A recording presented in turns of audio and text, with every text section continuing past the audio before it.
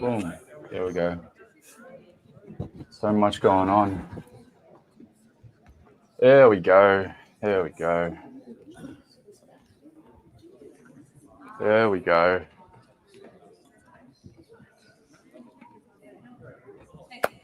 Two more days of tyranny, and then we can all take a break.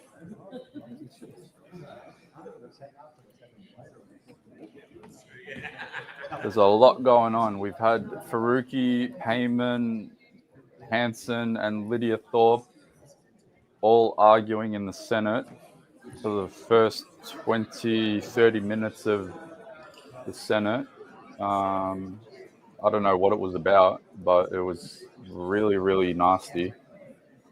I think Pauline Hanson wants to launch an investigation on Heyman's credibility as an Australian. I might be wrong on that, but that's what it sounded like. Just crazy. And then there was just a whole bunch of arguing. So yeah, fun start to the day.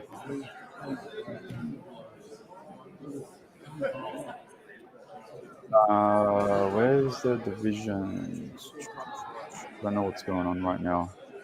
I spent the first 10 minutes trying to set up.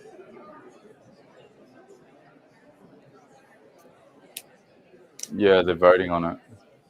Wallah, they're voting on it. All right, everyone needs to share this stream. They're voting on it. Yeah. Online Safety Amendment, Social Media Minimum Age Bill.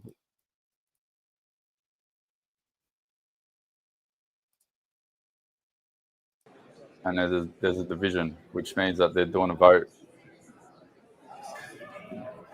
All right, I need everyone to share the stream. Let's go.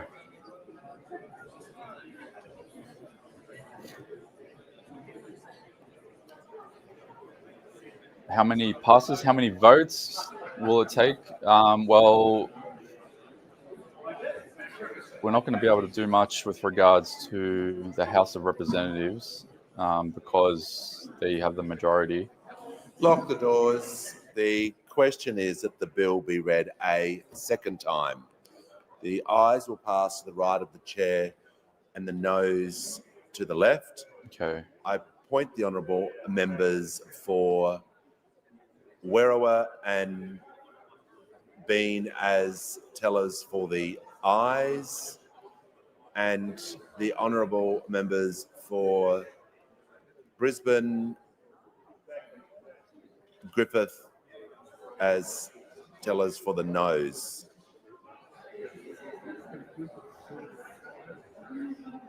Okay, I'm just going to mute that while the division is going on because it's just going to be background noise anyway. So it looks like they are voting on whether the second reading should recommence, which kind of weird. I've never seen that happen before. I thought they just recommence the reading. But nevertheless, it'll be yes. As you can see, pretty much everyone is on one side and there's like one person here. So, or two there. So it's going to be like three. I'll show you the division results. So there's a page that Parliament updates almost immediately. And when they update it, you'll see who voted which way, yes and no. So I'll show you what that looks like. But yeah, it looks like it's obviously going to progress. That's basically all of Labor, all just ganging up on everyone else. But yeah, it'll go to second reading. There'll be considerations for any amendments. Most of the amendments last night, if you were here last night, they all got squashed. And then it'll be third reading, and then it'll be off to the Senate. And I'm pretty sure it goes to the Senate today. And I'm pretty sure that's correct because if I type in social media on the Senate notice paper, it's the second thing on the order of business. So it's literally going to go from the House straight to the Senate. So things are going to move real quick today. I'm just hoping to God that I get a chance to get out of here today, because I was locked in here for 10 hours yesterday.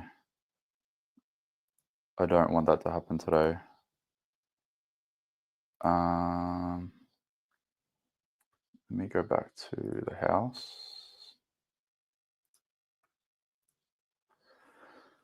So yeah, I saw a question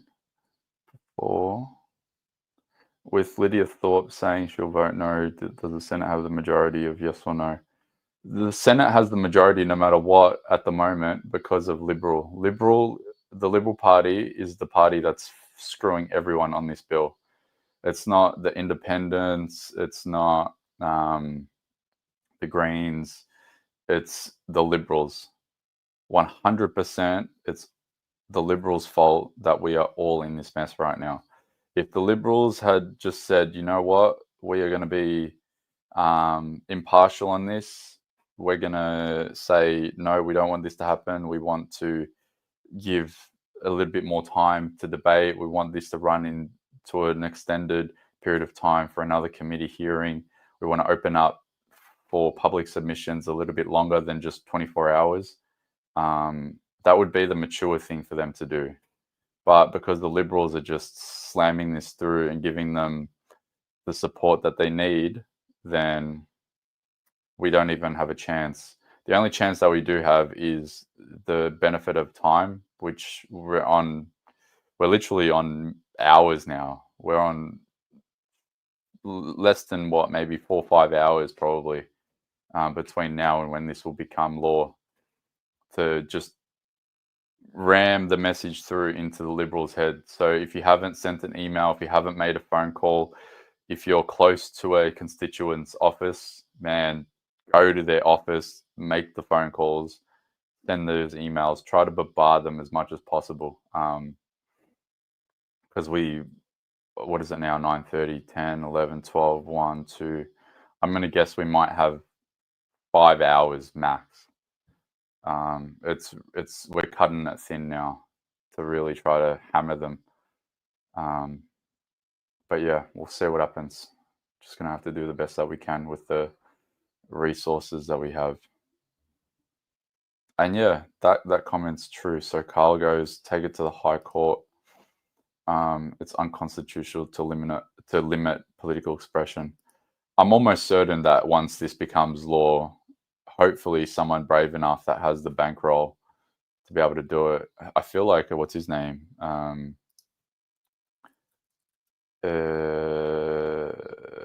What's the guy that created UAP? Chunky Man. The engine in my brain hasn't ticked up, hasn't started yet. I feel like he would jump on it. That's the type of thing that he would do. Clive Palmer, that's the one. Yeah, thanks for that. Yeah, I feel like Clive Palmer's kind of type of bloke to do it. Let me crank the audio back up. The online safety. Clark.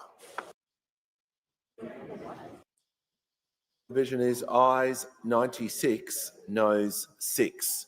The matter was resolved in the affirmative. What did I say? 96-6. They piled on to say yes. Wow. And I call the clerk. Second reading, a bill for an act to amend the Online Safety Act 2021 and for related purposes.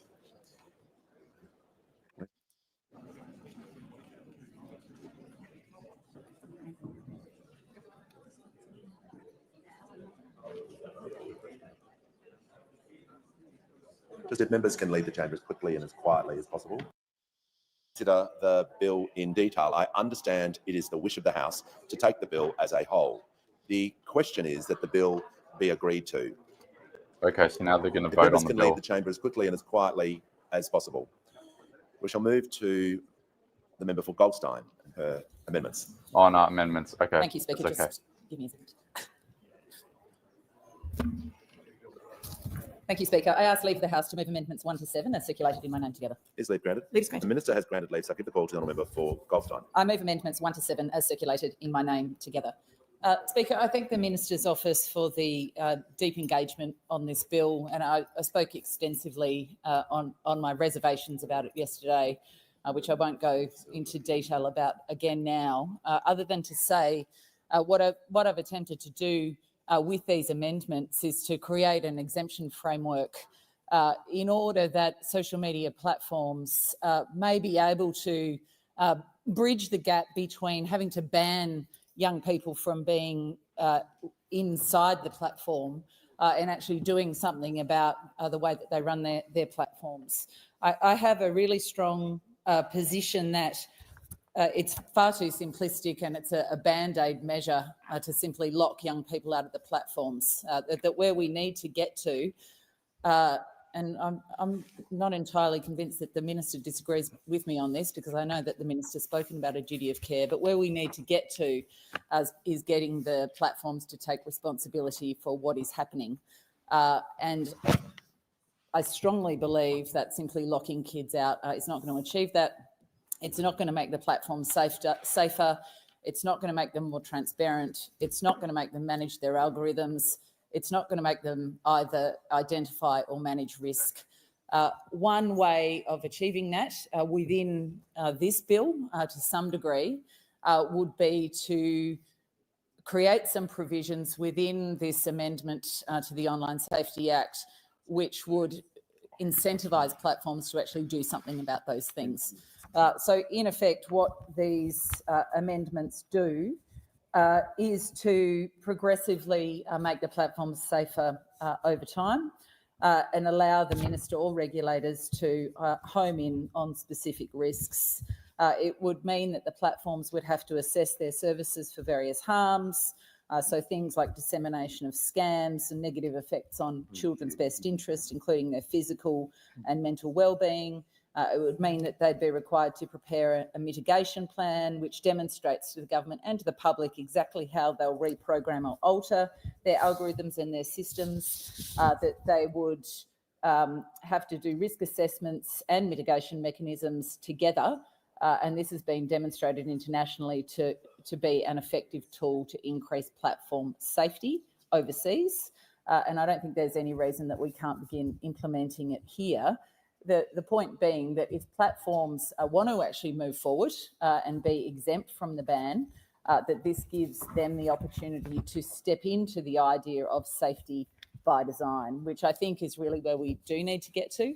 I know that the Minister's flagged a duty of care down the track. I've tabled a private member's bill, in effect providing a framework for that on Monday. But I think that a step towards that, which would be very productive right now, would be to insert these amendments into this bill in order to start moving us towards a systemic approach to online safety, rather than this, I think, simplistic, unfortunately, measure of age bans. So I commend the amendments to the House. Thank you, Speaker. The question is that the amendments be agreed to. And I call the Honourable Minister. Thank you, Deputy Speaker. I thank the member. These issues have been well ventilated and I acknowledge the sentiments contained in her amendments. The Senate is expecting this legislation today, so we need to pass this bill to allow that debate to commence. I thank all members for their contributions, and while the government will not be supporting amendments in the House, I call on all members to support passage of This son of a bitch. Yep, they're passing it and they're not considering amendments. This son of a bitch. this bill.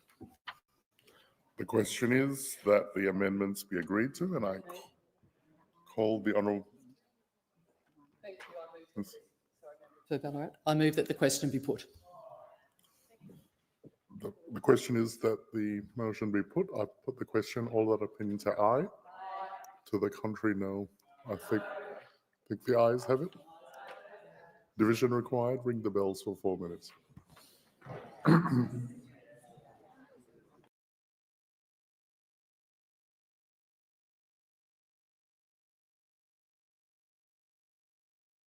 Ring the goddamn bells. Come on, where's the division banner? Hurry up, bro. Good morning, Patriots.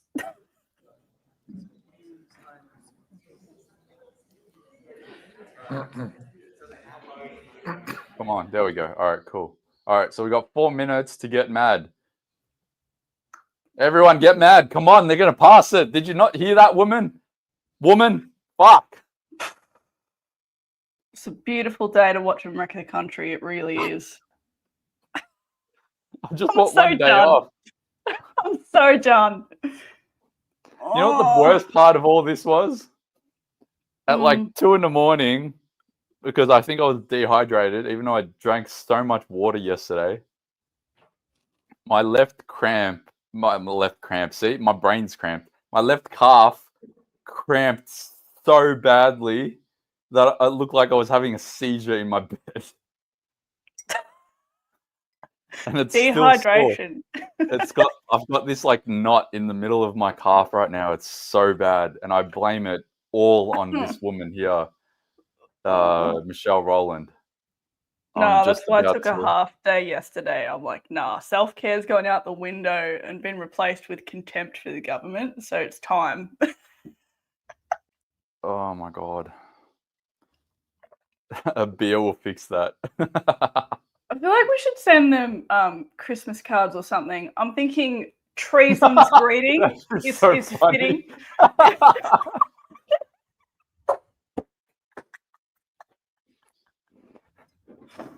Actually, yeah, I just saw the comment, magnesium. I have magnesium right here. I haven't had my supplement stack in like 2 days because I've been so hell-bent and focused on this. Thanks for the reminder. That's actually a great idea.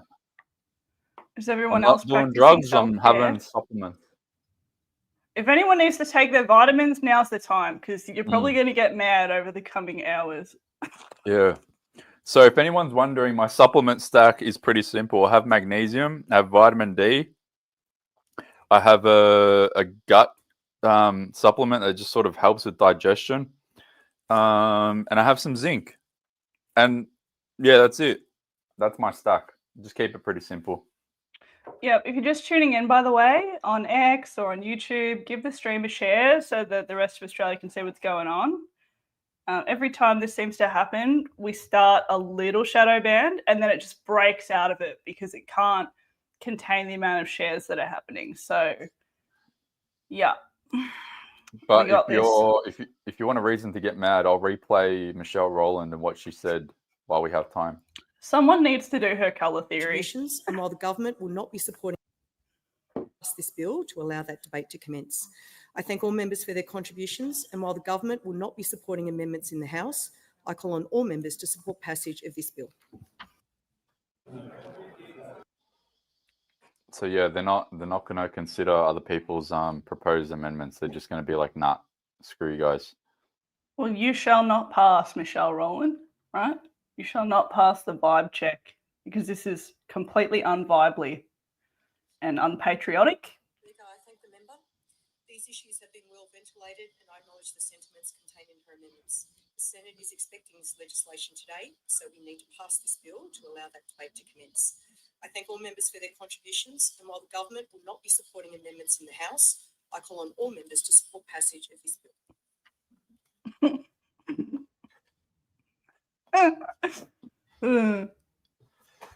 Someone said she looks like a human fairy cake. I definitely agree with that.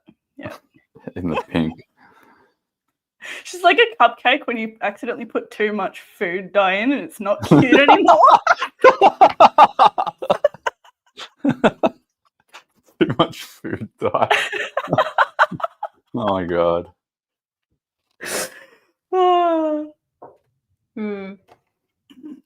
These issues have been well ventilated and I acknowledge the sentiments contained in her and I acknowledge the sentiments contained in her. I call on all members to support passage of this bill. Okay, in about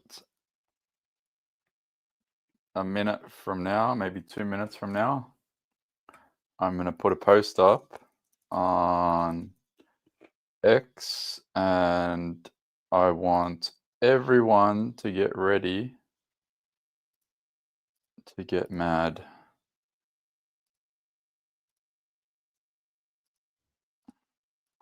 Because I just got that clip.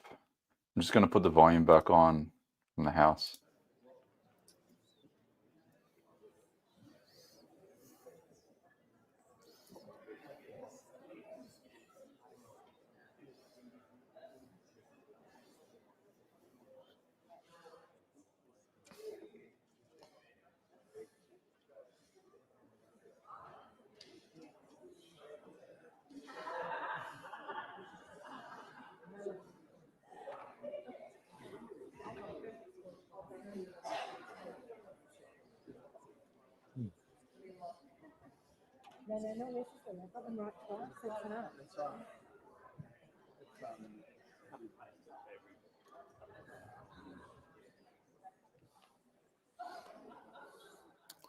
The result of the division is ayes 48, noes 16, and therefore it is resolved in the affirmative.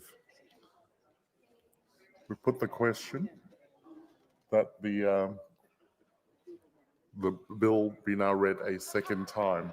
All of that opinion, sorry, the amendment. Sorry. Sorry.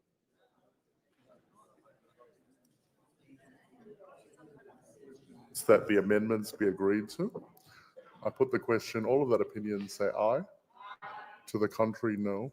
I think the noes have it. Division required. Ring the bells for 4 minutes. Thank God for divisions. Thank you so much for divisions. Yes, we get another 4-minute breather.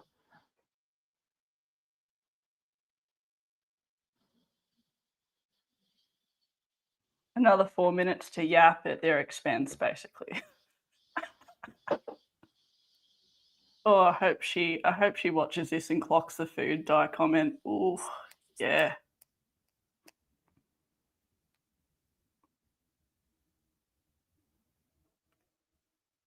Okay.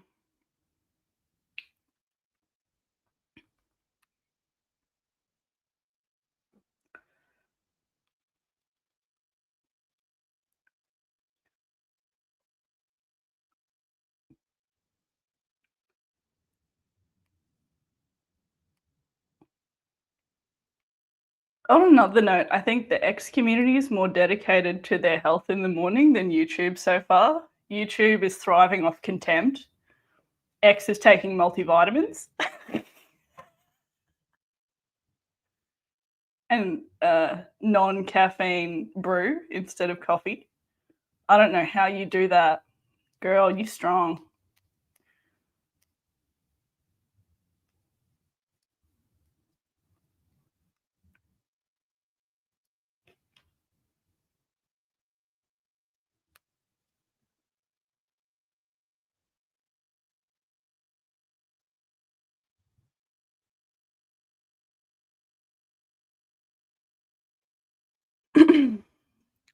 What are you doing right now? Can you just shut up before I kick ya?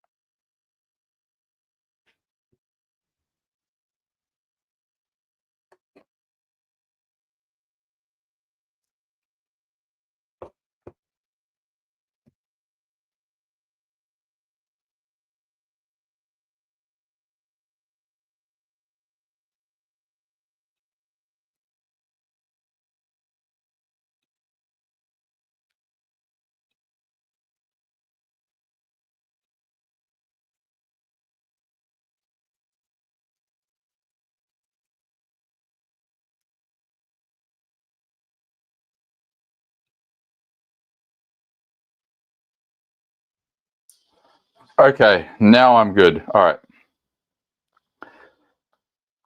Sorry, I just need to really focus when I'm doing stuff like this. Otherwise, I make just really dumb errors. All right, so in about 10 seconds on Twitter, I'm putting up a post.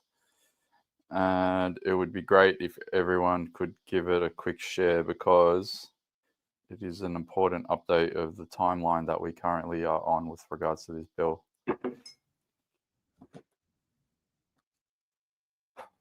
I'm so glad that I've got things templated so at least it makes the protest process a little bit easier.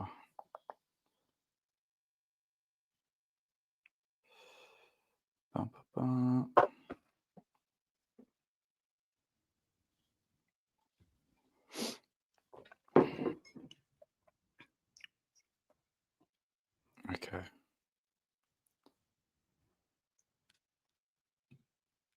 They haven't updated their visions yet. Like usually they're super quick. I feel like lately they just don't want to update them. Chuck the volume back on. Tell us we have member for Werriwa, member for Bean, member for Goldstein, and member for Kooyong.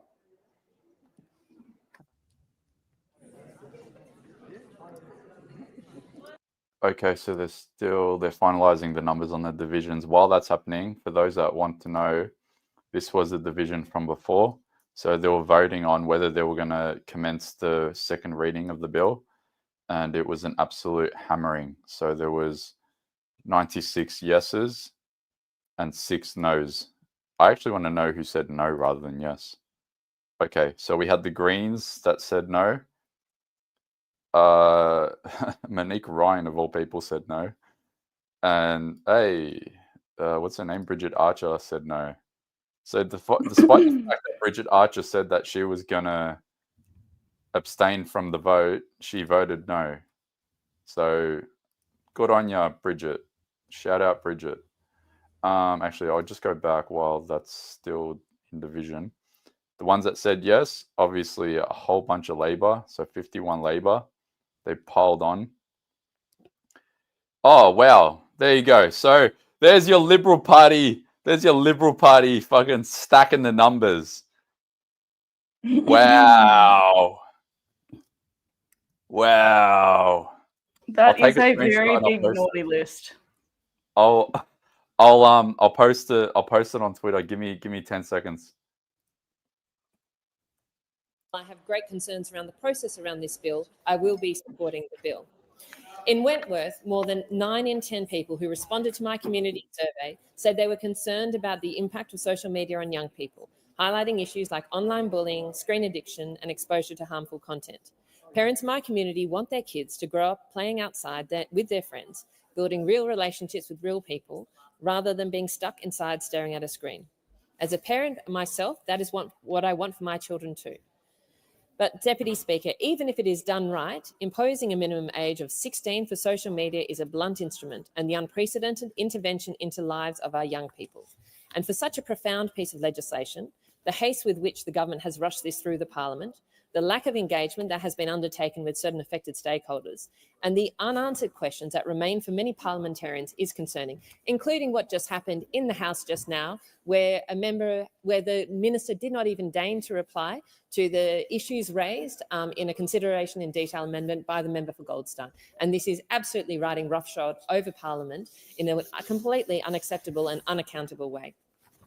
I want this legislation to work, but the jury is out in terms of whether it will actually be able to have the impact that people want to and the practicality of whether it can be put in place.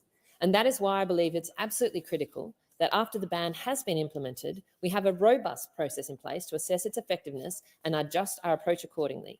We need to be guided by the evidence, not by obstinacy. Clause 239B of the bill requires the government to commission an independent review of the social media minimum age 2 years after the ban comes into effect. The independent review is welcome and important, gives the government of the day the chance to review whether the plan is working and adapt its approach if not. It will have the benefit from evidence from the government's age assurance trial, from a duty of care for social media companies, hopefully having been legislated, and for 2 years' worth of data on effectiveness of the ban. However, the way that the review provision is currently drafted, my understanding is that there is not currently a requirement for the government to respond to the review's recommendations. This creates the potential for a scenario like we have with gambling ads, where a detailed inquiry has made clear recommendations to the government, and yet we are still waiting for a proper response. My amendment would ensure that this does not happen by requiring the government to formally respond to any recommendations made by the independent review within 6 months of receiving it. It is a modest and common sense amendment that reflects similar requirements in places like New South Wales, where the government of the day is required to provide a formal response to certain inquiries within 6 months. I understand that the government does not intend to support any amendments in the House, but I would request that the Minister commits today to providing a formal response to the independent review as and when it is presented in a few years' time. Thank you. So the question is amendment be agreed to. Giving the call to the Minister. I move the question be put. So the question is now that the amendment be agreed to, or that the question be put, pardon me. All those that opinion say aye, to contrary no. I think the ayes have it. Is a division required? Ring the bells, 1 minute. Division is required. I need time. Oh, sorry, that will have to be 4. Sorry. 4 minutes. Yes, thank you. Beautiful. All right, thank God. Minute of silence for freedom of speech online. Oh. All right, in 3, 2, 1. Uploading and uploaded. There you go. All the Liberal Nationals that voted for this bill to pass through the House of Representatives without any problems just got uploaded. So everyone, give it a share. These are your Liberal and National traitors. Come on, everyone. You have a duty to out them.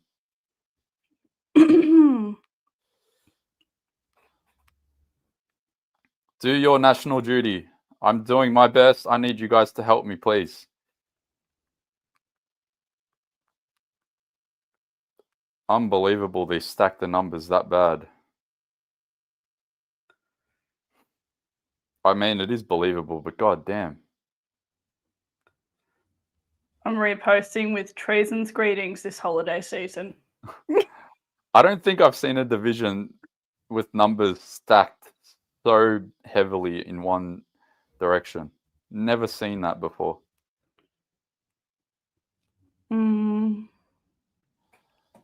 My app to update my images is just, everything's just been glitchy and laggy lately. Like, I swear to God, they're onto me. I love that we barely hear anything good from these politicians, but we hear from them when they show up to take away our freedoms. What have you done for me lately? Seriously.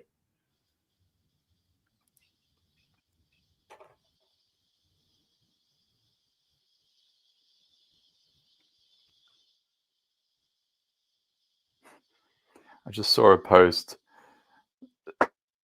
Members of Parliament have backflipped on the support. Mate, they backflipped on the support. Is the backflip in the room with us right now? Does this look like they backflipped 96-6? Does that look like a backflip? What are we doing here, bro? Wait, who are the 6 MVPs? Adam Bant, of all people. Mr. Bates, who had a good speech last night. The granny, Miss Watson, she had a good speech as well. And Mr. Chandler Mather. And then Monique Ryan, of all people. And then Bridget Archer, who said that she was going to withhold her vote. She actually voted against it. Bridget's been paying attention. Well done, Bridget. We'll be preserving you. For now. Going forward. It's For a good now. start, Bridget. No, she's all right. She's all right. One out of the coalition decided to say no to this piece of shit. So honestly, she can have a real Christmas card.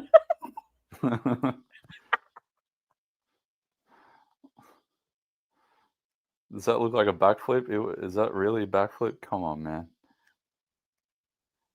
They absolutely curb stomped the numbers. The party room meeting was probably like, if you don't support this, you're not getting pre-selected ever again. So please don't defy me. Okay, thanks. XOXO, Peter Dutton and friends.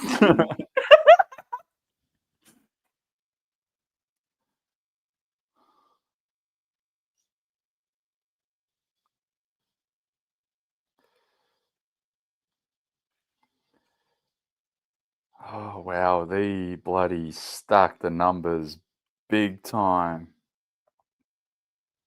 And with They no really amendments. are going to hammer this through. Wow.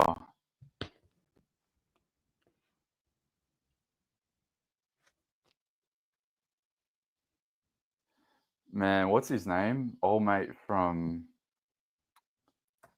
Matt Gates. Yeah, Matt Gates has been saying the hammer of justice is coming. Man, we need a hammer of justice. Far out. Oh, it'll come. At the It'll moment, come. we're just getting hammered. Oh, don't worry, because the federal election's real close by, you know? I'm not really concerned. Like, the time to rectify this problem, and by problem, I mean the parasite problem we have in the Australian government, it's not that far away.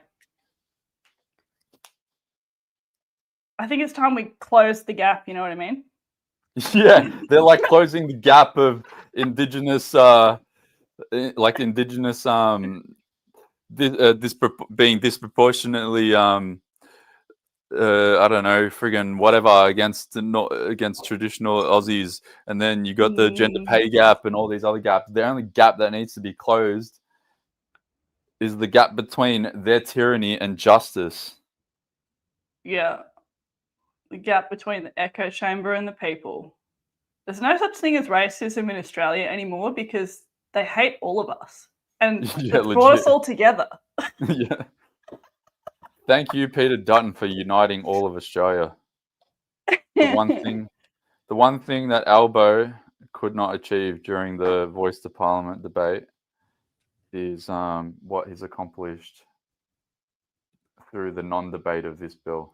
I'm going to put the volume back on.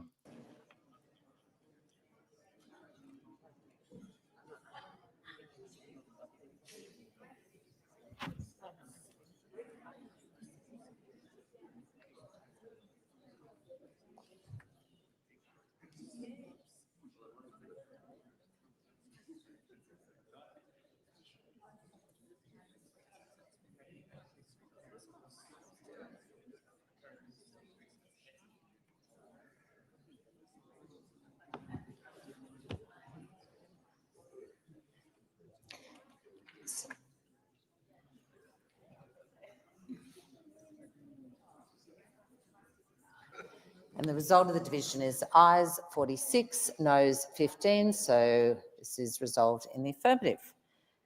The question now is that the bill be agreed to. The amendment be agreed to. All those that opinion say aye. To contrary, no. I think the noes have it. Is a division required? 1 minute. Thank you. Okay, we get another minute of silence. I just put the post up on Instagram, so if you want to check those. Yeah, okay.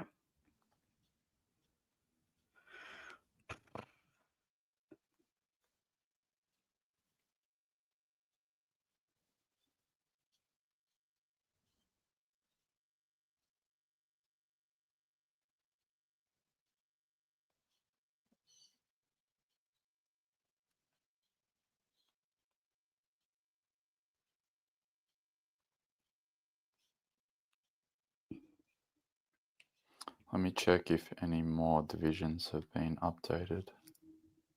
You concentrate on that and I'll address some of the comments, so just ignore me while you focus. So people are asking if this can be amended with a new government. It's super rare for them to repeal legislation. It can happen, but it's rare. I think we have a better chance at this point of getting our way when it comes to not needing to use digital ID via just campaigning. And we can probably get this watered down over time once they start to realise how unenforceable this entire thing is. I mean, they would have to ban VPNs. There's a whole bunch of other stuff that they'd have to do, which probably will annoy the public as much as this bill has annoyed the public. So as long as we stay vigilant and we just get at them at every opportunity, but honestly, the best way to just screw them over is to get involved in the federal election, which we'll be doing as well. So, yeah, I think just channel all that rage and just commit to some form of action at your leisure within the federal election. I know a lot of parties are looking for candidates at the moment as well. So if that's something you're interested in, you can DM me. I'll hook you up with your party of choice. All right, I'll DM you because I want to run now. I'm so mad. I'm running. If anyone wants to be a volunteer for my campaign, send me a message. I'm in Sydney.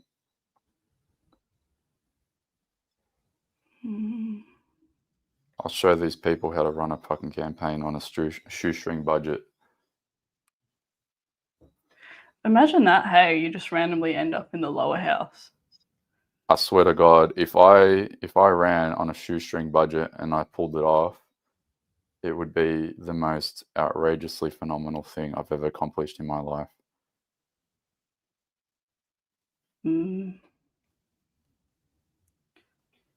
But I swear to God, I'm so mad. Like, I'm about to fucking take these motherfuckers for a dog walk. Yeah. I mean, I'm sure if you did run, we could find people to actually bankroll it. That's the thing. See, I was having this discussion with a few Gen Xers, actually. There are plenty of people who are sitting around basically mourning what this country used to look like in relation to the pile of communism we're faced with now. And they don't know how to help. And there's a bit of a gap between Gen X and the upcoming digital age. Like, a lot of Gen Xers are on social media and interactive, but not as many as there could be. And I think like a good way to bridge the gap between older and younger is to have Gen X become more vocal and explain how much they had it good. Because they really got the best of Australia. I'm firmly a believer of that. And there's no one that's in a better position to really speak on Australia in terms of what it used to look like than that generation. So I don't know. I think there's more room for everyone to get involved in that way. Because, I'm you know, not like, even joking. I'm not even joking. If you guys are in Sydney, send me a message. And if anyone's like a bloody, not high roller, but if anyone's like got some sort of decent cash behind them, I don't know, someone that works in construction or someone that works as a crane operator or something that has like a big $500,000 government funded salary. Well, there's a bunch of donation laws for that. So, you know, you can't if you're in mining. So somehow they always get around it. We're not going to do that. We'll get this done. I don't care. I am gonna break every rule that we can legally break to get this shit done. Seriously, there's got to be some people out there that follow us that have a decent paying job that can bankroll some of this, so we can run a campaign to at least put some fucking. I'm gonna start playing this shit. So the question is that the amendments be agreed to? No. Oh, seeking leave. Sorry, my pardon. Sorry, seeking leave. Leave is granted. Thank you. So the question Member for Mayo. Thank you, Deputy Speaker. I move amendments 1 to 5 as circulated in my name. Deputy Speaker, I won't hold the House for long. The amendments seek to address age verification, and this bill explicitly defers the commencement of age verification to provide the industry and the E-Safety Commissioner with sufficient time to develop and implement appropriate systems. My amendment would prevent social media platforms and other tech giants from requiring personal ID documentation for the purposes of age verification. Personal data is highly valued by corporations and particularly by social media companies. And so I think it's incredibly important that we do not provide an environment that greenlights the harvesting of personal data under the guise of protecting under 16s. I therefore call on the House to support these amendments to provide some safety around this bill for the personal data of millions of Australians with social media accounts. This is extremely important, is how they vote on this. All those of that opinion. Do you wish to have the call, Assistant Minister? Oh, you go through. Yep, giving. I move that the question be put. Oh, I am putting, okay, we're going to, all those of that opinion say aye, to contrary no. I think the ayes have it. Is there a division required?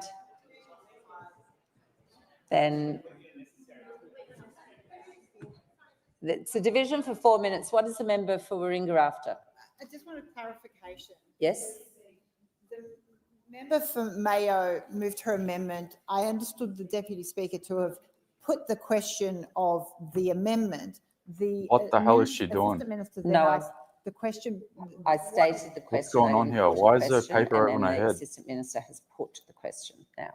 So the this question is a before the gag. House So- is the one that was coming, that What has is she just doing? been put. Well, just if everyone could. So that's really important. If it helps the House, the question before us is that the question. What is be she put. doing? What is this? I'm trying to Why is make she sense of putting it. the paper on her head.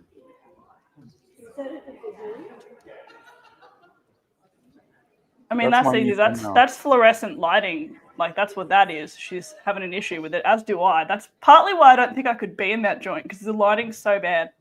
But no, Yeah, true. that is really important, that amendment, and the fact that that was so split.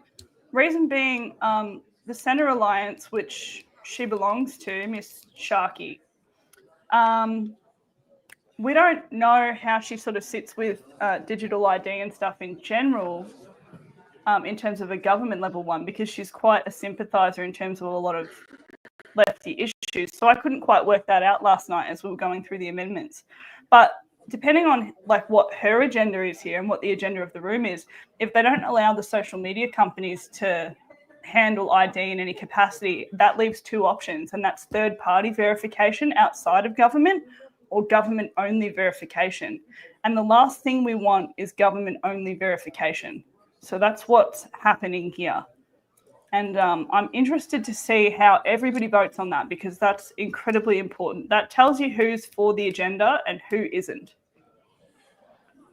Well, I've got a post ready, so once this division is concluded and the numbers are in, I will post it for everyone to see. And I swear to God, if they vote no for digital ID to be not part of the process of it being authenticating people's identity, then we have a problem. We have problems. Hang on a second. I need to pull that amendment up in front of me again. Where are you, Miss Sharkey? Scamps, Daniel. Tink. Where are you? There she is. Right, so it's not about like digital ID as in government digital ID. It's just about them handling our IDs in any capacity. If this amendment was saying they cannot require digital ID at all, like 10 out of 10. So this one is for what? So, like the amendment she put forward, providers of social media platforms must not require an individual to produce identification documents for the purposes of verifying the individual's age. Now, the room is currently wondering, like, how they're going to even do this if that amendment's in there. But what I'm taking it to mean is that the social media companies can't do it, and they'll be fined penalty units if they do it. But it leaves open a third-party process that's not part of the social media companies, or it leaves the government. So it narrows it down to 2 options as opposed to 3 options, you know, with the whole bill, because they could get the social companies to do it, they could do third-party, or they could do a government digital ID rollout for these sorts of purposes. Which amendment's this? Whose one is it? So the one they just voted on and they're doing the division over, it's Miss Sharkey. I forgot her name, but she's with the Centre Alliance. So I read these out last night. Okay, yeah, I got it. Yeah. You got it. Where's that line? Yeah, so have you got the amendment page in front of you? Yeah. Oh, so yeah, that in the little box. Yeah, in the box. So that's there in the box. And then she's put in penalty units for companies who want to do that as well. And so she's amended those bits in the bill where you're required to give ID to the companies. But it's only problematic in the sense that if they did pass that, they could then probably further maybe justify digital ID. Doors, please lock the doors. We'll see. Yeah, biometrics as well, somebody said. We don't want that either. But it's not ruling out ID So I will, third party. put the tellers, which will be. So we would want this to pass, right? Yeah, we want this to pass ultimately. And member for Werriwa. I swear to God, they're going to vote no. Michelle Rowland already said that they're not going to accept anyone's amendments. Well, you heard them being like, "Oh, the noes have it." Oh my God, this is already disgusting. It's only bloody 10:30. I'm already disgusted. The positive outcome is a no, because it narrows it down to, again, those 2 options. Third party that has absolutely nothing to do with government and social media is the best case scenario, apart from them putting this entire bill in the bin, which they're obviously not going to do.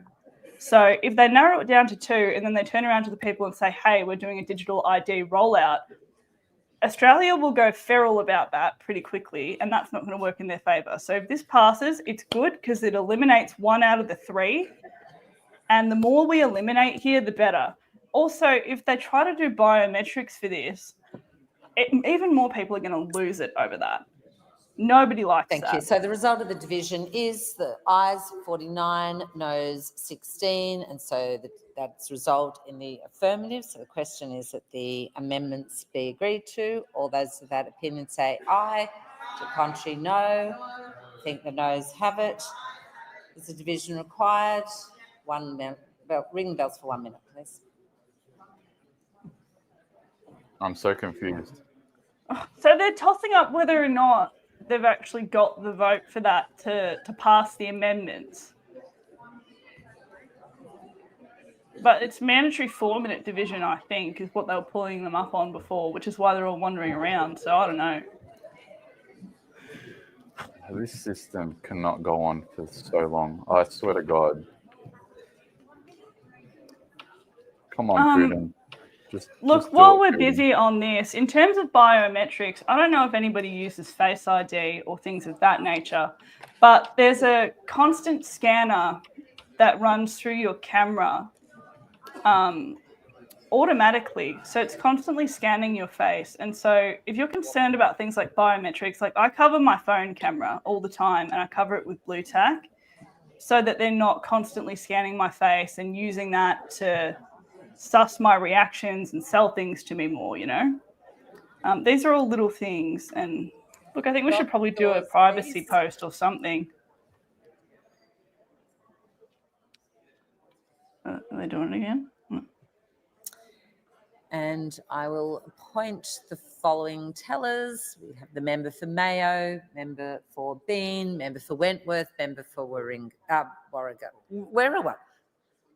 Get all the W's.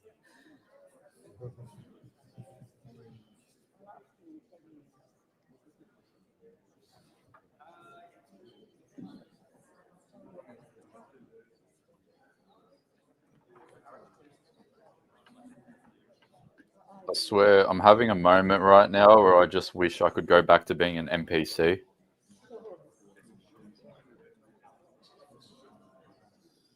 What I was just wanna that?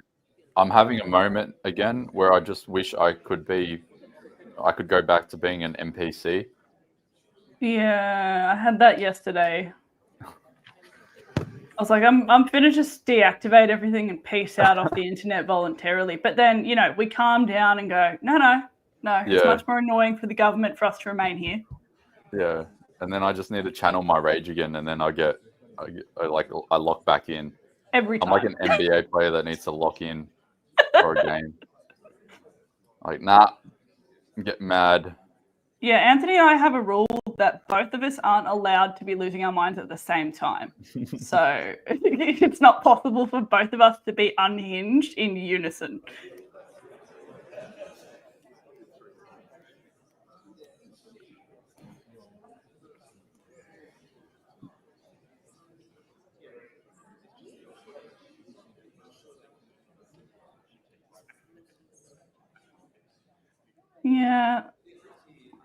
Yeah, positive reception on privacy tips and things like that. So I think I'll put something together, just things that I do to minimize the amount of surveillance that happens on my own devices. But the reason I recommend Blue Tack is because it's just impenetrable in that extra layer and it sticks there. You don't have to worry about it moving. Let's see how many freedom influencers quit social media as they said they would. Such a shit stirrer. But wait, who said that they would? That's what I want to know. Who said that? Yeah. Show me the list.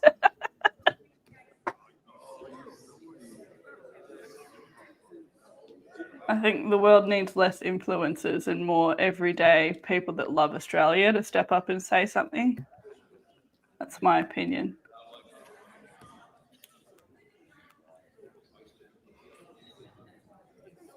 One thing that I am going to do for sure is like take a little bit of a break after this week.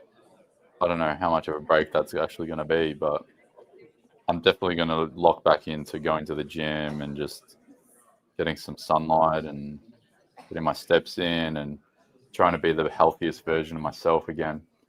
Even though I pretty much am the best version of myself at the moment. I just want to dial in on that because between now and the election, I want to be like primed and ready to hammer all these members of parliament into the ground, take all their seats away from them. Yeah, and I'm fasting today for that reason as well, just to decrease inflammation in my body from stress, a bit of the self-care, channeling all the disappointment and irritation into something good for yourself is the way to go. And spending time in the Bible is great if you're religious.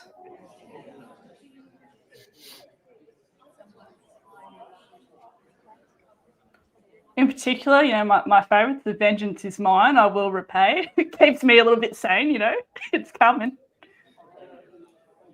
I did 562 steps yesterday, and that was just me going to the toilet and then coming back to the computer. That's just disgraceful. Don't forget going to the door to get DoorDash. To get my DoorDash. Okay, so the result of the division is the ayes 17, noes 48, and resolved in the negative. So the question before the House now is that the bill be agreed to. All those said no to of that her amendment. opinion say aye. To the contrary, no. I think the ayes have it.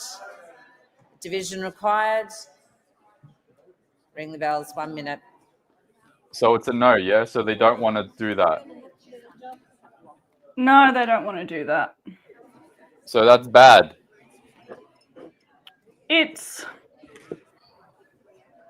Look, either way, the idea that people have to give their ID to whether it be the government or a tech company is a violation of our privacy, right, in relation to social media. So it doesn't matter. It's still a violation. It's just that we were maybe going to look at 2 violation options rather than 3. And I need to the fact that correct they're myself, not, that is a 4-minute division call, not a 1 minute. girl, we know that. Yeah, like from where we stand, right, the more we narrow this down, the better it is for us. Wait, just hold on. I need this in layman's terms before we give people a sermon. So what I'm going to post is that these are the members of parliament that voted against having social media platforms not requiring an individual to produce identification for the purposes of verifying their age. So the law will require people to produce identification for the purposes of identifying people's age. What that becomes is still up for debate. Yeah, so I would word it differently. I would say these people voted for the social media companies to be able to access your ID because that's what they voted for. Yeah. They're not eliminating the other options. They're just keeping that one on the table, right? So it doesn't say anything about how they're implementing it, whatever. It's just that the eSafety Commissioner can choose from a wider range of options of how to stuff us over, basically, rather than 2. All right, got it. Yeah. And if anyone wants to get mad very soon, in about a minute from now, there are 1 Liberal Party of a Queensland member and 1 Liberal Party of Australia member that decided to vote for it.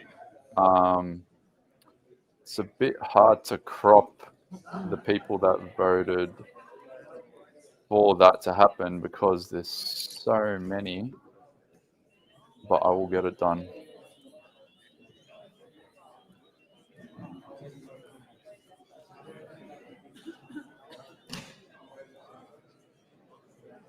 I always find a way.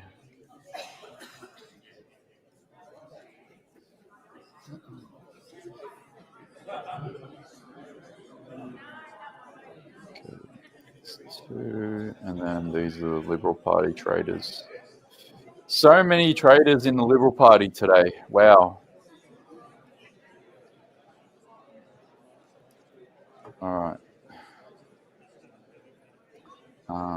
Just need to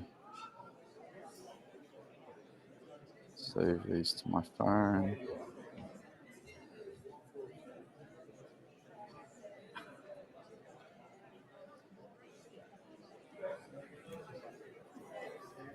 All right, these stooges.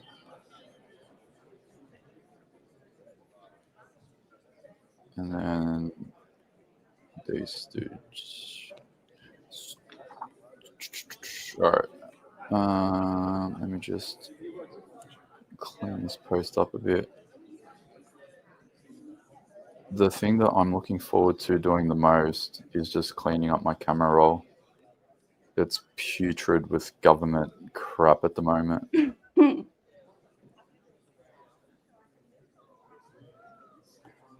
Like, I thought my camera roll would be filled with like awesome life moments and things that I've accomplished and me being at like a holiday location.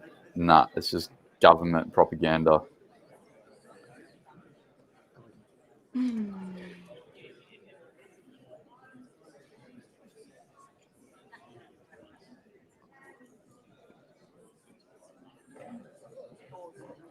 Lock the doors. The question is the bill be agreed to. The ayes will pass to the right of the chair and the noes to the left. appoint the honourable members for Werriwa and Bean as tellers for the ayes, and the honourable members for Brisbane and Melbourne as tellers for the noes.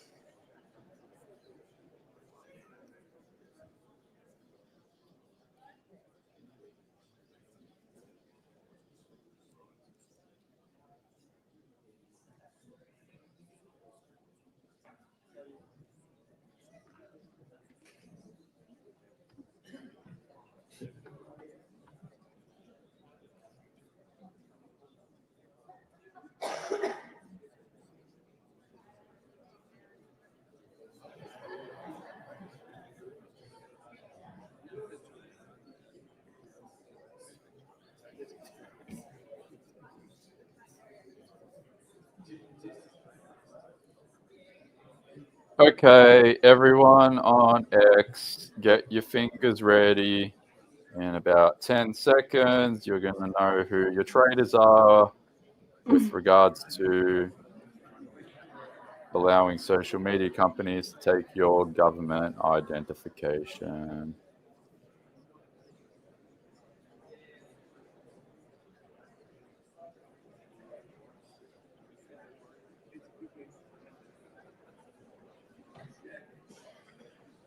Let me just make sure.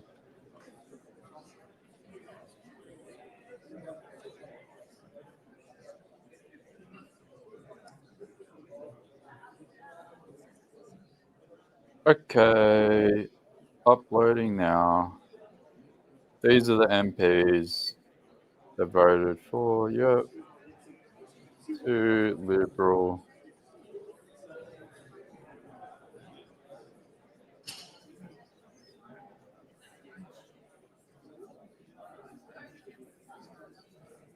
Oh, we're taking names and kicking ass. It's uploading and uploaded. Bang. 2 more Liberal Party traders. There you go. All right.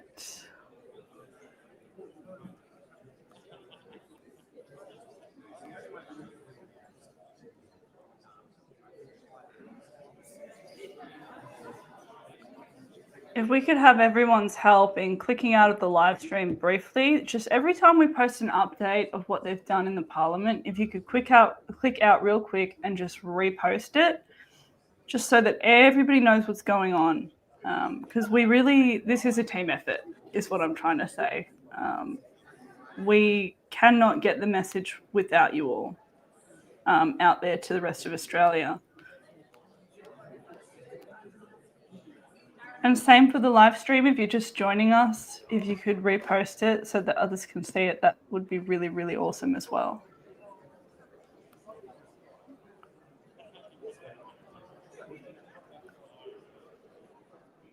Okay.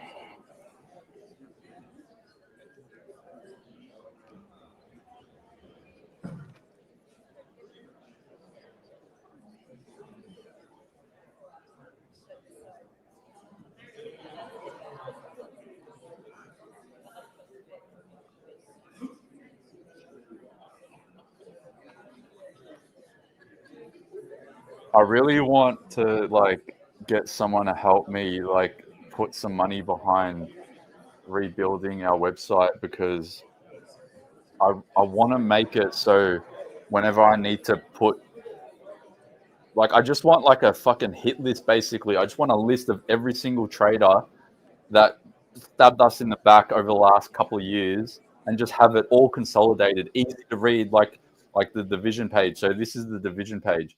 I want this, but I want it to be like a hit list.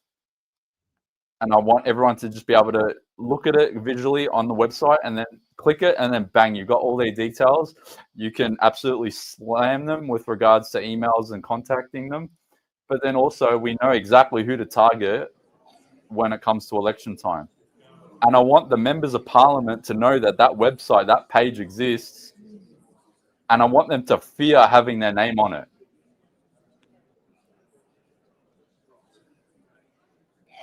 There is so much goddamn work to do, and we're going to have maybe 5 months to get it done. So anyone that knows anything about really building just excellent websites. I don't want an amateur. I need someone that's an absolute elite pro that can make this vision come to life, and or someone that is willing to bankroll it. Send me a message on Twitter because this shit needs to get done. Yeah. And we really want to step it up going into the election. Like, we have zero intention of taking our foot off the gas with this. It's too important. And I feel like the right and centre right really shit the bed with the last federal election. And it was through being disorganised. We can't wait for political parties to get it together. I mean, yeah, they're late to the party, even putting candidates in seats, you know what I mean? Where a proper campaign, it takes a long time. And so the sooner we can start getting all these resources together, the better.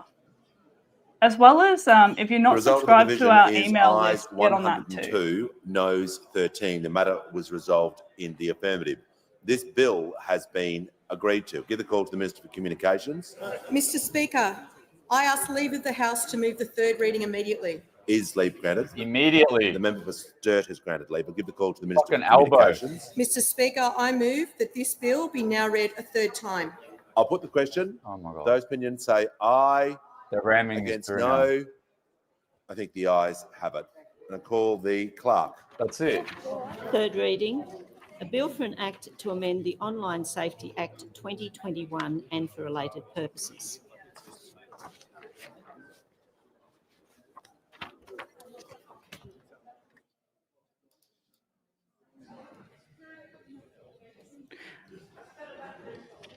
Does anyone else think Members that can leave the Milton chamber Dick...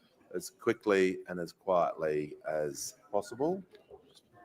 Yeah, right. So the Speaker of the House, does anyone else reckon he looks like he's straight out of Whoville? Because...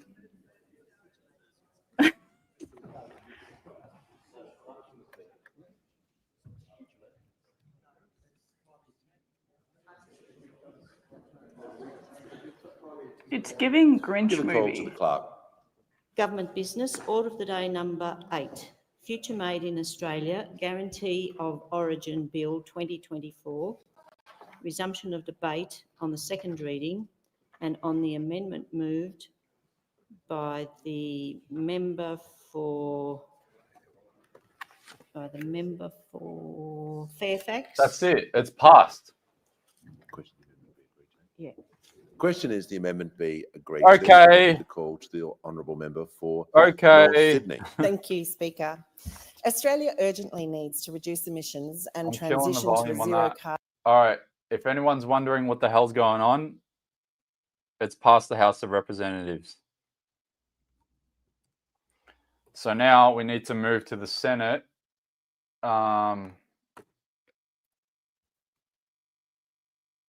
Because they're going to probably smash this through the Senate. And I swear to God, the Senate vote is so important. It is not even funny. All right. Let me pull it up now. Because the Senate is where you'll know exactly who the hell made this law.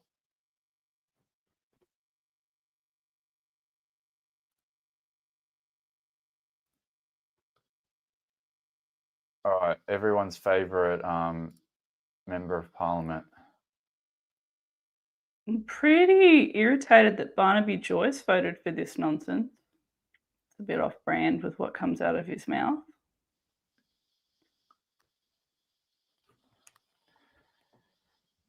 Okay.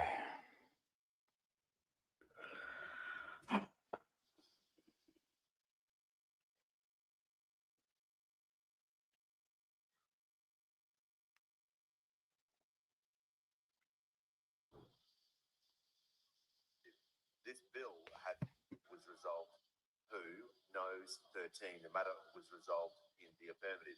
This bill resolved in the affirmative.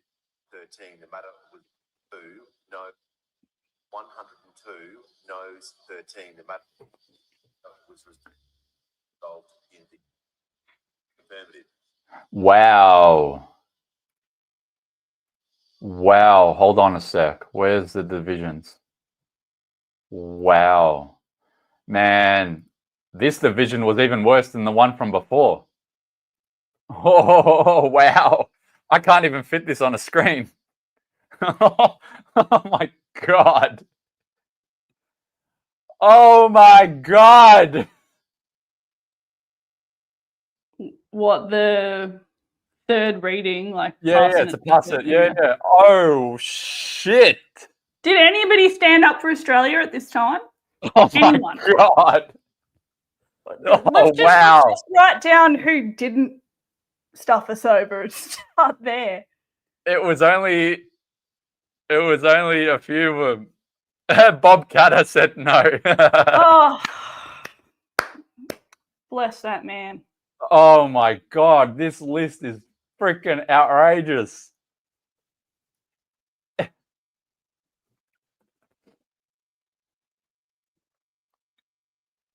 All right.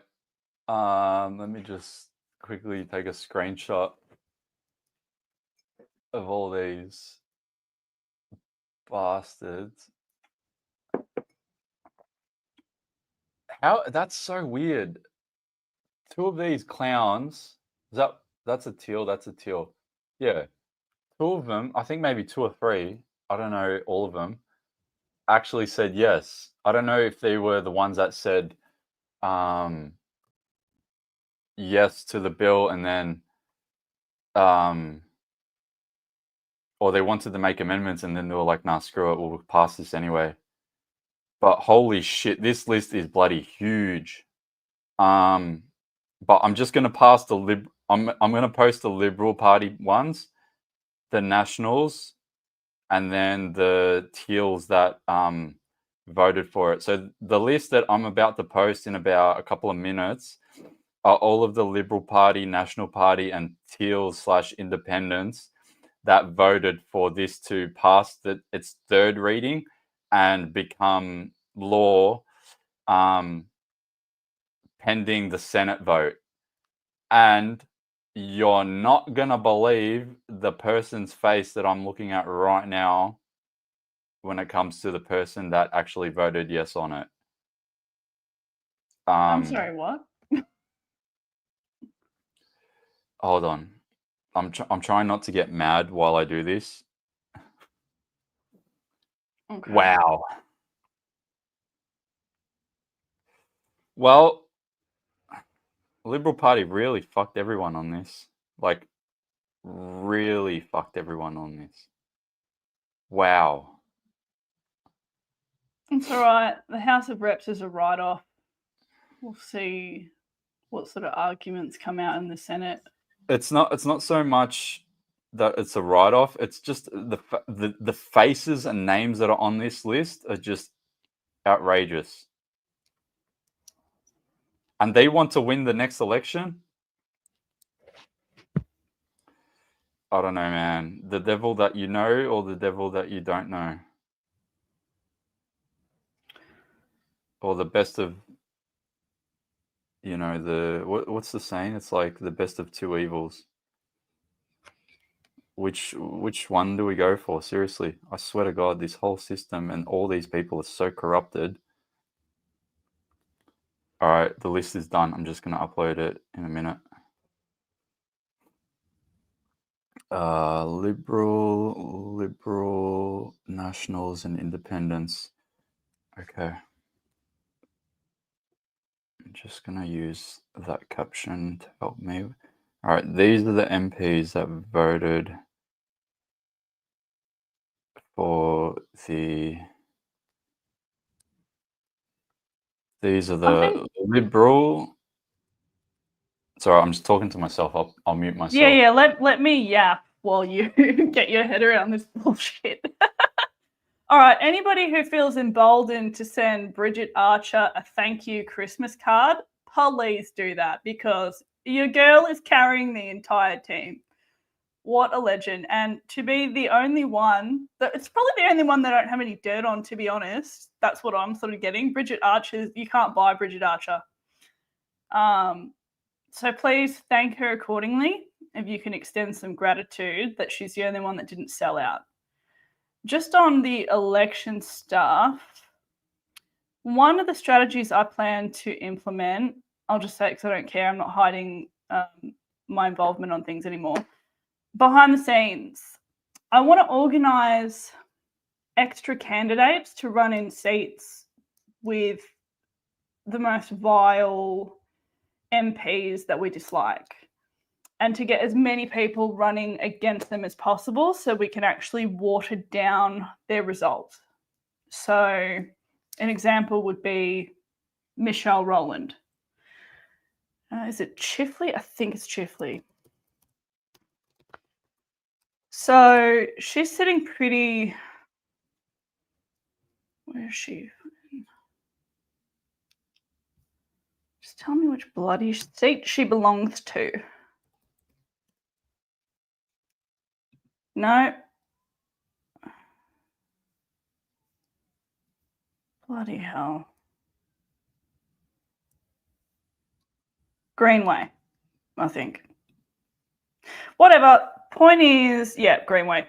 So it's these seats where there's a very large migrant community sitting in them, which means an extremely high informal vote rate.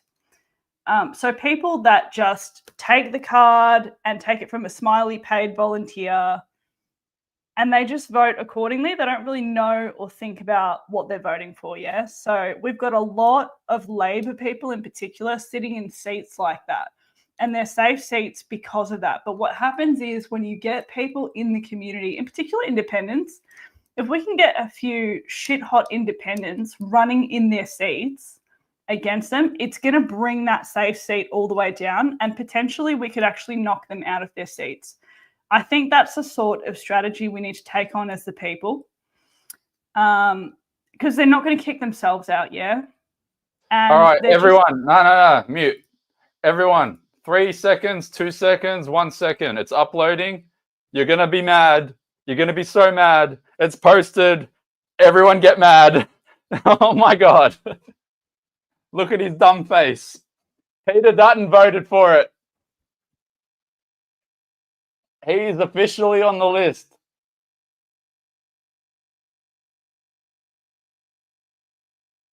That's all I have to say. Fucking... There you go. Peter Dutton voted for it. Look at his dumb smiling face. Oh, what a prick. And if you can't find him, he's on the second list, Liberal National Party for Queensland. Mr. Dutton on the second row to the right. Peter Dutton voted yes. That's all I have to say.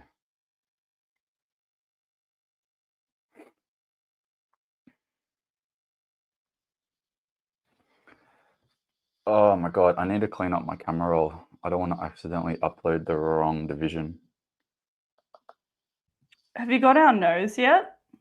I just want to know if anyone else apart from Bridget said no. Oh, I'm only uploading the people that stabbed us in the back, but I can bring it up so people can see it. Yeah, because people are keen to send thank yous, so we just need to know who's not a sellout. Yeah. So this is like the official list of people that actually wanted this to not pass the House of Reps.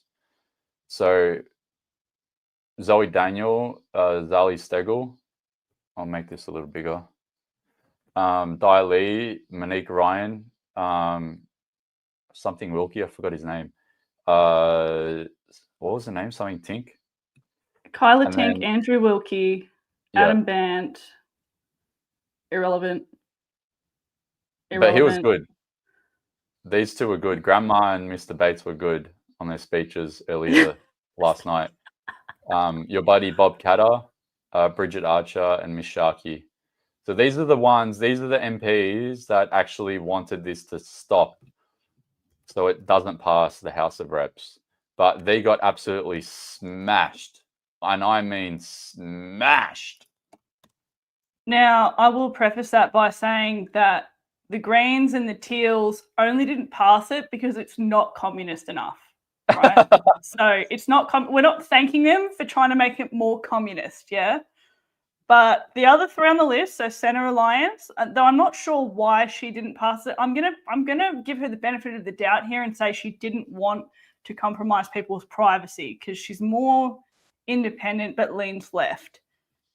What's her bloody name? Rebecca Sharkey. So thank yous to Rebecca Sharkey, Bob Catter, and Bridget Archer.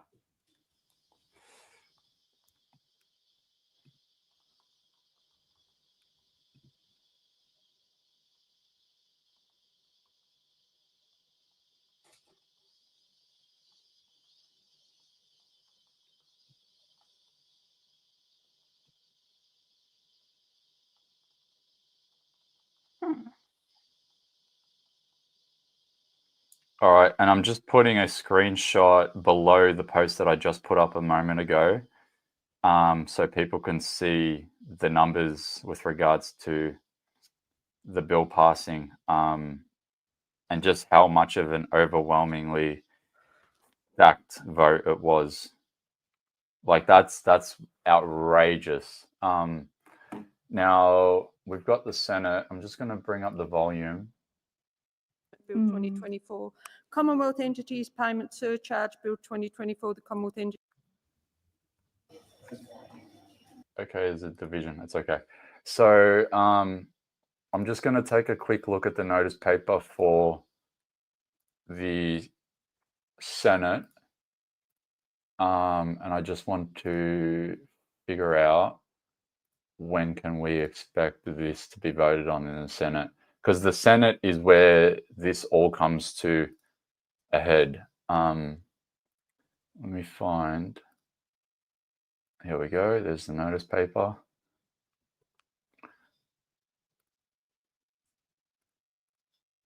So they're currently on some sort of exemption of bills from cutoff. What's time now? 11.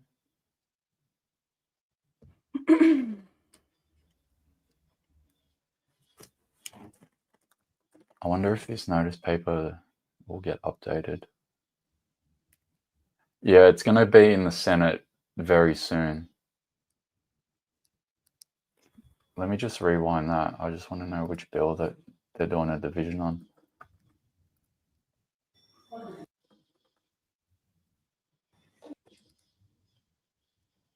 In immigration detention.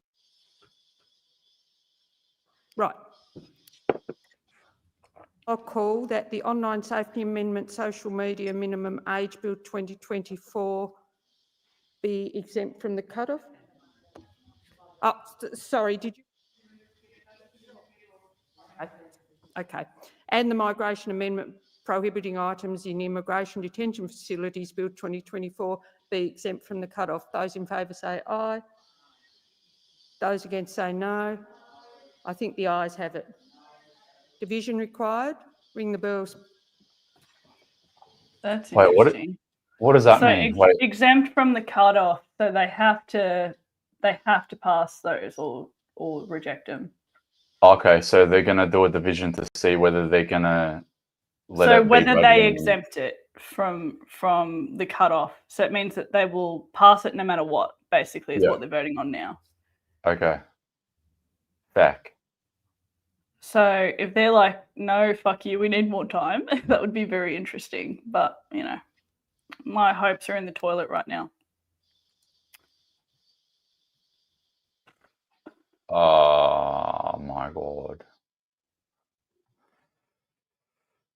Yeah, I agree, Jane. Why do we pay these people?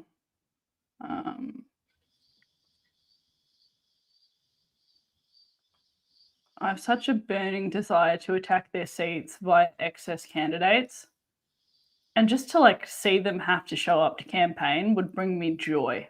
Knowing that they have to campaign for their seats at the bare minimum because they're scared. Ooh.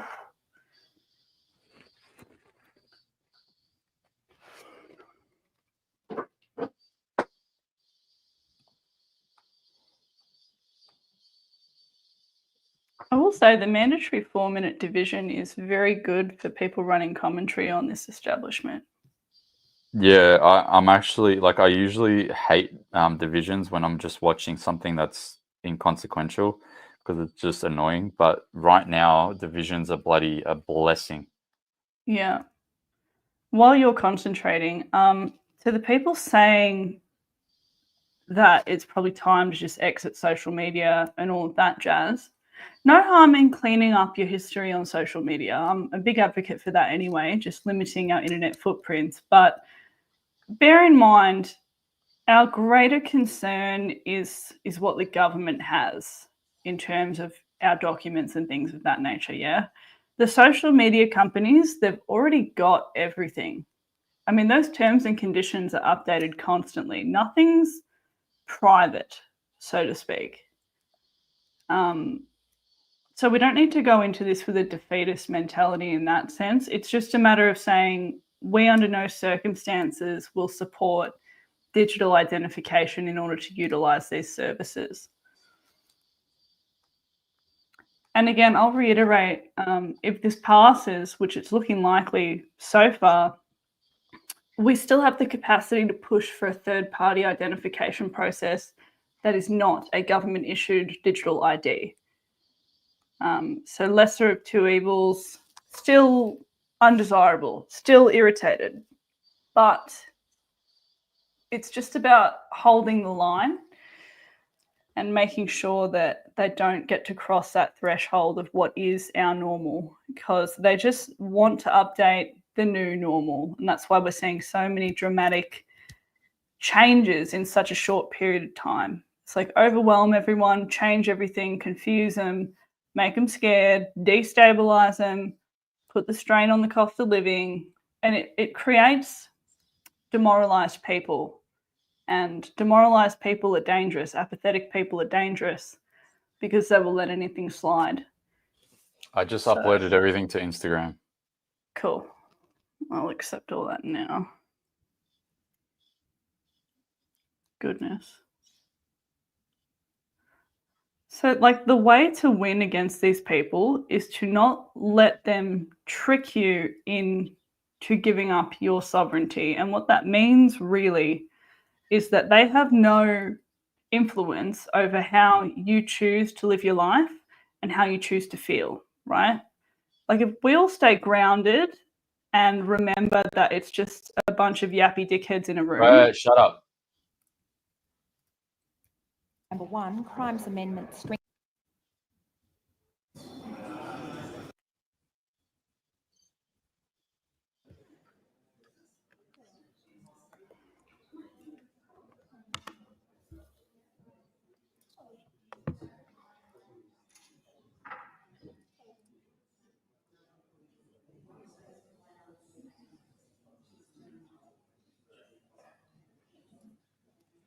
Yeah, they voted in yes.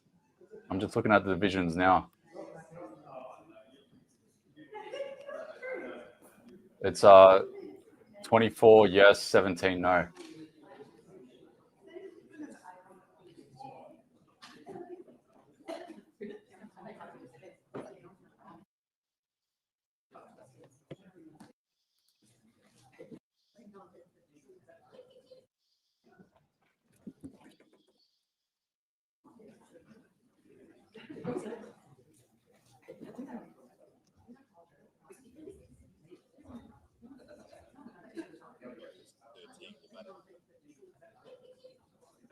Result of the division is ayes 24, no 17. Question is resolved in the affirmative. Yeah.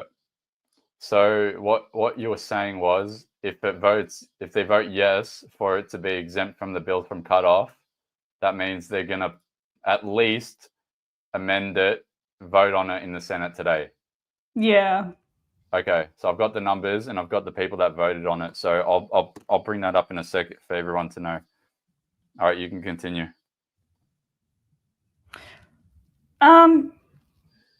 Yeah, there's a lot of noise out there. No one controls how you feel and how you respond to things. The result of the division is ayes 102, noes 13. The matter was resolved in the affirmative. I've got the feedback on your end. You want to maybe mute that while you're doing all your posting. Yeah, so somebody's mentioning VPNs. Yeah, I would get organised with those in the lead up to this. That's always good. Just think about all the ways that you can protect yourself from this in the future, right? So start dropping them in the comments, actually, because I'm not a know-it-all here. I have a few tips and tricks, but I don't have all the answers. And I think it's important to get involved. So drop some of the tips that you have in terms of protecting yourselves online, staying grounded, you know, how you manage to develop a resilience mindset with all the changes that are happening around us. Because I'll be honest, it's very, very overwhelming watching this country disintegrate at a rapid pace. Look, I'm not going to lie. I love the Kumbaya talk, but I feel like right now is just not the time. And I'm just saying it from my point of view. Like, you can definitely go ahead. I'm not trying to interject. I'm Kumbaya. reading the comments. I swear to God, I just want to run through a bloody brick wall right now. I want everyone to be so fucking mad about this. I swear to God. We can have a Kumbaya session soon, but I don't think this is the time. I'm going to fucking kill someone. For entertainment purposes only, that's a lie. I'm just joking. I'm just mad. Well, don't my take God. it out on me, bruv. I'm Look, reading the comments and I'm responding accordingly. I'm looking at this list and you're not going to believe the 3 bastards that voted yes for that to happen. You're not going to believe it. I put Tammy Tyrrell in my stupid compilation video when she said that she doesn't want government overreach and she doesn't want the government to manage parents' affairs. Guess what Tammy Till did? Yeah, no one's surprised.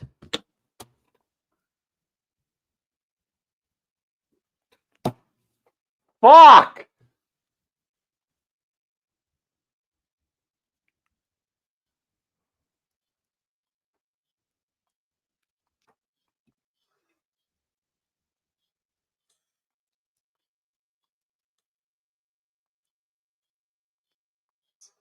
Do you want to have a glass of whiskey or something? Like, you good? Because there's proper 12 in the cupboard. I know there is. Fucking Tammy, you son of a bitch.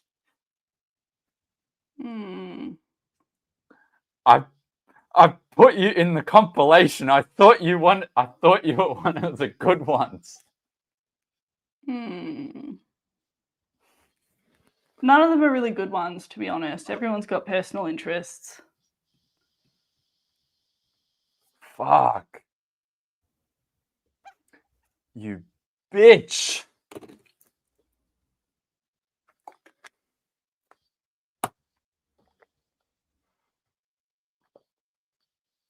All right, you can go back to Kumbaya. Can I? Can I, Anthony? Because, wow. I'm going to mute myself. Go for gold. Oh, can hell. When you get upset, I'm like, who the fuck is that guy? Oh, anyway, look, I don't know. How are we all feeling about this? Tell me. What is going through your mind? Other than exiting the country, which I can't even argue with that at this point. I really can't. Somebody said you guys need a Mr. Speaker.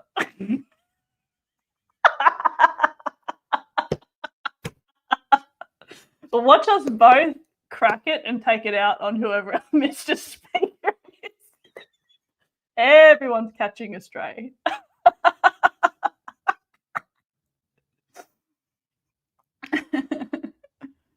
Well, I mean, this is honestly, it's not even personal for us with this sort of stuff, right? Because we've been through enough government bullshit and enough disappointment over the last 4 years to accept that these reactions are a natural part of the process.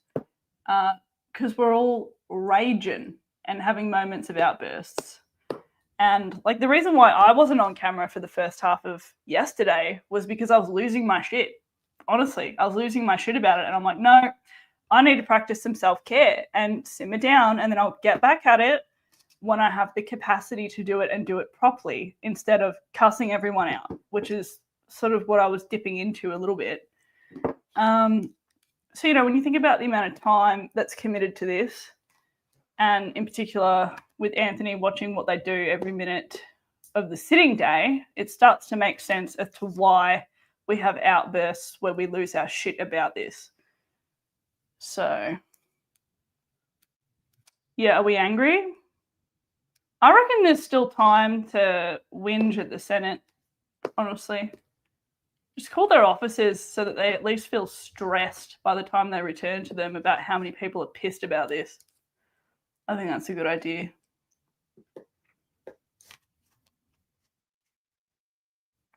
Like, hey, I was just wondering why you're a communist apologist? Yeah. Anyway.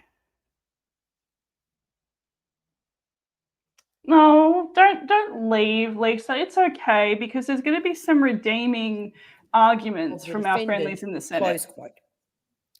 The technical reason is that the bill has introduced prohibited evidence about sexual experience with anyone other than a defendant, unless that person is a party to the proceeding.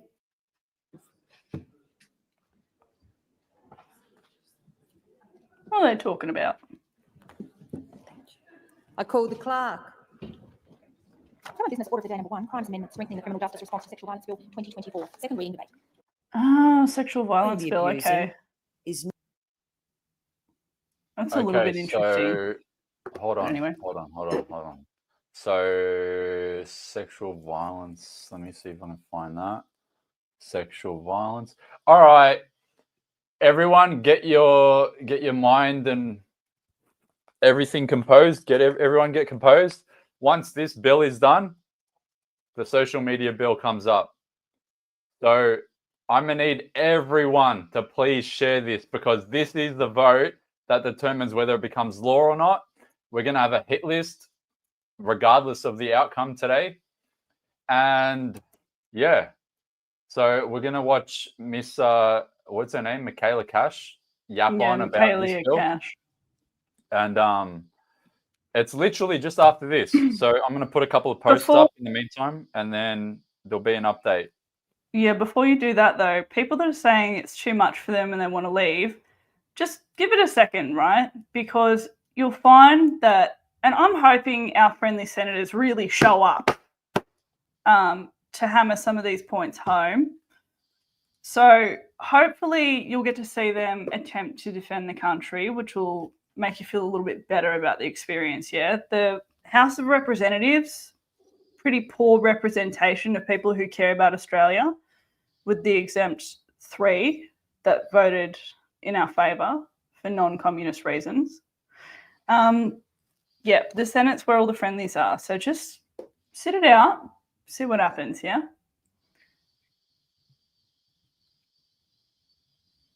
You can play it now, I reckon. Let's see what Michaela is up to. Nah, I can't hear that voice. I'd rather listen to the guys mowing the lawn outside. I mean, I'm kind of interested what they're doing to sexual violence stuff because it's sort of relevant in terms of the way people are prosecuted for stuff. So, I don't know. All right, give me 1 sec.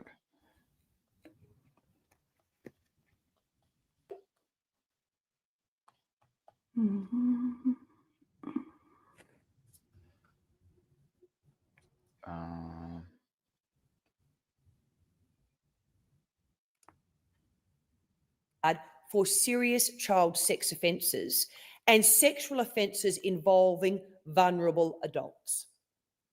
As has been put to me by people in the legal profession, this is quite frankly an indictment on the Attorney-General of Australia.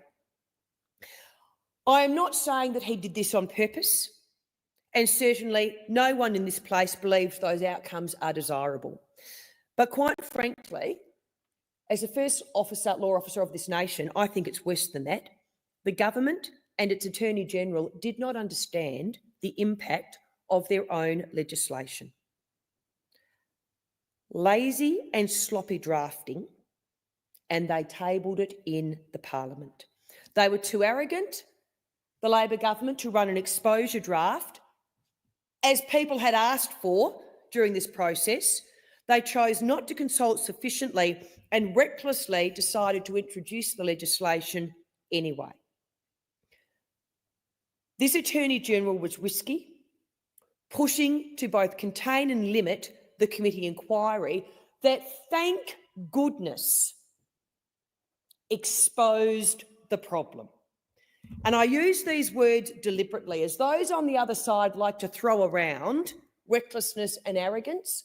Well, the piece of legislation that would have gone through had not the coalition, the crossbench and stakeholders actually bothered to read the bill, understand it and understand the flaws in it. That is the height of arrogance, quite frankly, but worse than that. For vulnerable children, it is, quite frankly, reckless and arrogant. If this were a one-off issue, you might say, well, it was a mistake.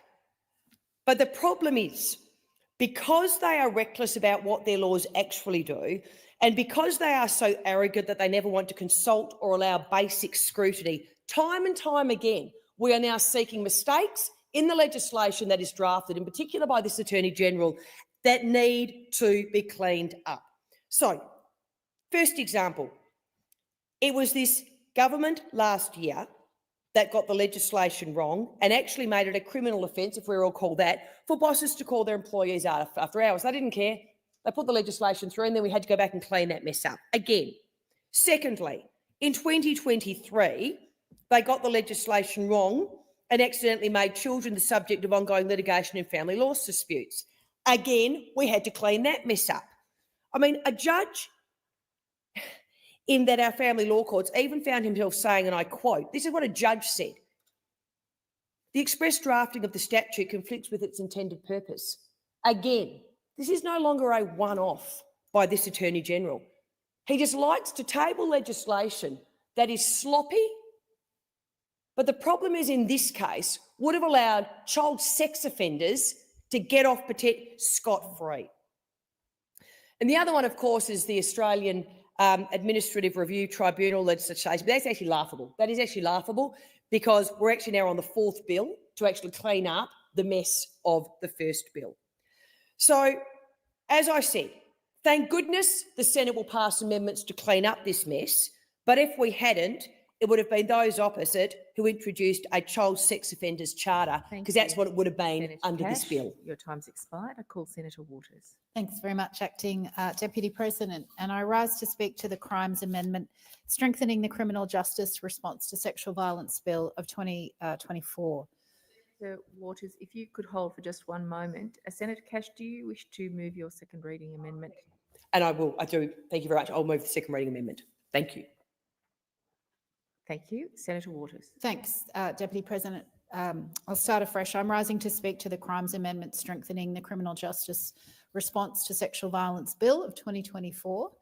And the Greens welcome the reforms in this bill, which seek to strengthen protections and criminal justice outcomes for victim survivors of sexual violence, particularly women and children. We support the changes that will enhance protections for vulnerable witnesses, make sexual reputation evidence inadmissible, and place greater restrictions on sexual experience evidence. The way that this sensitive and personal information has been weaponised and used to perpetuate rape culture and victim blame is completely unacceptable, and every survivor knows it. And I'm relieved that this is finally being recognised and fixed. We know that too often the criminal justice system is not safe, and in fact it's re-traumatising for victim survivors. There is a reason why the statistics of only about 5% of sexual assaults are taken to court, because victims know they will face trial again, and it's themselves that will be put on trial and not the perpetrator. So this bill is taking a small step to addressing some of those concerns, which I welcome, but there's still a lot more work to be done. I am pleased that the reforms in this bill will enable victim survivors to give evidence remotely to reduce the potential trauma of being in the same room as the perpetrator. And it will allow victim survivors the space to give the best evidence they can in the most comfortable situation for them. That is a good step forward. But so much more is needed to make the criminal justice system safe for victim survivors of sexual violence. And the Greens agree with Women's Legal Services Australia, who say, I quote, "The failure to provide adequate protections and safeguards for complaints and witnesses, particularly during cross-examination, is a significant barrier to victim survivors reporting sexual, domestic and family violence and abuse and engaging in criminal legal processes." Now, we believe that this bill should be further amended to completely ban personal cross-examination of a victim survivor by the accused. In 2019, the Family Law Act was amended to do that, to ban cross-examination, and it's the same protection that deserves to be afforded to victim survivors, which is why I'm foreshadowing a second reading amendment in my name to that effect. But I want to note that the government has heard those concerns, has taken that on board, and I understand we'll be moving some committee stage amendments to do exactly that. And I say thank you. The Greens joined Full Stop Australia, Sexual Assault Services Victoria, and Women's Legal Services Australia in support of the government. Also, we asked them to also establish a properly funded intermediary scheme and ground rules hearings as soon as possible. This would involve providing broader communication support to complainants and witnesses in cases involving sexual violence. And it's needed because these cases involving trauma can be extraordinarily difficult at the best of times to communicate effectively. We know that trauma can impact the victim survivor's ability to recall details or recount events in a linear fashion on a timeframe that suits the justice system rather than the survivor. And it can result in things like memory gaps or sometimes differences between accounts.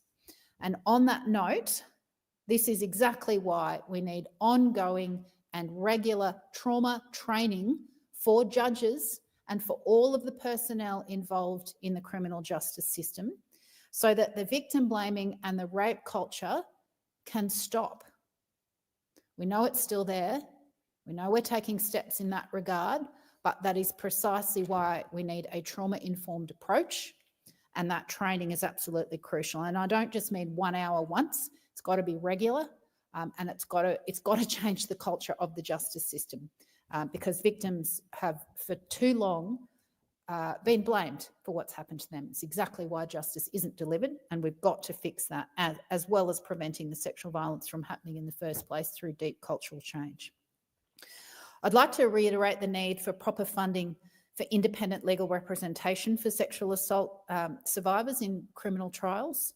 Community legal centres and legal aid need far more support. I just made a post on Instagram that they give to people, and that funding really should be accompanying the changes made in this bill to make sure that these new protections for vulnerable witnesses can actually be used. It's great to have an improvement to somebody's rights on paper, but if they don't know about that change or they don't have the legal assistance to help them use those new rights, well, it's hardly going to improve their situation. The women's safety sector have been calling for $1 billion each year to meet demand for family, sexual and domestic violence. But 1 in 4 women who seek help are still at risk of being turned away because the funding is inadequate. This is not the first time I've said this. I've been making this point for nigh on 10 years now. The reforms in this bill are important, but if they are to actually help dismantle Australia's culture of sexual violence, they have to be backed by full government funding of frontline services and legal assistance. I'm going to move the foreshadow that I will move the second reading amendment standing in my name. But I just want to give a shout out to the survivors of sexual violence everywhere. We see you, we hear you, and this Parliament will try to help you. And we know we've got a long way to go, but I'm really pleased that there's enough support in this chamber to make some positive changes today. Thank you, Senator Waters. I call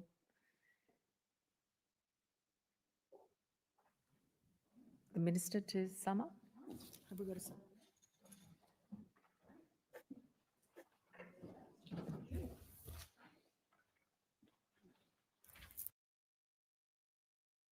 Hey, I got a question. Aren't you friends with Bridget McKenzie, because she voted for this as well?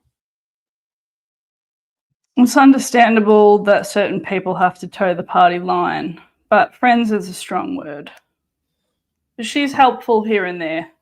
I mean, same as like the way Barnaby is here and there. You take them as they are and you scold them for the stuff that they do, and then they learn the hard way. I've learned not to defend the character of anyone in that joint in a concrete way, and to just take them on their individual decisions.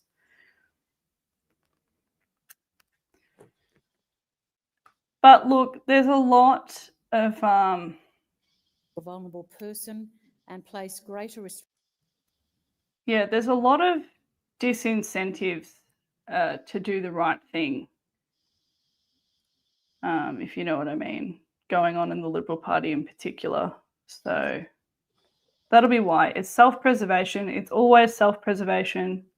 It's rare that they do things that we all disagree with for a valid reason, but it's just the way the place works. It's a demonic shithole.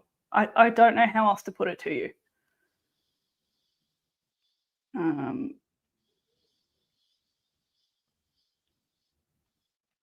I mean, if you look at what they did to Moira Deeming in Victoria,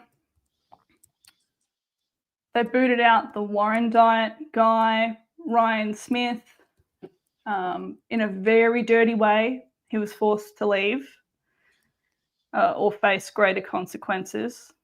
I don't really give a shit about saying that out loud. Yeah, they'll do anything to get what they want. So if you're not clean as a whistle, or even if you are, and there's things that can be made up against you, that's going to happen if you don't toe the line. And I have no doubt that that's true of the Labor Party as well. So, yeah, democracy. I mean, look what they did to Pauline Hanson. Hello.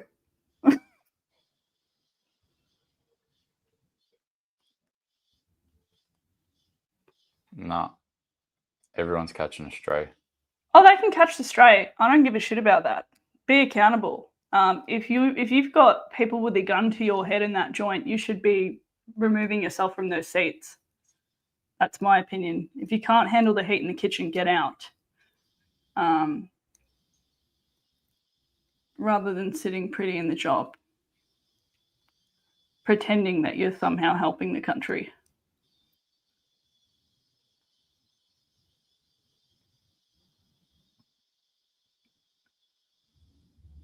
But look, occasionally they redeem themselves here and there, hey? So. There's no redemption from this.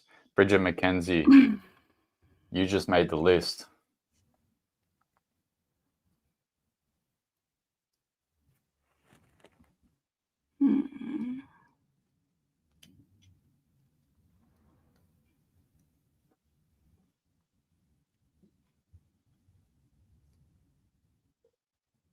What's Lydia Thorpe up to? Is she just still benched because of that incident she had, or? Because I know she said she wouldn't support this, which I'm all about, and her reason for not supporting this bill was that young people express themselves politically online and get involved, and she doesn't want to interfere with that, which is totally valid.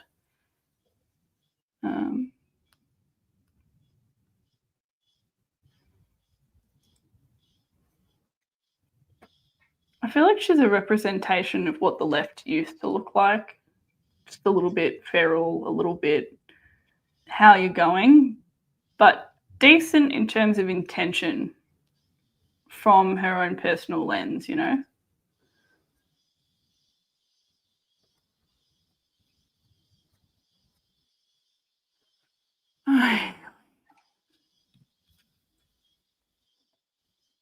Okay, another list of traders has been uploaded in 3.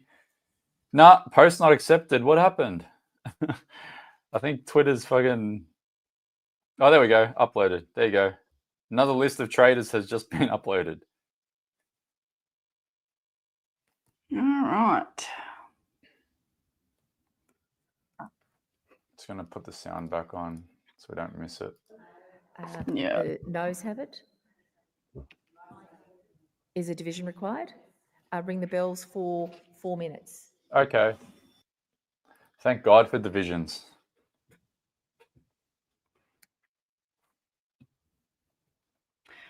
Yeah. Somebody was saying that Bridget Archer must become an independent. I would disagree with that, only because it's good for good people to be in the majors. We kind of need them in there. The more people that quietly enter the Liberal National Party and discreetly stack it out, the better. Quietly. Emphasis on quietly. Just doing some time in the party, gathering support within the party, getting them pre-selected, and then giving them a hard time in the chamber is the way to go. I think there's so many different ways we, the people, can sort of get assimilated, and that's a good way to go. You've got to sit there for 2 years without the ability to actually run, but that's fine, because come the next federal election, you could find yourself in a very good position. So if that's something that interests you and you're a genuine freedom-loving person, and I'm always happy to, again, discreetly mentor people that wish to climb in these institutions for the greater good. Because I think, you know, we've got our minor parties and everything else, but we need as many like-minded people across the board as we can. And everyone's contribution is going to look a bit different. Not everyone is radical, and that's an advantage, right? If you've got a clean political record, wow. Clean like my political record, yeah. Clean like my political record. I've had like 9 years of not being able to do shit in a major party.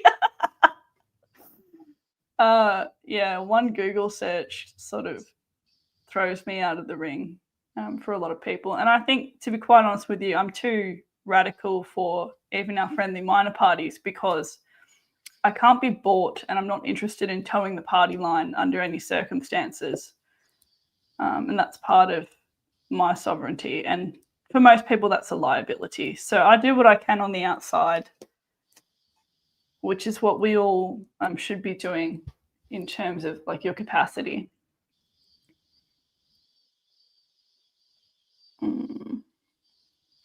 Yeah, the pay, I mean, I've only got the stats off the top of my head at a state level, but like, for example, if you were an MP in a state seat in New South Wales, like as an upper house member, you'd be on $217,000 a year at a base rate.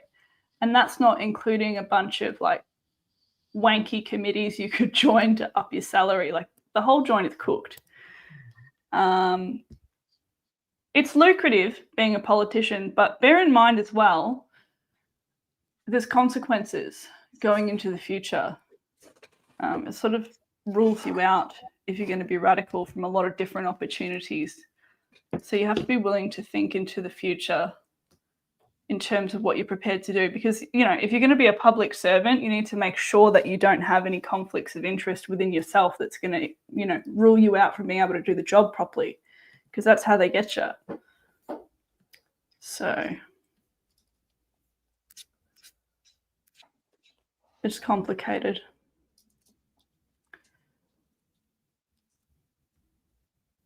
Yes, in other words, I do have integrity, and as should we all. And it's just not the way the place is set up. I know there's a lot of people that follow that have been speaking about it or have known how corrupt this shit has been for fucking decades. But it's just fascinating to me that we get to watch it live in HD now. I think that's the thing that fascinates me from the position that I'm in, is that we get to watch it in 4K, basically. And look, I feel blessed that I've been able to spend a lot of meaningful time with people in these positions because it gives me the ability to translate their echo chamber to the Australian public and how such a psychology occurs and how they end up stuck from doing the right thing.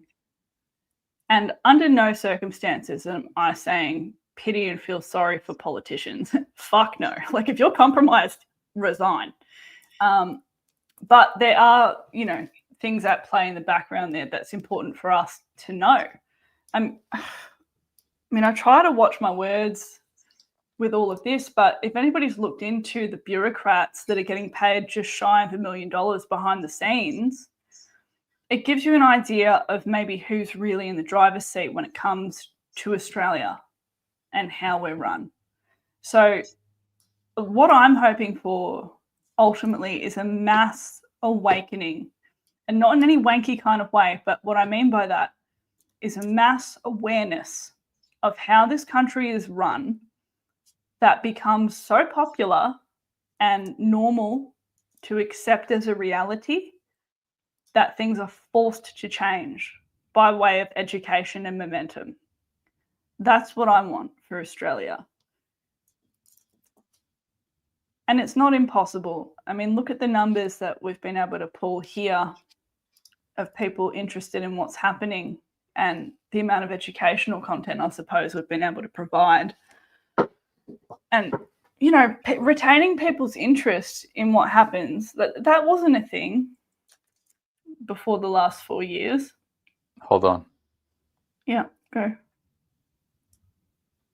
Aye. Those against say no. The ayes have it. Division required. Ring the bells for 1 minute. 4 Love minutes. the division. 4 minutes. I'm going to keep the audio on it.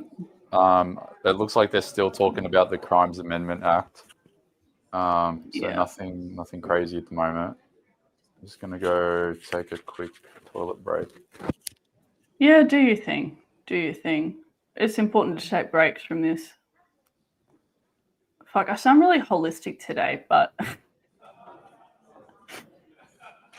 it's not even toxic positivity, I suppose. I'm just trying to, I guess, walk you through how I rationalize not losing my shit in a detrimental way as all these things happen.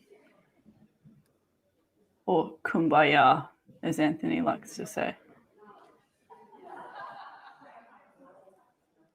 Oh, goodness.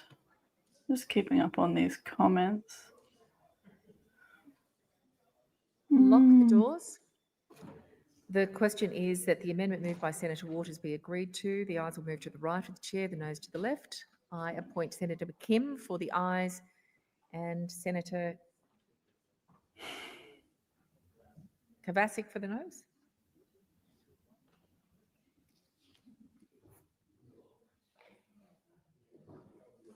I mean, just on that, they call her Maria Kovacic. Are we getting it wrong or are they getting it wrong? Because I just thought it was Kovacic. Either way, still probably my least favourite in the joint. But I would like to know how to actually pronounce her name.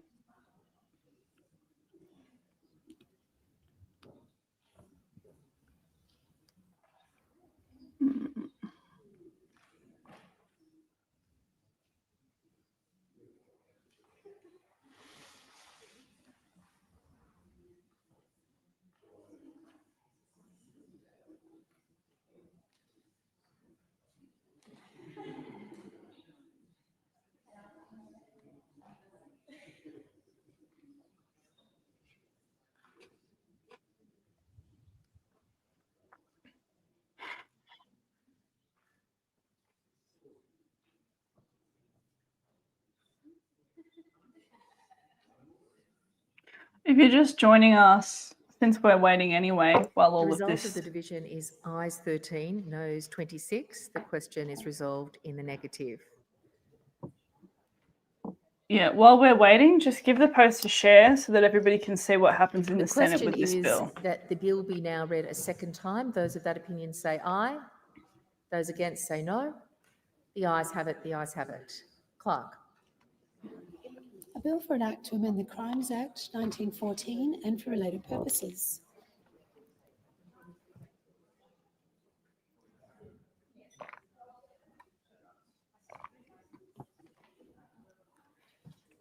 I understand there are amendments, so we'll be moving into committee of the whole, just for Senator Little in particular.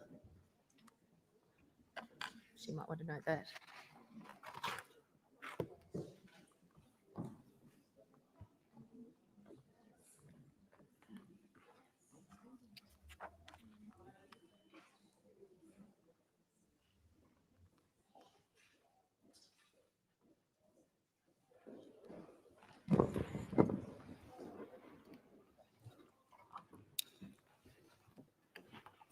So, Senators, is it the wish of the committee that the bill be taken as a whole? There being no objection, it is so ordered. And the question is that the bill stand as printed. Minister. I table a supplementary explanatory memorandum relating to the government amendments to be moved to this bill. Senator Little, were you seeking the call? I am, thank you. Well, these amendments are, of course, important. They ensure further measures to protect adult complainants. Imagine if you've been violated in some way, that you're a woman who's had a partial or even total removal of external genitalia, stitched up, closed up, or cut for non... Nah, I can't listen to this. Hey, Millie, do you want a coffee? You're muted. As in, do I want to go make a coffee or something? Nah, I was just wondering if you want a coffee. I'm gonna get a coffee. Yeah, get one. I've got some black coffee on the stove. Am I fast? I don't like living on fucking takeaway and then sitting on my ass all day watching as the country goes and burns. But this is the sacrifice I'm gonna have to make for another day by the looks of it.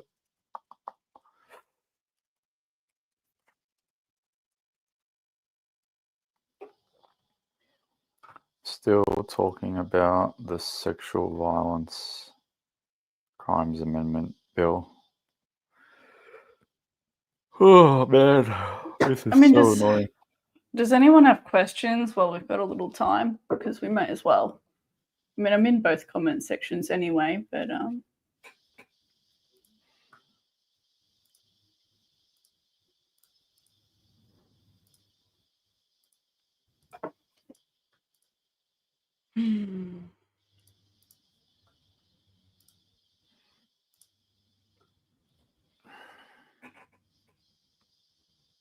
I am currently eating mostly carnivore. I've been eating a lot of red meat lately.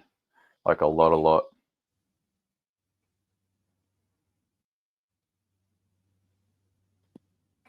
Like a lot. Probably as muscular as I've ever been.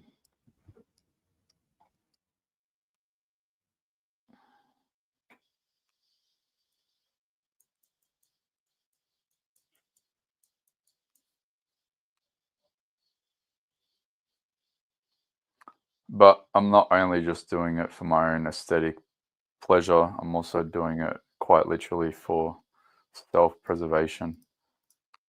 I know that if I stay as healthy and as strong physically and mentally, then my endurance to be able to tolerate this bullshit just gets an extra day added to it. Like every day that I go to the gym, I add an extra day to my livelihood and my commitment to be able to tolerate this bullshit. It's the way that I see it.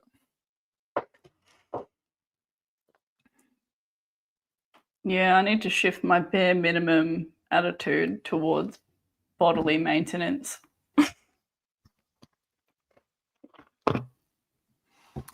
Yeah, so update for Judith and anyone that may have just joined. So the bill just passed the lower house, the House of Reps. Let me give you an exact time frame on it. About 30 minutes ago, So if you want to, well, you're on YouTube. If you go to either our Twitter or Instagram, you'll find all of the updates. I put every single update within 2 minutes of it occurring. So every update that you need, if you want to know the exact time of occurrence, just look at the time of the post, because it's basically on that within a couple of minutes of that post.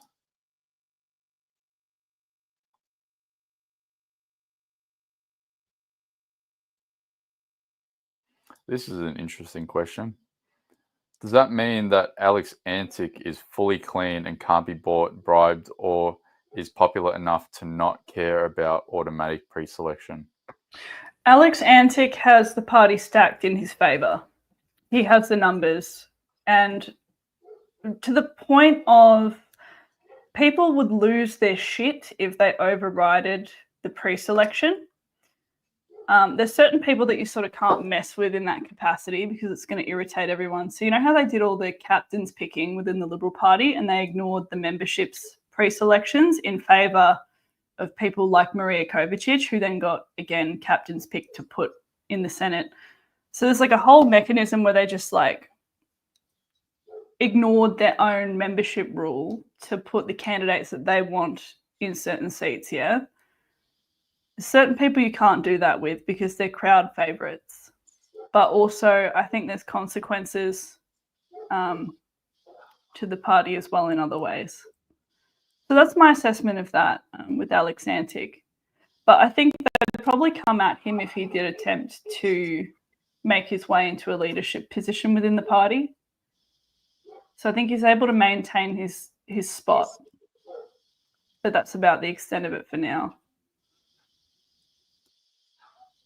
Actually, when does he go up for re-election? I just took a stab at Matt Canavan. So if anyone wants to see my little at Matt Canavan, just check his post from 4 minutes ago.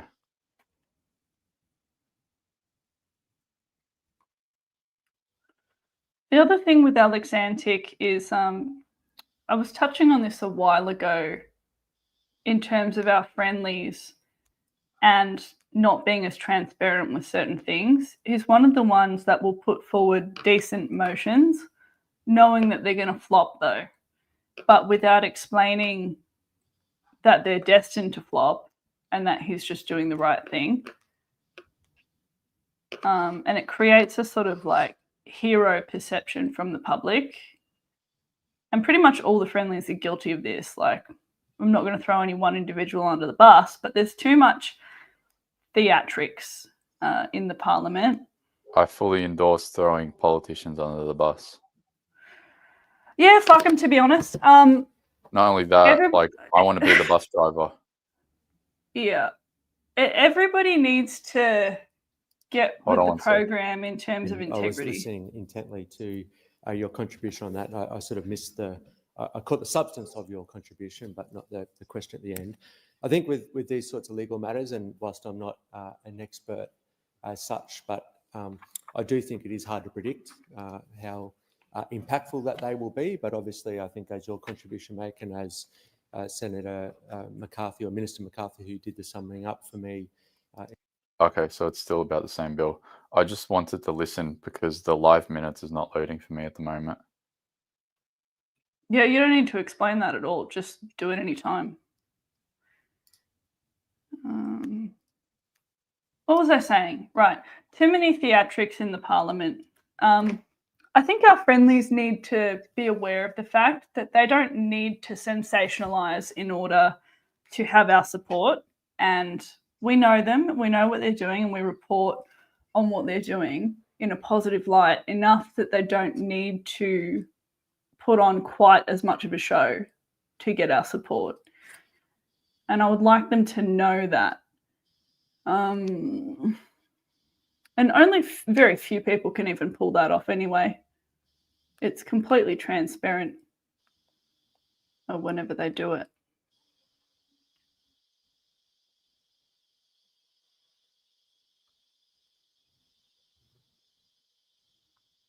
I'm just done playing nice. Like, I'm not being nice to any of these guys. Matt Canavan, whatever. Like, it doesn't matter who you are. You screw me, I swear to God, I'm going to encourage every single person that will listen to screw you back.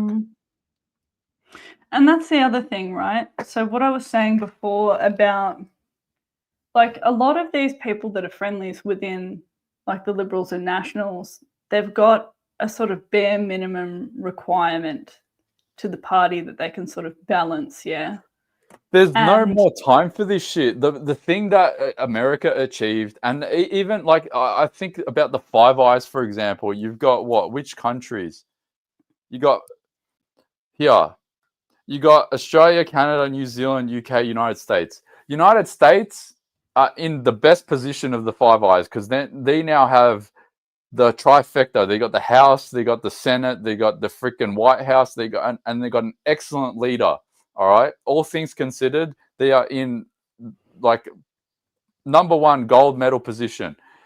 #2, I would probably say, is the UK, because despite all of its flaws in the UK, when you've got someone like, for all of his flaws as well, don't even start explaining it in the comments. I already know.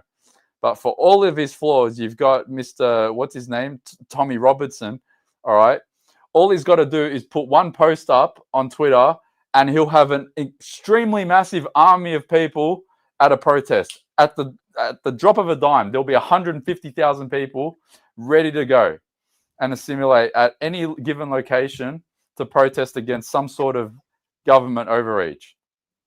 New Zealand, who the fuck knows what the hell's going with New Zealand at the moment, since Jacinta Ardern left her post. Canada, I think they're almost at the point where they're just about to push what's his name, Justin Trudeau, out of the window. And then us, we're right at the bottom. We are so overwhelmingly stacked with all the odds against us. The House of Representatives fucks us. The Senate is now fucking us. Every single member of Parliament just has not one person in this country's best interests in mind. They're going to stack the voting regulations so that independents or anyone that has an ambition to try to have a crack doesn't even have that opportunity anymore. Fucking hell, we are so miserably, overwhelmingly stacked with the odds against us at the moment. And yeah, look, I agree. But in saying that, and not to even take it here, where our multiculturalism is our downfall because of the divisive way that politics pits us against each other as a country. We've lost cultural identity. I even think like things like The Voice was so designed to just pit people further apart from Aboriginal people as well. Like, there's so many things that they do layer by layer, yeah, that just make it impossible for people to cohesively come together and say, fuck these motherfuckers, can we please take our country back? And once you start to see it, it's eye-opening how stuffed we are, unless, again, there's a mass and quite sudden shift in education and understanding of what's going on. And look, I don't know. But what I'm saying is that, and when I explain things in terms of how it works in the parliament, I'm not condoning the behaviour, mind you. I don't have sympathy for it, but I think it's important for people to understand that even if you're a crowd favourite and you're in the parliament, there's only a limited amount of things that you can do because of the way the joint is run. Jacinta by a tooth. Jacinta by a tooth. By the nose, the horse nose, Jacinta Ardern. Hey, I'm going to bring this up quickly while I've got time. There's a news report on Sky News from not that long ago about how people voted. Let's do that. Take the people that are non-citizens who we're unable to hold here indefinitely and take them in form of us deporting them, and then they're no longer in Australia. Now, the government's view that this may be the suite of legislation that is able to deal with this issue once and for all. We've always said there is a public policy problem here. There are people in our country who have been found not to be refugees, who've used the legal system to its fullest extent to extend their stay, and then who refuse to cooperate with their own removal, and the government should have power to compel them to do so. The other big issue today involves the social media age limit, setting it nationwide at 16. That has now passed through the House, and it's split a number of those on the crossbench, and there have been a few abstentions as well. I just want to show you those who sat out of the vote. Now, it was always going to pass through the House with the numbers of the government. The majority of coalition MPs backed it too. But as you can see, a number of members of the National Party, as well as two from Queensland, including one who sits on the Liberal side, or two, I should say, Garth Hamilton and Terry Young, sitting out of the vote in the House. It also split the Teals and the crossbench as about whether they support this social media age limit. You can see there Zoe Daniels, Zali Steckle, Kylie Tink, Monique Ryan, the four Teal independents that did not support the government's bill. Bridget Archer, the Liberal, also crossed the floor to oppose it, breaking ranks with the rest of her colleagues, not for the first time. We can also show you some of those who supported that break away from the Teals. Kate Chaney, Allegra Spender, two other independents, Tom, also backing the government's bill. So it's now sailed through the House. The government wants to put this to a vote in the Senate by today, but that will likely come after question time. Cam, thank you. The bodies of 19-year-old best friends.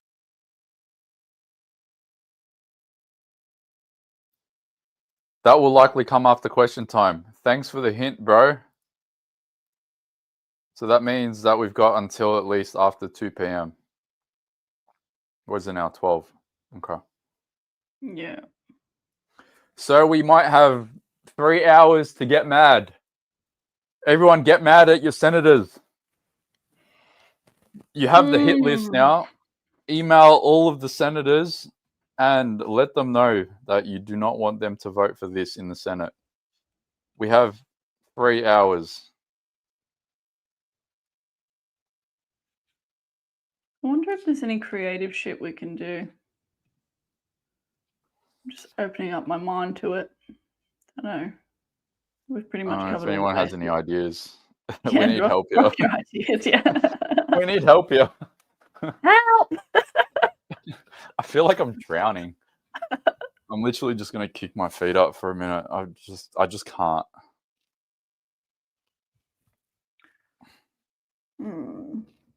Get naked and protest. Actually, it would be kind of funny if somebody did that off the back of the fact that Pornhub is fine, but social media is not fine. That's actually creative. I'm not willing to take my clothes off for the occasion, but I'm sure there's some.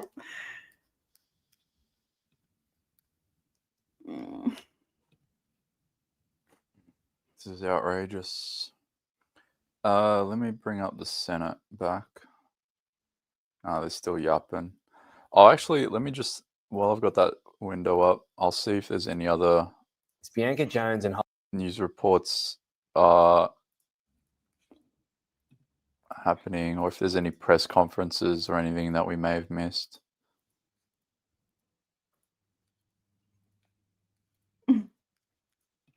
Are you guys wearing clothes? Truthfully, I'm not wearing pants because I don't need to be, and it's hot.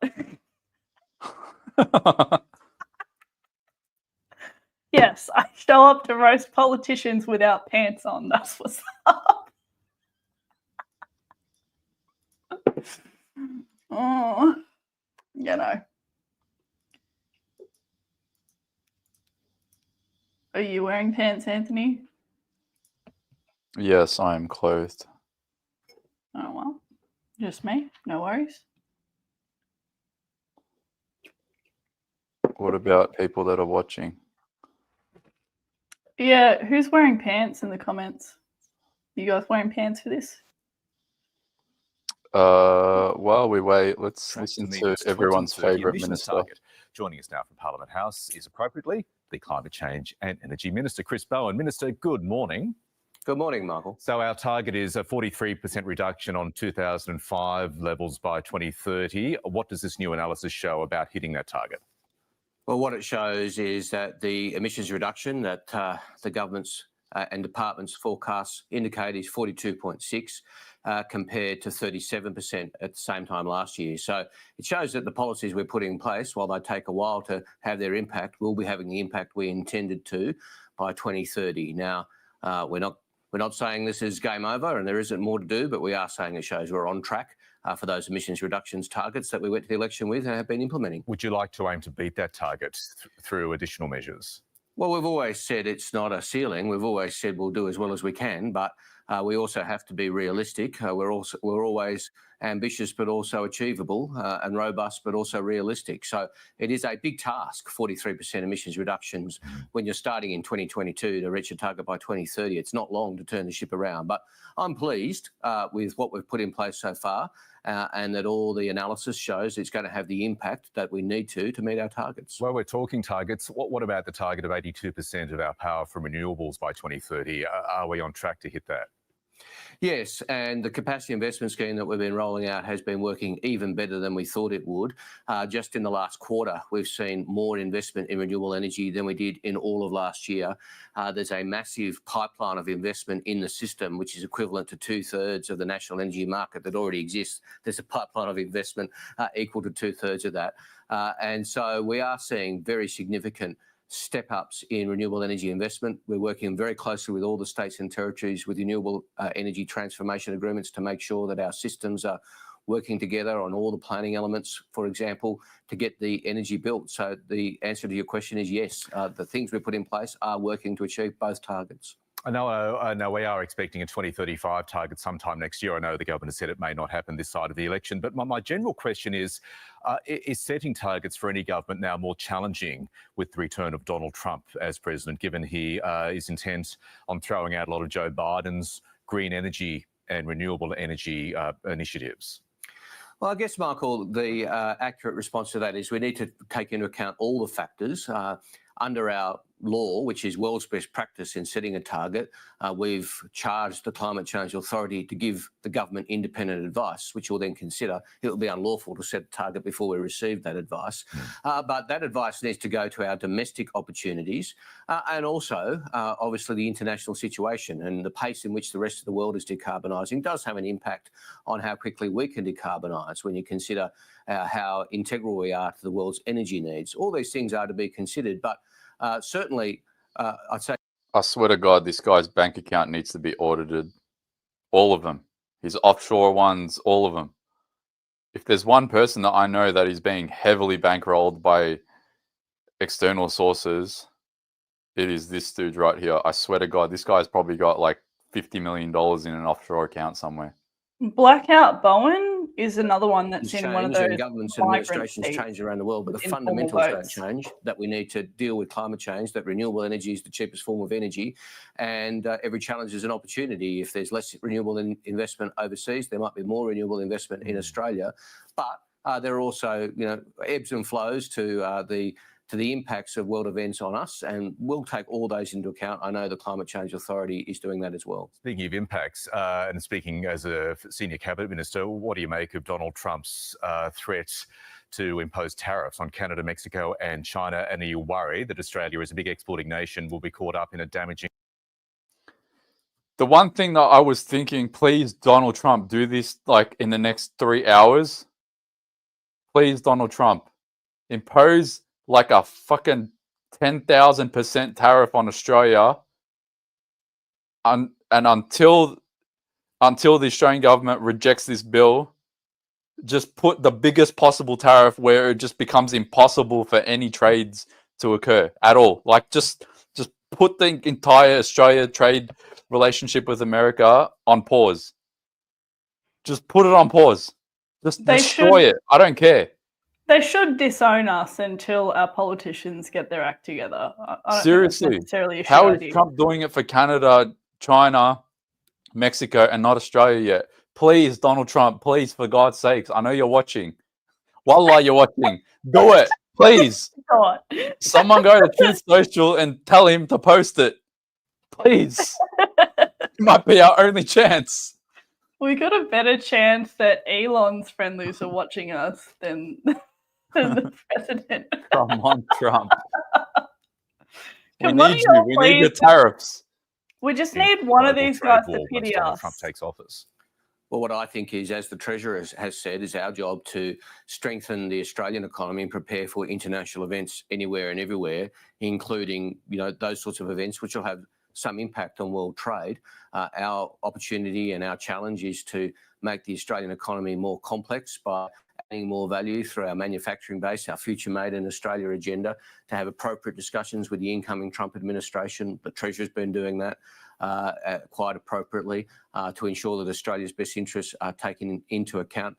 Kevin Rudd's been doing an excellent job as ambassador on that front as well. But our job, as the Treasurer has very clearly indicated, is to make sure the Australian economy is resilient and robust for any circumstances. I just want to finish with a story that's still ripping at the hearts of so many Australians. That's, of course, as you'd know, Chris Bowen, the deaths of Bianca Jones and Holly Bowles in that methanol poisoning incident in Laos. Can you confirm their bodies have been returned to Australia? Look, I'm not going to comment on operational details out of respect for the family, but obviously that operation is underway, and I think we just all look at this with a heavy heart and say this is just the most unspeakable circumstances. And I guess, Michael, if anything can come out of this, those of us with teenage kids and kids travelling, just a reminder to look out for yourself when you're travelling in the most difficult circumstances. Work with Smart Traveller, but I think all our hearts just go to the families in this just unspeakably bad situation. Yeah, well said. Chris Bowen, thank you so much for joining us. Thanks, Michael. Let's get. I'm just scrolling through my feed on Twitter, and Rowan Dean just shared my post. He's he looks like he's a little bit mad at the Liberals.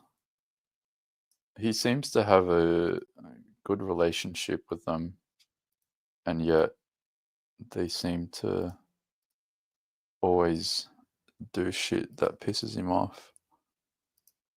Let me just make sure nothing's happening in the Senate. I think we're good. Yeah, we're good. Nothing's happening in the Senate just yet.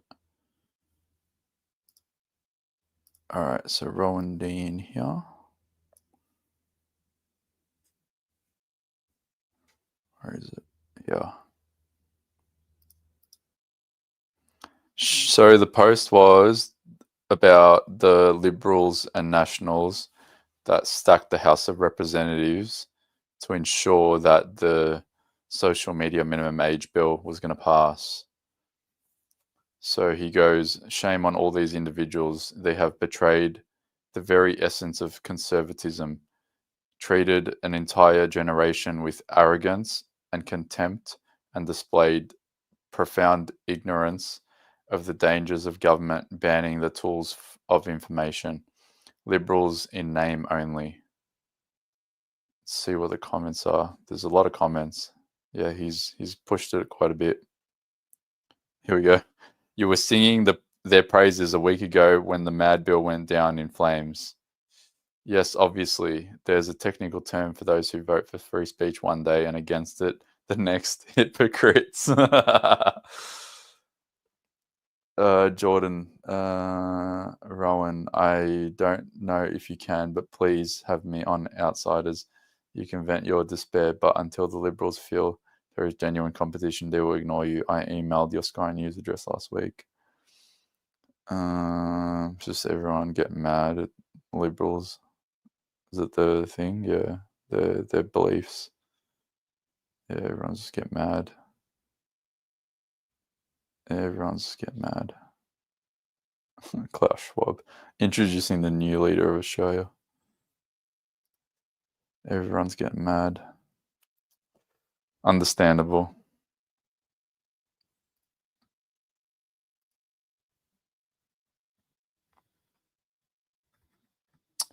I'll bring the Senate back up. Yeah, everybody go retweet these good posts though, while we're doing all of this, because the more traction posts like that get, the better. Yeah, so it's Rowan Dean's post. His post of my post. I'll repost it so everyone can find it.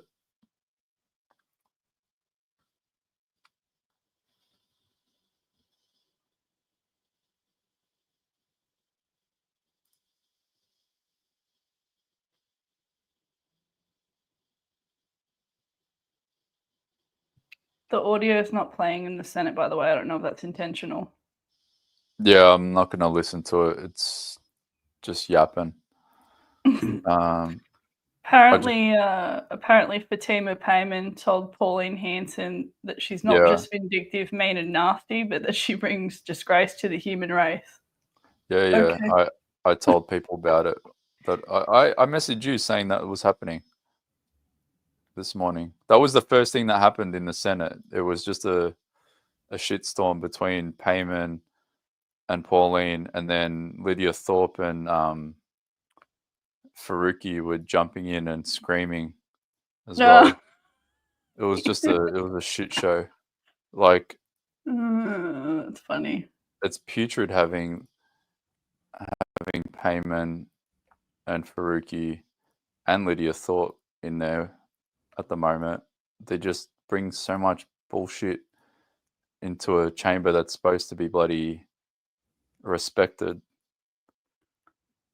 Yeah, a disproportionate amount of whinging goes on for the expression of her opinions, Pauline Hanson.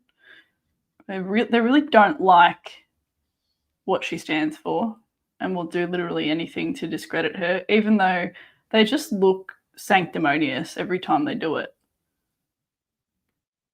Got them out here looking stupid.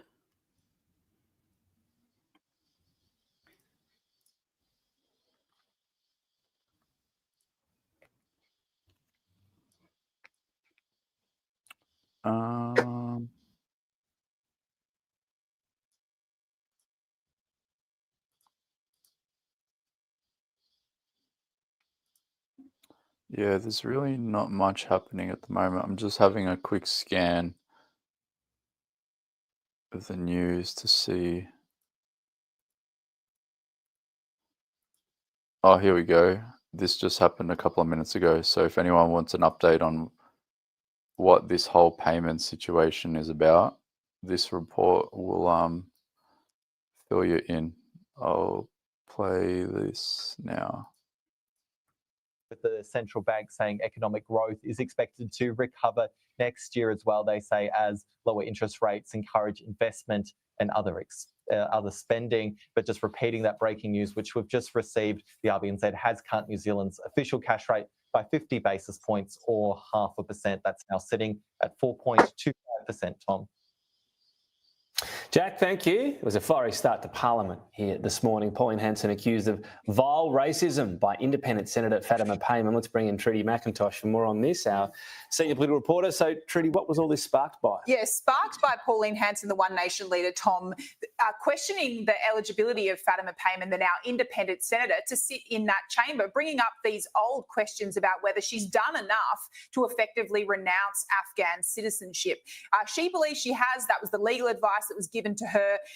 Pretty tricky to actually try and get the Taliban to have any sort of engagement on this matter. But Pauline Hanson doesn't believe it's been enough. And that's when we saw these accusations throwing back and forth across the chamber about racism. Because the documentation is not good enough.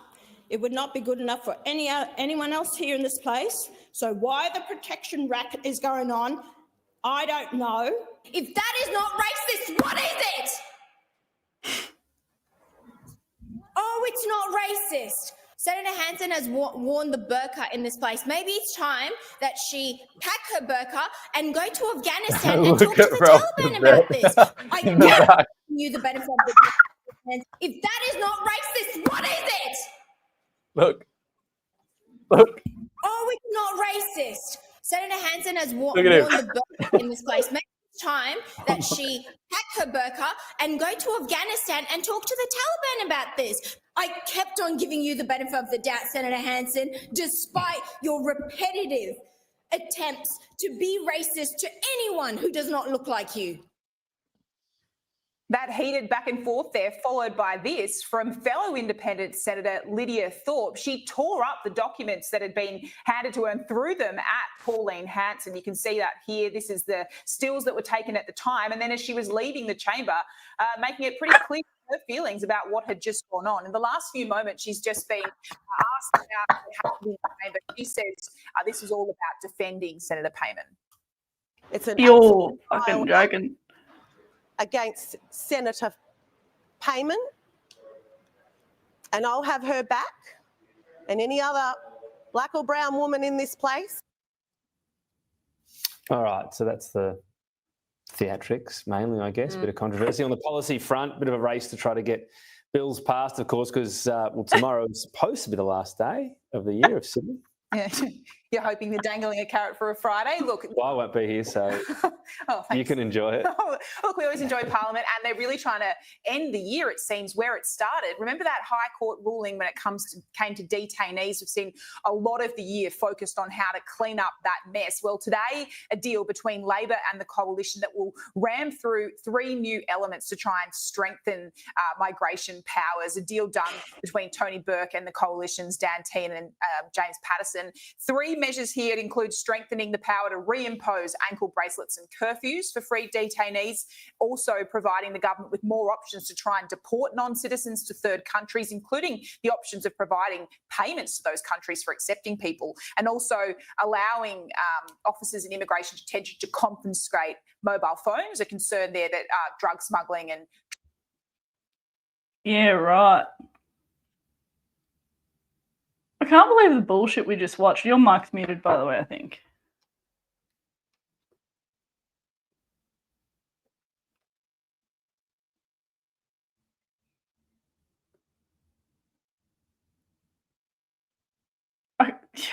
The fact that that cat fight is happening on a day like today, where we need to be focused on these bills, is wild to me.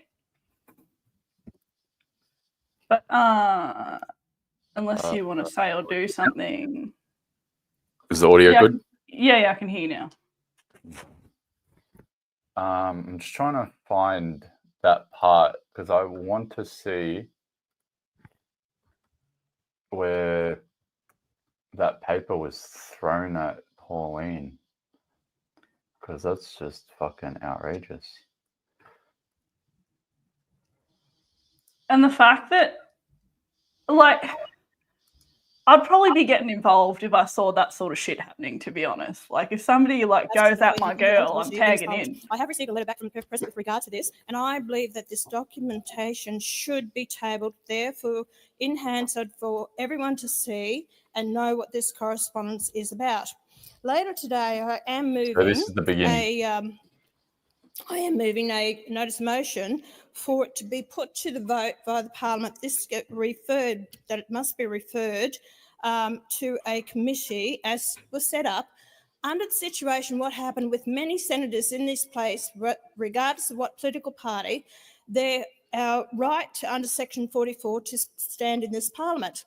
So what is happening now is I see it is as a protection racket by the Greens to protect Senator Payman.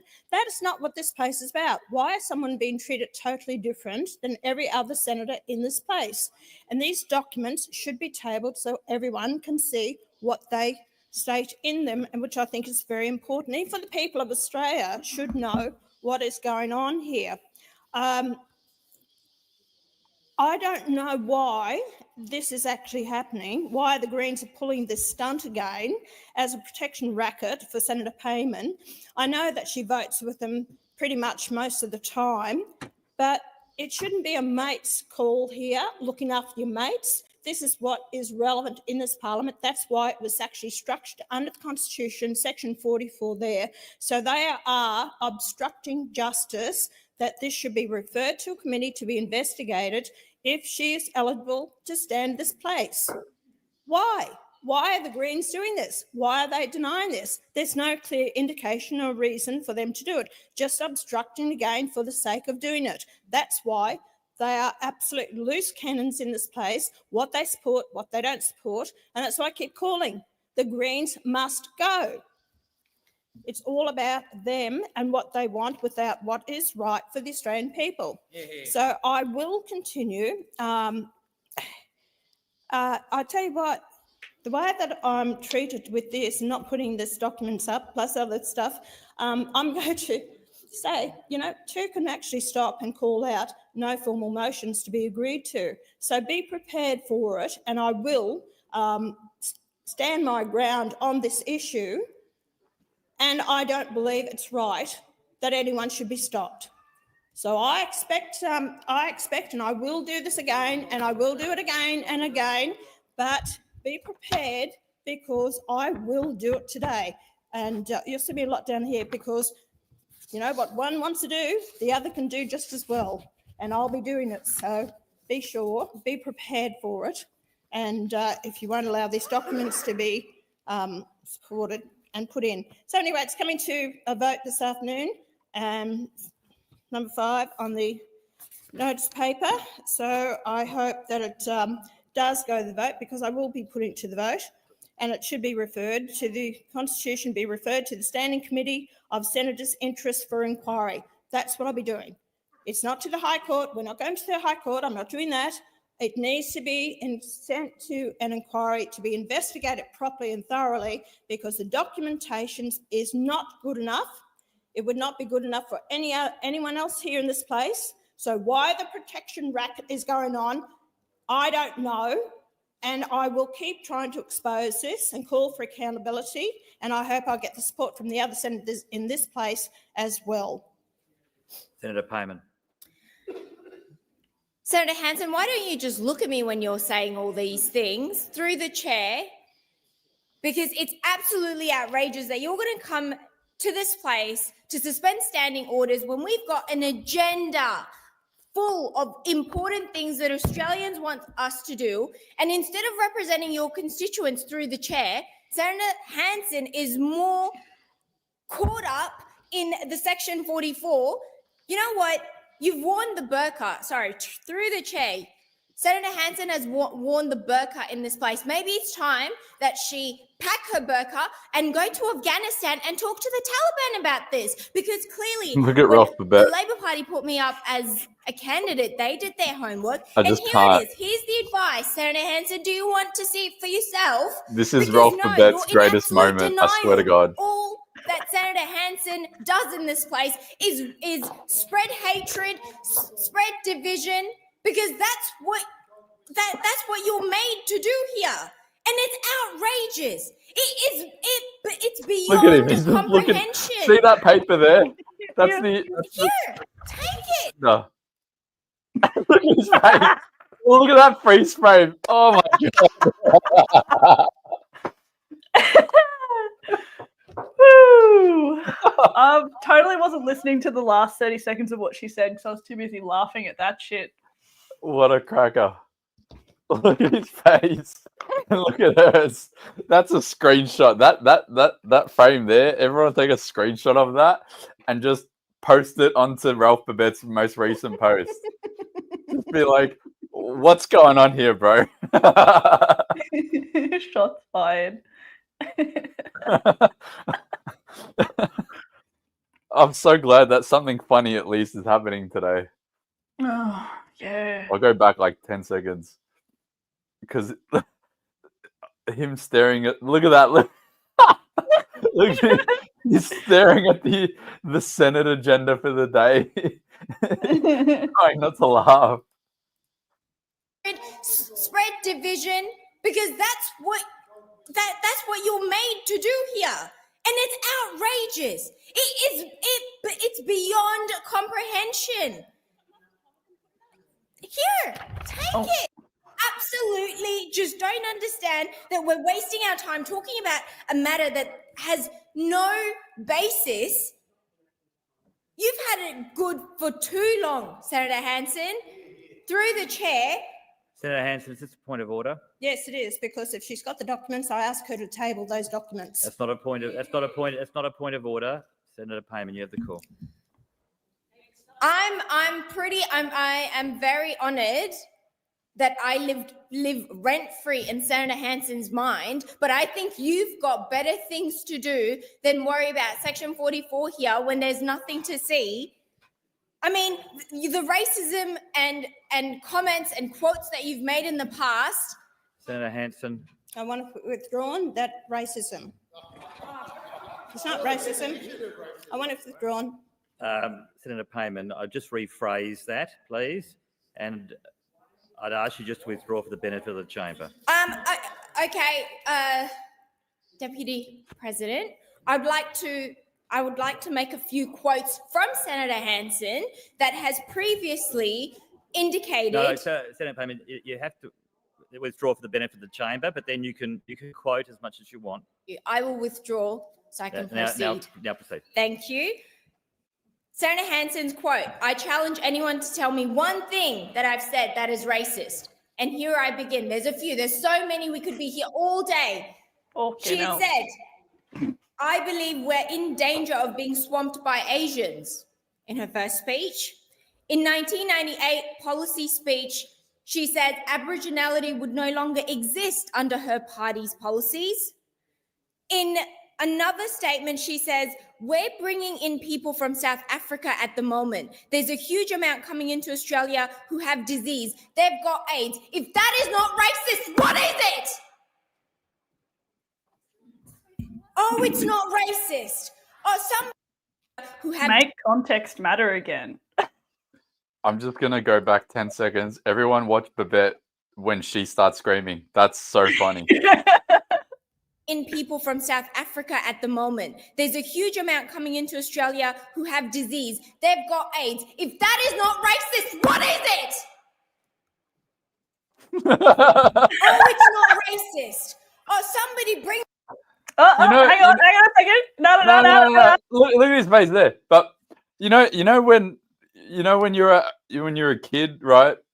And like your mum or your dad will just like open the door and you know that you're gonna be in trouble. That was Babette just 10 seconds ago. Look.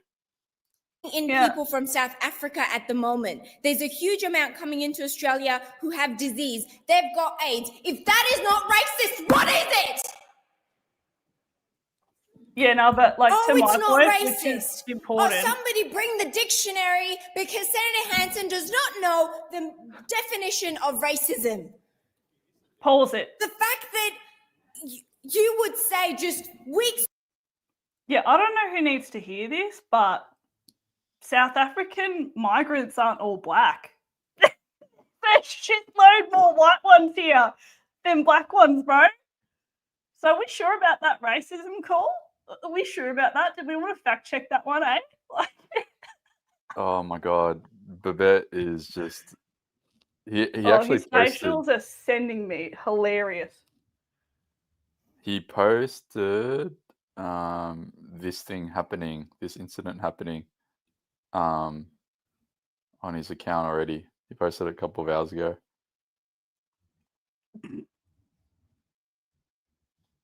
Oh, his facial's a bloody cracker. Legit. All right, we'll keep going. Ago to Senator Faruqi, piss off back to Pakistan. You're not just vindictive, mean, nasty. You bring disgrace to the human race.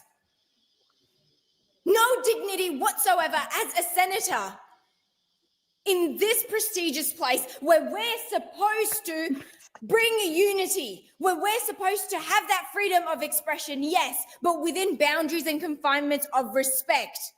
I kept on giving you the benefit of the doubt, Senator Hanson, despite your repetitive attempts to be racist to anyone who does not look like you.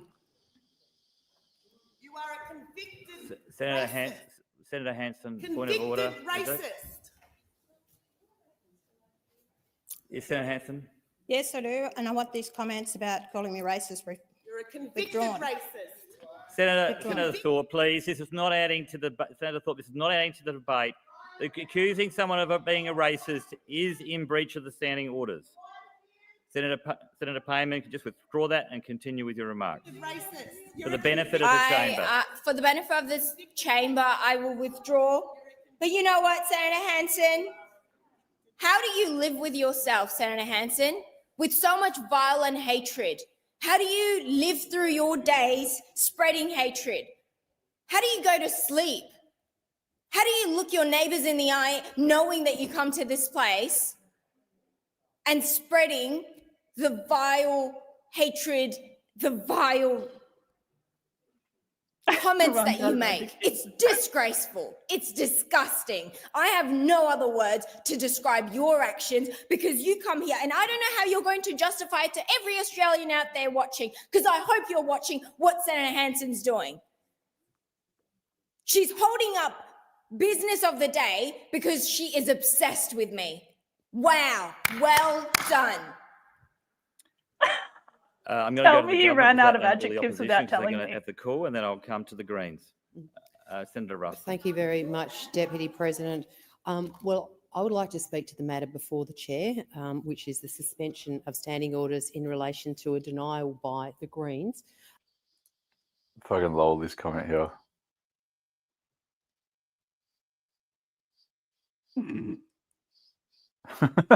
Culture on fire. My Well, look, favorite. I mean, Babs dropped the hard R in a tweet. I think he was trying to have his Donald Trump moment with that, but we don't hard R when we're medium brown, Ralph. Like it doesn't really mesh well. Where's the feral bit? That was all of it. No, by the looks of it. paper. I don't think that made the camera cut from the live, because the guys from Sky News have a freeze frame of it.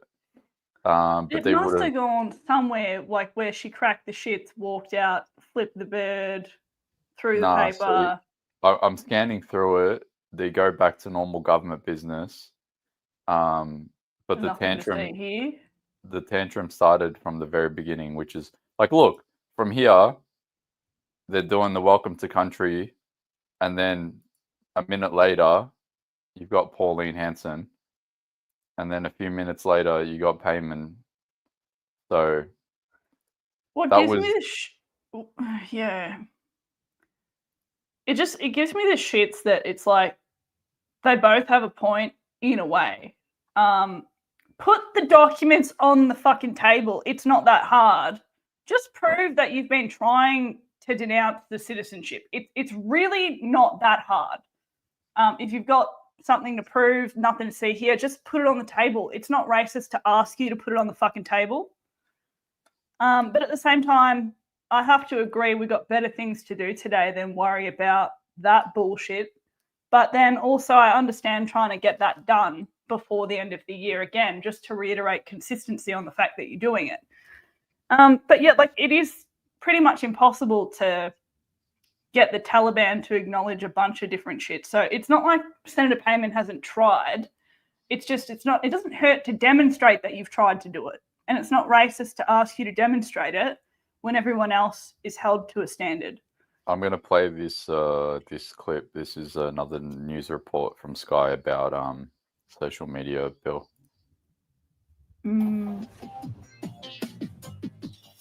Well, parents who have lost children because of social media are calling on politicians to pass the bill to ban under 16s from online platforms before the end of the week. Melbourne dad Wayne Holdsworth lost his 17-year-old son Mac to suicide in October last year. He became the victim of a sextortion scam on social media. In the wake of his son's death, Wayne founded the mental health awareness program and charity Smack Talk, was nominated as the Victorian nominee for Australian of the Year. Wayne joins me now. Wayne, thanks very much. I know this must always be a bit difficult for you. Let's start by talking about your son, Mac. I mean, the absolutely ruthless way in which he was targeted, someone of that age, the vulnerability for a few $100s. It's just awful to read about, and I suppose brings home the very worst of what social media can be. Yeah, absolutely, Tom. I think the word you used there was ruthless. That is a really good summary. We're allowing our children currently to be exposed to predators and terrorists out there, like the person, and I use that in inverted commas, that extorted my son and was one of the reasons why he took his life. And Tom, I've spoken to many parents that have had their son or daughter take their own life, and it's just tragic, and it can be avoided. It certainly can. That's what a lot of campaigners are talking about, avoiding this exposure. It can come in many forms. Obviously, there's this, I mean, you use the word terrorist, and this is someone targeting someone of this age and not caring what happens, including, as you say, a contributor to his tragic suicide, there's the bullying, which normally would stop at the school gate for other kids, that just doesn't stop when it's social media. What would you say to people, and there has been concern around sort of how the government does this, whether it's enforceable, and a few of the politicians who have abstained on this vote, they're not sure about it? Yeah, Tom, I'm in a really privileged position because apart from my full-time work here in basketball, I have now presented to over 10,000 people over 100 different presentations on Smack Talk, which is around suicide prevention. But around about 30% of those are school children. And when I talk about the traps and the tips and tricks around social media, and most of them are under 16, and I posed the question to them at the end, would they support a ban? And you wouldn't believe it, Tom, 90% of those kids will put their hand up because they're looking for some safety as well. And that really surprised me. And so I think if the kids are telling us that they need support, surely us as adults and decision makers and leaders of the community would support that. And that really surprised me, but it doesn't in some ways also, because I think they know that there's predators out there and they're just trying to steer clear of them. And the people that say we shouldn't introduce these, really, they need to do their research. They need to speak to people like me that have lost children because of it. They need to do their research that indicates kids as young as 5 are addicted to violent pornography here in Victoria and Australia, and kids as young as 7 get anorexia because they're body shamed by bullying. That's the stat that they should look at, and they've got opportunity today to fix that. Some of the experience of kids, the first time they see not just a naked body, but pornography, you say at these young age, the normalising of what happens just cannot be healthy. You mentioned as well there when you're talking about or Smack Talk, your charity, and one of the campaigns you've run is Unplug 24, just taking 24 hours to unplug. It strikes me that it's obviously the most important for kids. We're talking about, you know, them forming lifetime habits, but I've got to say, adults as well, it's, you know, hey kids, let's do this together, because we've all had that moment. I've got young kids, and whatever you're doing on your phone, you sort of get distracted. You think there's life out there, and there's so many times you're just stuck there looking at your phone. It doesn't feel normal, but we've sort of slipped into it. Yeah, you're right, Tom. As adults, we really have a significant responsibility to educate our children via demonstrating what are good traits. And you know, we know that kids are online for 4 to 6 hours a night after school, which isn't healthy. Yet you see people at restaurants and cafes, whole families are on their phone. So that campaign, Unplug 24, was on the anniversary of Mac's death. We got 130,000 people that signed up, and many more that didn't, that did abdicate on that day. But the other thing is that next year we're aiming for 1 million people. And it's really just, the purpose is to demonstrate to yourself and to others that you're in control of the social media, and the social media doesn't control you, because I know the platforms and the big tech giants think they're in control of us. Yeah. And that feeling of liberation, you know, you go on holiday, you don't have roaming, and you go to look at your phone for the first 5 times, you think, hang on, I'm not trapped anymore. The other thing you said there around kids having support, I think this is particularly interesting, because a lot of people say kids won't do it, and they don't want to. There are support groups online, and there are support groups on Facebook. The point's been made, they're not exclusive to Facebook. If you're someone in the bush and you're a minority in whatever way it might be, in sexuality, anything, that there are other ways to get support. But what was interesting, hearing Whipper, who's campaigning for this, radio personality Whipper, as he said, kids want it because they want that permission almost to turn off from social media. That at the moment, if someone says, hey, did you see this on Snapchat? They have to say yes. If they're not allowed to be on it, or people can't get access, they can suddenly go, I'm not on it, and that's okay. Yeah, Tom, that's 100% right, and Whipper's 100% right too. And the benefit that I have is that I actually speak to the kids, and even as late as early this week and late last week at colleges, and they come up to me afterwards and indicate that they're being sexually extorted as we speak, and they might be a day or two away from doing something like what Mac did. And so, you know, they talk to me and I give them some advice and look after them. That you know, the schools are really prevalent, are really focused now on trying to educate them. And I know here in Victoria, and definitely in South Australia with the Premier there leading, There are educational programs ready to be rolled out next year around social media, and it couldn't come a day too early, because every night our children potentially are going to be exposed to these reptiles, and we've got to protect them. Hard to think of something more awful being done, isn't it, to children, Wayne? I know it's always difficult, but really appreciate your time today. Thank you. Yeah, and Tom, can I thank you sincerely for your commitment to this cause too? I really appreciate it. Thanks very much. Yeah, Wayne, thank you. Smack Talk as well is his charity, and the campaign has just been run. Go to Smack Talk online if you want to see what that's all about, and as well. First and foremost, condolences to him as a father. That shouldn't happen to anyone. The fact that Wait. What the hell's going on? Is there going to be blackouts in Sydney? What's going on? The New South Wales government is just providing an update. This is on the steps being taken to avoid potential blackouts. They could be happening this afternoon. The issue, the stress on the system exacerbated by a heat wave. The government is actually already asking people, this is what Chris Minns has just said a short time ago, to reduce intense power usage where possible, 3 p.m. to 8 p.m. So obviously the number one there is always going to be air conditioners, but that's what he is already talking about. Let's have a listen live to the Premier. But we are in a transition period, and right now, the reason the lights are on and people can use air conditioning, and we've got an opportunity to explain to people where we're at in terms of the 3 p.m. to 8 p.m. Crunch time, is because solar is producing so much energy for the grid as it currently stands. In the years ahead, with battery technology and a bigger uptake of renewables, that will increase in time. But two things are happening. The climate's changing, and we're obviously in a transition when it comes to energy. We're not just relying on that. Mate, we really are a third world country. Before we were even elected, to reduce as much as possible the volatility in energy production by keeping a major coal-fired power station open longer than the previous government was going to, and that's Eraring. I think that was the right decision given how much capital and investments taking place in the energy I can't production believe this, and man. generation in the state.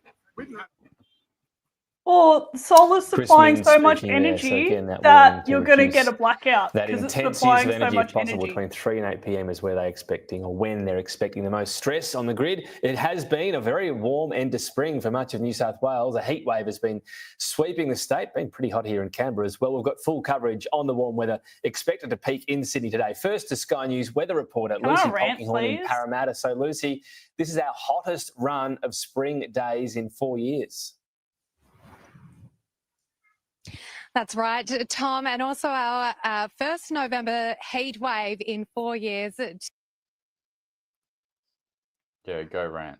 Fucking unbelievable old man weather up in here. Fucking, oh, I hate this government. Anyway, right, Wayne, the father of the kid who offed himself. Condolences. That's not everyone else's problem, right? And his son is not alone. The solution to this problem is to educate kids about what happens.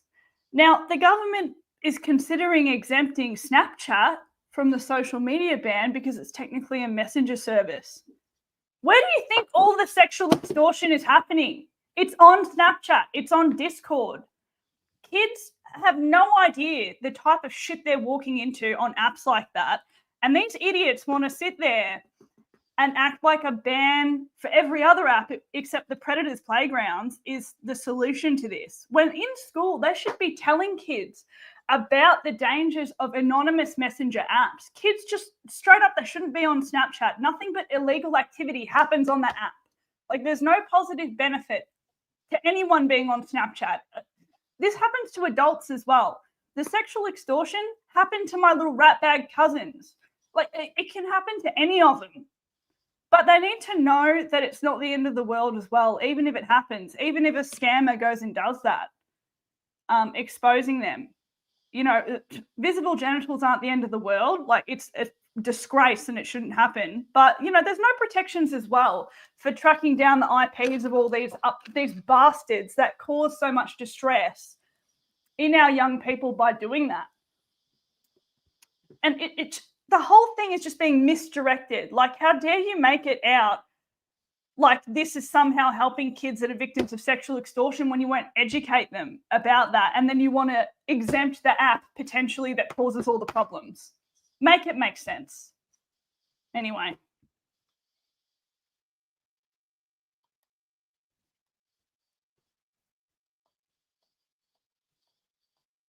What's Jacinta Price up to?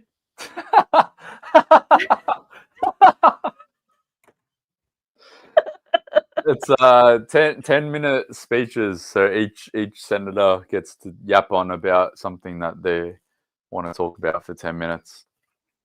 I'll put the volume on to see what she's talking about. Stark contrast to all the virtue signalling that goes on in this place, that goes on around the country.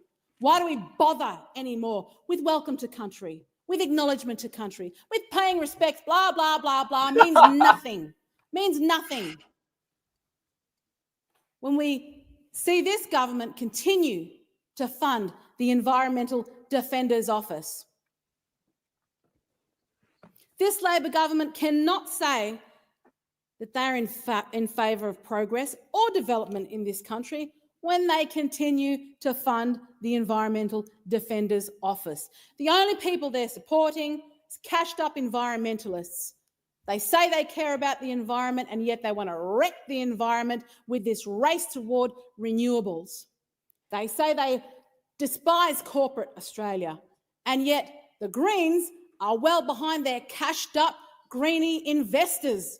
They're going to make a killing out of this government's race toward renewables, an absolute killing while destroying environments at the same time. It's such hypocrisy. It's hypocrisy at its highest. I don't want to hear about claims of racism in this joint when the Greens want to support this racist conduct to allow the exploitation of Indigenous Australians in this country. Senator Tyrrell. Thank you, Deputy President. You know, if you're young at heart, the last thing you want to think about is how you're going to die. None of us will really know, as it's going to be different for every person. I'd like to know that when it's my time, my family will be fully supported after I'm gone. And yet with the advances in I'm modern going to take a little medicine, break. we're I'll be living back in a longer minute. and dying at a much older age than we used to. The result is a growing demand for end-of-life care, essential care for when all else has failed, including the very best of modern medicine. So who is there to look after our end-of-life care when you have a terminal diagnosis, when a person is in terrible pain and a family is struggling to cope? The real shining stars in this are our palliative. I can't listen to this. It's way too depressing. I'm gonna go to the coffee board because I saw some notifications overnight, and I just want to shout everyone out that supported. Let me see if I can find the link. I think I accidentally closed it.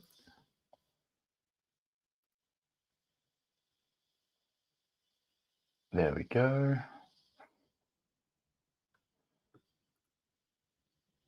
Just share that there. Okay, cool. So if anyone wants to shout us a coffee, there's a link in my bio, and you can leave a message as well, and then I'll read them out throughout the day while we're streaming.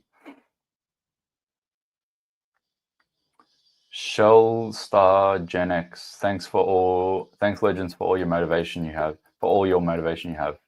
Thank you, Shell and Star.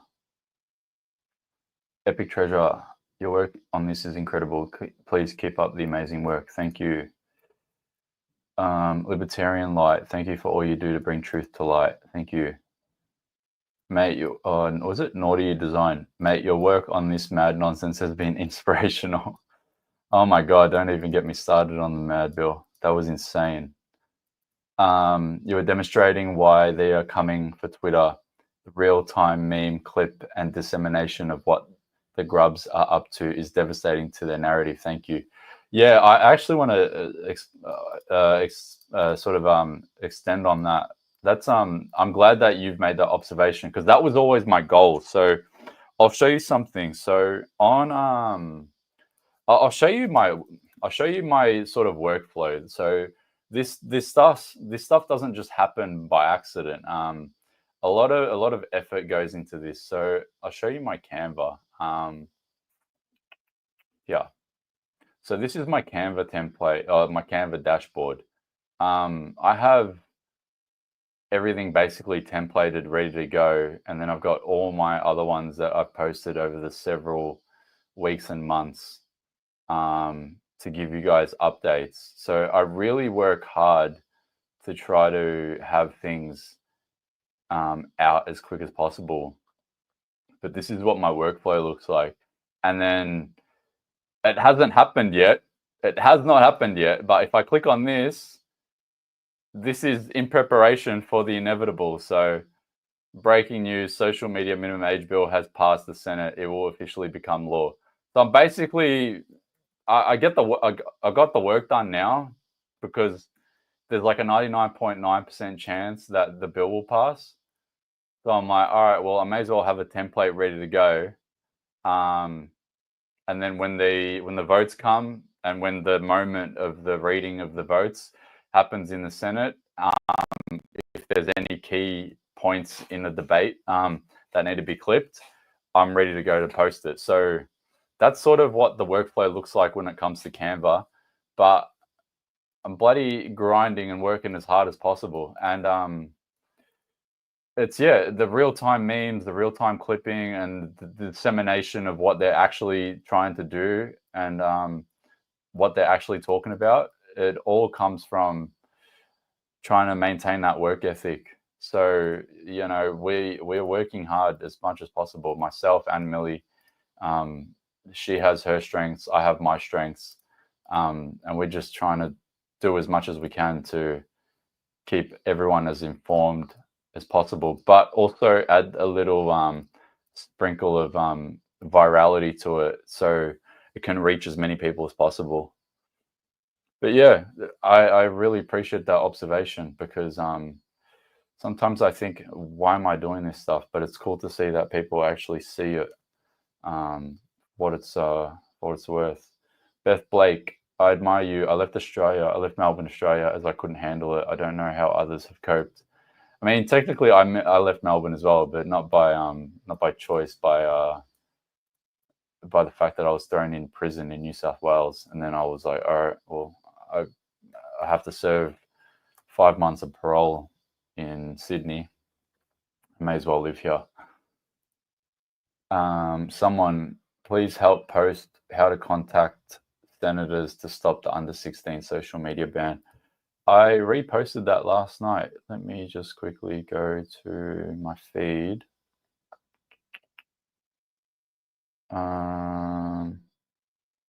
Yeah, I'll repost it again. So I reposted the one from last night, but it's not 12 hours now. It's probably like 3 hours now. So if anyone wants to contact your senators, I've just bumped it back up. We do have some time. We've got, what is it now? 1, 2, 3. We might have 2 hours, maybe 3 hours at most, I'm going to guess, to contact senators. So if you want to contact them still and you haven't done that, just go to the recent post that I just reposted again. Julie, this should not be in the hands of the government. Every parent that has a 16-year-old, under 16-year-old, should be able to have social media turned off by their providers on request of the parent. Absolutely, Julie. Nick, new to this site and greatly appreciate the streams and info, especially how and where to voice my concerns. Email sent. Doing a great job. Thank you, Nick. The Dark Knight, you're awesome. Keep exposing them. Gladly supporting. A coffee. Thank you, Dark Knight. That's my favorite movie. That's like top 3 movies of all time for me. The Dark Knight. Thanks for all your efforts, from Noel. Someone, hi, Australians versus Agenda. Keep up the streams and notifications, especially linking the bill submissions, so that we can write our displeasure to these crooks. I will do my best. I'll do my best. Casey, thanks for all your hard work and dedication to our country in gratitude. Thank you, Casey. Lydia, You're doing amazing work, much appreciated. And I think that's where I caught up from last night. So thank you to everyone that's supported the stream and what we're doing, because it helps us keep on going. A lot of the stuff that we do, basically all of the stuff we do, is actually just volunteer work. I've taken some time off so I can be able to just nail in and focus on this. But you guys supporting us on the back end allows us to be able to keep the ticker going. Otherwise, I'm going to have to go back to work and do this while I'm on like a meal break.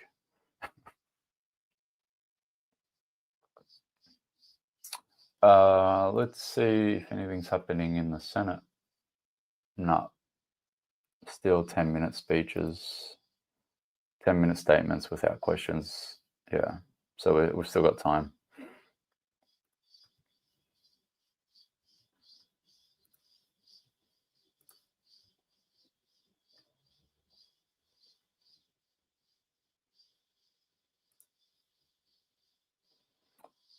Let's see if anything's happening at the moment with regards to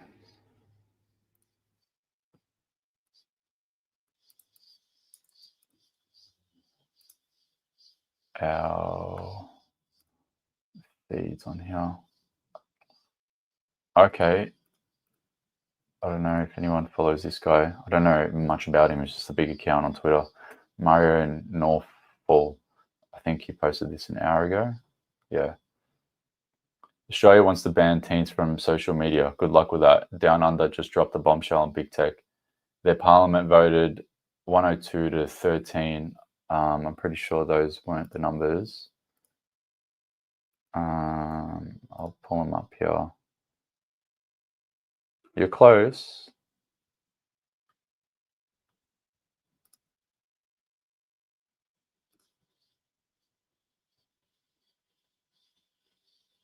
Yeah.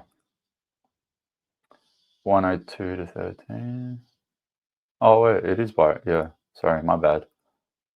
I was thinking of another one. So that was right. So that's the division for that 102 to 13. Back to here. While lawmakers pat themselves on the back, critics point out the obvious: kids will find ways around it. The real kicker: this rushed law might create more problems than it solves, from privacy concerns to social isolation. And the thing about him posting it is that, generally speaking, Elon Musk will tap in and either comment on it or quote tweet it and bump it up, because he likes to help out his fellow friends with big accounts. He doesn't help the small guys like us. Just see. No, Elon Musk hasn't checked in on it just yet.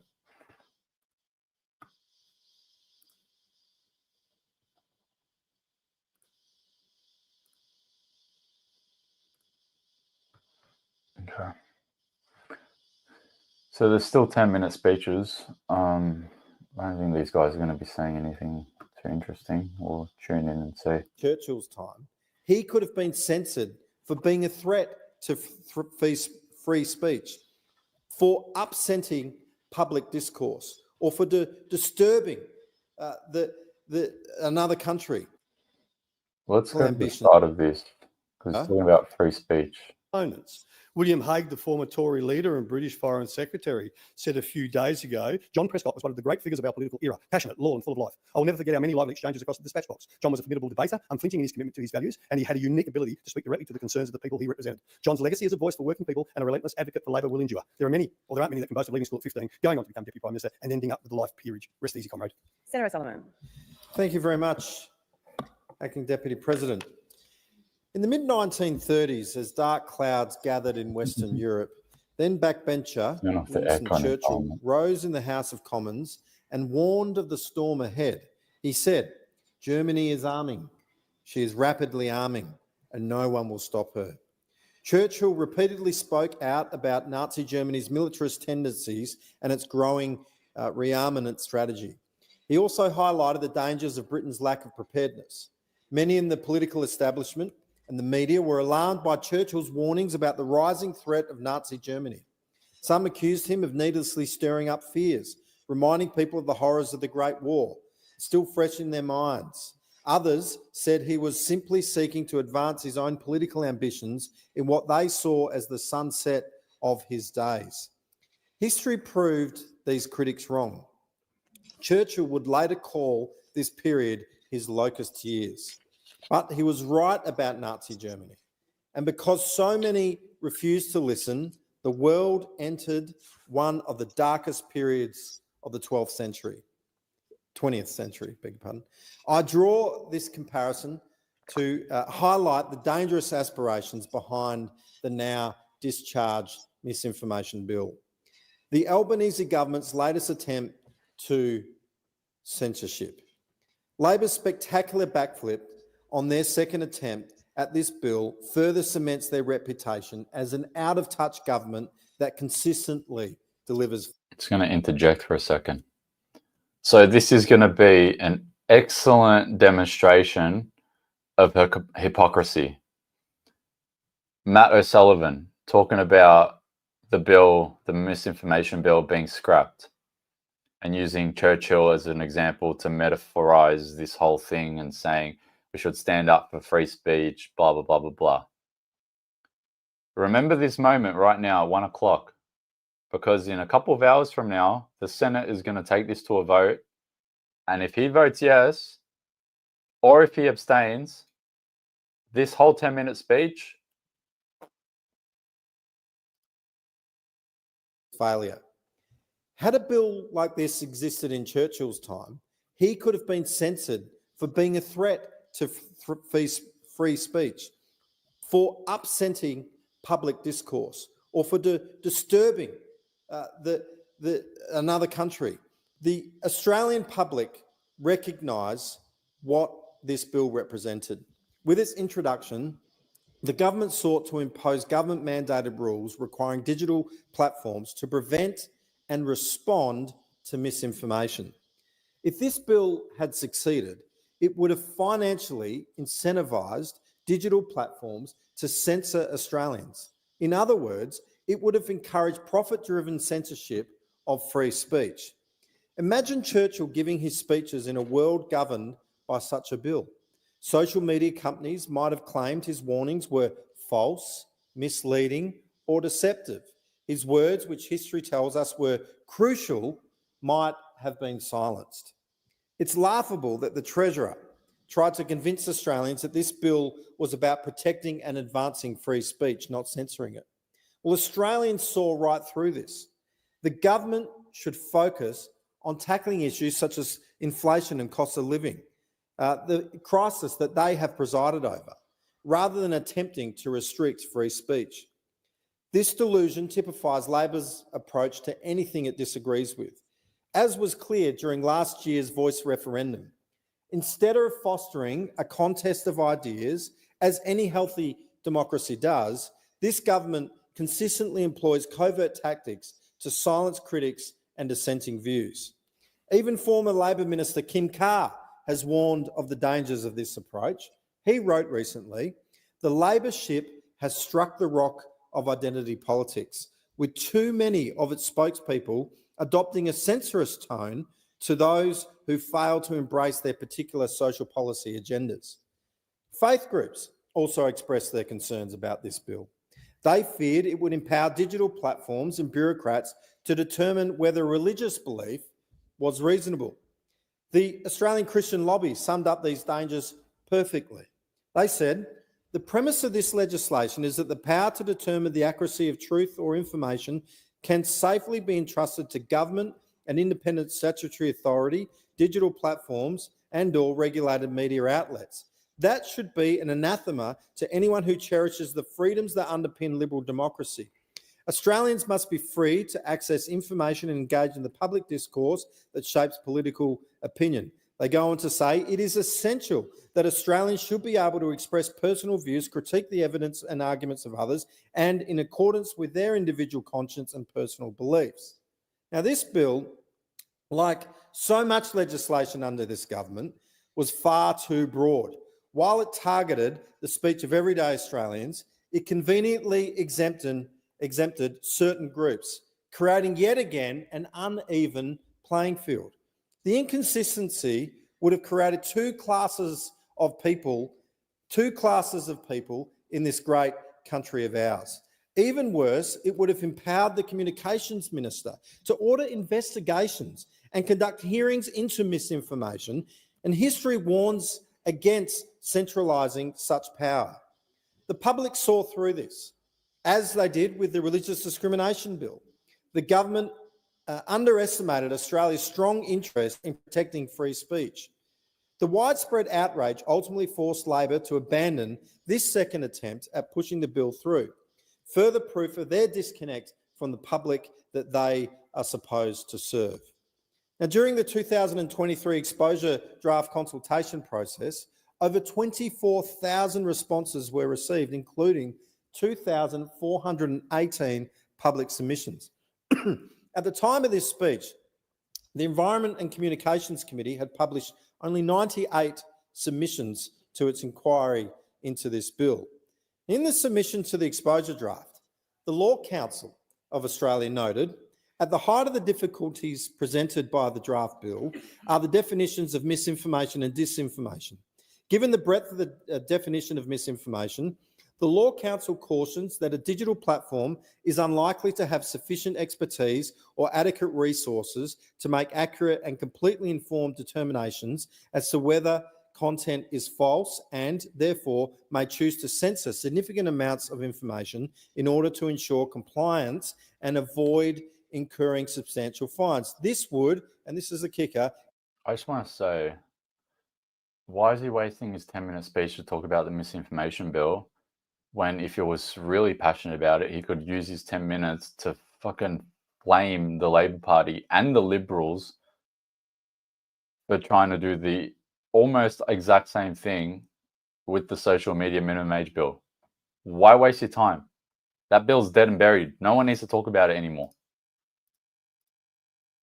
In turn, have a significant impact on freedom of expression.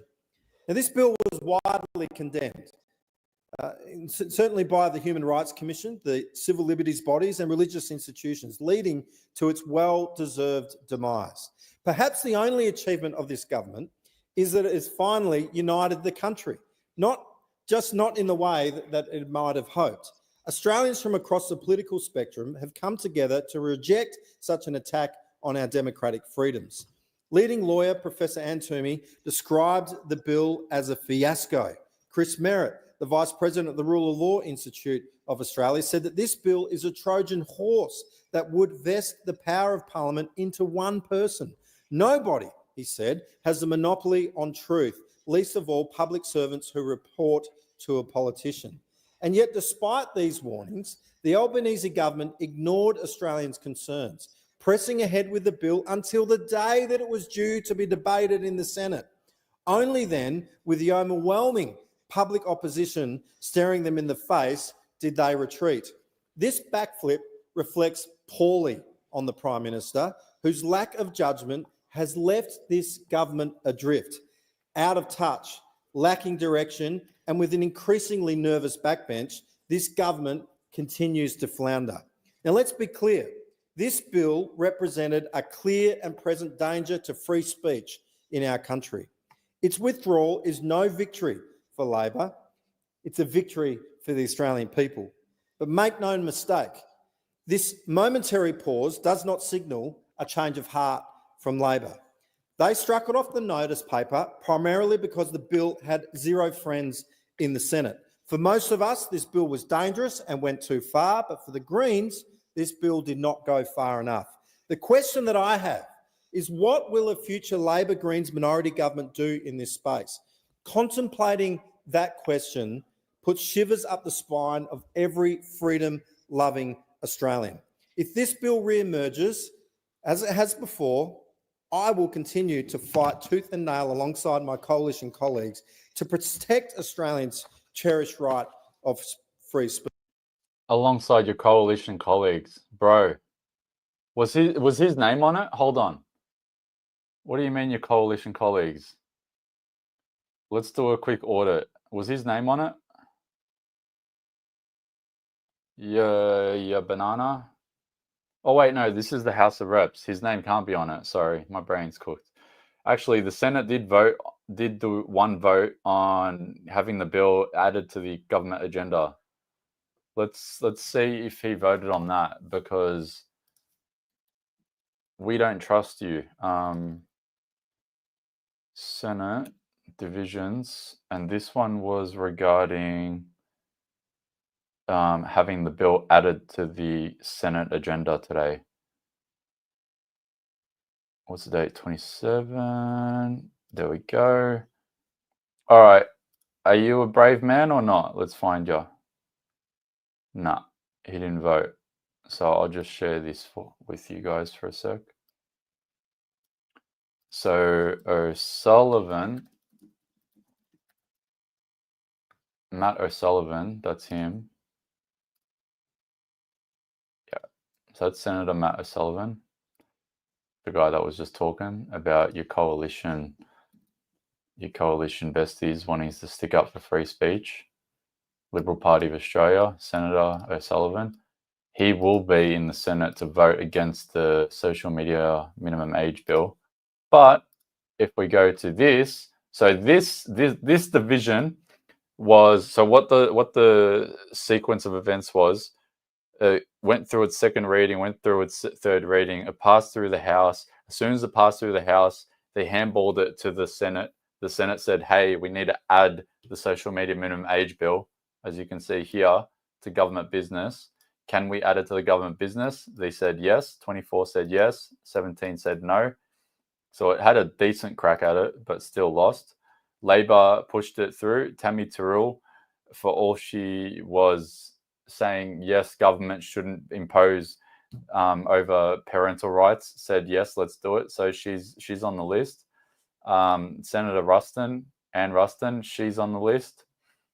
And who was the independent or Nationals? Bridget McKenzie. So Bridget McKenzie, Ann Ruston, Tammy Terrell, out of here. They wanted it to be added to the government agenda. So now it's added to the government agenda. But the point that I'm trying to make, Matt O'Sullivan, you're talking, but where are you? The only ones that we really want to sort of nurture and say good on you is Babette, Alex Antic, absolute legend. He's stuck staunch the whole way through. Pauline Hanson, Malcolm Roberts, Rennick, and Pocock. You know, whatever Pocock. Sometimes let's examine that list. Just shit. Oh, you're back. Yes, I examine the rest of that list because it might indicate how everyone's voting, who's further up on the no. Right. The Greens are going to vote no by the looks of it. And then it'll probably be a mirror reflection of this. What I want to know is if how many Liberal Party members are going to stack the numbers here. That's what I want to know.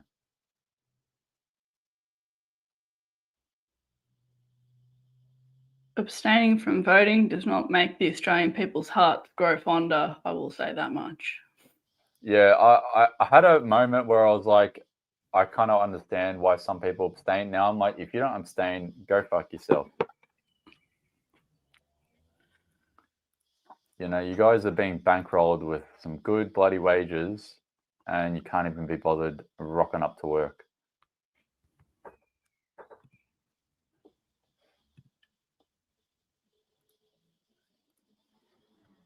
Let's finish his speech and then you can yap after that. Let me just move this here. Speech. This is not just about politics. It's about defending the freedoms that underpin our democracy. Many of our forebears gave their lives for these freedoms. They are not privileges granted by government. They are the rights that belong to every Australian. Mr. Albanese must promise Australians that they will never again try to censor free speech. Free speech is not negotiable. It is essential to our democracy and must be protected at all costs. Thank you. Senator Hanson. Thank you very much. Well, look, I rise today to inform the Australian people about a very important matter, and I hope people will listen to what I have to say. The government, the Albanese Labor government, is going to be introducing the Electoral Legislation Amendment, Electoral Reform Bill of 2024. Now, this has only just been brought to my attention, and I've had a meeting with the Minister with regards to this, and he was explaining to me what it means. Now, most of you know that I actually formed my own political party in 1997.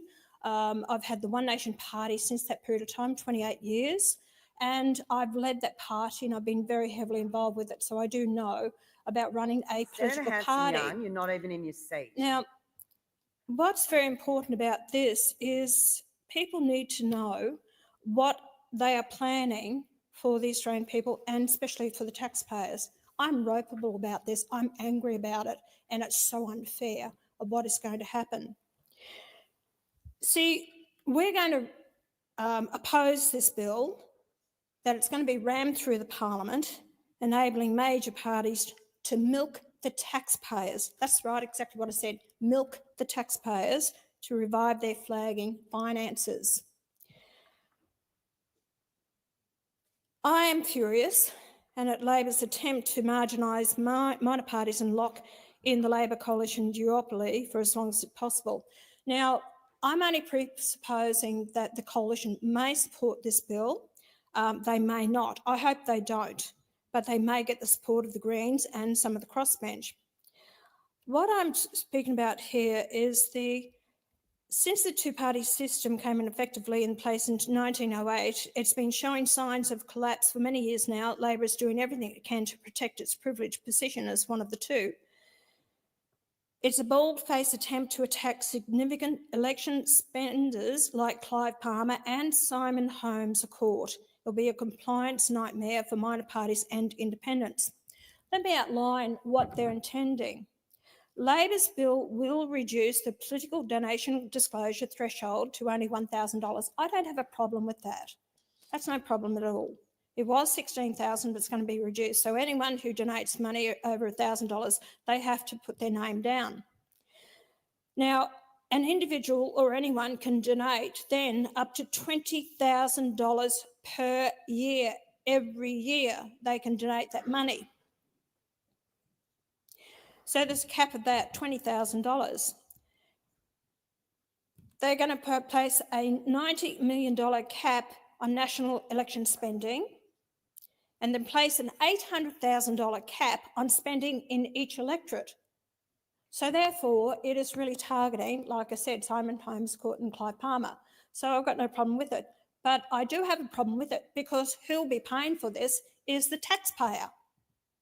Because these are receipts that they put in so they can spend all this money. So at the end of the day, the taxpayer will be paying for it because each vote a political party gets, they get $5 per vote. So the taxpayer's going to pay for this. Go for your hardest, get your donations. But when I asked Senator Farrell about it, is he going to rein in the unions? Because the unions backdoor as a third party to fund the Labor Party through the unions. No, they're cut out. You said you're actually going to stop union donations, which can be to the millions of dollars. But I've worked it out. All they've got to do is give the individual donations from the unions to the political parties of $20,000 each per year. So just pick some members out of the unions to give the donations. The Greens get their donations as well from all their organisations that donate the money as well. And I said, my argument was, why can't they? What I'm saying here, the biggest point is that each elected member of parliament is going to get paid $30,000 taxpayers' money, compliance costs, and every senator $15,000 per year. They took back compliance costs. Well, let me tell you, small businesses and farmers They have to pay GST or collect GST quarterly business activity statements, employment law, union delegate training, superannuation, retrenchment payments, climate reporting, supply chain, emissions reductions, gender reporting, gender workplace equality agency, and Indigenous relations reconciliation plans. Where is their compliance costs? What money do they get from the government? No, you're feathering your own bloody nest, and this is why people Senator are fed up with Hanson, the your major... time has expired. Senator Hanson-Young. Thank you, Madam Acting Deputy President. Well, we're in the midst of the 16 days of activism against gender-based violence, and when you look around the state of the country and indeed the world when it comes to the treatment of women, the attitudes towards women and girls, you could be forgiven for thinking that things are not looking very good. We know, of course, that the election of Donald Trump in the United States has been hailed by misogynistic bros as a win for men against women. Disgusting and a real shame. And the phrase, "your body, my choice," being plastered across the internet, slipped into women's feeds from men that are antagonising them, harassing them, and vilifying them. Plastered across photos and memes from men online who want to send a message to women and the rest of the community that the rights of women are on the line. And when the election of a president who has been found to have harassed and assaulted women, who has boasted about his treatment of women, who has actively led to the stripping of the rights of women when it comes to decisions about their own bodies, you can understand why women, not just in America, but around the rest of the world, are horrified. And when you talk to young women here in Australia, I've got a 17-year-old daughter, and her peers are shaken by what they are seeing and the attitudes they are hearing about women. Okay, I'm back.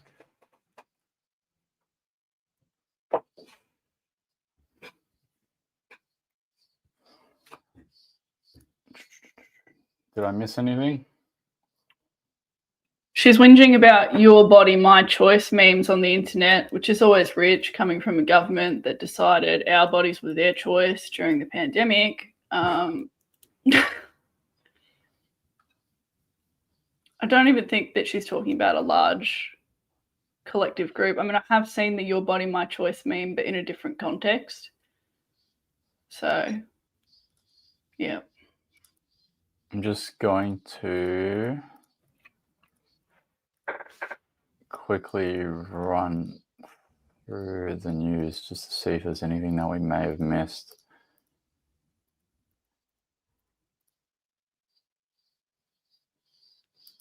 Apparently Kamala Harris did something.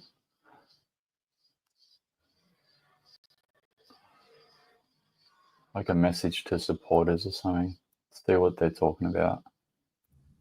Alison, thank you. Vice President Kamala Harris has posted a message to her supporters on the Democratic Party's X account. Kamala Harris flew to Hawaii after losing the election to Donald Trump before returning to the Bay Area to spend Thanksgiving with her family. In the short video, Kamala Harris reminded her supporters their power and purpose remains the same as it was before the election. I just have to remind you, don't you ever let anybody... She looks drunk. What the hell's going on there? I'd be drunk with that level of embarrassment, but anyway. Jesus Christ, she looks worse than Nancy Pelosi. Take your power from you. You have the same power that you did before November 5th. And you have the same purpose that you did. And you have the same ability to engage and inspire. So don't ever let anybody or any circumstance take your power from you. About to take you to National Press Club Live. Just alerting you to that breaking news. We'll have more on this through the afternoon, but the police officer accused of manslaughter has been found guilty of that charge. This is to do with the tasering of that 95-year-old grandmother, Claire Nowlan, that case that did shock much of the nation. So that verdict has happened. We'll have more later on in the afternoon. First of all, we're taking you live to Canberra. ABC Chair Kim Williams is addressing the National Press Club. Now, I don't think he meant to make a pun then, but he did.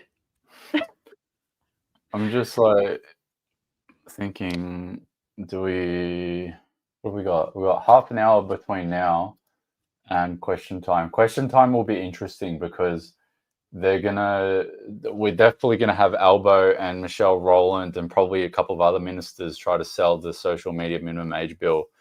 So that'll be interesting. That happens in half an hour. But between now and then, I mean, the only thing that I can really do is just encourage everyone to try to hassle every single person that's in the Senate with a phone call, with an email. If you live close to their electorate office, go to them and just meet them personally, not the senator, but the staffers at least, and try to get into their ears and heads. But yeah, we've got maybe a couple of hours to really hammer this home as best as we can. I'll go back to the Senate because that's probably the only thing that's actually having anything of interest happen at the moment. In the House of Representatives, they're doing the help to buy bill now. So yeah, I'll go back to the Senate and we'll see what Purple Rain here has to say.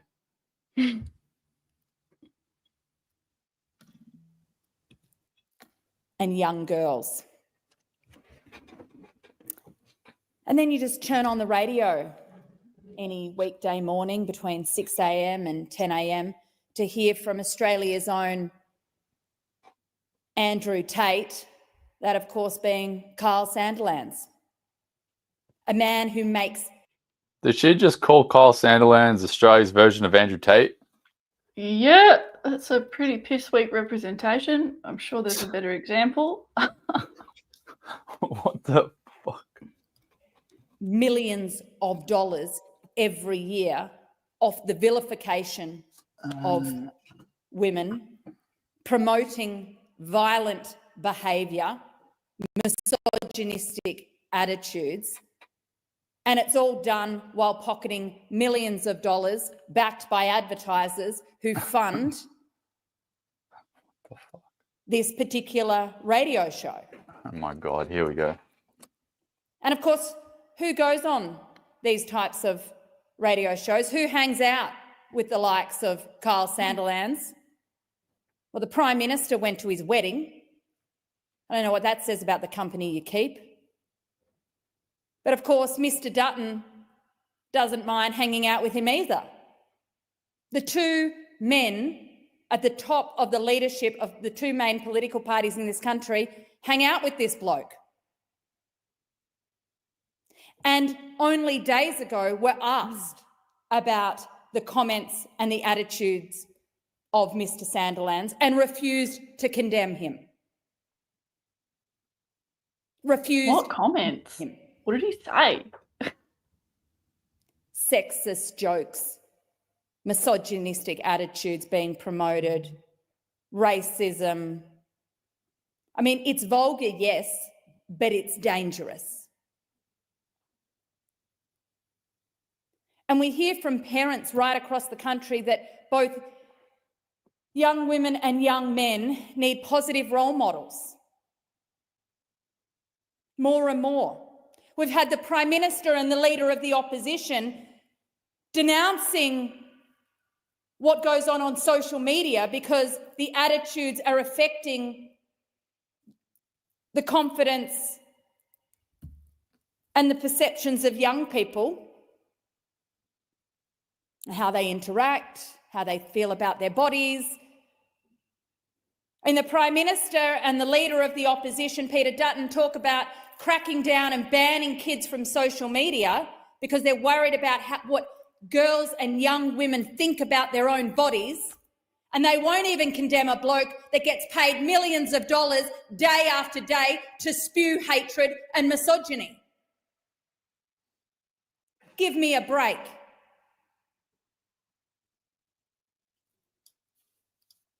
Am I watching Sarah Hanson Young or Julia Gillard? Yeah, it's like they keep trying to do budget reiterations of her feminist rant, and an even shitter job emerges every time. Like, quote the bloke. It is as your- time for Australian politicians to show and to lead and to do what they say.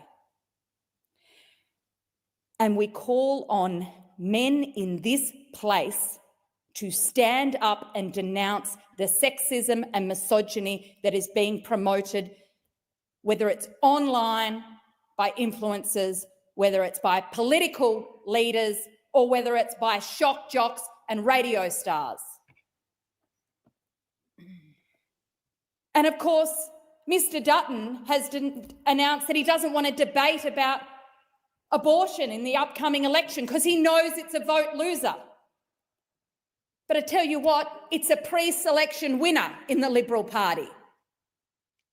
You can win pre-selection by being anti-women and anti-choice, but Peter Dutton doesn't want you to talk about it because he knows it's a vote loser. Bullshit. You can't have it both ways, Mr. Dutton. And this is the problem that Australia is facing right now as we hurtle towards the next federal election, because Mr. Dutton has made it very clear that he is going to take his policy cues and his campaign inspiration from Mr. Donald Trump. Good. We've got members of both his front bench and his back bench already chomping at the bit to follow in the Trumpian footsteps. Do and that. Women's rights will be on the chopping block. Make no mistake. That's a lie. That is a lie.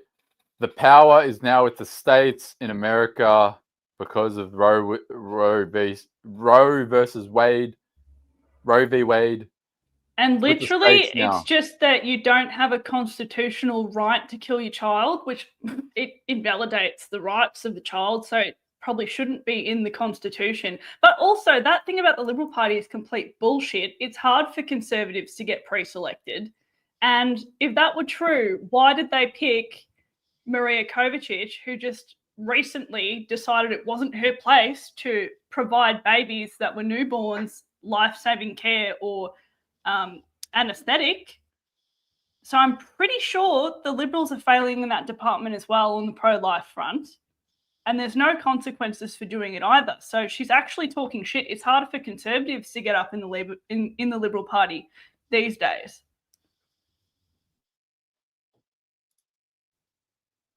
In my home state of South Australia, we have Senator Antic,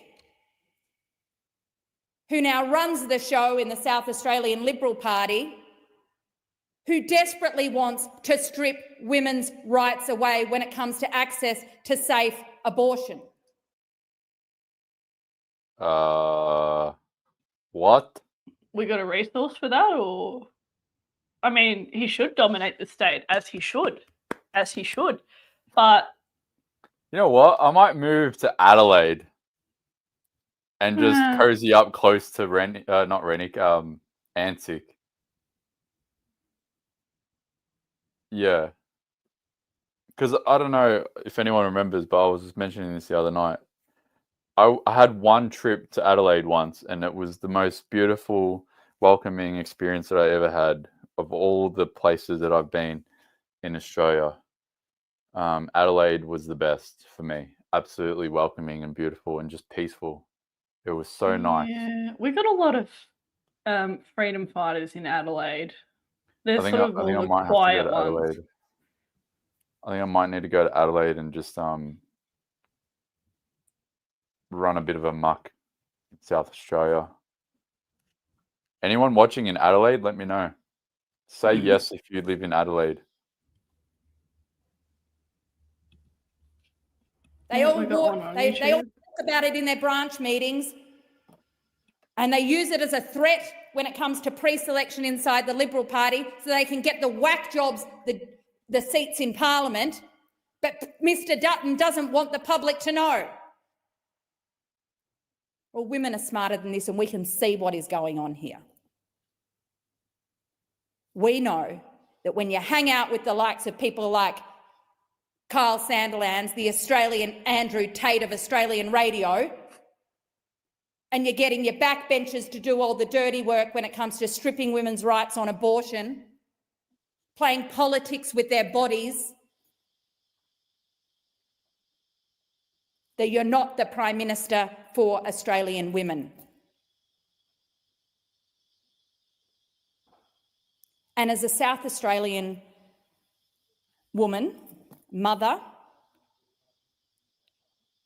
I am just horrified that so much of this is being pushed and given a licence by Liberal Party members, senators and MPs from South Australia. And if South Australians really knew just the dirty tricks and the nasty things that the Liberal Party want to do and are trying to do under the radar at the behest of Mr Dutton, they would be shocked. Yeah, I don't feel like bringing up having kids is the time. Because it doesn't matter how much Mr Dutton wants to bury and cover up the real agenda, the Trumpian policies of his party and the Liberal whack jobs, the National Party crazies, the hardcore rump of the coalition. Doesn't matter how much he wants to paper over it, they are desperate to compete for airtime, desperate to be liked by each other, and the Australian public and the South Australian public will see them for what they are. Mr Dutton might not want abortion on the agenda, but women certainly want certainty and they want to keep their Hanson-Young, choice. the time's expired. Senator Rennick. Thank you, Acting Madam Deputy President. Earlier this week, the Senate didn't vote down the misinformation bill.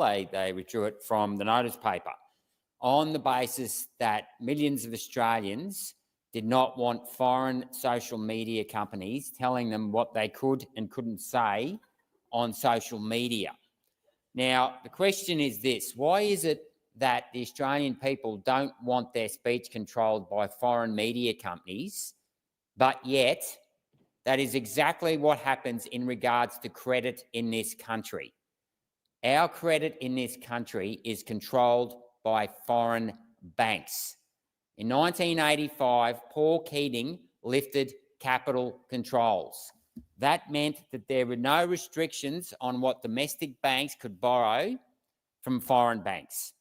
And we saw the level of foreign debt held by the four domestic banks here in Australia rise from $8 billion to $800 billion.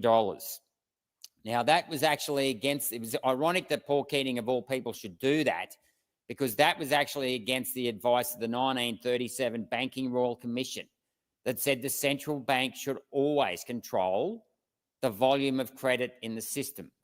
Now, one of the things I hear quite often from people in this chamber and other politicians is that we've always relied on foreign debt.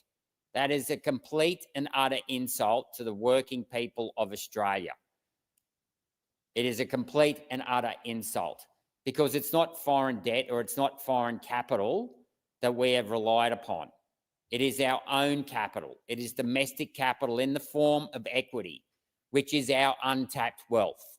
And every time that a bank, domestic bank, goes out and borrows foreign dollars, and it's on the 144A bond market, they'll go out to the Euro bond market, and they'll go out and they'll borrow US dollars in the main. They'll get some bonds based in euros, but the biggest market in the world, of course, is a paper market. And that, of course, is the US Treasury bond market. All of that money comes off the printing press. And I asked the question to the Minister for Finance last week, why won't we create an infrastructure bank in this country whereby we issue equity instead of debt? We have got to stop issuing bonds to foreign investors. We are a sovereign country. Now, companies, when they raise capital, they don't always go out and issue debt. They can issue shares. We see it quite often here in Australia on the stock market. Mining companies will go out and they'll issue new equity to start a new mining project. Why, as a federal government, don't we do that? We should, because we are a sovereign country that has title over all the untapped wealth in this country. Now, people will say, oh, you can't print money out of thin air. That's a complete and utter oxymoronic statement. All money comes out of thin air. The question isn't whether or not you issue new credit. The question is what you secure that credit against. And responsible management of credit is you issuing credit against an asset, against a debit, against an asset that is going to produce recurring revenue to pay down the debt or control title, and that recurring revenue then pays for the costs of schools and hospitals. And that title on a balance sheet is known as equity. And that is what our founding forefathers built in this country. It is what our veterans fought for, is title over this country. So I urge people today to stop and reflect. If you don't want foreign social media companies controlling the free speech in this country, why are you so relaxed and happy to allow foreign banks to control the level of debt in this country? Because if you think you're being... I just want to pause that for a second because the post has just come up on my feed. I'll share it here. So the Law Council of Australia has said that they have written to a number of senators raising a set of key concerns in relation to the Online Safety Amendment, Social Media Minimum Age Bill 2024. A copy of the Law Council's letter can be found on our website. So I'll open that up. And then also, that was quote tweeted by Lorraine Finlay, the Human Rights Commissioner. And she said, concerns raised by the Law Council about the social media ban include potential privacy risks, unintended consequences for the human rights of young people, and the risk of constitutional challenge. In their view, the rushed approach to pass this bill is not justified. I agree. We'll give that a repost if anyone wants to check it out. And I'll go to their post here. So this is from the Law Council of Australia. So it says, given the significant limitations of the inquiry and scrutiny process in relation to the Online Safety Amendment, Social Media Minimum Age Bill 2024, including providing the only 1 day for the preparation of submissions, which is highly concerning, the Law Council was not in a position to provide a formal submission to the inquiry of the Senate Environment and Communications Legislation Committee's process. However, the Law Council has written to a number of senators across the parties outlining a set of key preliminary concerns that we have identified in relation to the bill. An example of these letters is provided below. The Law Council's concerns relate to the lawmaking process, including reliance on subsequent rules, the broad scope of social media platforms currently captured, the potential overcollection of personal information and related privacy issues, the proposed penalties, and the potential impact of the human rights of young people.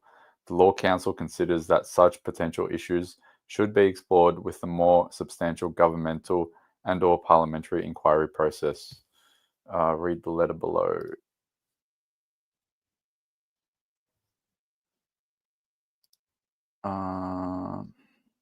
Point 4 is where the juice is. I've just gone through it. So they've dropped the constitutional problem. So if you just click download the letter, yeah. Are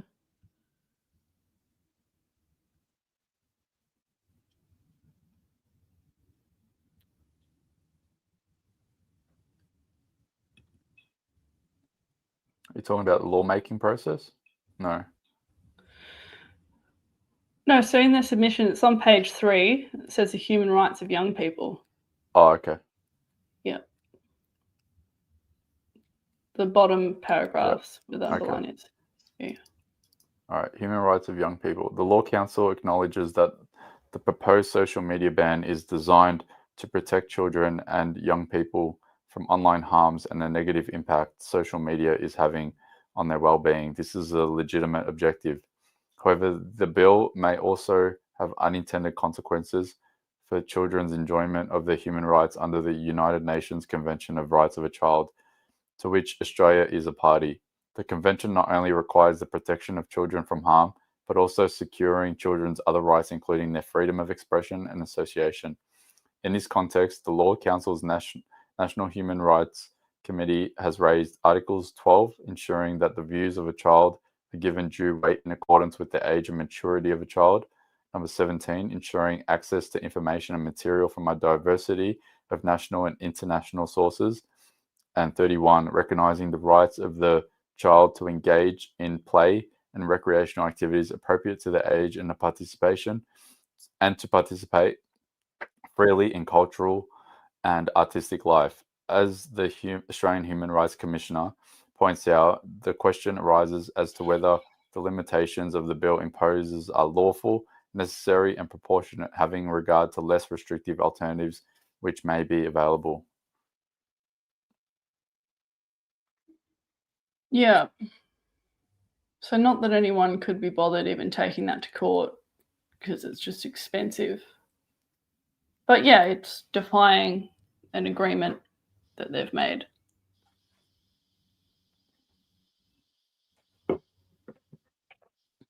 You know what? Elon should take him to court over that. That'd be cute. We can't afford to bankroll it, bro. He probably will. That's the thing. If we ask him nicely.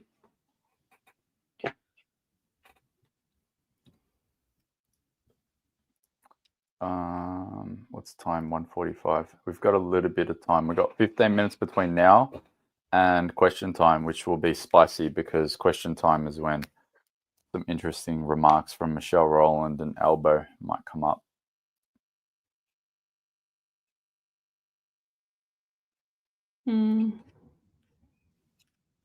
Okay, debt is the greatest instrument control of all. And when Paul Keating lifted capital controls in 1985, it was a slap in the face to one of those authors of the 1937 Banking Royal Commission, a future Labor Prime Minister by the name of Ben Chifley. It is up to the central bank to control the volume of credit in this system, not foreign banks. Senator Chisholm. Thanks, Acting Deputy President. Improving road safety is a key priority of the Albanese government.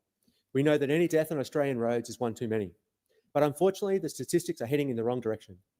Since 2020, there has been a persistent increase in deaths and serious injuries on our roads. The recent Road Deaths Australia Bulletin, released by the Bureau of Infrastructure and Transport Research Economics, shows that during the 12 months ending September 24, there were 1,288 road deaths. This is an increase of 5.6% from the same period just a year earlier. But we can't just view these deaths as a statistic. Each casualty is the life of a parent, a child, a loved one, a friend taken too soon. And each loss creates a wave of suffering and grief that doesn't just engulf families, but often entire communities as well. Our government is committed to zero deaths and serious injuries on our roads by 2050. Through the National Road Safety Strategy, underpinned by the National Road Safety Action Plan, we're focused on prioritising areas where the Commonwealth can add the most value. As we head towards the end of the year and things in here, a few actions today, everyone's a bit tired, everyone's a bit stressed, it's all getting a bit there as we head to the finish line. I've had the great luck of having my son down here doing some work experience for a few days, sitting just to my right down here, Lachlan Cadell. And I want to go through some of the stresses we're going. We've been talking about social media, we've been talking about stress of youth. I want to talk about the people who've just done their HSC. They're sitting here, they're waiting for their results. And this is a really interesting part of life. And every time I see in the UK, when we get to this, where we're waiting on it, Jeremy Clarkson puts out something. Jeremy Clarkson, a multi-millionaire who from the outside seems to have a very good life, that he got 1 C and 2 U's, which is, I think, incomplete or unsuccessful in his A-levels. What happens in your HSC doesn't define you. You'll be tested again and again and again through life. The moments you're having now, all of the people out there who've just done their HSC or their VCE or their equivalents, enjoy them. Enjoy this time that you have after your exams, before you join the workforce, before you get a trade, before you go into further study, because they are the best times of your life. You have all of the fun of youth, all the abilities of potential, and I know things can get you down. I know you'll be worried about that envelope coming, about that email coming and saying what you can do in the future. I know I am worried about what that email will say in the future. But this is a great time in life. So, yeah, wait, text message, there you go. But you are so much more than that message. Everything you do in life, every day you're faced with a new decision to make you a lot better, to make better decisions, to be better people, to do these things. And remember, no matter what happens in life, the people that care for you will always be there. If things are too tough, call them. If things are rough, pick up the phone. If you're feeling horrible, pick up and talk to a friend, because you don't deserve to go life alone. You always deserve to be supported. Expired. Senator Ciccone. Yeah, here, and I do like to welcome Ross's son. Good to see you spending your schoolies here at Parliament House. Now, Acting Deputy President, Black Friday deals are in full swing, but this time of the year also serves as an important reminder for all of us. Like many online retailers, when we click on an item, the checkout and the delivery process of Western Australia, we Senator must Cox, act your now time's in the children expired. of the... Senator Sharma. Thank you. I was intrigued to read in the Sydney Morning Herald earlier this month an interview that Peter Fitzsimmons, he of the bandana, did with... sit in this parliament under Secretary doing the right thing. And it's because of practices like Amazon's that Labor has had to crack down on multinational tax avoidance, and why our same job, same pay laws and minimum standards for gig economy workers are so badly needed. The Coalition voted against our workers' protection, and they will unwind them if they win the next election, allowing companies like Amazon to continue exploiting their workers, and that is just unbelievable. Congratulations to the TW and SDR on continuing the action to make workplaces safe for Senator Amazon Bilyk, workers. your time's expired. Senator Hanson. Thank you very much. This afternoon, we will vote on a matter that strikes at the heart of our democracy, the urgent investigation into Senator Payman's eligibility to sit in this parliament under Section 44. Australians deserve to know that every member of this chamber is eligible under the Constitution, no exceptions. Senator Payman's situation, through you, Chair, raises serious concerns. If she had been elected during the citizenship crisis of 2016-17, there is no doubt her case would have been referred to the High Court to review. Yet now, there are efforts to avoid the same scrutiny. Instead of addressing these questions head-on, Senator Payman, through you, Chair, is weaponising accusations of racism to divert attention and silence legitimate concerns. Australians are sick of this behaviour. It is an insult to the principles. Sorry, Pauline. Sorry to interrupt you, but I just want to see what Albo was talking about in the House of Reps. I think it might just be about that housing bill. But whenever Albo talks, we need to listen. Not for good reasons, though. Your time is concluded. No, you're not. So resume your seat. It goes side to side. I would have thought after the years you would realise debate goes either side. You may get the call, but it is now this side's call, and the Prime Minister now has the call. Thanks, Mr. Speaker. Well, this is a good day in the People's House, and it's a good day for people looking to buy a house. Today, our government delivers on a commitment that I put at the centre of my campaign launch in Perth back in May 2022. It's taken some time to get agreement through this House and through the Senate. But what we have done is make sure that today this becomes policy of the nation. And the name of this policy, the name of the bill, tells you everything you need to know. Help to buy. But those opposite don't want to help people, and they certainly don't want people to buy their own home. New help for 10,000 aspiring homeowners every year, and a new road to home ownership for hard-working Australians. Mr. Speaker, we've held to this policy in the face of reckless obstructionism and rank opportunism. We've persevered, even when we were told there was no chance to get through this parliament. We've stood our ground because we care about helping more Australians know the security of a roof over their head, because our Labor government supports the aspiration of home ownership, and we want to bring that dream in reach of more Australians. And that's what this bill's about. A circuit breaker for Australians who've done all the right things. They've worked hard, they've made sacrifices, saved up as best they can. But they can't save for a 20% deposit and pay rent at the same time. They just can't get their foot in the door. And what we've done to support renters, of course, is to provide, first government in 30 years, to boost rent assistance not once, but 2 years in a row. We've worked with the states and territories to strengthen renters' rights, but we don't think everyone should have to rent forever. We don't think you should have to settle for paying off someone else's mortgage when you could be settling on a home of your own. And that's why we're stepping up and helping out. Our Help to Buy plan will put in 30% of the purchase price of an existing home and 40% of the purchase price of a new home. That cuts your deposit to as little as 2%. That means you pay less upfront, you have a smaller mortgage, and your monthly repayments are smaller too. We're doing this because we know that a home of your own is more than a place to live. It's about security and opportunity, stability and a sense of connection to your local community. It's a foundation on which you can build a good life for yourself and your family. And that's why this legislation is just one vital part of our $32 billion Homes for Australia plan. All of it driving our ambitious target of building 1.2 million new homes by the end of the decade. Because we know that the key is, of course, supply. That's why we're also training more tradies through free TAFE, also opposed by those opposite. Building more social housing, building more public housing, more private rentals through our Build to Rent scheme, which we hope to see pass this parliament this week as well. More crisis accommodation for women and children fleeing domestic violence, opposed by those opposite as well, and delayed by the Senate through the Housing Australia Future Fund. We're working with state and territory and local governments across Australia to cut red tape, speed up approvals, and unlock more land for construction, and build more homes where people want to live, close to family, jobs, services, and public transport. These are the practical and positive messages you get from a Labor government. There's something else all those measures have in common.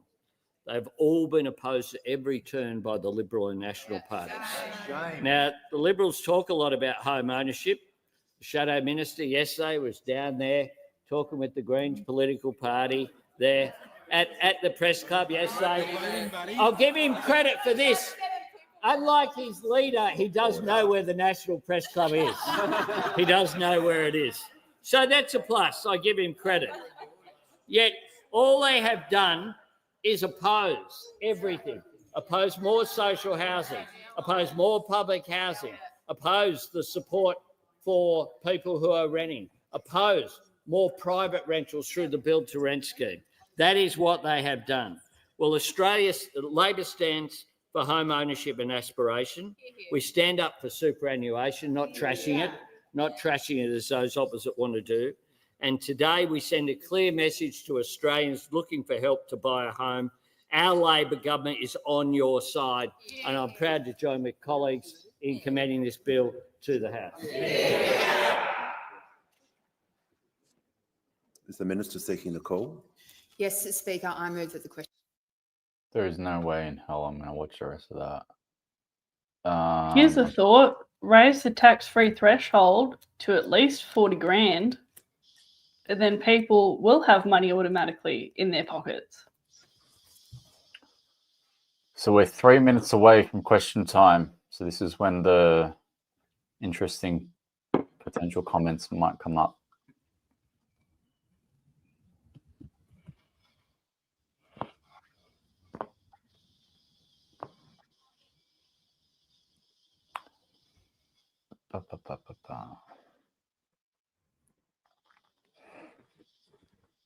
Let's see if there's anything that I may have missed, either from the news or from the Senate. Yeah, be right back.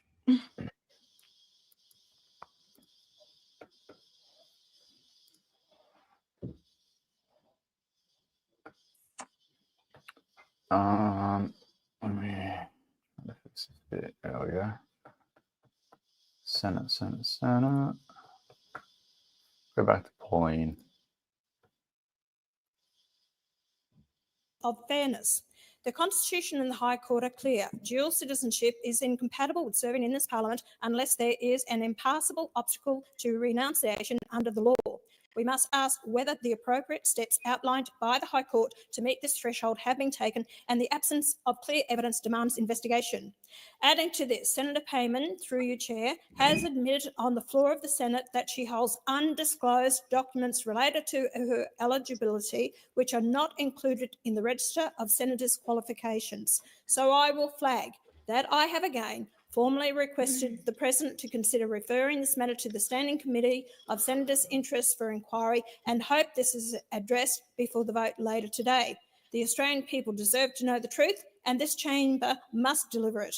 All I ask is for equality and for the same standards to be applied to everyone without fear or favour. Senator Rennick. The National Anti-Corruption Commissioner Paul Brereton's future with the watchdog is in question after a review into a decision not to investigate 6 people referred to it by the Robo-Debt Royal. To those under 16 who are being targeted, Here we go. Pure Tech must deliver it. Future. Sorry, I'm just going to fast Brereton. forward it. Let's see what. Senator Payman. the proposal to enforce age verification is a digital overreach of epic proportions. The government is asking all platforms to store your sensitive data, whether it's a secure tech giant or a sketchy-looking forum. The government has put up amendments to exclude government ID, but how our biometric data will be treated is anyone's guess. And let's be real, kids will find ways around it. VPNs, fake accounts, borrowing mum's phone. These are easy workarounds that render the policy ineffective from the get-go. What Australians need is a robust policy that actually addresses online safety, not an ill-conceived idea that puts everyone's privacy on the line. To those under 16 who are being targeted by this policy, let me say this: your voice matters, even if this government doesn't seem to think so. Shutting you out of social media is not the answer to the challenges it poses. Social media is where you express yourself, connect with friends, and even learn new skills. When someone drowns, we do not outlaw water. We may put up fencing around the pool or tell people to swim between the flags where lifeguards can see them, but we do not fill a pool with concrete or lay landmines along Scarborough Beach. Rather than bluntly revoking access to social media, we should be focusing on teaching digital literacy, enhancing protections, and investing in mental health support. The truth is, this so-called ban will fail. It will drive activity underground, making it harder, not easier, to address the real concerns like cyberbullying and harmful content. So let's call on the government to hit pause, scrap this rushed bill, and consult widely, and craft a policy that protects young people's safety and their rights. You deserve solutions, not scapegoating. Senator Orman-Payne. Thank you, Acting Deputy. Okay, we're going straight to the House of Reps because Cocaine Coleman has started to speak. The Shadow Communications Minister. They're the bare minimum for working people. This Black Friday, let's remember. Shut up. On a Sunday. Here we go. Times by member for Banks. Well, thank you, Deputy Speaker. Deputy Speaker, on a Sunday, a very sad and sorry 18-month saga came to an end with the government's formal abandonment of its shocking misinformation bill. One of the worst bills ever put forward by any government of Australia. This was a shocking attack on free speech. This was a government, Deputy Speaker, that wanted to censor the honestly held opinions of Australians. This government wanted to exempt some people, like academics, from its misinformation bill, but not everyday Australians. Now, the minister went all the way to Brussels to talk about how important this misinformation bill was, to give a speech to European Union bureaucrats. But what about the impact on ordinary Australians? The minister wanted to be able to, believe it or not, Deputy Speaker, personally order misinformation investigations and personally order Yeah, exactly. misinformation hearings here in one of the greatest democracies on earth, Deputy Speaker. An absolute disgrace. The bill included politics and referendums expressly, and it united just about everyone against it, from the Human Rights Commission to civil liberties groups, to the Catholic Bishops' Conference, to the Shia Muslim community, to the Anglican Church, to the Victorian Bar Association, to Professor Anne Toomey. It's an extraordinary group of people who were united against this bill, and they were united, Deputy Speaker, because it was a shocking attack on free speech. It was a humiliating backdown, and this bill must never come back in any form by this government. Member for Spence. Thank you, Deputy Speaker. Labor is focused on tackling the toughest of challenges, focused on fixing the problems that matter to Australians, and focused on getting the job done for our communities. We're Shut up. Members to take their seats as quickly and as quietly as possible. In accordance with Standing Order 43, the time for member statements has concluded. We shall move to questions without notice. Are there any questions? I'll give the call to the honourable member for Fairfax. Thank you, Mr Speaker. My question goes to the Prime Minister. The Australian energy market operator is right now scrambling to avoid blackouts by cutting deals with factories to temporarily shut down. And the New South Wales Premier is urging residents, I quote, not to run your dishwasher, not to run your washing machine this afternoon. Prime Minister, is this what Labor's plan for, I quote, a renewable energy superpower really will look like? Call to the Minister for Energy and Climate Change. Order. Members on my, members on my left, the member for Herbert is now warned. No interjections while a question is being asked. It's déjà vu, and no interjections before even someone begins. Same day, same rules. The Minister has the call. Well, thank you very much, Mr Speaker. I thank the honourable member for the question because it gives me an opportunity to update the House on the situation in New South Wales this afternoon. Now, as the House is aware, New South Wales is undergoing a lengthy and severe heatwave, which is, of course, increasing demand on the energy system. Order. It's a statement of fact. No, members when on there's a my heat left. wave, energy demand goes up. In addition, Mr Speaker, in New South Wales, there are 5 units of coal and gas production that are not operating. Two of them the opposition. were unexpected breakdowns in coal-fired power units, Mr Speaker. So, of course, that has added to pressures in New South Wales. So, Mr Speaker, it is the case that a lack of reserve notice has been issued. Now, this is not an unusual circumstance. This is AEMO doing its job, Mr Speaker. In fact, in the last quarter of the Morrison government, lack of reserve notices were issued 36 times. Who was the minister? And in the quarter before that, 55 times, Mr Speaker. Now, as a result of the lack of reserve notice that AEMO has issued, I'm advised that they have secured extra supplies as a result of the situation that is commonly put in place, which is known as RERT, which is to provide extra supplies, which means that AEMO has advised me that there are enough reserves for New South Wales this afternoon. Mr Speaker, of course, they are taking necessary precautions in case there is another outage, unexpected outage of a coal-fired unit, which is always a risk, Mr Speaker.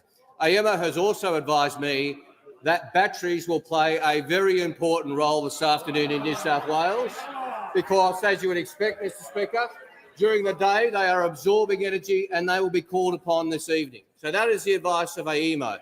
So it would be disingenuous and dishonest to blame renewables, Mr Speaker, when you have 5 units out, 4 of them coal, Members on 2 my of them left. breakdowns, when you consider we have not had a day in the last 18 months where there hasn't been a breakdown in a coal-fired power unit across the national energy market. Now, the opposition chooses to say that they would sweat the assets and rely more on those coal-fired power stations. What we say is that we will continue to roll out renewables and batteries, Mr Speaker, to support this transition. It is the case Mr Speaker, the honourable member referred to a blackout in southwest New South Wales, which was resolved at 9 o'clock this morning, which was not load shedding, was not related to heat, was not related to energy generation, was because a transmission line was hit by a storm, Mr Speaker. The member for Fairfax, might want to get better information. Order. Order. It was far too much. It was far too much. The Leader of the Opposition just going to make sure everyone is adhering to the standing orders. There was just far too much noise during that answer. So we're just going to make sure today is a little different. I haven't been happy with the level of noise. It's the last. No one cares. It's boring. We're working together as hard as we can. Call to the member for Lingiari. Thank you, Speaker. My question is to the Prime Minister. Prime Minister, what economic conditions did the government inherit? And in what ways is the Albanese Labor government bringing costs down and lifting wages for Australians? We call to the Prime Minister.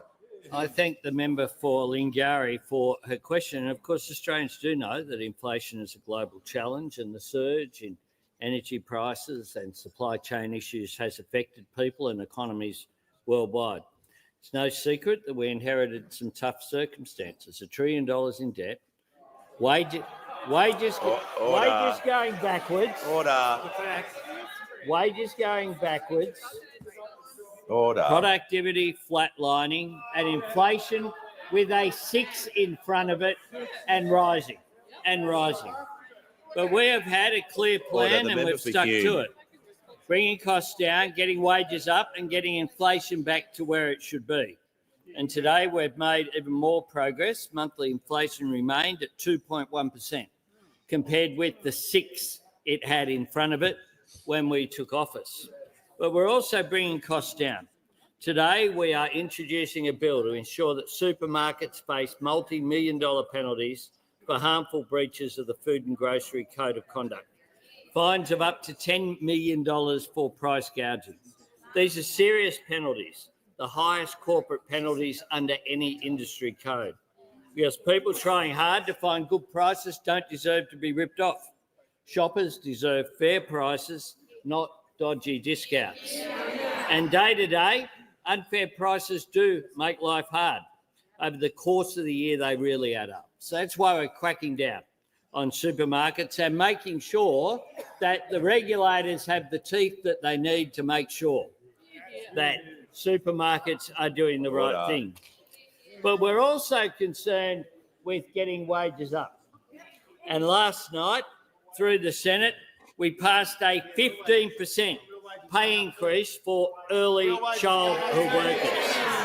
15%. And importantly, it's tied to keeping fees down for families. Order. No. The Treasurer and the member for Hume can easily take their conversation outside, and I can assist with that if they really want. So just when there are answers, just restrain yourselves, because I want to hear what the Prime Minister is saying. He has the call. Thanks very much, Mr. Speaker. Well, the truth is that they really lose it when you speak about paying workers properly. Whether it's aged care workers or whether it's early educators, whether it's people on the minimum wage, whenever you speak about rising wages, and we've had real wages increase for 4 quarters in a row, they start yelling and shouting, Mr. Speaker, because they don't like it. Because we know that early educators shape lives and change lives. We need to do more than just thank them. We need to make sure they're properly valued and fairly paid. This is a win for workers, a win for families, and a win for our littlest Australians as well. This government is turning promises into progress. Call to the honourable member for Hume. My question is to the Prime Minister. After 2.5 years of this bad Albanese Labor government, working families have seen their cost of living increase by 18.9%. Food is up 11.8%, housing 11.7%, gas is up 32.2%. This Prime Minister is taking our country in the wrong direction. How can Australians possibly afford another 3 years of Labor? The call to the Prime Minister. Thanks very much, Mr. Speaker. I'm asked to compare and contrast how Australia has performed over the last 2.5 years with what would have happened. What would have happened had we not taken action. That's right. Now, the shadow treasurer had inflation with a 6 in front of it when they were elected. A 6 in front of it. Now it has a 2 in front of it. Yep. Order. The member for Deakin, like any other member, is entitled to What raise a point of fucking order. shit show. No matter where you sit, anyone's entitled to raise a point of order, and he's going to be given that opportunity now. I want to see it get more feral, not less. Had a habit of recharacterising every question entirely differently to the question asked, and he should be pulled up for relevance. That isn't a point of order. That's a comment by the member for Deakin. Question order. No one cares, Milton. As I said to the leader of the opposition, and I've said to others during the week, we're simply not going to get up and people just to say how they feel or what they like to say during question time. There are rules to follow, and there are Oh my standing orders to God. follow. So if you're entitled Go to back take to the a point of Grinch order, movie, I bro. gave you that Whoville is courtesy, calling your name. I'm but telling you didn't show you. the same respect to the chamber by simply getting up and saying you didn't like how the Prime Minister was answering the question or whatever he was doing. So you're going to leave the chamber under 94A. I was waiting for that. No, we are not going to have that. If Dishing people out want to make points of order, 94As. they will always given that opportunity to do so. They will be given that out of respect. I ask the same respect to be shown by following the standing orders. If the Prime Minister is going to be asked a broad question and about the last 2.5 years and all sorts of things, well, he's going to be pretty broad in his answer. The member for Hume. Yeah.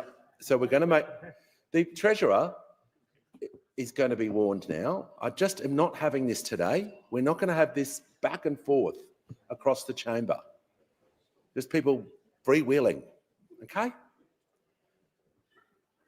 So we're going to listen to the Prime Minister. I'm going to make sure he's being directly relevant to the topics he was asked about. You can't go around the world, but I'm going to make sure he's being directly relevant. Thanks very much, Mr. Speaker. I'll go directly to cost of living and what we have done and what the alternative would have been. Had we not acted, 84% of taxpayers would be worse off. If you compare what we put in place with what they supported. 2.9 million taxpayers would have not got 1 cent if they had had their way. Australians who rely upon PBS medicines would be $1 billion worse off because they said no to cheaper medicines. Families would have missed out on over 900,000 free doctor's appointments. I'm sorry for mentioning that word free because we know what their approach is there. Because they said no to Medicare urgent care clinics. Not to mention 5.4 million extra bulk billed appointments thanks to our tripling of the bulk billing incentive. 2.6 million award wage workers would be worse off because they said no to minimum wage increases that we supported. Millions of households would be $800 worse off because they said no to energy rebates, as would every small business who got those energy rebates as well. Some 1 million of them would be $650 worse off. Over 1 million families would be worse off on childcare fees because they said no to cheaper childcare. And 3 million Australians would have worse HECS debts because they said no to HECS relief and have been opposed to it just this week. 500,000 Australians would have missed out on free TAFE. So not just had to pay if they enrolled in free TAFE, but would have missed out on the opportunity of betterment for themselves and their families. And thousands of workers including Nicole, who I met, would be $34,000, one worker worse off if we didn't have same job, same pay, because they said no to that. Mr. Speaker, these have been difficult times, and we understand that people are doing it tough. The difference between the government and the opposition is that we've taken measures to assist people. Those opposite have just said no to everything. The call to the honourable member for Robertson. Thank you, Mr. Speaker. And my question is to the Minister for Early Childhood Education. How is the Albanese Labor government helping relieve cost of living pressures for early childhood education workers and families? And are there any other approaches? The call to the Minister for Early Childhood Education and the Minister for Youth.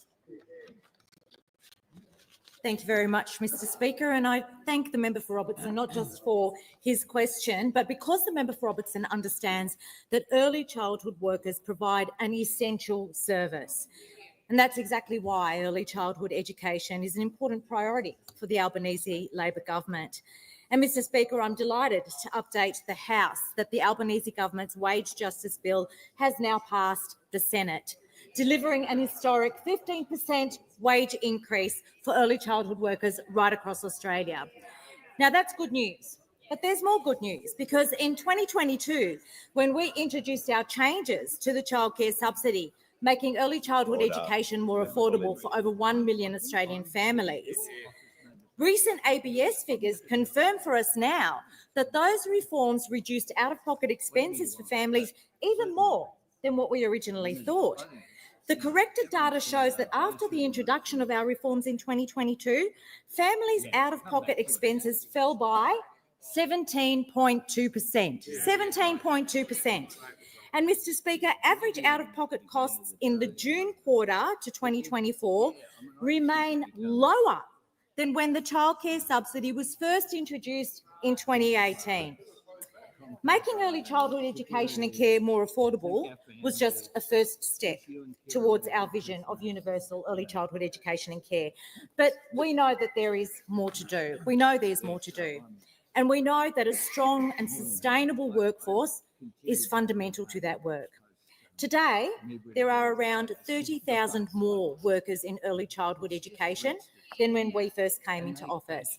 And that's in no small measure due to the deliberate actions of this government in creating a pipeline of workers through fee-free TAFE, in supporting professional development and paid practicums, and in our historic wage increase, 15% for the sector. Now, combined with our tax cuts, this wage increase ensures that early childhood workers are not just earning more, but they're also keeping more of what they earn. But I'm asked about alternative approaches, and the Leader of the Opposition continues to dismiss this important wage increase as a one-off sugar hit. Now, make no mistake, Mr. Speaker, the essential services provided by early childhood educators and workers will be at risk. They'd be at risk under those opposite, because they don't value early childhood education and care, and they don't support higher wages. Now, this government is bringing down the cost of early childhood education and care when we're raising wages in the sector. That's how you deliver real meaningful cost of living relief to workers and to families. And that's what Labor governments do, and that's what this Leader of the Opposition won't do. Before I call the member for Kennedy, I'll just welcome some people to the chamber and then I'll give him the call. I'm pleased to inform the House that present in the gallery today are recipients of the Australian Olympic Committee Changemaker Medals for 2024. They are students from across Australia who embody the Olympic spirit by demonstrating outstanding leadership in making, through the power of sport, positive impacts in their schools and communities. We also have participants in the Department of Foreign Affairs graduate program, and also I'd like to acknowledge Mr. Ian Stewart OAM, APM, and David Daniels OAM, who are here today with representatives from Crime Stoppers from across Australia. And I'm also pleased to inform the House that present in the gallery today is Year 12 winner from this year's My First Speech competition, Olivia Rose Bradshaw from the electorate of Casey. Olivia couldn't make it to the House with the other winners as she was sitting exams, so we're delighted to finally have you with us today. Well done, Olivia. I give the call to the honourable member for Kennedy. Treasurer, I made 100 in the backyard at Mum's tree houses, tyre swings, flashing footballs. mate. Does the Australian dream still exist, or does the reality of crippling debt traumatise young couples? Your last three budgets acknowledge that regulatory burdens have driven house prices beyond affordability. Treasurer, why don't you become a federal government, cut the Gordonian knot and wreak can-I-like destruction upon power-drunk state and local government regulators?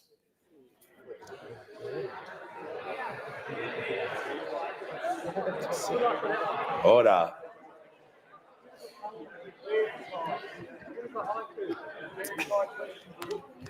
There was a lot in that question, and I'm looking forward to the answer. The Treasurer has the call. Thanks, Mr. Speaker. It does have a certain appeal, the member for Kennedy. I appreciate the question about young people in particular, and I take the opportunity to welcome, as the Speaker did, Olivia. We're pleased you could make it in the end. We hope your exams went well. We assume if you won that competition, you probably nailed the exams as well. Now, when it comes to young people and to the beautifully nostalgic Queensland childhood that the member for Kennedy describes in his question, which is a little bit familiar to me from a couple of generations later, I wanted to say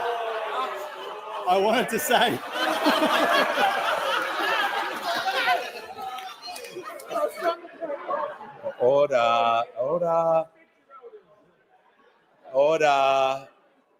I'm hoping for a Christmas miracle. The member for Kennedy.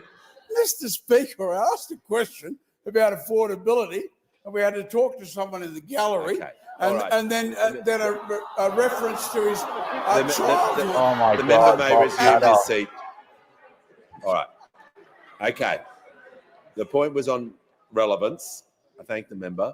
And the Treasurer was just referring to the question he was asked about. So you did mention that. So we'll give him another go. I think I need a coffee. Thank you, Mr. Speaker, and to the honourable member for the question. The reason I make that Queensland reference is because I wanted to begin by I'm gonna need a acknowledging strong in a very coffee. Queensland All right. way that in our economy too often, younger people and younger families get the rough end of the pineapple can't. when it comes to the way that some of our policies are set up. Order. And that's really the motivation behind so much of what I'll be we're back. doing, I'll be back one whether minute. it's the way that we rewrote the tax cuts, whether Just it's need to our stretch a help to buy scheme that passed the House today, whether it's all the other things we're doing in housing, whether it's our efforts to get wages moving again and strengthen Medicare, all of that in one way or another is in recognition and in response to the fact that we do think that young people have had a rough deal for too long. It's also the motivating force behind the changes we're making to student debt. So to acknowledge in the member for Kennedy's question something I agree with, which is that we can always do more to make sure that younger people get a fairer go in our economy and in our society, and housing is a big part of that. Housing affordability is a big part of that. Now, he asked me about the role of the states and the role of the Commonwealth. We have acknowledged, more than acknowledged, we have taken responsibility for a huge investment, a huge amount of Commonwealth investment in housing. I pay tribute to the Housing Minister and her predecessor for that, $32 billion. And that's because we know if we're going to build the homes that we need to make our economy fairer for young people, then we need everyone to do their bit, and we are doing our bit. The member for Kennedy asks me about the role of the states. There is a substantial role for the states here, whether it's in regulation or investment or in other ways, and I'll be convening the state treasurers on Friday here in Canberra to talk about some of these issues that he raises in his question. But if his question is there a role for the Commonwealth? Yes, we embrace that enthusiastically. If his question is there a role for states and state regulators? Of course there is. And if we are to build the homes we need for the young people to deliver that sense of intergenerational justice that he asked me about, everybody needs to do their bit. We're doing our bit. The states need to do their bit as well. Call to the honourable member for Gilmore. My question is to the Minister for Education. How is the Albanese Labor government helping students and easing cost of living pressures for early educators? Call to the Minister for Education. I can do better than that. Mr. Speaker, can I thank my friend, the greatest member for Gilmore that we've ever had? Mr. Speaker, last night we delivered an education trifecta. a 15% pay rise for our early educators, increased funding for public schools, and $3 billion in student debt wiped for more than 3 million Australians. And that 15% pay rise for early educators will start to roll out from this weekend.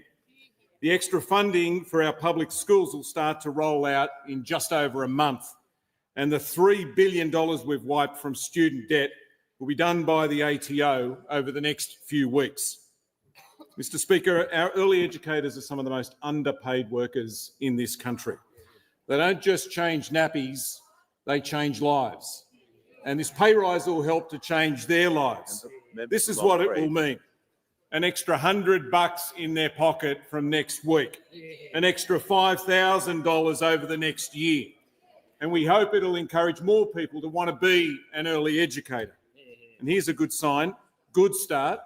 The biggest childcare provider in the country have told us that in the week after they signed up for this pay agreement, they've seen an 8% increase in the number of job applications. So that's a good start.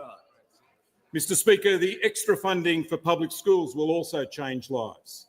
It'll help us to turn around that decline in the number of people finishing school by tying this funding to real and practical reforms like phonics checks and numeracy checks, evidence-based teaching and catch-up tutoring. And wiping $3 billion of HECS debt will change lives too. And it's just the start. If we win the next election, we will cut student debt by a further 20%. And to give you an idea what that means, the change that we made last night will wipe about $1,200 off the average HECS debt. And if we win the next election, we'll wipe a further $5,500 off the average HECS debt. That'll make a world of difference for a lot of young people just out of uni, just out of TAFE, just out of home, just getting started. Mr. Speaker, this is what only Labor governments do. That's right. Cut your debt, lift your wages, fund our schools properly, open the door of opportunity, help more young Australians to finish school and then go to TAFE or to university. Build a better and a fairer education system where no one's held back and no one's left behind. Call to the honourable member for Hume. Prime Minister, under the Albanese Labor government, Australians' living standards have collapsed by 8.7%. Wow. This is worse than the declines seen during the disastrous Whitlam government and the worst in the OECD. New analysis shows that Labor has no plan to restore Australians' standard of living. The Prime Minister is taking our country in the wrong direction. How can Australians possibly afford another 3 years of Labor? Call to the Treasurer. Thank you, Mr. Speaker. He's got a lot of nerve asking about incomes and living standards and inflation after the mess that they left us to clean up. And, Mr. Speaker, if you look right across the board, inflation was higher and rising on their watch. Living standards were falling substantially already when we came to office. Real wages were falling substantially when we came to office. And now, having acknowledged that there is an issue with pressure on living standards, the choice for this parliament over the course of the last 2.5 years was to help people with that or to leave them hanging. And this side of the House has spent 2.5 years with cost of living relief as its #1 priority, and at every single turn, those opposite have voted against that cost of living relief. And so how dare they come in here, Mr. Speaker, and talk about living standards and wages and inflation when inflation was 3 times higher on their watch, and real wages fell for 5 consecutive quarters, and now they've grown for 4 consecutive quarters on our watch, when living standards were falling by 1.7% in the quarter of the election, 3 times faster than now, when living standards fell 14 quarters on our watch. Treasurer will pause the order. The member for Hume on a point of order. Relevance, Mr. Speaker. There was no compare and contrast with the previous government under that, but you can compare and contrast with the Whitlam government if you like. Order. Yeah. The Treasurer was the part of the question I'm most interested was how can Australians afford another 3 years of Labor? Now, the Treasurer is disagreeing with that, and he's saying why that is not the case by looking at why he believes the figures that he's quoting. Okay, don't need to point to anyone. So if you're asking a question about that, he's going to contest that, and he's going to give evidence as to why he thinks that's wrong. So he is being directly relevant. He's not talking about alternative policies. He's talking about facts and numbers, and I'm listening to him carefully. But if you've got a broad question around the past and the government's record, he's going to defend it. Well, the Whitlam government, no matter what it is, he's going to defend what he's doing, and so he's being directly relevant. So that's the call. Thank you, Mr. Speaker. The member for Moreton will leave the chamber under 94A. We're not having those sorts of interjections. No. The member for Hume is entitled to raise his point of order. Mr. Speaker, as I understand it, I'm asked about living standards. Living standards are measured by real household disposable income. That was going backwards by 1.7% in the quarter of the election. And on that measure, living standards fell 14 quarters under those opposite, Mr. Speaker. These are facts. And no amount of pre-cooked points of orders that somebody has to type out for him in order to make him look spontaneous is going to make up for the fact that living standards were falling when we came to office, real wages were falling when we came to office, and inflation was 3 times higher under them than under us, and it was rising fast on their watch, Mr. Speaker. Order. And so the point that I'm making, Mr. Speaker, is acknowledging the pressure on people and the pressure on living standards. The choice for the parliament over and over again over the course of the last 2.5 years is whether to help people with their cost of living or to ensure that people go further backwards. And people would be much worse off were it not for the cost of living measures that we have budgeted for 3 times. And people would be much worse off under those opposite. We know that because they voted against the cost of living help. And we know that because we know their record of coming after wages and Medicare, coming after housing and all of the things which matter most when it comes to living standards in our community. This side of the House acknowledges the pressures that people are under, acknowledges that when we came to office, people were going backwards. That's why we're getting inflation down. It's why we're getting wages up, strengthening Medicare and investing in housing despite the opposition of those opposite. Call to the member for Boothby. Thank you, Mr. Speaker. My question is to the Treasurer. What progress has the Albanese Labor government made in the fight against inflation and to ease cost of living pressures? What obstacles are standing in the way? Call to the Treasurer. Thank you, Mr. Speaker, and thank you, the terrific member for Boothby, for her very important question, because it goes to the very substantial progress which is made clear by the new monthly inflation figures which were released a couple of hours ago, Mr. Speaker. And what those new numbers confirmed was that we have made very substantial, very welcome, very encouraging progress in this fight against inflation.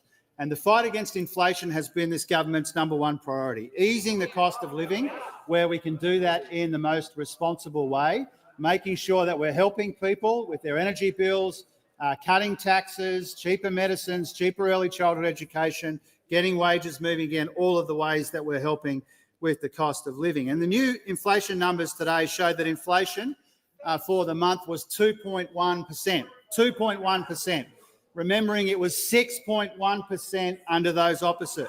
So monthly inflation is now 1/3 of the 6.1% we inherited. I know that the Shadow Treasurer thinks 2.1 last month and 2.1 this month means that it's gone up, but that doesn't mean that. You've got to fact check everything. You've got to fact check everything that the Shadow Treasurer says, Mr. Speaker. Somebody will explain this to you later. Somebody will explain this to you later.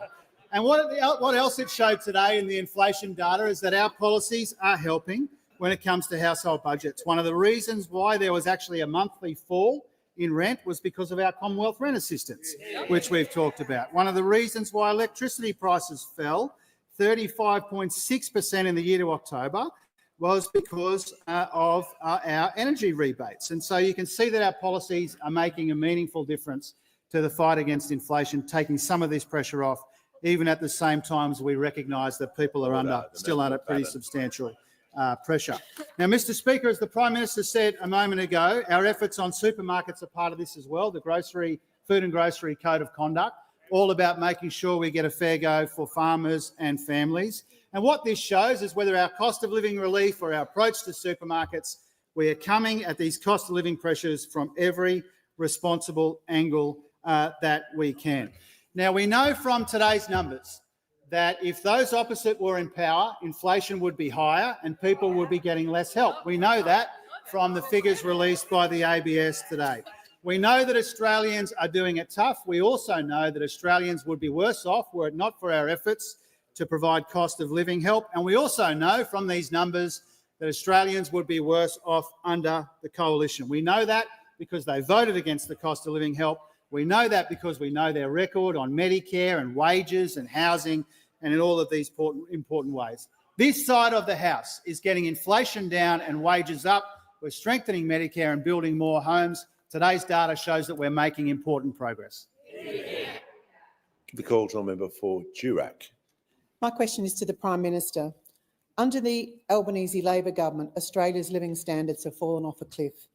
New analysis shows that Australian households will continue to feel the pain of 12 rate rises under Labor for many more years to come, with no relief in sight.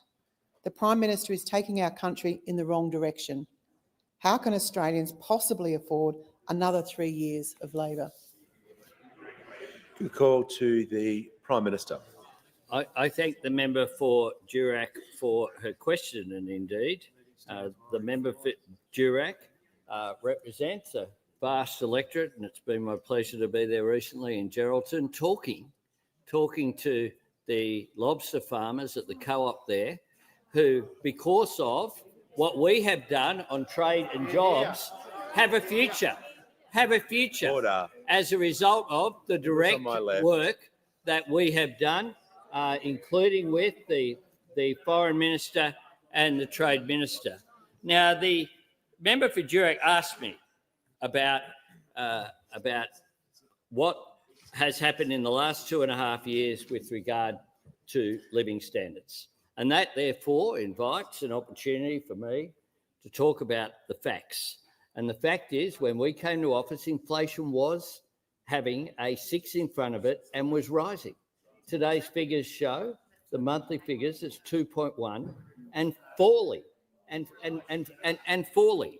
The fact is that the member for Durack was part of, sometimes as a minister, of spending 9 years in government creating the problems, but they've spent every day in opposition stopping the solutions or trying to stop the solutions. Their cuts, their waste, their neglect left Australia wide open to global uncertainty, and now they want to go further. They want to cut what is helping and punish people who are struggling, to claw back the tax cuts that we've delivered, to close the Medicare urgent care clinics that we've opened, to stop the housing projects that we've started, to take away the help with power bills that today's figures show have made a difference that households deserve, to push up the price of medicines that people need, to rip away the pay rises that we have delivered through same job, same pay, through the work with early childhood educators, with aged care workers, people on the minimum wage, rip all that away, and to derail the progress that we've made on renewables so they can burn hundreds of billions of dollars on some plan into the 2040s to deliver something that will be less than 4% of the energy that Australia needs. So they come in here, all they do is stand in the way and take things away. They only have 2 settings, Mr. Speaker, no and no way. That is the only settings that they have. Well, we on this side of the House showed today with Help to Buy we're about construction. They showed once again they're about obstruction. That's the difference between the 2 sides of this chamber. We're building Australia's future. They're blocking the Australian dream. They not only don't support public housing, they don't support people into home ownership either. They certainly don't support rental assistance. They have no way forward for Australia, just more reckless negativity and inaction and trying. Give a call to the member for Dunkley. Thank you, Speaker. My question is to the Minister for Communications. How is the Albanese Labor government making the online environment safer for all Australians? Call to the Minister for Communications. Thank you, Speaker, and I thank the member for her question. The Albanese government takes seriously its commitment to keeping all Australians safe online. We know that parents are concerned about the harms to children, and we have taken a decision to support them. This House has passed our world-leading legislation for an age limit for access to social media. And I thank the members from all sides who joined the government in supporting this vital bill. As I said yesterday, the government is committed to working with young people and other key stakeholders as we implement this legislation. I also thank the members who've shown an interest in this bill. Some of their statements and proposed amendments pointed to the need for a legislated digital duty of care. And earlier this month, I announced that the Albanese government will do precisely that. The duty of care will deliver a more systemic and preventative approach to making online services safer. It has wide support, including from the International Justice Mission, Reach Out, the Black Dog Institute, Beyond Blue, the Butterfly Foundation, and many others. It was an important recommendation from the Online Safety Act review and the report of the Joint Select Committee on Social Media and Australian Society. The duty of care will complement the ongoing work across government to help keep all Australians safe online. This includes the Assistant Treasurer, who is delivering important reforms to tackle the financial and economic harms faced by too many Australians as a result of scams. The Attorney General is leading work to safeguard the privacy of Australians and has legislated to criminalise the non-consensual sharing of sexually explicit deepfakes. And as we marked the International Day for the Elimination of Violence Against Women, I acknowledge the work being delivered to help keep women and children safe online. This includes the Minister for Social Services, who has worked with me to deliver a world-leading dating app code to tackle tech-facilitated abuse that particularly targets women. The eSafety Commissioner recently launched more grants to develop innovative projects to address the root causes of tech-facilitated abuse. And the Albanese government has funded the Alana and Madeline Foundation to make practical resources and learning tools available to all schools across Australia for free to better equip young people to navigate online environments. Mr. Speaker, we know that keeping Australians safe online requires decisive action, and the Albanese government is delivering exactly that. Give the call to a member for Flynn. Mr. Speaker, my question is to the Minister for Climate Change and Energy. Professor Andrew Whitaker told the Nuclear Energy Select Committee, quote, "I firmly believe that nuclear power should be part of the energy mix in Australia. Energy security is national security. Being part of a global nuclear supply chain would benefit all Australians. Why is Labor dismissing world experts in pursuit of a renewables-only policy that is putting our nation's energy security at risk?" Give a call to the Minister for Climate Change and the Minister for Energy. Well, thank you very much, Mr. Speaker, and I thank the honourable member for his question, and I thank him for raising the evidence that's been provided to the committee that's being chaired by the member for Hunter. Because now that the member for Flynn has opened that question, it gives me an opportunity to talk about the evidence that the member for Hunter and his colleagues have been hearing, Mr. Speaker.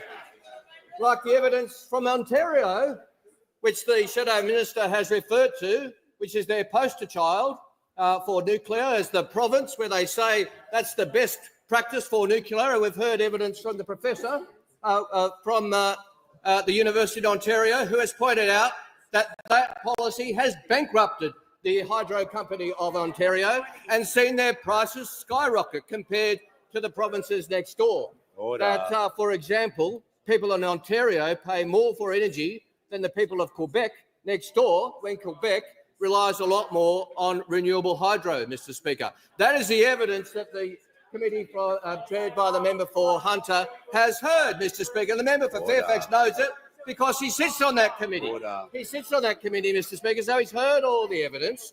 He's also heard the evidence from Professor Bill Grace from the University of Western Australia, who's pointed out that the only way to make nuclear power work in Australia is to switch off cheap renewable energy.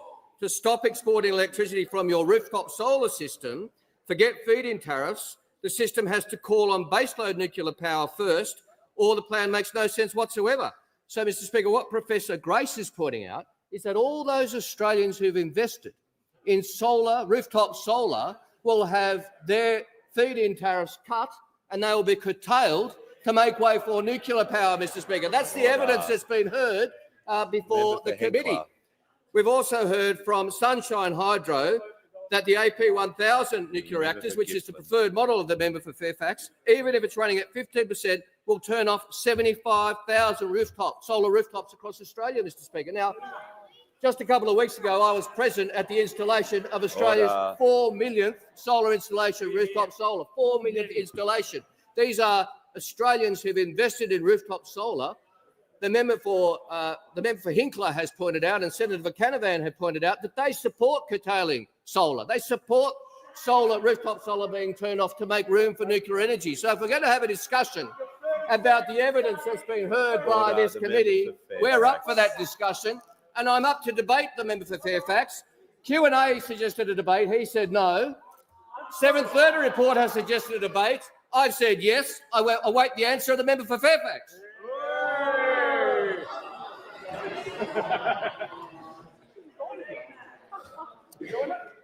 Nice try.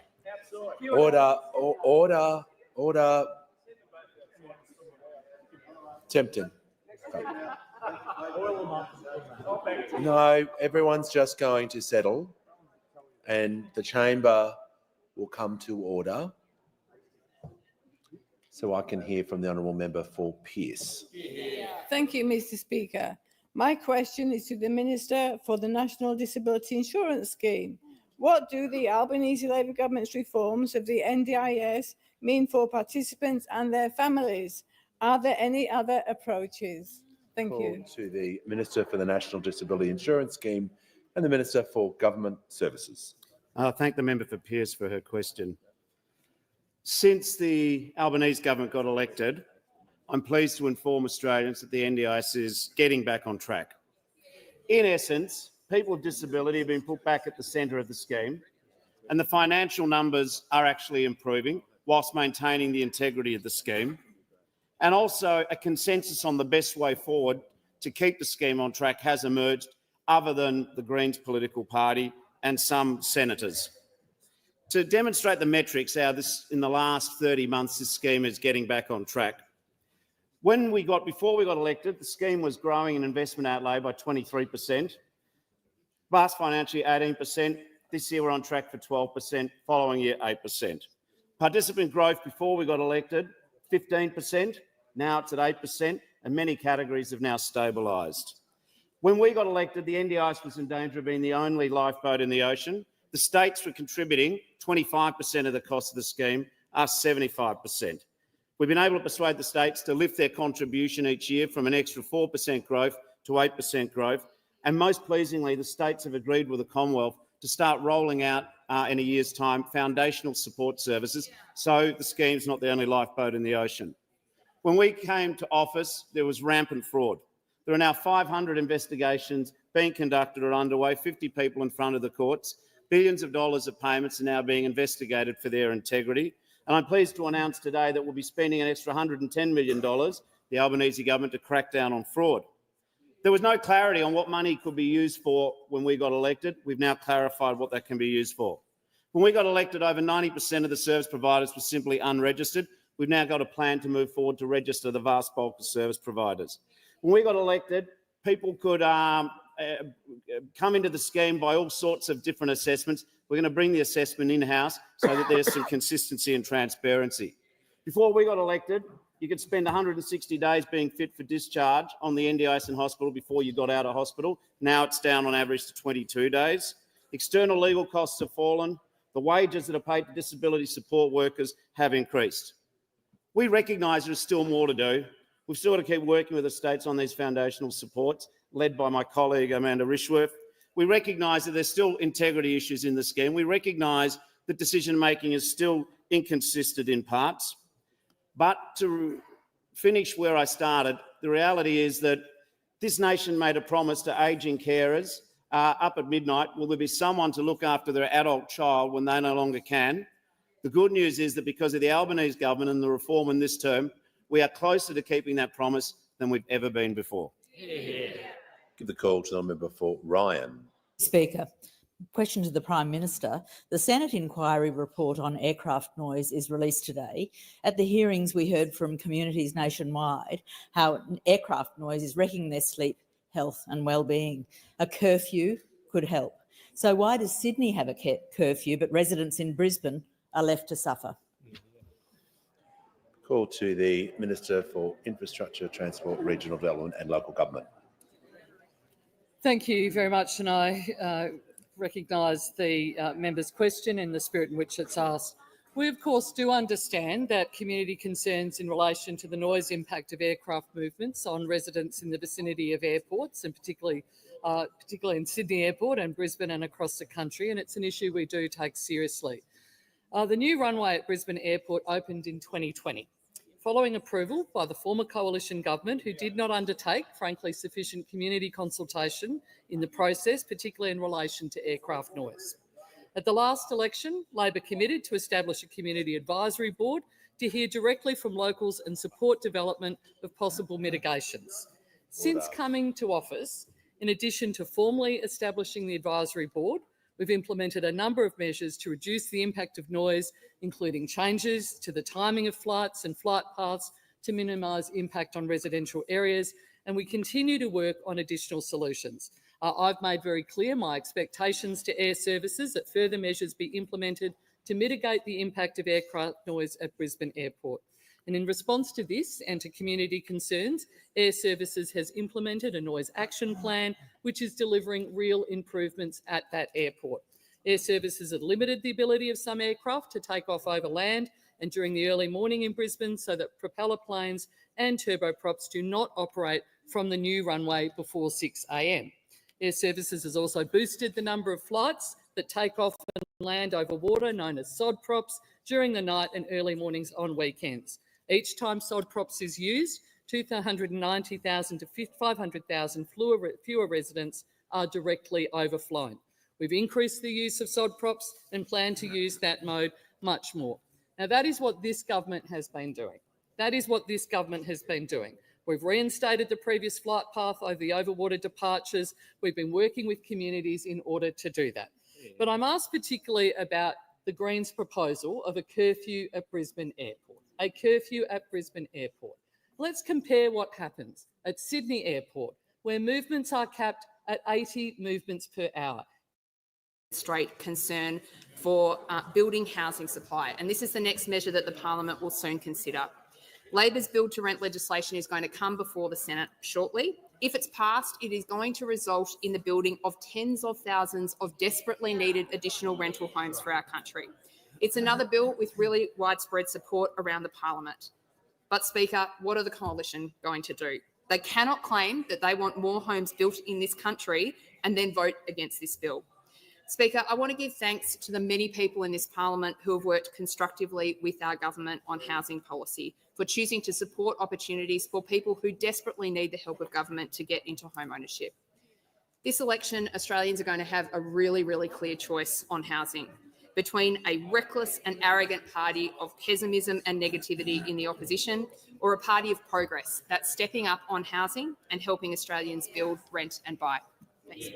Call to the honourable member for Hume.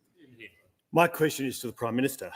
Can the Prime Minister confirm that core inflation, the Reserve Bank's preferred measure of inflation, went up today?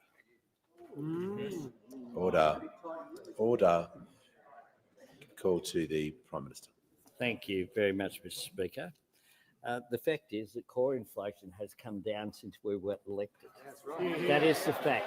Yeah. That is the fact. That is the fact.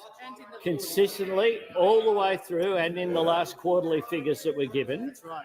And today, one of the things that it strikes me, Mr. Speaker, is that they are never so unhappy and angry as when things are heading in a good direction for Australians. Their whole position is a wishing and a hoping for the very worst for Australia.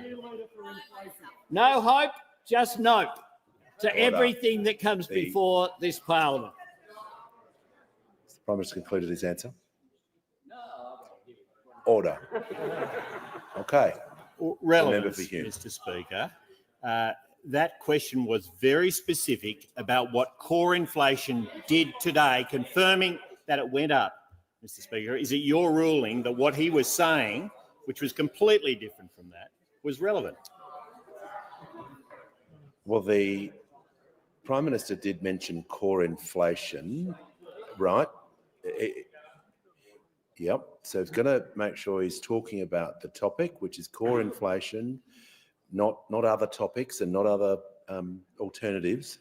So I hear what you're saying. So we're just going to make sure the Prime Minister won't be able to go too far on this topic because it was a very tight question. So the Prime Minister has the call. That's why I addressed up front the issue of core inflation and pointed out Order. that it was lower than what we inherited.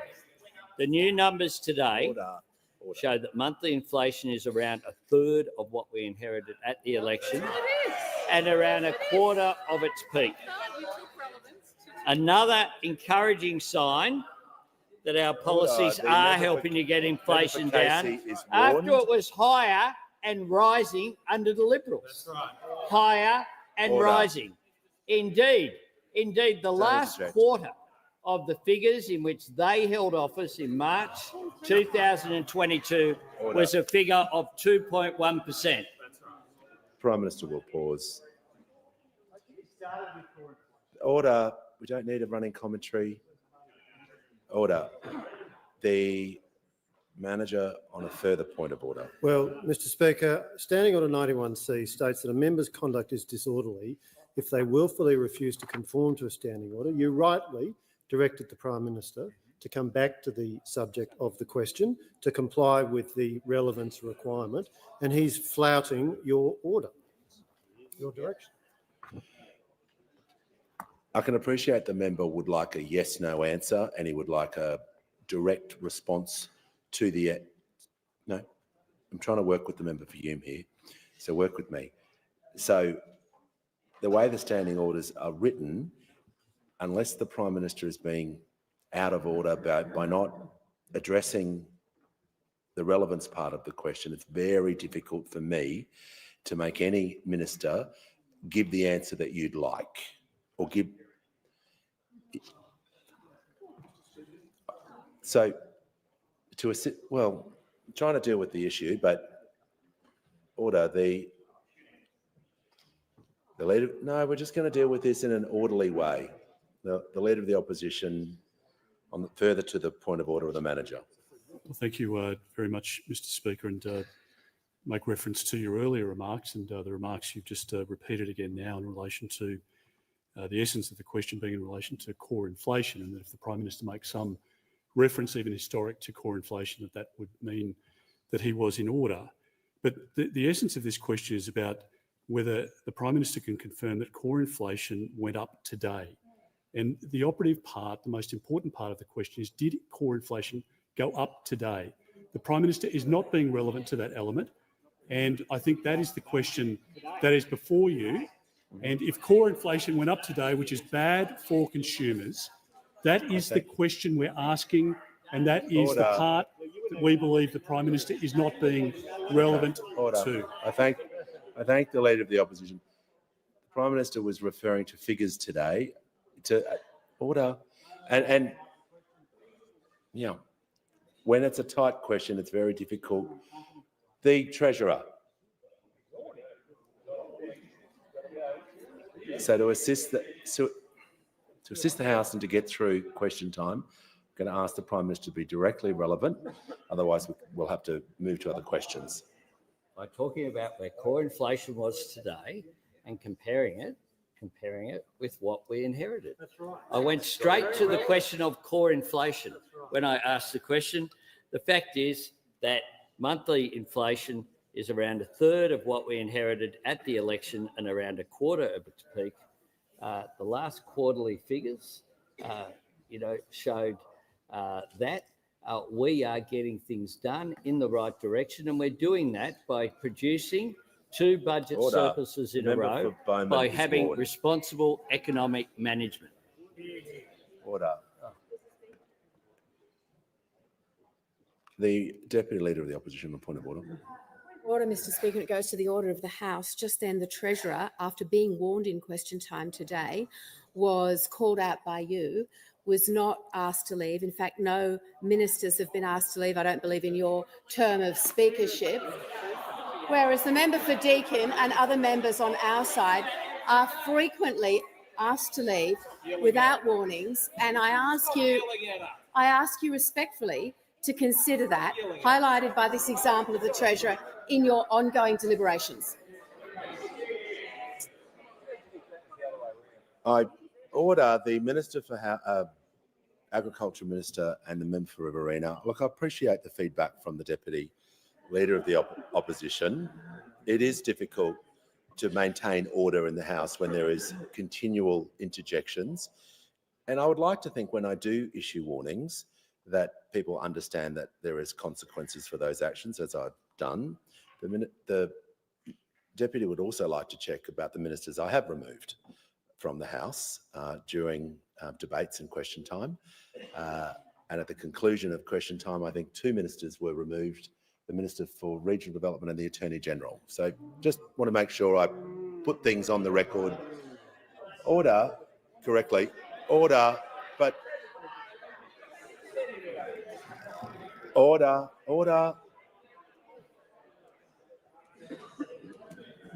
As I said, I appreciate the feedback, and it's always good by the Deputy Leader to highlight that we shouldn't be interjecting during question time, and particularly I'll take that on board. We'll give the call to the honourable member for Hunter. Thank you, Mr Speaker. My question is to the Minister for Infrastructure, Transport and Regional Development.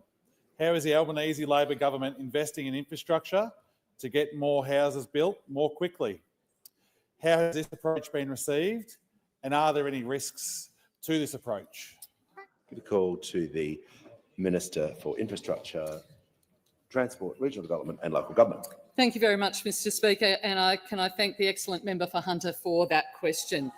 We know that there are many Australians who are wanting to get access to rental properties, and they are wanting to own their own homes. It is why this government has been so focused on cost of living and getting new homes built right now. We are increasing the supply of homes and have an ambitious goal of 1.2 million houses.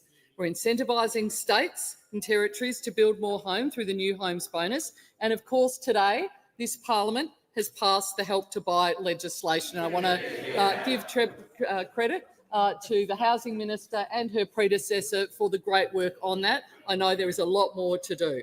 But we are also using infrastructure to unlock and streamline approvals for new homes. We are investing over $1.5 billion over the next 2 years alone to build the infrastructure to bring those houses to market. And I'm pleased to report that the Housing Support Program has been very well received by communities around Australia, with funding already being delivered to support new housing. The Wollondilly Shire Council Mayor said of their Housing Support Program funding, with Wollondilly already the fastest in the Greater Sydney area for DA approvals, this will make our processes even faster and more accurate.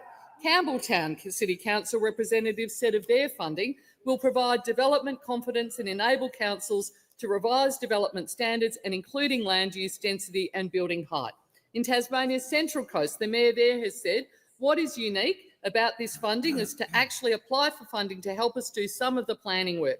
Often programs are only about delivery and they're only about hard infrastructure, and councils do struggle to come up with the money that it takes to actually do the planning work and the long-term visionary work that actually helps deliver homes. The Shire of Victoria Plains President said of their housing support program, this vital funding will help bridge a long-standing gap in regional planning capacity, enabling progress on priority housing projects. And even the member for Parkes celebrated the housing support program funding action in Dubbo, saying that the funding will help council ensure that there is an adequate supply of housing to meet future demand. We know that this funding is critical to delivering to local government to actually make sure they can deliver the homes, particularly in our regions. Unfortunately, all of that is at risk if the Leader of the Opposition gets his way. In the middle of a long housing crisis, the Leader of the Opposition has committed to cutting $19 billion from housing and has a plan to force councils to raise rates through concessional loans to pay for infrastructure. That will get passed on to every single resident, from the regions to the cities to our suburbs. Order. I'd like to hear from the member for North Sydney. Thank you, Speaker. My question is to the Assistant Treasurer.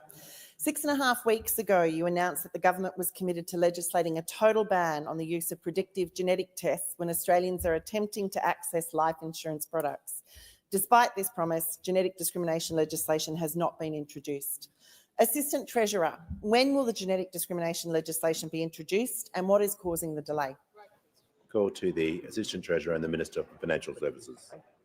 Thanks, Speaker. And can I thank the member for North Sydney for her question and acknowledge her genuine and long-standing interest in this issue, particularly before coming into Parliament, her role as the CEO of the McGrath Foundation, and acknowledge your deep interest in ensuring we can put in place preventative measures to ensure that people with a predisposition to cancers and other preventable diseases have access to the best preventative medicines and procedures. The government is committed to introducing legislation into Parliament to remove the existing provisions which would allow life insurers to lawfully discriminate against people who have had access to genetic testing and require them to provide that genetic testing material as a condition of taking out life insurance. It's an important issue. We want to ensure that we want to encourage Australians to have access to genetic testing. And can I take the opportunity to congratulate the Minister for Health for his great work in this area. The government has invested close to $1 billion into research in this area. We want to ensure that Australians have access to all of the genetic testing advantages that would enable them to take control of those predispositions in their life. I also want to pay credit, while I'm at it, to great work of many members in this House for advocating on this issue. The people behind me, the member for McNamara, the member for Boothby, the member for MacArthur, and so many others. I see on the crossbench the member for Indi, the member for Kooyong, who have taken made very strong representations on this issue. And of course, while I'm at it, I want to pay great tribute to the work of Dr. Jane Tiller from Monash University. There wouldn't be a member in this place who hasn't had representations from Dr. Jane Tiller. We are, as I said, committed to introducing legislation into the Parliament in this term. There's only a day left in this year. It won't happen this year, but I can confirm to the member for North Sydney that work is underway on this issue.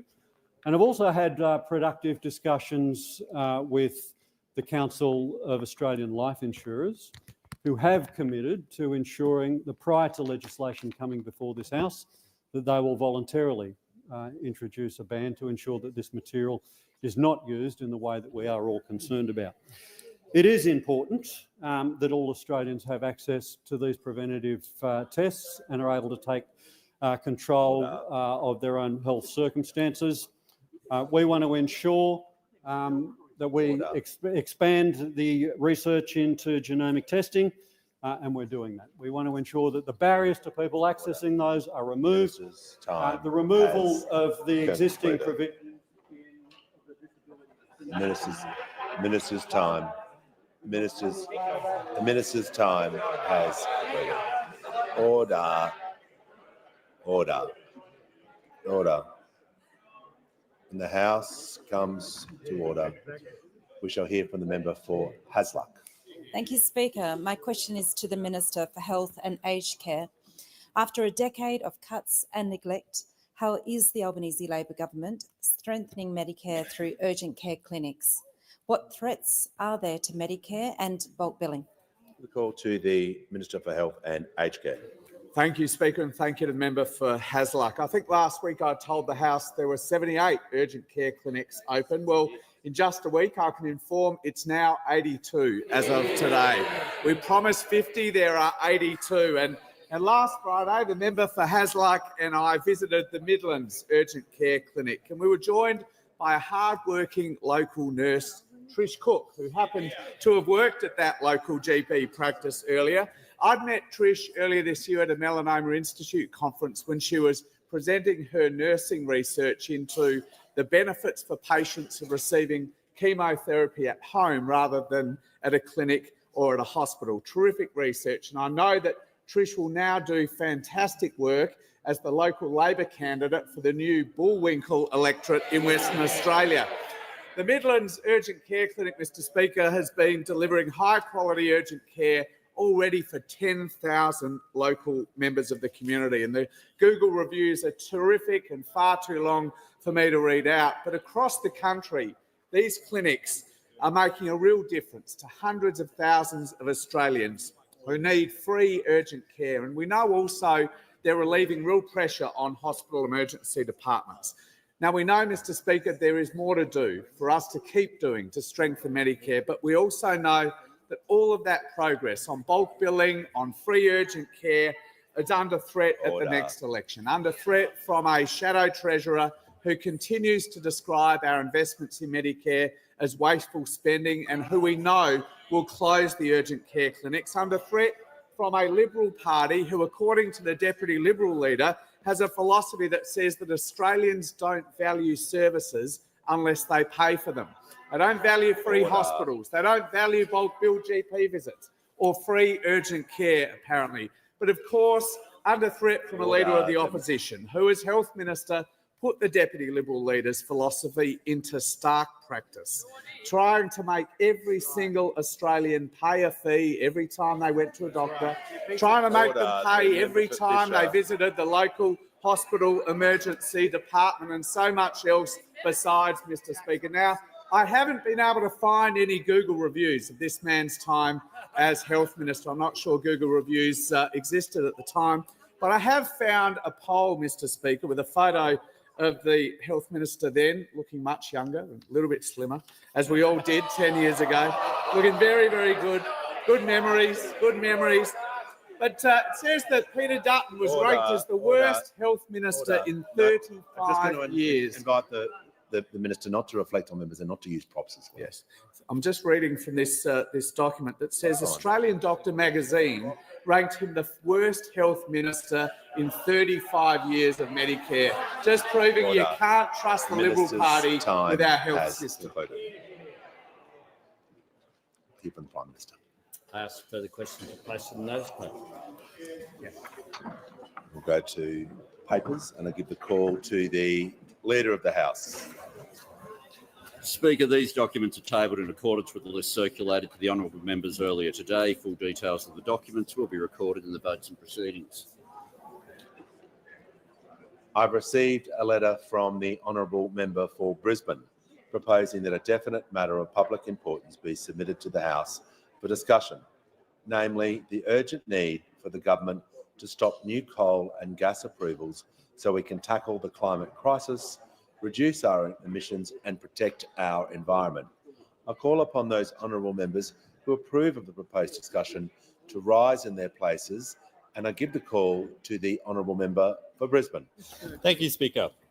The science is clear. Climate pollution from gas, oil and coal is driving more intense and more frequent weather. Okay, we don't care anymore. Let's go to the Senate. Finally, I can't handle any more Milton. However, as I'm just checking the live minutes, it's still stuck on questions.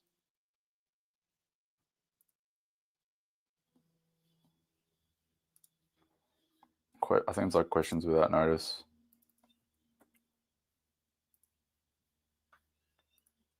It's really slow to load. I don't know if it's just on my end or...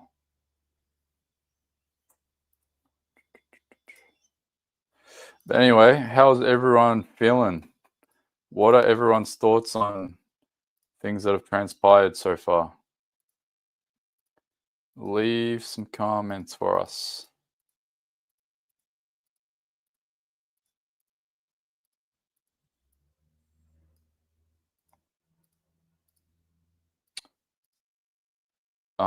And while that's happening, I'm just going to switch it to this screen. Because at least something... The politics now. Live on Sky News Australia with Tom Connell. This is Politics Now. Good to have your company. I'm joined as ever. We've got our political editor, Andrew Clennell, our political correspondent, Olivia Casely, our senior political reporter, Trudy McIntosh. You get it didn't right? think I could do it. Did I get any wrong? She thought I'd get... No, you stumped by the order. hesitated. Just all right, great. Hot takes. I should start with you to get you. No, off. start with Andrew. There you go. Thank you. The PM has reportedly stopped Tanya Plibersek doing a deal with the Greens on the nature positive legislation. That's got to be all about WA, but Tanya Plibersek would be furious. She already doesn't like Anthony Albanese for taking her out of education, putting her in environment. And also, Chris Minns, the New South Wales Premier, is saying don't run your dishwasher or washing machine after 3 p.m. Now, this could turn into a big problem for the federal government, really. This blackout situation. Summer can create bad stories for governments. Think bushfires, Scott Morrison, Omicron, Scott Morrison. This is the biggest danger around at the moment, this blackouts issue, I reckon. The PM will be hoping it settles down. I'm going to say totally agree on Plibersek. Not sure. Power could be it. I don't know if this is it from what I've read about it, but it's obviously a danger over summer. Liv? Everyone's a little bit cranky, a little bit tired, eager for the Christmas break. Talking about us, panel, or... Well, look, I think Definitely journalists and politicians alike, but I'm hearing that if you think this week's dragging on, bad news, we're increasingly likely to sit this Friday. You keep ramping this up. Stop talking about it. Well, I'm Your hoping team Friday. that if we I won't be generate, here. Yeah, these two are away. generate enough of this story, the senators... Good day, will just- Ken But Kong. isn't this the- Good day. I've heard MPs have been It's a called. beautiful Yeah, day yeah. for Isn't some this the more threat that government they make? tyranny. Every Exactly, single so we You year. don't pass it, it'll sit Friday. Yeah, It's all exactly. BS. We don't want to be... It's a threat every year. It does happen. It has happened. It has happened. That's all. Yeah, okay. They did sit very late, both of them last night. An update on what we saw this morning with Lydia Thorpe, Senator Hanson, Fatima Payman, the Senate President confirming. Just one sec. I found out the other day that the live stream concurrent view numbers on Twitter, when people just scroll past the feed, it counts as a view. And I had a look to see if if there was any information on it. I looked at like Reddit posts, I looked at other blog posts to see it, and it looks like that more than likely is true. The numbers are inflated because of how they count the metrics, and you can't see the metrics any other way.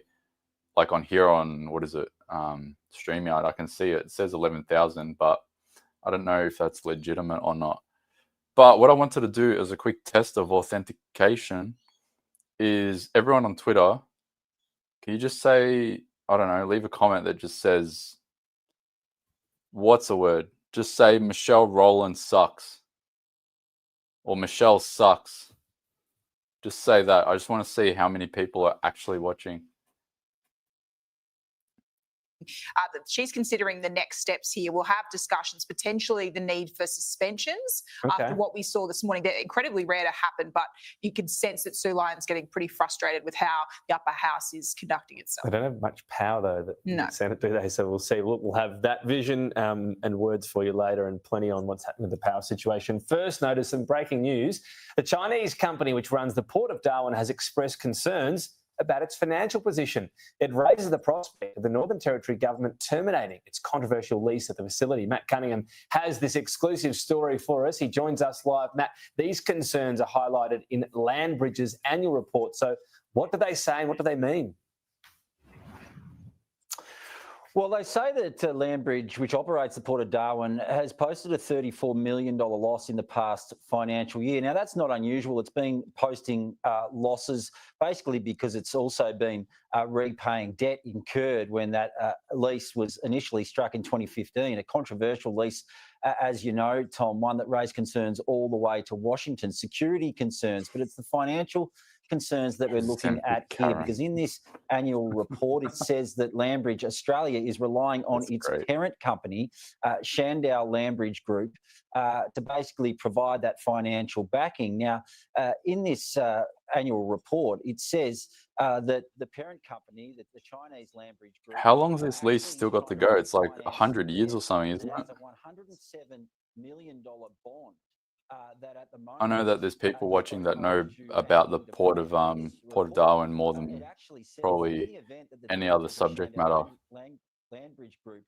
How long's the lease? It's like some stupid length, like 90 years or 100 years or something. Yeah, 90 years. Status of the parent company, an insolvency event could occur, potentially resulting in a change of control event. What does that mean in practical terms? Well, it means that we could see the forced sale of that lease, and possibly, if that sale can't be achieved, the termination of this lease deal. That report goes on to say, in the event a sale could not be secured within 18 months under the terms of the financier deed, the Northern Territory can terminate the port lease and pay the financiers an amount calculated in accordance with the syndicated finance agreement. Not surprisingly, this report has sent a bit of a shock through the Northern Territory government. Now, I've spoken today with the Northern Territory Treasurer, Bill Yan, who says that he has already raised his concerns about this matter with the federal government. Once we get that back and we hear from Landbridge, we're expecting a reply from them in late December, the Territory will be in a better place to determine what's going to take place with the port. I'm actually flying to Canberra for the National Treasurers meeting. So whilst I'm there, I'll be meeting with Catherine King, the Federal Infrastructure Minister, to discuss the Darwin port and what's taking place here at the moment. So Bill Yan there saying that he's asked Landbridge for more information about its financial position. He's going to wait until he receives that information before he makes any decision on whether the Northern Territory government would consider cancelling or terminating that lease. Now, I've spoken to Terry O'Connor. He's the non-executive director of the Darwin Port for Landbridge. He says that Landbridge Australia's losses are because of a refinancing of debt itself.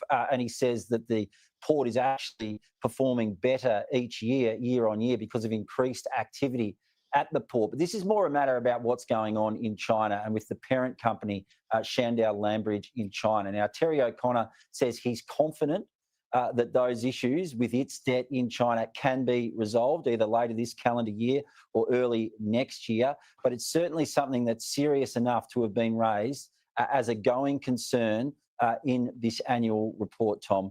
Really a space to watch here about what's going to happen next. Sure is. It's been such a controversial issue, hasn't it, as well? Matt Cunningham live there, that exclusive story from Darwin. Also, in the past couple of hours, this big breaking news, the family of 95-year-old Claire Nowland, who was tasered at her southern New South Wales nursing home. We don't care just right now. Oh, yeah, it was that lady. We do care, but not right now, respectfully. Let's go to the Senate, but not much is happening just yet. It's still questions without notice. And one of my colleagues used a phrase shenanigans, but through their spiv-like, their shonky, their charlatan-like behaviour. The EDO, if it was a private business, would be sold up, the administrators would be appointed.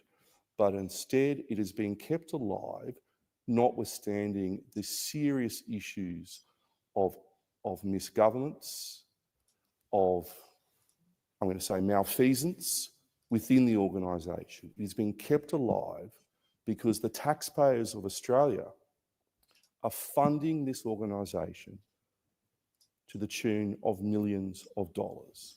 And I'm very proud to say that the Liberal National Party will not fund the EDO.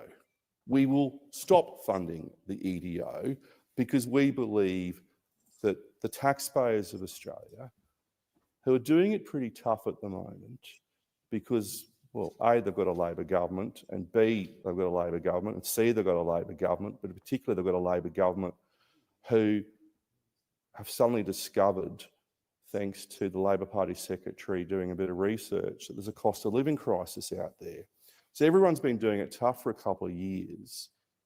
They're working longer hours, everything's costing more, and they've got a Labor government who are sort of hiding in the Canberra bubble, or the Canberra world, as I like to call it, and not understanding what's going on out there. And they see that their taxes are being spent to fund an organisation called the Environmental Defenders Organisation, an organisation, and I'll see what Justice Charlesworth said, is that the EDO's evidence was, and I quote, so lacking in integrity that no weight can be placed on it. The Justice went on to say that the EDO was involved in, and I quote, distorting and misrepresenting evidence, and furthermore, that they manipulated and coached a number of traditional owners.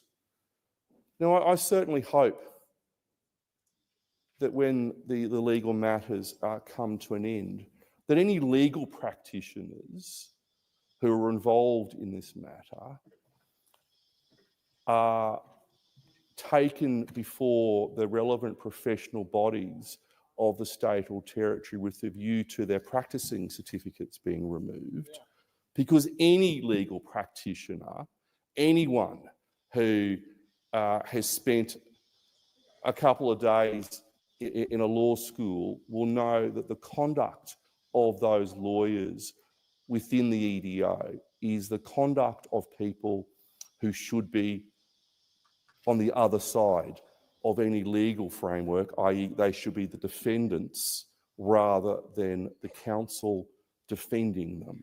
It is actually shameful what these legal practitioners have done, not just the misuse of money, it is the misuse of their power as lawyers of people who are supposed to defend the rule of law, but instead these legal practitioners have done everything in their power to defile the rule of law, to defile any Australian who may have an interest into how our society is governed.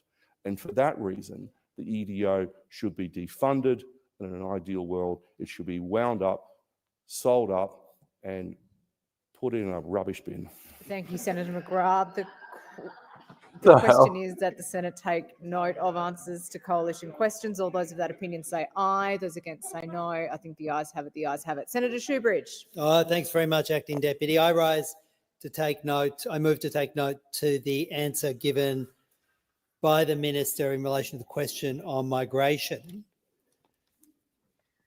Acting Deputy, the three pieces of legislation that Labor's trying to ram through on migration in an ugly deal with the coalition are some of the most extreme pieces of anti-migrant legislation that this parliament has seen since the abolishing of the White Australia policy.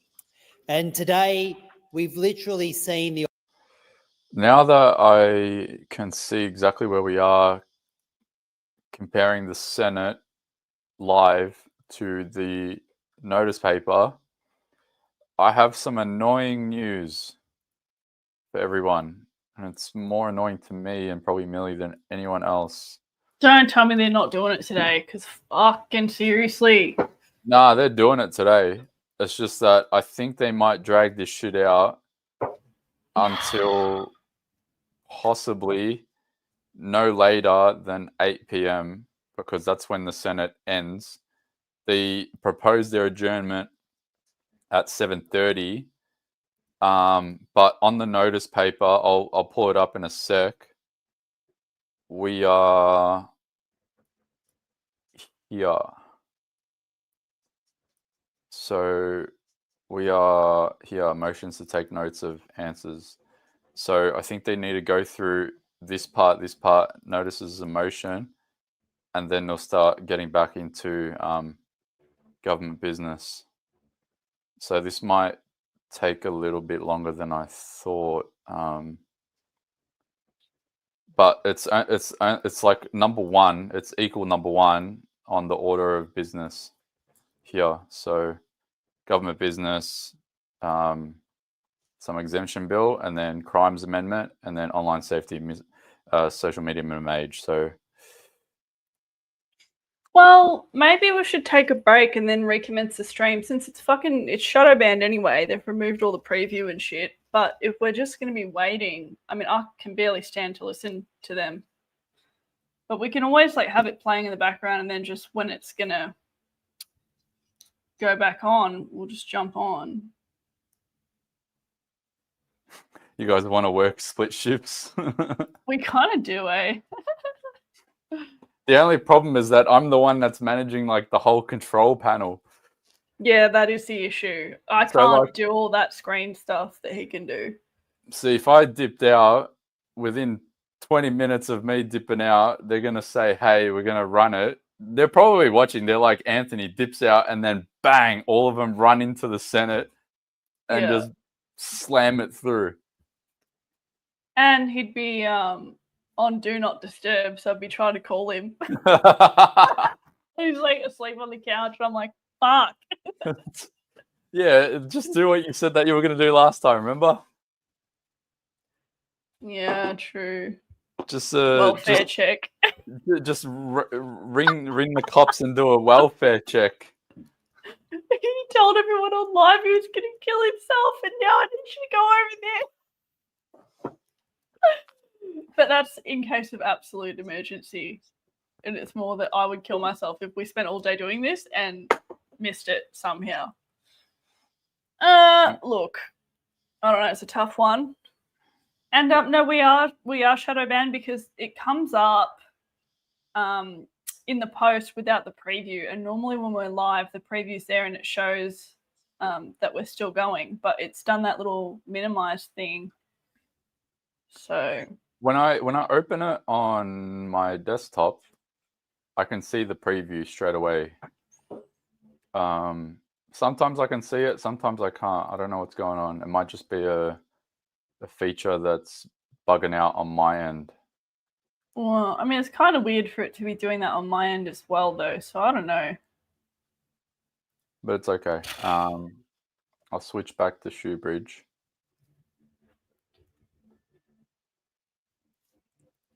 Honestly, I feel like I need to go pray and like take a nap or something just to.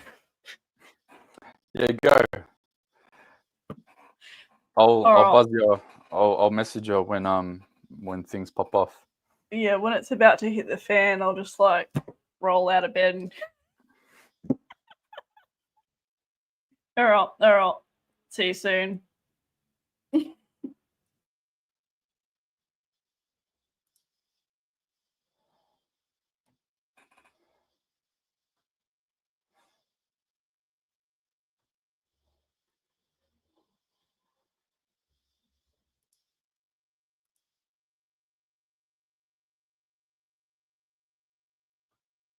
Let me have a look. I just chucked the volume on. Are there any notification to be given for another day, Minister?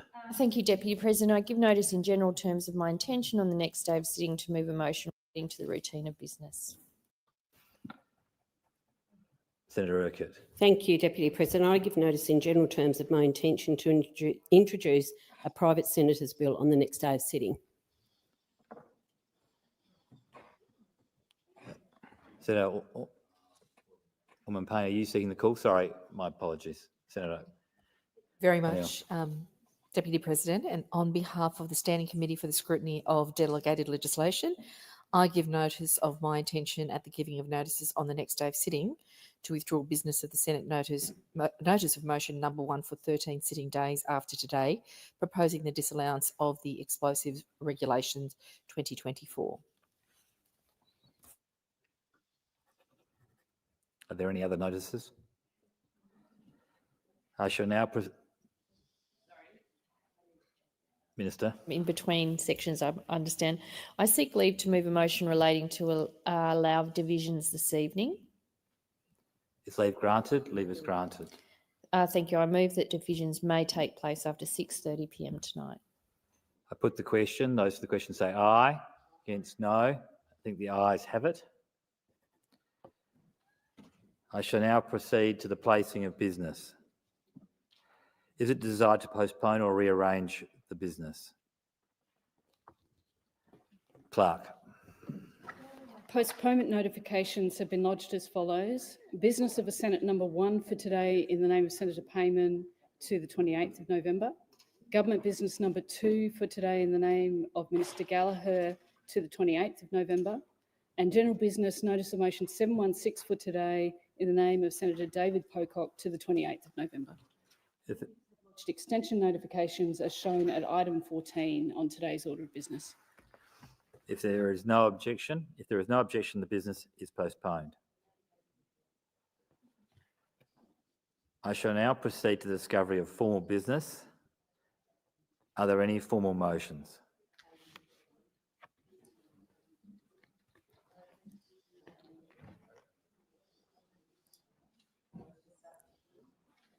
I'm just seeing if the Minister had one. All right, I'm going to go Senator McKim, I'm just getting myself organised, but I've got one here, number 4 on in the name of Senator Shoebridge, which relates to a reference to legal con. That will be debated. Thank you. Bear with me. I'm doing this live.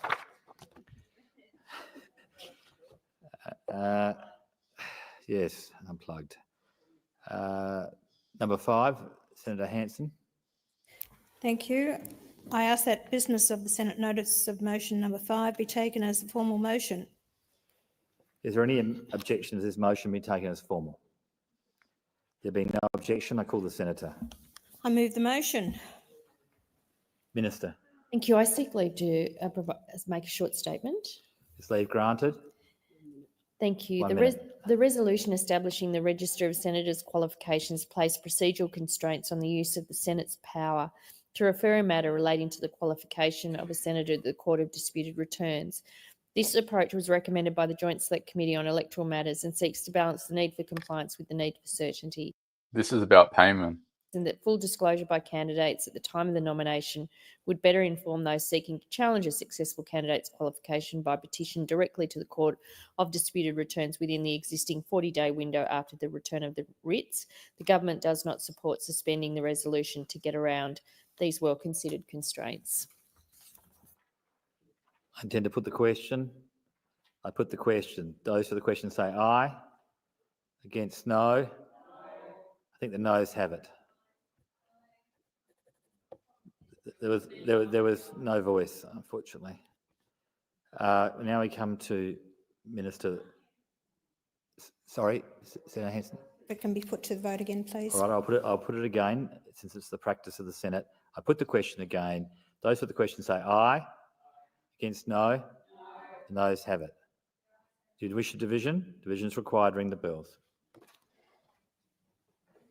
Okay, so while they're doing that division, you guys in the comments might be right, just as I was thinking as well with Gallagher. I think it was Gallagher when she said that the divisions are going to be postponed until 6:30, which means we have a few hours,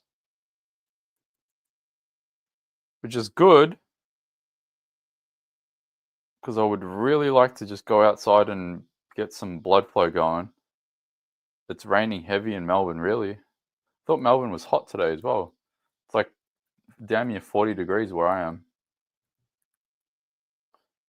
24 degrees storm in Melbourne. Thunder shower. Interesting. It's hella hot here. Here. Thank you. I seek leave to make a short statement. Is leave granted? Thank you. 1 minute. The resolution establishing the Register of Senators. No, this wasn't it. Where was it?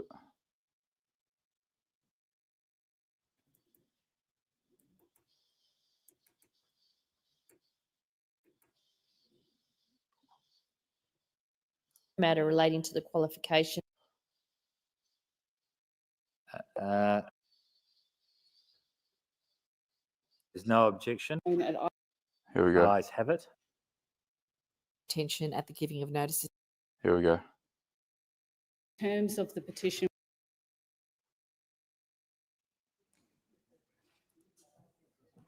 Clerk. Petition has been lodged as noted on the dynamic red. The terms of the petition will be incorporated in Hansard.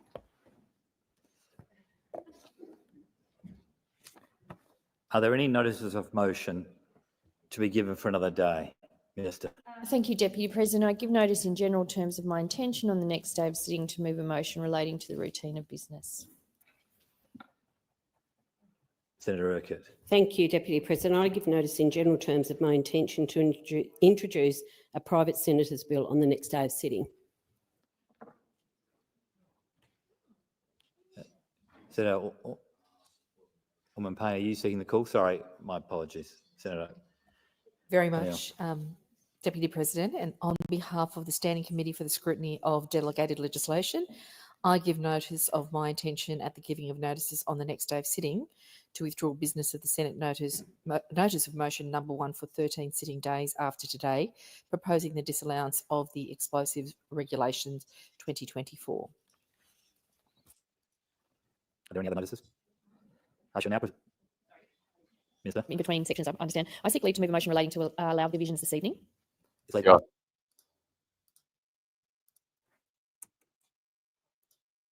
Leave is granted. Allow division between sections. Yeah. Minister. In between sections, I understand. I seek leave to move a motion relating to allow divisions this evening. Is leave granted? Leave is granted. Thank you. I move that divisions may take place after 6:30 p.m. tonight. Yeah. Okay. Put the question. Those for the question say aye. Against no. I think the ayes have it. Okay. I shall now proceed to the placing of business. What division is this for? It's qualification by petition direct. I think this was the order of The business. practice of the Senate. I put the question again. Those for the question say aye. Against no. Against no. This approach was recommended by the Joint Select Committee on Electoral Matters and said disclosure by candidates at the time of the nomination would better inform those seeking to challenge a successful candidate's qualification by petition directly to the Court of Disputed Returns within the existing 40-day window after the return of the writs. The government does not support suspending the resolution to get around these well-considered constraints. I intend to put the question. I put the question. Those for the question say aye. Okay. The teller for the aye. Noes. Teller for the ayes, teller for the noes, Malcolm Roberts. Okay, so this is for Pauline Hanson's motion reference to Standing Committee of Senators' qualifications for payment. This will be interesting, actually, because there's been a lot of news about it since this morning. Let me pull up the divisions here. Let's see if they're going to investigate Payman's qualifications. We're all going to find out together. Are you qualified, Payman? We will soon find out.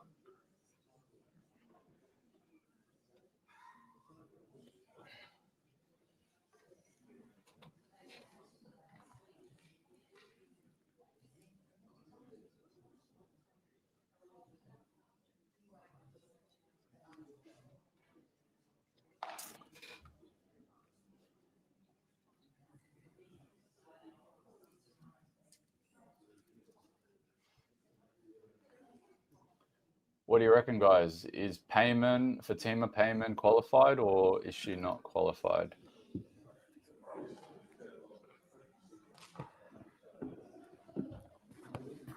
Honourable Senators, there being 3 ayes and 35 noes, it's passed in the negative. So they're not going to investigate it. We're going to come to 684, Senator David Pocock. Well, Pauline Hanson's motion to investigate. Senator Ruston, you're seeking the call. Yes, just while Senator Pocock's getting to his chair, on behalf of Senator Rennick, I will withdraw business of the Senate notice of motion number 3. Rebos 3 in the name of Senator Rennick. Senator Pocock. Thank you, Deputy President. I ask that general business notice of motion number 684 be taken as a formal motion. Is there any objection to the motion being taken as formal? There being no objection, I call the senator. Thank you. I move the motion. I just need to go back a little bit. I just want to see what they did with regards to the notice paper. We're going to come to 684, Senator.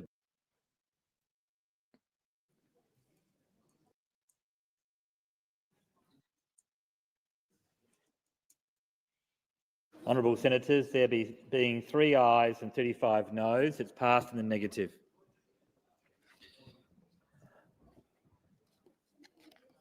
We're going to come to 684, Senator David Pocock. Okay, no dramas. I think the noes have it. I'm going to call it for the noes, Senator Pocock. We now come for 704. Was that in the name of Senator Rennick? Was that? What's Rennick's one? In the absence, maybe I'll move to 705, Senator Ruston. Ruston, yeah. Okay. I ask that general business notice of motion 705 be taken. Okay, I'll show you what they're doing. So here, whenever you hear those numbers, like 704, 705, whatever numbers here, they're going through all of these motions now. They're just going to slam through all of them, unless they adjourn or defer them to another day. But once that happens, we will be back to the social media bill and the divisions. So they've got to crank through these first. Number 706 be taken as a formal motion. Is there any objection to the motion being taken as formal? There being no objection, I call the senator. Senator. I move the motion. Minister. The risk of, I seek leave to make a short statement. Is leave granted?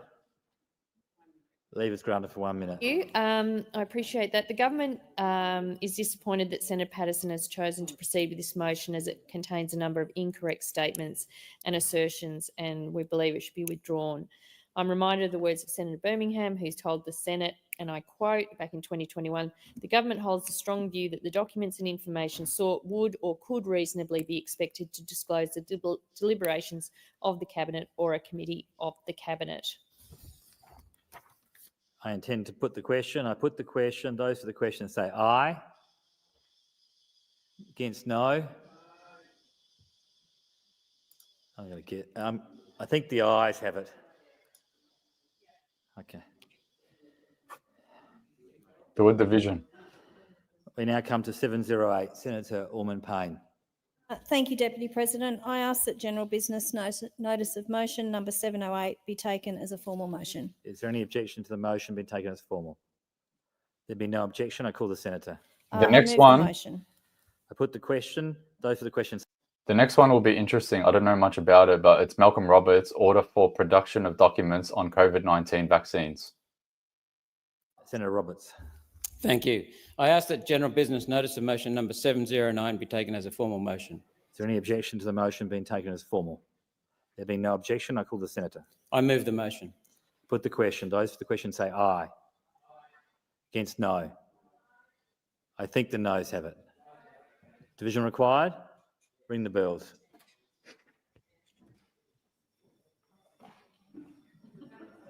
Well, it looks like Malcolm Roberts at least made it to a division. However, the problem with that is that, as you can see, this is the yes side. No, this is the no side. This is the yes side. So Malcolm Roberts will be on this side. Who have you got? You got Tammy Tyrrell here. You got Faruqi there. I don't know who these people are. There might be like Greens or something. But yeah, as you can see, the division's already decided. It's just a matter of how much are they going to get smashed. So yeah, unfortunately, Malcolm Roberts' his division is about to get squashed.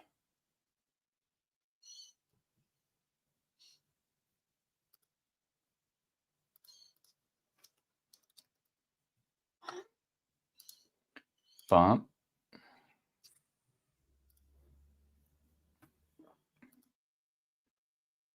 which sucks. I don't know what it's about exactly, but let me see if I can find it.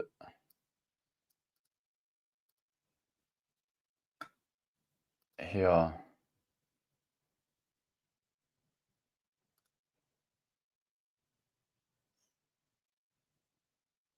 I think he just wants some. Wait, it's on David Pocock's website as well.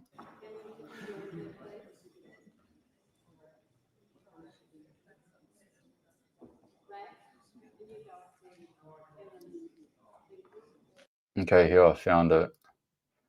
So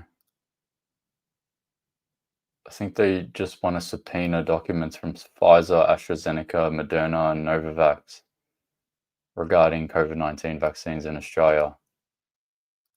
And it's going to be voted no.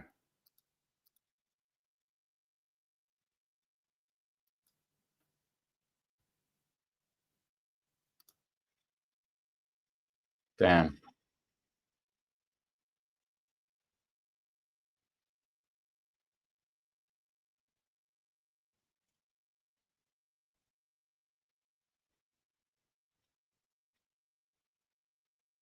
How many bills are on the books? There's like 70 something bills before Parliament, but I think they've smashed through like 30 of them or something.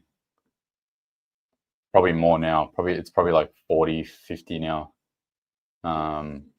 That's because tomorrow's the last day as well.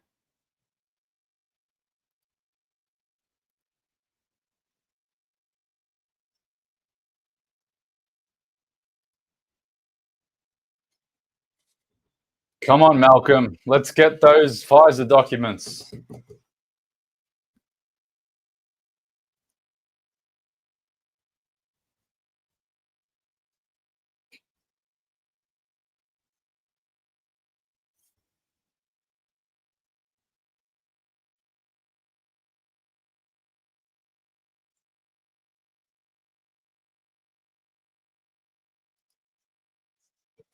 Come on, Malcolm.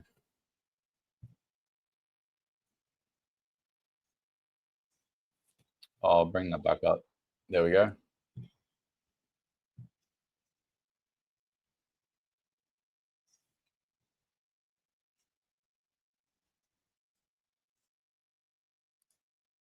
Just gonna refresh that.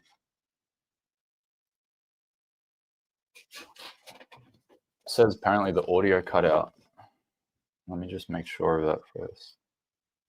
It says apparently the audio cut out. Let me just make sure of that first. It says apparently the audio.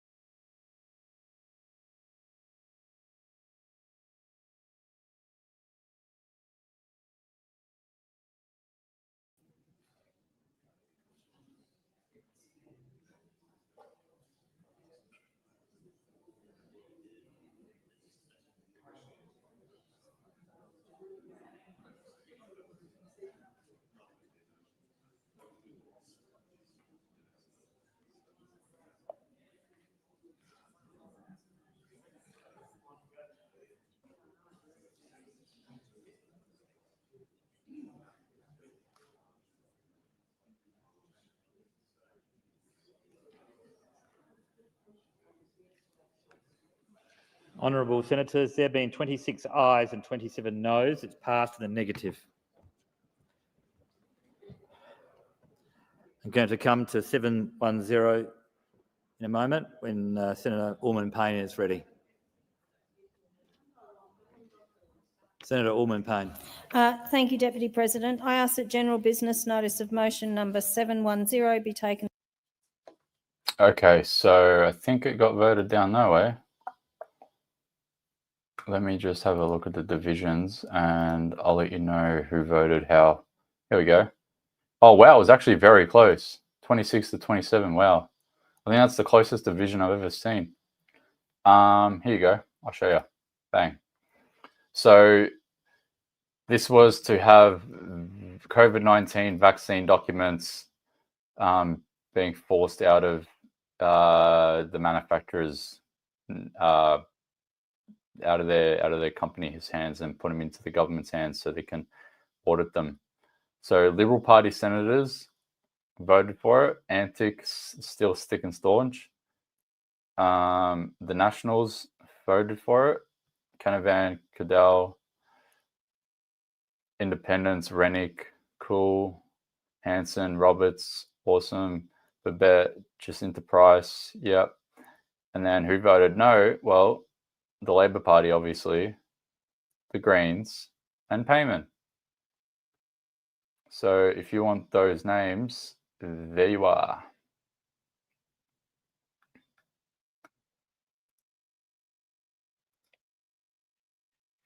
That's all right. There was some confusion at this end of the chamber.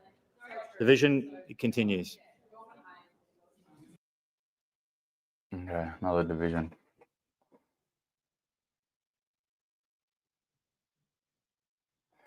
Yeah, I saw that. What is it? Jay Bhattacharya. I don't know anything about that person, but I'm going to guess it's a good pick. Is it a good pick? Let me know in the comments.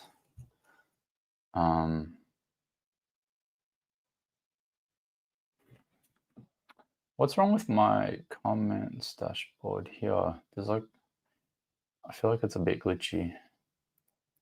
Let me just switch.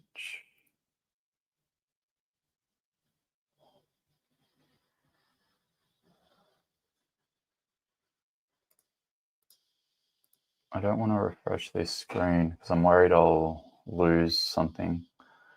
But this part of the dashboard's become a bit glitchy.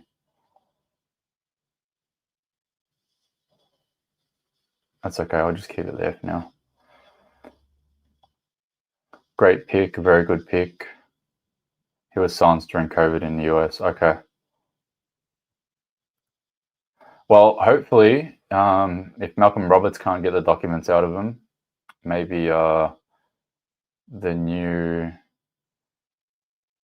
NIH leader, yeah, Jay Bhattacharya can get those documents. He's like the new Anthony Fauci, isn't he? My error. So I'm going to start again. And I apologise.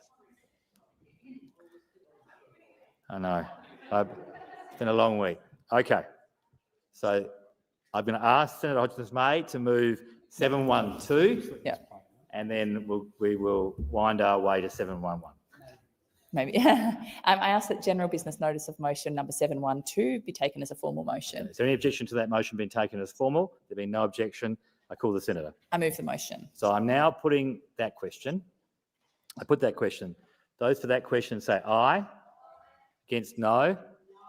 I think the noes have it. The division required. Ring the bell for 1 minute.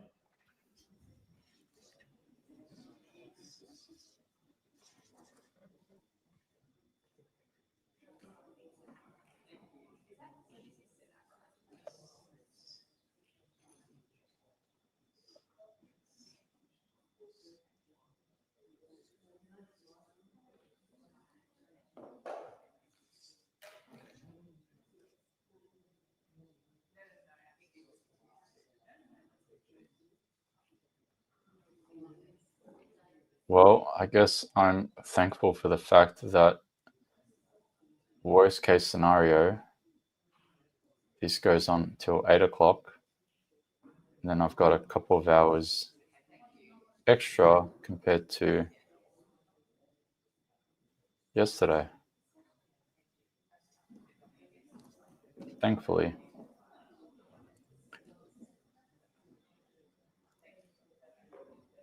Okay, lock the doors.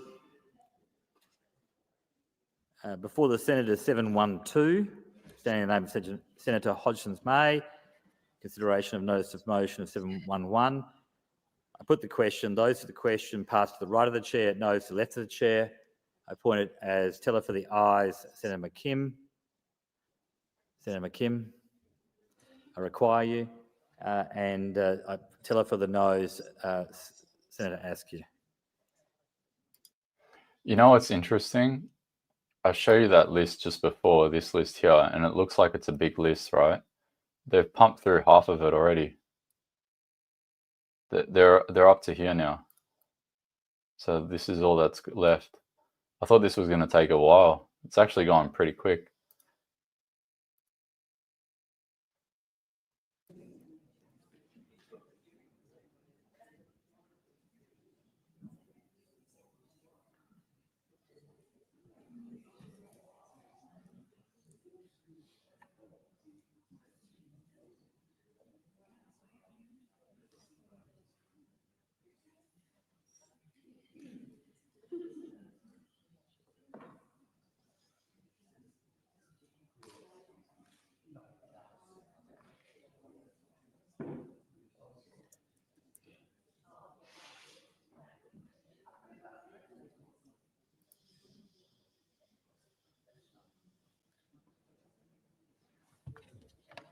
There being 13 ayes and 22 noes, it's passed in the negative. Given that motion was negative, we cannot proceed to 711, so therefore we go to 713, standing in the name of Senator Shoebridge. Senator Shoebridge. I stand corrected. It's not NIH, it's the other abbreviation. NIAID, National Institute of Allergy and Infectious Diseases. Same.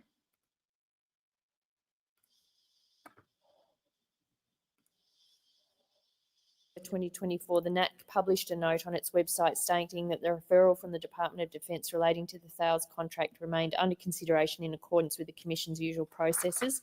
As such, it would be inappropriate to demand information about the NAC's consideration of this matter because it could interfere with an ongoing NAC process. The Parliament has legislated robust oversight of the NAC in the form of the Joint Committee and Inspector, plus the normal accountability mechanisms of the Senate. All of us in this place have a responsibility to safeguard the independence of the NAC and the integrity of its activities, and so the government will not be supporting this motion. I intend to put the question. I put the question. Those for the question say aye. Against, no. I think the noes have it. Division required. Division is required. Ring the bells 1 minute.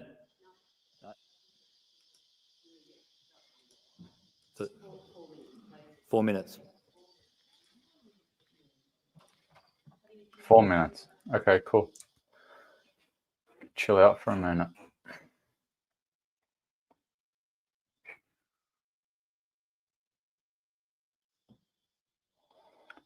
I think we just slug this out.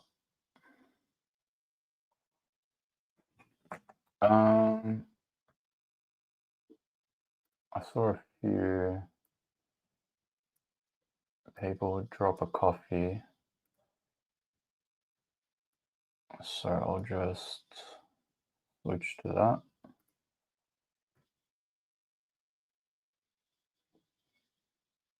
Joanna, thank you for the coffees. Adri, crazy grandma, ha ha ha. Elizabeth Watson Brown is actually my MP. Thanks for your work. Elizabeth Watson Brown, let's have a look. Oh yeah, the Green Senator from last night. That's what she's referring to, grandma. Fucking lol. Crazy grandma is actually my MP. Thanks for your work. We know 7 kids from tech, democratic and cybernetic threats is about much more than hen can access social media platforms. It's a big fight and I appreciate all you both do. Your grandma should be proud. I haven't seen my grandma in a while. Let me go see how she's doing. Let me go back to Melbourne. That's probably the biggest problem that I face with having to visit people.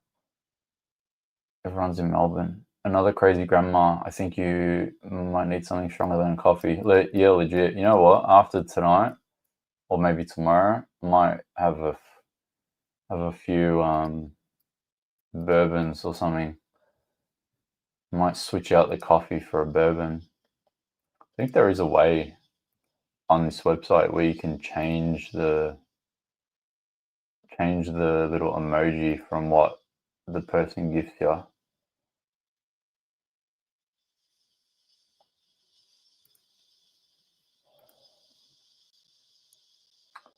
see if I can find it. Settings.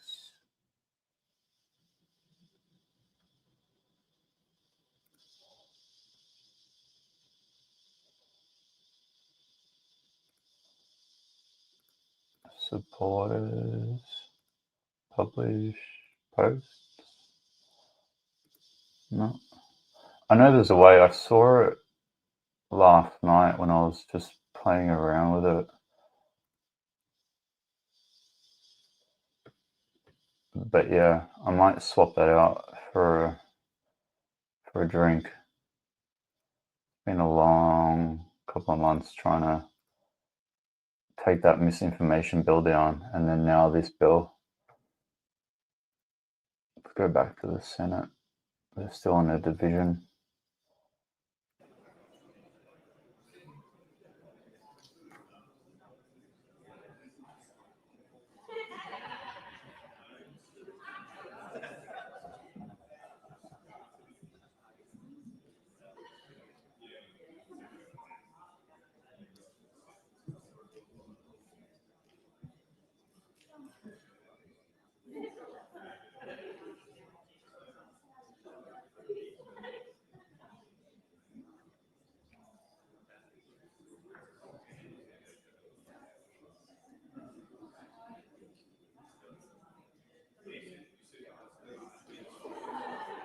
Lock the doors. The question before the Senate is number 713, standing name of Senator Shoebridge, order for production of documents. Those for the question pass to the right of the chair, noes to the left of the chair. I appoint Senator Askew as teller for the ayes and Senator Urquhart as teller for the noes.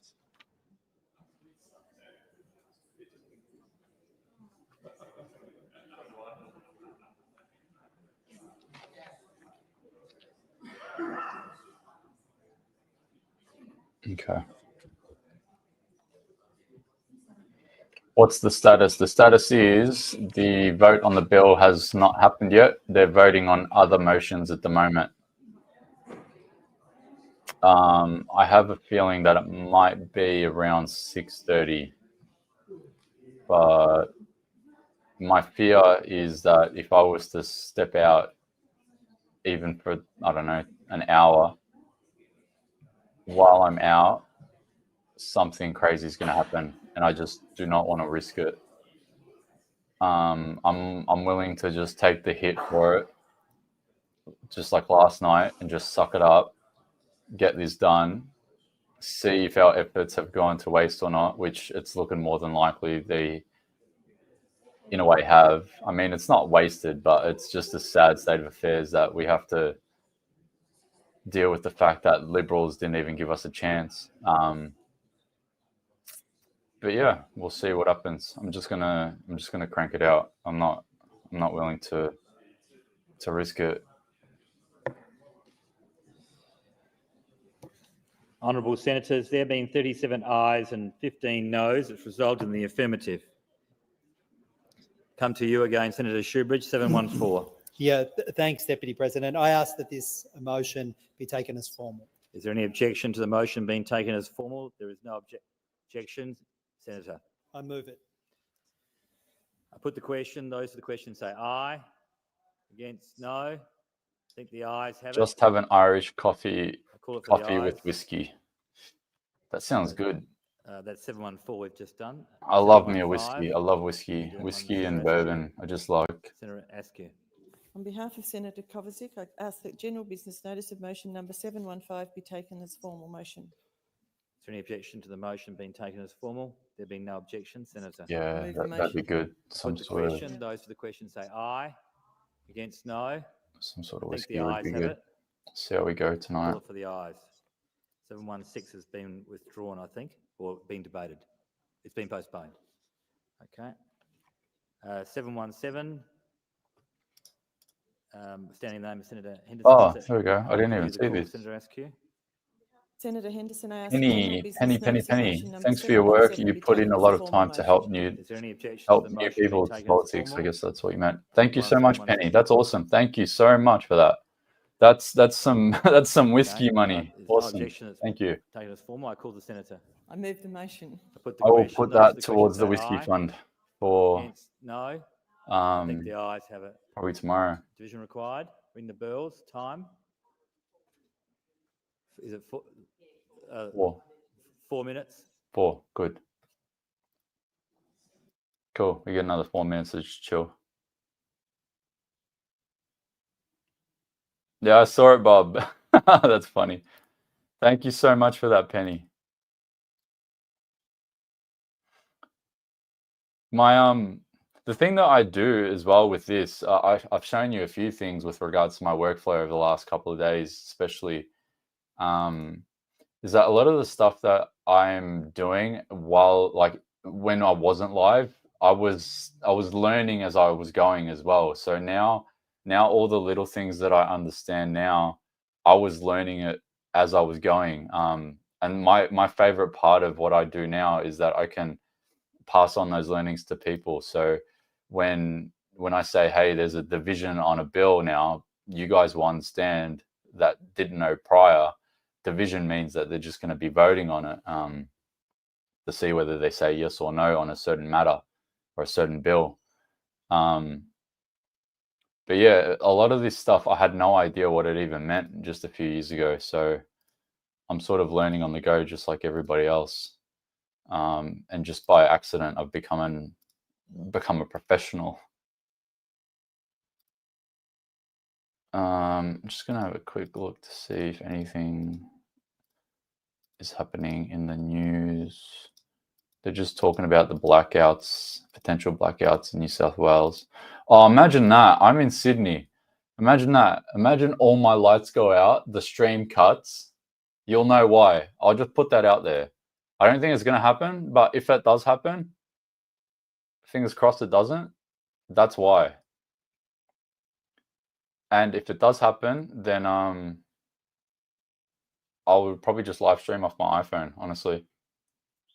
Yeah, I'll probably just grab my phone and be like, hey, I've just copped a blackout because of Chris Bowen and Chris Minns. Does anyone want to watch a stream from an iPhone? Division cancelled. What happened?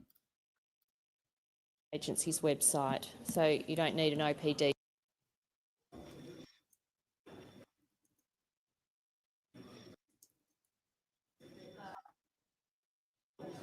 Okay, just wait till I'll request the division be cancelled. So we'll cancel the leavers granted, we'll cancel it and we'll call it for the ayes. General business notice of motion number 719 be taken as a formal motion. Is there any objection to the motion being taken as formal? There being no objection, I call Charge that phone. Yeah, I just did charge the question. Those for the question say aye. Against no. I think the ayes have it. Division. The ayes have it. We have one remaining motion, and that's standing in the name of Senator Rennick. And that is 704.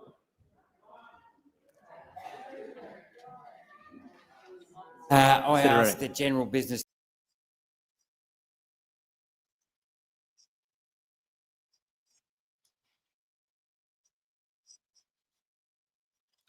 I put the question. Those for the question say aye. Against no. I think the ayes have it. I call it for the ayes.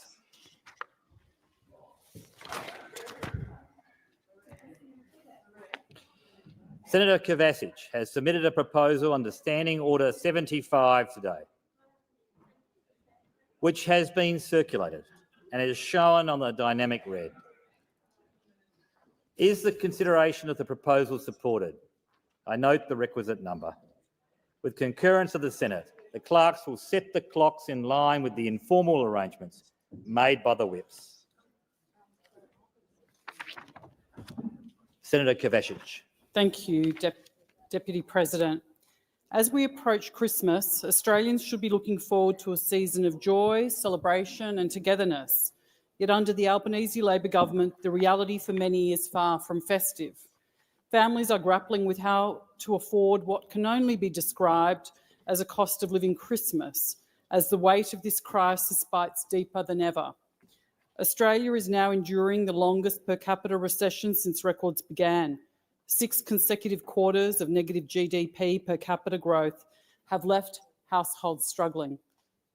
Let me remind those opposite that while they may dispute the technicalities of what I'm just going to mute Kovacic because nothing crazy is happening. However, for Amanda, what's happening is if you go to my Twitter feed, because you just posted on Twitter, if you go to my feed, you'll see my post from the start of today up until now. The bill, the online safety amendment, social media minimum age bill passed through the House of Reps, but it went through an interesting bunch of little things. So what happened last night was they did their second reading and then they adjourned it and then they recommenced their second reading today. They brought up the fact that there were some more amendments that were proposed. All of those amendments got absolutely curb stomped, squashed. Once those amendments were squashed, Michelle Rowland came out and said that we're not going to consider anyone else's amendments and we're just going to take this to a vote. They had their division. Division was absolutely overwhelmingly in favour of passing the bill. The first division was for the bill to pass just in general. It was stacked in favour 96-6. The Liberals and Nationals all voted for it, and I've posted all of the Liberals and Nationals that basically stabbed everyone in the back. And then the passage of the bill on its third reading was voted 102 to 13.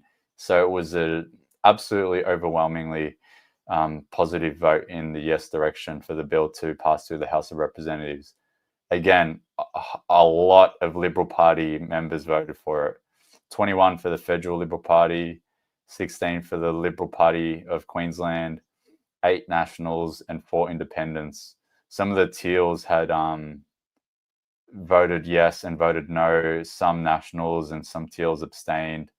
But overwhelmingly, like a absolutely 95% thrashing on the division state of things. Now we're waiting for the bill to be voted on in the Senate. However, from what I can tell, there are more proposed amendments that need to be voted on. Those amendments are the ones that they talked about last night. Cocaine Coleman said that he was going to put an amendment for the Senate to vote on that's going to be explicitly saying that digital ID will not be used and any government ID will not be used, like a driver's license. But we all know that even when it says that in an amendment and it becomes ratified into law, that doesn't mean shit, because one, what does the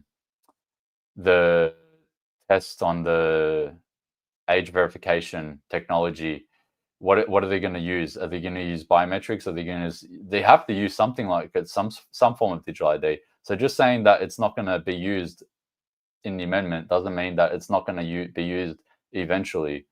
So that's one of the amendments. And the second amendment, I can't quite remember. I'll pull it up if I can find it. But that's like the one that I remember off the top of my head. I don't know if someone can comment what the second amendment was when Cocaine Coleman was talking about it. I'll see if I can find it. But yeah, now we're just waiting for the Senate to vote on it, vote on the amendments, and then vote on the bill. I'm interested to see how certain people vote on it. And I'm interested to see if anyone abstains as well. But yeah, that's the recap. That's where we are up until this very point. And now they're just going through other bills. Let me see what Kovacic is talking about. the government that acknowledges and accepts the problems that are a reality for them every single day when they struggle to pay their bills and make decisions about what their family can and can't. Okay, so Kovacic is just yapping on about this. So she's saying after three Albanese Labor budgets, most Australians will go into Christmas in 2025 worse off, with weaker real household incomes and struggling through a record-breaking household recession. So she's just doing the typical Liberal thing to just take a pot shot at Labor, but you know, either way we're getting screwed. Doesn't matter who's in power. Voting no against every measure that this Labor government has brought into this chamber and this parliament. Yeah. Seriously. It's just Kovacic's motion at the moment, and now they're just going back and forth to talk about it. Nothing too crazy. But yeah, I mean, even I'm on a shoestring budget. I have a cheap background that I just bought off some dodgy website, and then this desk is from Marketplace. I have 2 monitors that I bought off Marketplace that are just good enough to get the job done. Yeah, that's basically it. And then I got a computer, but sometimes it's powerful enough and sometimes it's not powerful enough. That's why I have to like close a lot of tabs as I go on, because I don't want anything to glitch. But yeah, we are all struggling. Everybody's struggling. Everyone's doing the best with what they got.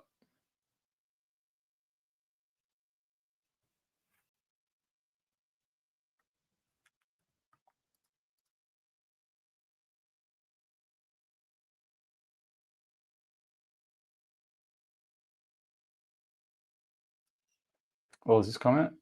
Bro, how's your mic? My God, I'm using this is like a $10 lav, not 10, maybe, I think it was like $25 lav from, what's it called, Jaycar. I bought this from Jaycar just like the other day, like 3 or 4 days ago. USB-C. Like I don't like this camera that I'm using for example is just a I bought this. This camera that I'm using, it's not even mine. It's a DSLR camera. It's a good camera, but I just borrowed it from a friend of mine. He's like, hey, I got a couple of spare cameras. But yeah, I'm just using a cheap, literally just a USB-C cable camera, mic. We're on a budget here. We're on a tight budget here.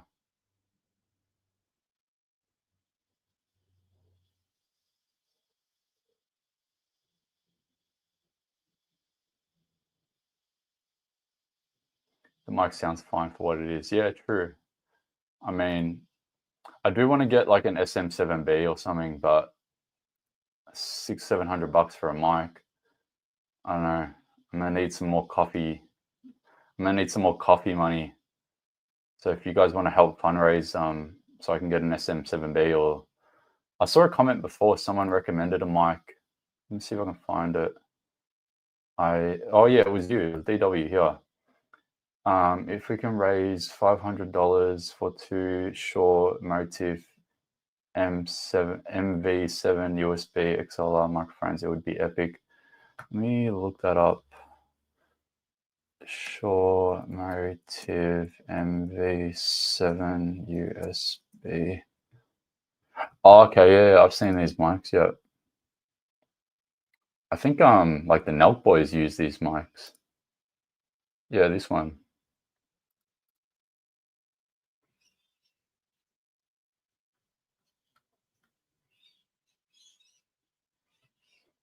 Yeah, so what is it? How much did you say? $500. What is it? 320. So it's $640. Yeah. I mean, oh, it's an XLR one. Does it have a USB or USB-C? USB, XLR. Yeah, it is USB. Yeah. Yeah, that's fine. XLR would be good. XLR and USB. Yeah, so that's fine. Because if I had XLR, I would need a cloud lifter, I'm pretty sure. But yeah.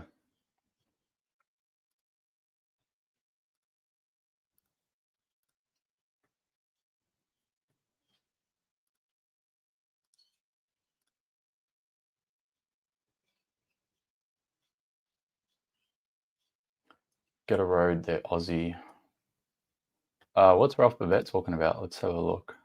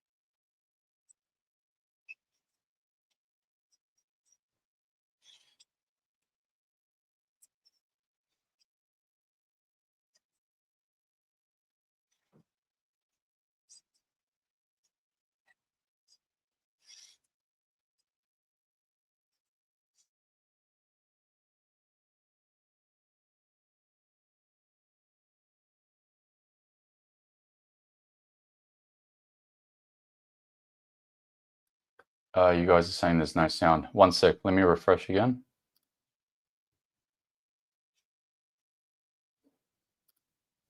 One sec. Just need to restart the browser again. It's okay. Bum, bum, bum, bum.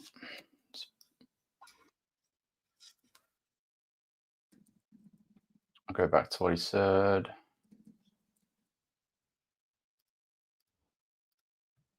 Back to the Senate, and hopefully the audio works.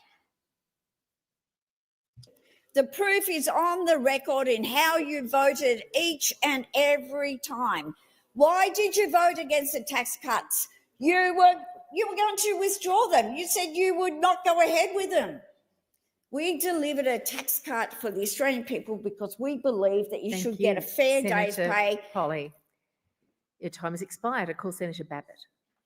Thanks, Acting Deputy President. Australians are experiencing the longest per capita recession on record, with 6 consecutive quarterly falls in per capita GDP and 7 declines in the previous 8 quarters. This Christmas, many Australian families will be torn between purchasing presents for their children and paying those skyrocketing electricity and food bills. It is extraordinary to think that many Australians this December, like Mary and Joseph on that first Christmas, will be wondering where they will live since there is no affordable housing. Sadly, this year doesn't look like a great Christmas for the vast majority of Australians.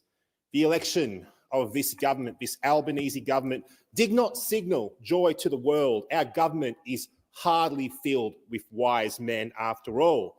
The original wise men arrived that first Christmas bearing gifts, but Labor's wise guys arrive bearing little more than bills. Instead of gold, there's debt. Instead of frankincense, there's a stench of broken promises. There's no gold, there's no frankincense. And as for myrrh, well, most of us haven't any more clue about what myrrh is than we do about what Labor's plan is to reduce the cost of living. Now, the Labor Party constantly promises that they will arrive with gifts only to turn up with boxes that, once unwrapped, are discovered to be empty. More Australians believe in Santa Claus than in the Albanese government's promises, and could you blame them after the last 2.5 years? If Australians have a Merry Christmas, it will not be because of, but in spite of this government. Senator Bragg. Very much. This has been an ugly period in Australia's economic management, perhaps one of the ugliest periods since the Second World War. I'm so glad that we only have one more day of this pain to go through. Don't care what he has to say. It's all the same boring talking points at this point.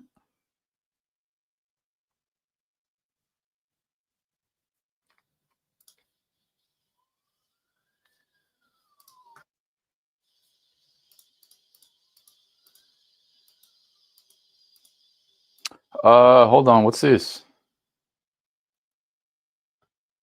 Looks like South Australia has a voice to Parliament. Get ready for this.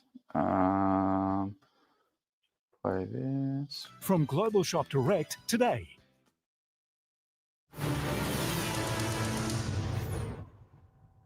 In an historic moment, South Australia's First Nations voice has addressed Parliament despite last year's failed federal referendum. In the address, an Indigenous leader decried the continued struggles of Australia's First Nations people. Surrounded by South Australia's elected politicians stands a new voice.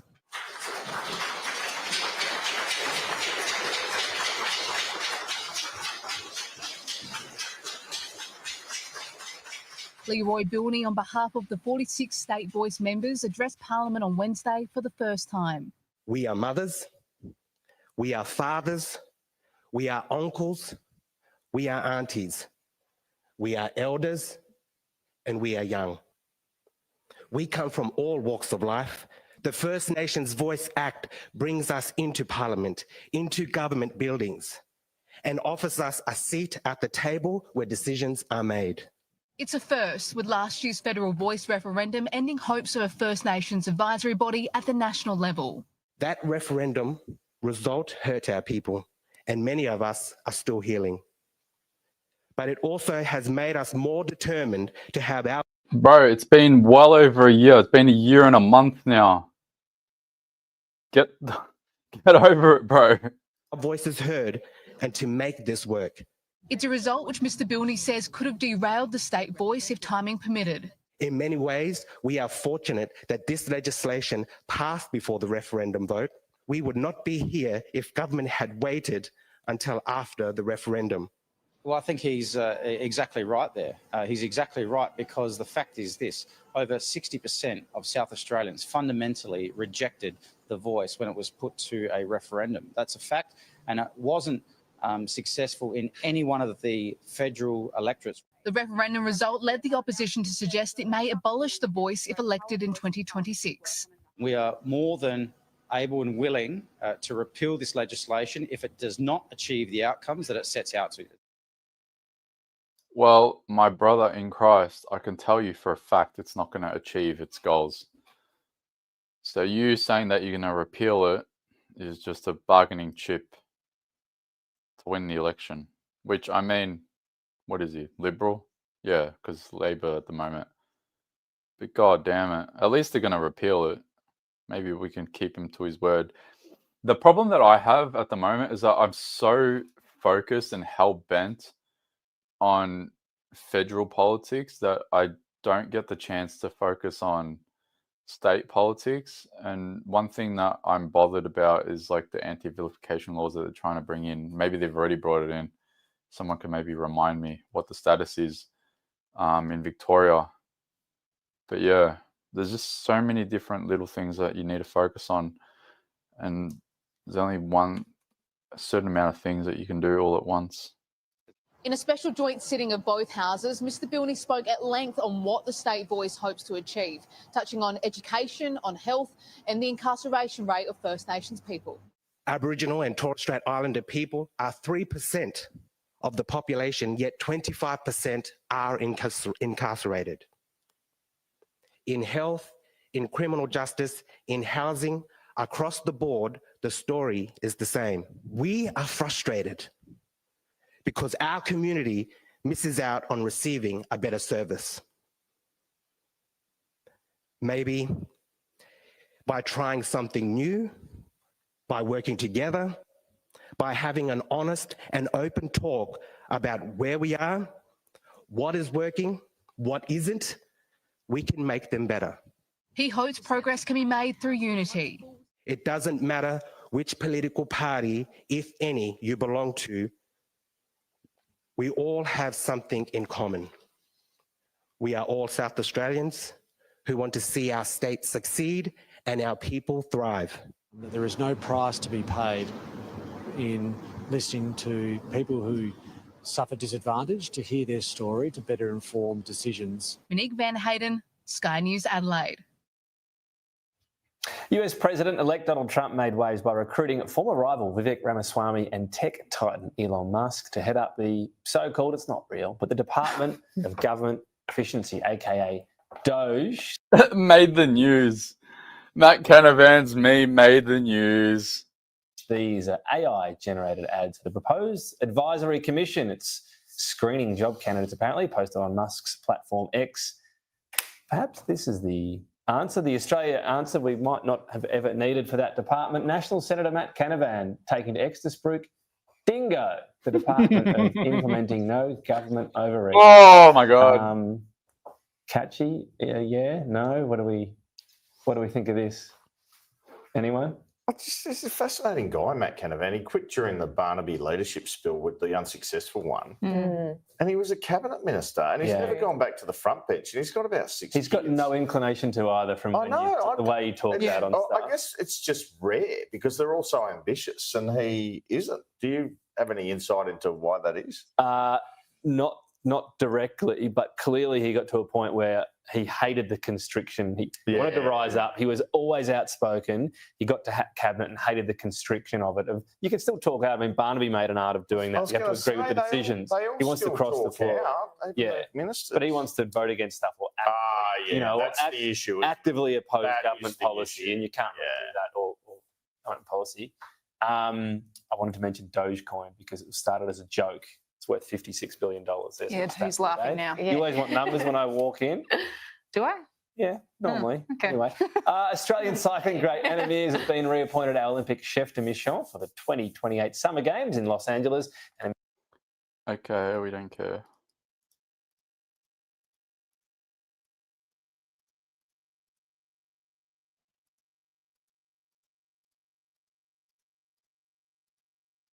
Yeah, nothing else.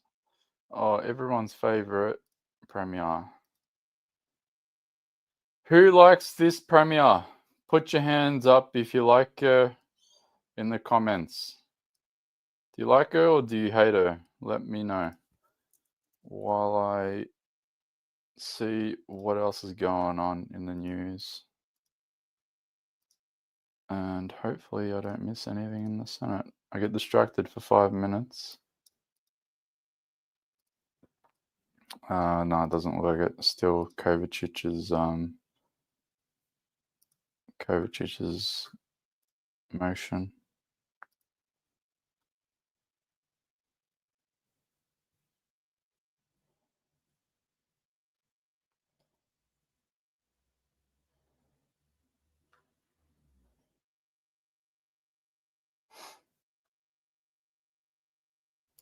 What was that headline? Which headline? This one. Imprisoned Vic murderer to undergo IVF. What the hell? Really? What? Yeah, Lana. IVF in prison? What? What's going on? What is that headline? What the fuck?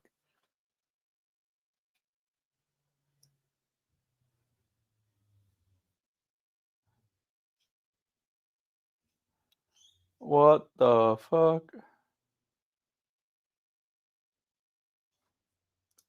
You should hear 3AW breaking down a simple thunderstorm like it's an asteroid coming to Earth. They sensationalize everything.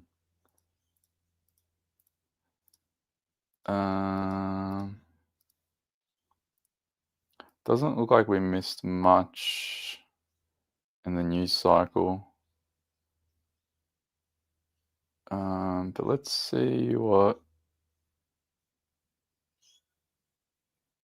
the ABC has to say with regards to this while we wait.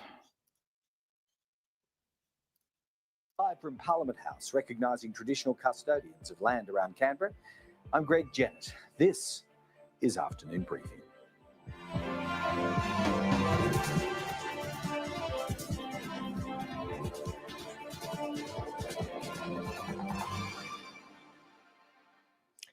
Later this hour, a couple of special guests were spied doing the rounds of Parliament House this morning, supporting a very important cause. One was former Australian cricket captain Alan Border. The other, a once prominent economist with CommSec, known for running commentary and analysis on economic data. That's Craig James. Now, both men have been diagnosed with Parkinson's disease, and both were here pressing the case for extra federal health funding for that condition.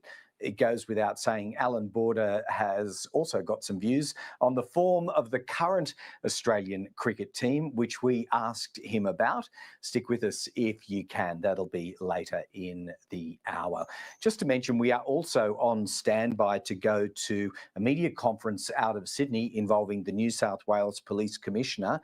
We promised to bring you Karen Webb's remarks on the verdict delivered against a New South Wales police officer that was delivered earlier this afternoon in the case of the death of a 95-year-old woman in a nursing home in Cooma.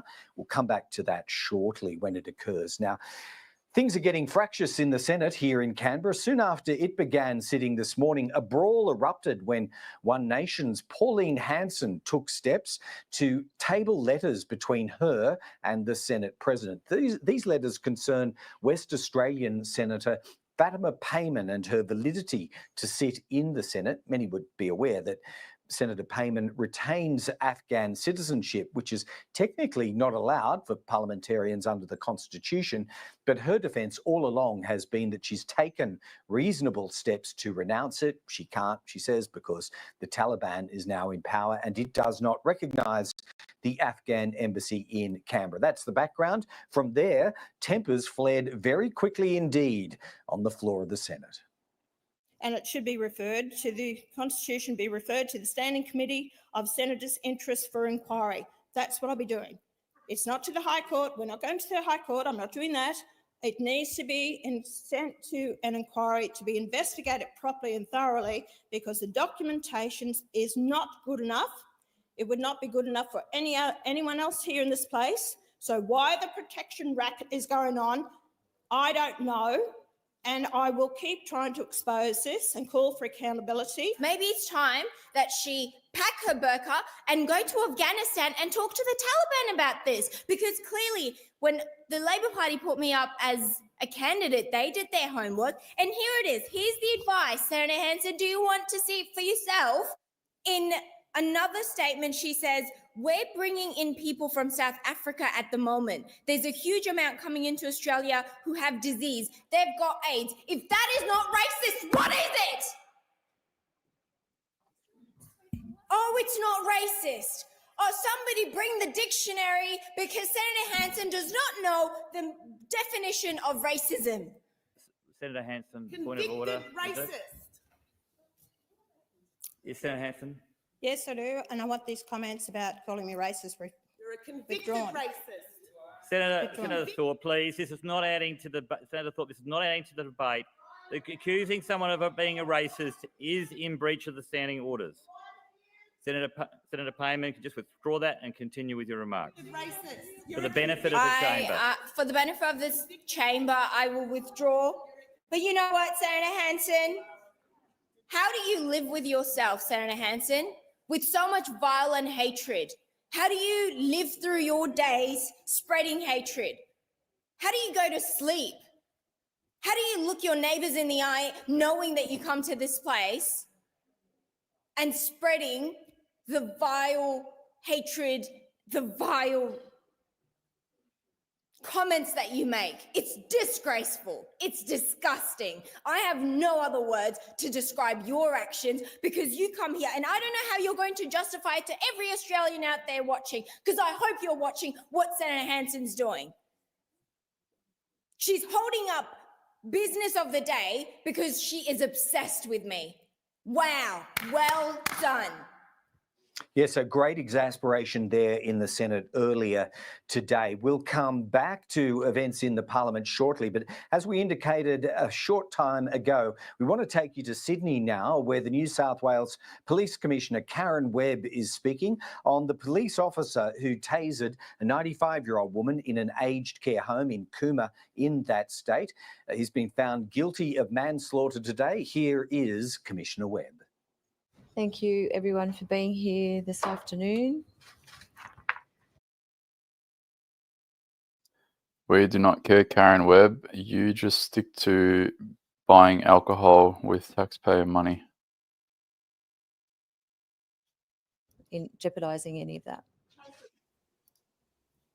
All right, so that was Commissioner Karen Webb, the New South Wales Police Commissioner, talking about the tragic death of Claire Nowland, aged 95, tasered to death in a Cooma nursing home, pointing out that this could be the subject of appeal. So she was being somewhat reserved in her commentary, but of course there will be employment consequences for the verdict that came in against the New South Wales police officer in that case.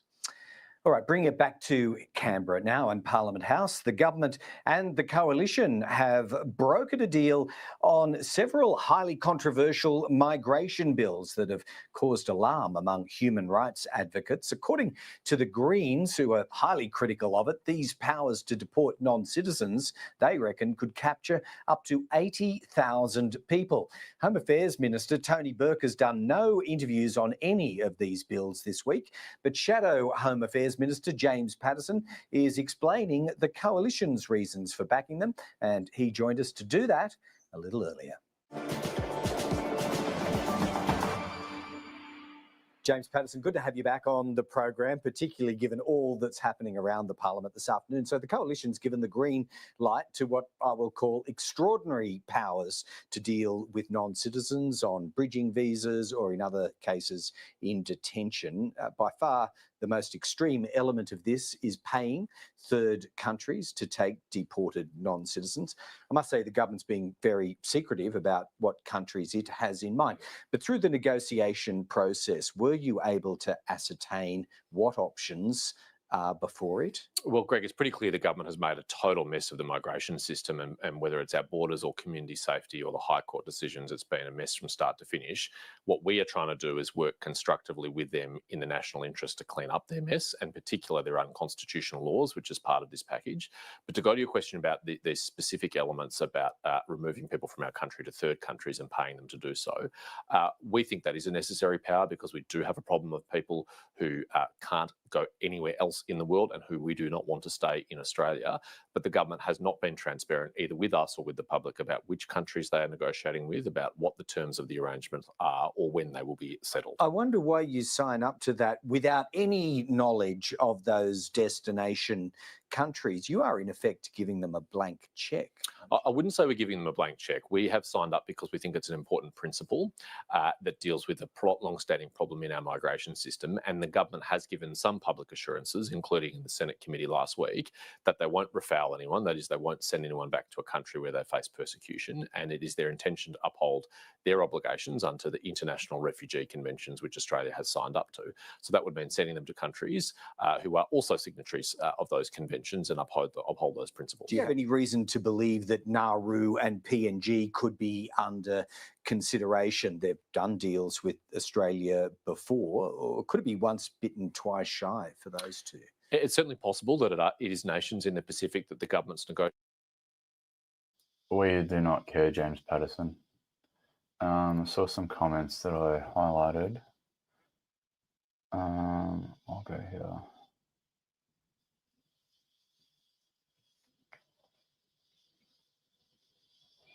Yeah, this was an interesting comment. Just spoke with Malcolm Roberts, diary manager. She doesn't know what time the age verification bill will be put up tonight or maybe tomorrow. Their office has said this bill will pass. Yeah, I mean, we're doing the best that we can to try to put as much political and public pressure on them. Why did I sort of fall out of frame? There we go. But yeah, we have probably until tonight. It's scheduled for tonight. I don't know why it says here his diary manager doesn't know, but on the parliamentary website it says that it's on tonight. And has the bill passed? The bill has passed the House of Reps. We're just waiting for it to be voted on in the Senate. The most important thing that we want to know with regards to the Senate is who actually voted for it. Whether Peter Dutton, I want to know if not Peter Dutton, if Canavan's actually going to be there to vote against it. Is he going to abstain? Antic, he's going to be brave and just say, nah, screw that. He'll probably be there to vote no. That'll be interesting to see. They're going to be debating 2 amendments, so that's going to be heated. I can't wait to see that. And yeah, we just want to take some names and then kick some ass. That's what we want. We want to take their names down.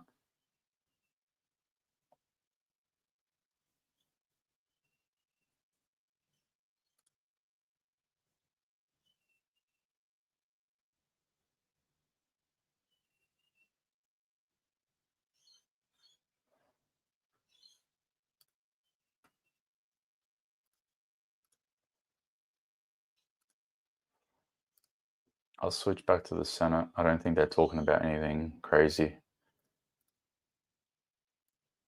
As a reference to the Greens as a party, not to individuals. Senator Reynolds, you may resume. Thank you, Acting Deputy President. So natural gas is a fact. It is a critical part of our energy mix. It is powering manufacturing, providing affordable and reliable electricity for Australians and people across the globe. And it is stabilising the energy grid alongside intermittent renewable sources. And that is a fact. We need gas. As we transition away from coal, we are going to need gas. Supports food security globally, and it pays. I just saw this comment here. I just spoke to Canavan's office. They said he's definitely going to be there and voting no. Okay, that'll be interesting to see. Cool. Maybe we hounded him so much that he's like, oh, the social media optics of it are so bad. Because I think that's what, honestly, I think that's what he actually cares about. I actually think that he cares about the social media optics.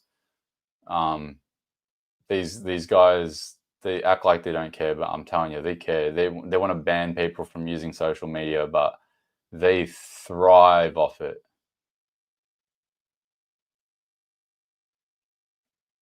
What space is Reynolds? She's a beast, eh?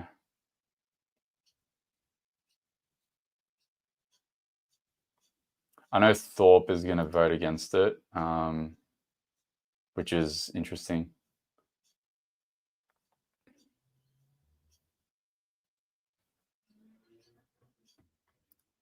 Human rights standards, the same sustainability. Still nothing. I'm just going to take a quick little break. I'll leave the Senate running, and I'll be back shortly. Me and the Electoral Commission, it is you who are putting this country at risk. Now, some of the facts. The North West Shelf has produced over 6,300 LNG cargoes since 1989, which supports regional energy security. This extension will allow existing gas resources to be developed without the need for constructing new processing facilities. And that is not something the Greens will ever admit to you. No more new facilities. In 2023 alone, the North West Shelf contributed $1.7 billion to the Australian economy, including over $1 billion spent in West Australian businesses, supporting nearly 1,000 jobs. Now, since 1984, the North West Shelf itself has contributed $40 billion in federal royalties and excises, delivering lasting benefits to the Australian and to the West Australian communities. It is critically important to our nation's security.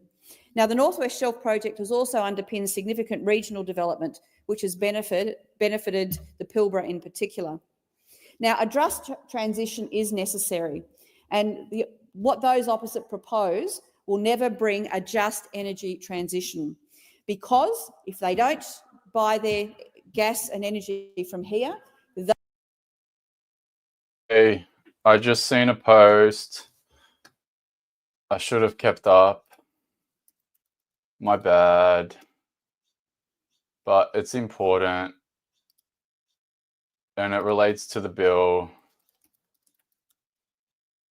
I know a lot of you guys probably have already seen it, but I saw Craig Kelly and then also Malcolm Roberts both posted it. So God bless them, because I probably would have missed it altogether. So apparently the proposed amendments that I was talking about have been released, and it looks like there's something wrong with them, which, are we surprised?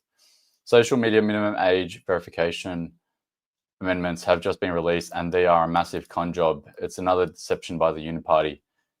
The Uniparty promised the amendments would ensure Australians didn't need to have a government-issued digital ID to log into social media, but they lied again. Read the exact words of the amendment they just posted online. Section 63DB, read in totality, provides that social media platforms are free to collect an Australian's digital ID as long as they offer some alternative means to prove you are over 16 or 16 and over. The only thing I can think of what this alternative means could be some typo or even more intrusive digital biometric scanning. So the requirement to hand over government issued digital ID to log on and be collected becomes the lesser of two evils. Secondly, the bill uses the word collect. A provider of an age-restricted social media platform must not collect government-issued identification material. But what does collect mean? Does this mean that they can still force you to use your government-issued digital ID to log on? It's just that they can't collect the whole and hold the data. In summary, the amendments only make things worse and confirm that the legislation is a Trojan horse to force Australians to obtain some type of government-controlled biometric digital ID. Klaus would be pleased. Well, there you go. So they are going to use digital ID. They're saying that they're not going to use digital ID, but it's digital ID. So, you know, are we really surprised?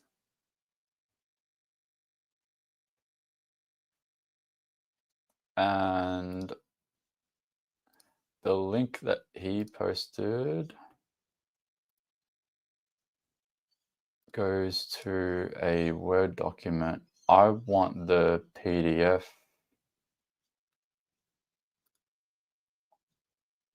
because then I can pull it up.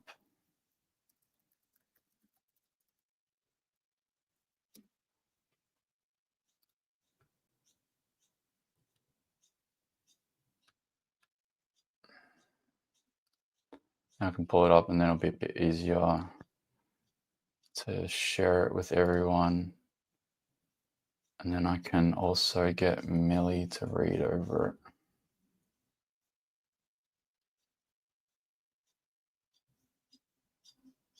it. Yep, we're all using digital ID. Peter Dutton has got the Liberal Party numbers that he needs in the Senate to ram this through, and we are all going to become victims of a digital ID system.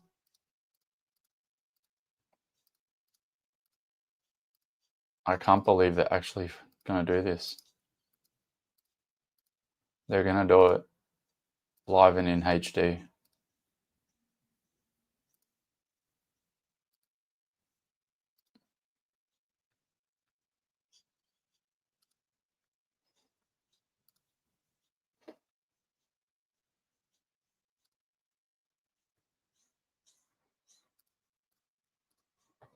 Okay.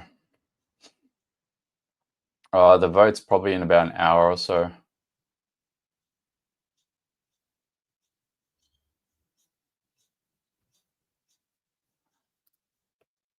We? Who's we? Who's we? Maybe company directors.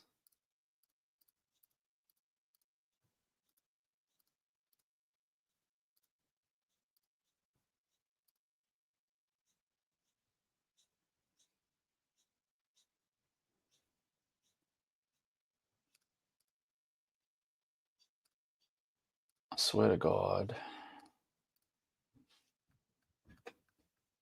And then where's Malcolm Roberts? Malcolm Roberts. I saw he had a post up as well.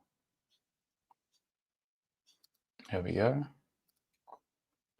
Breaking. Liberals cave on digital ID to access social media. The government has circulated their amendments to the Online Safety Amendment, blah, blah, blah.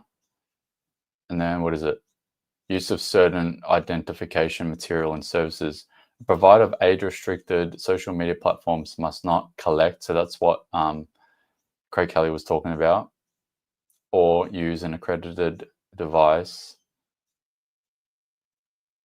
They've got penalty units, massive penalty units.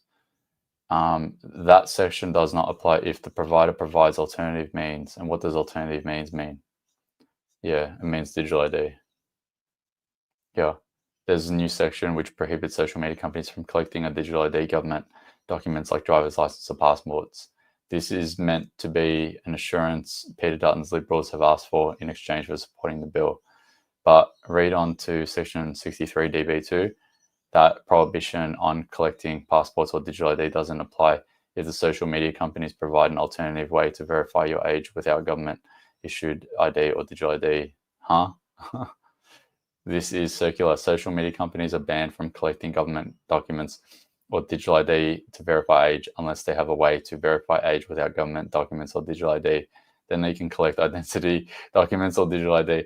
So it's like, we're going to say that you don't have to collect digital ID or government documents, but you need to, if you can find an alternative way to do it, and the alternative way might be digital ID or government documents. What's the point? What's his name? Cocaine Coleman just gaslit everyone basically yesterday during his cocaine-ridden speech. The end result, with this exception, social media companies will be allowed to collect government-issued identity documents and digital IDs for the purposes of accessing social media. Peter Dutton's Liberals and Nationals are still on track to support this bill, which will allow for the collection of passports and digital IDs to access social media. Look, I'm at the point where anyone that lives in Canberra, like, go to Parliament House and just, like, protest this stuff now. This is a disgrace, man. I'm going to retweet this. And I'll go to Craig Kelly's post. And I'll give it a nudge as well. Where's Craig Kelly? Craig Kelly, Seth Dillon, lives of TikTok. No. Craig Kelly. Topher Field. What's he up to? I haven't seen him since CPAC.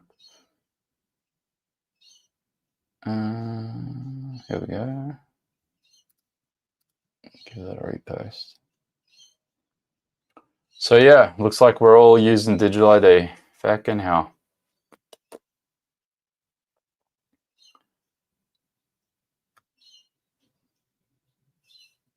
I knew that that proposed amendment just didn't make sense. It's like, yeah, we're gonna formally make sure that digital ID isn't used, but when we make amendments, we're gonna make it so we can trick you with the words. Gas, their war on humanity. Gas keeps the lights on when their wind turbines and solar panels aren't working, and that's often.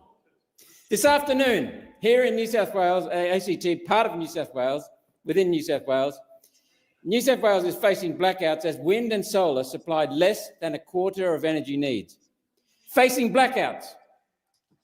With the abundance of coal, oil and natural gas under our feet, Australia is an energy superpower.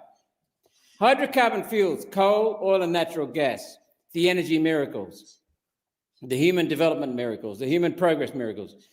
Australia is the top 3 gas exporter, the top 2 coal exporter. We are the largest exporters of energy in the world.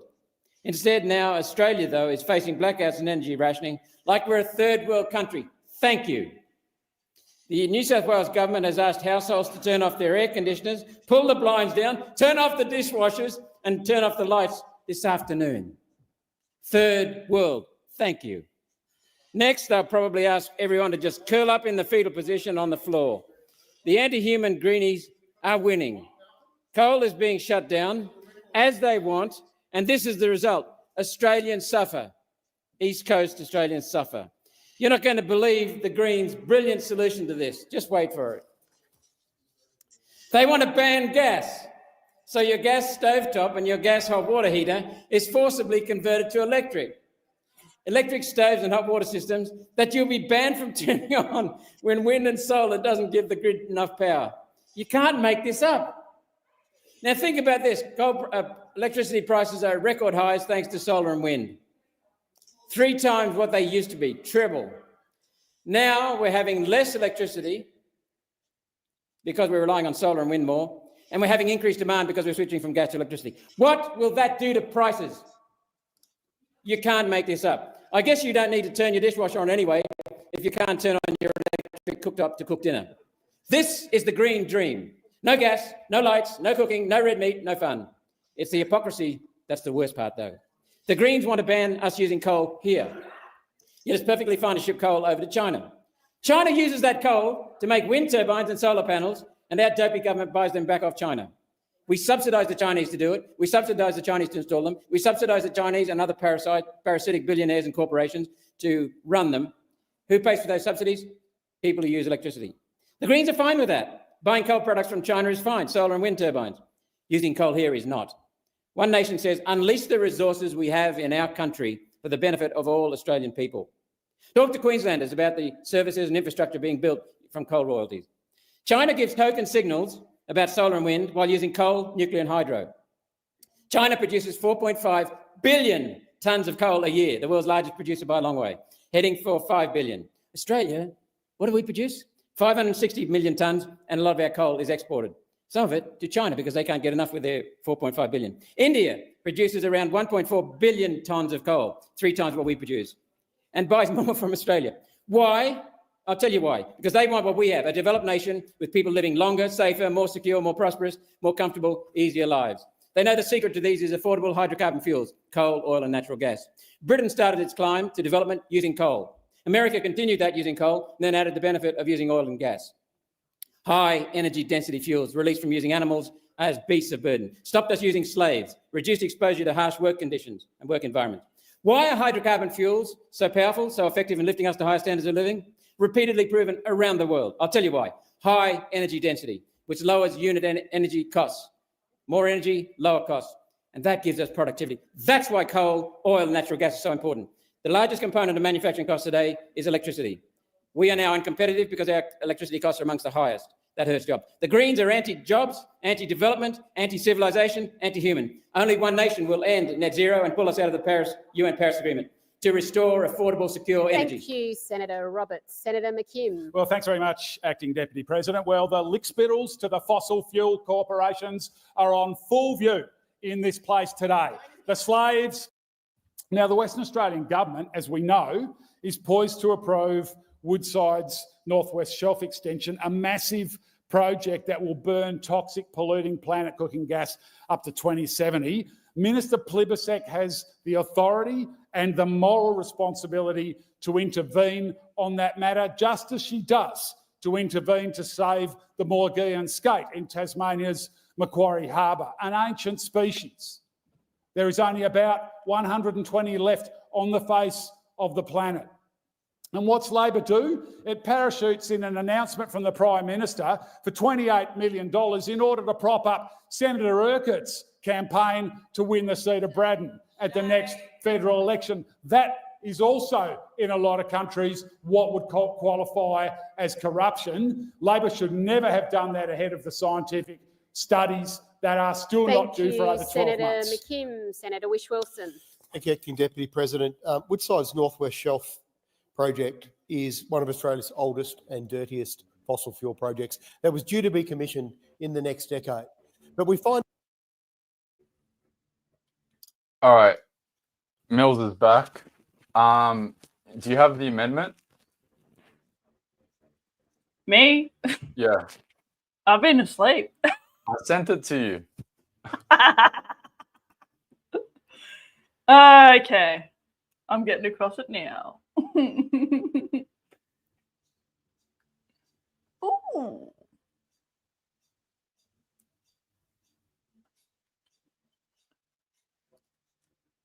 in one project. It's all right. They're just talking about some Woodside thing. I'll see if I can find it quickly. Yeah, keep playing it. I'll bring it up on my end and just make sure that it makes sense. And then Okay. I'll yap about it. Nah, so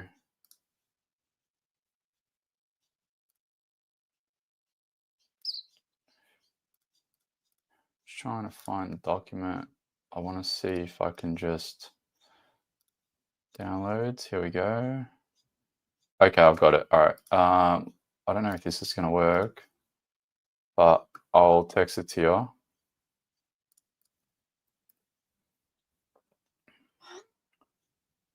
Hopefully that works. Let me know. I've just pulled up. I've already got the bill in front of me, so This I is mean, the if that's- amendment, Yeah, okay. the digital It's good ID for me. amendment. Yeah. good for me to have that too. All right. All right, so you can go through that. I need to go take a break for a second. And by second, I mean probably like 10 minutes. We really are doing this in shifts, eh? Yeah. So you go through that with everyone, and Yeah. I'll be back shortly. And I'll have my phone with me, so if I hear anything come up in the Senate, I'll just run straight back. Okay, so are they still yapping right now? What are they doing? They're yapping about some Woodside thing here. I'll show you. So I'll text this link to you so you can follow it. So this is the live minutes. Yeah. Okay. So keep this screen open somewhere and keep it close, because if you're not watching the Senate, which I'll keep on the screen anyway, you'll at least know where it is with regards to the context of the video. Yeah. But yeah, I'll try not to be long. I'll be back, guys. I'll see you guys soon. Okay, go team.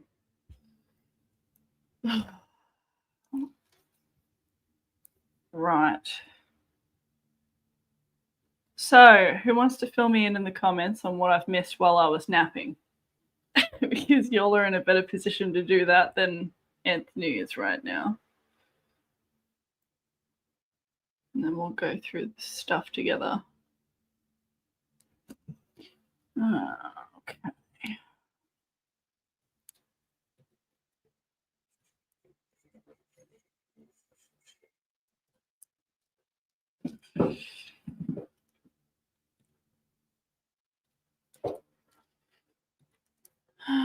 Okay.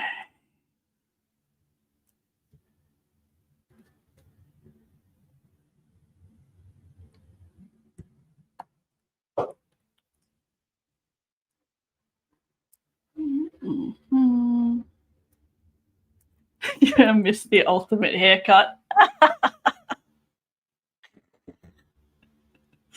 Is this a Michelle Rowland thing, or have we got a new Karen in the building? What's to go with that? Okay. Well, we're about to see if the amendments are worse. Well, the Senate link isn't working on my end, so I don't know if Anthony, you can hear me on the other end, but you might have to keep tabs on that. If not, oh well. All right.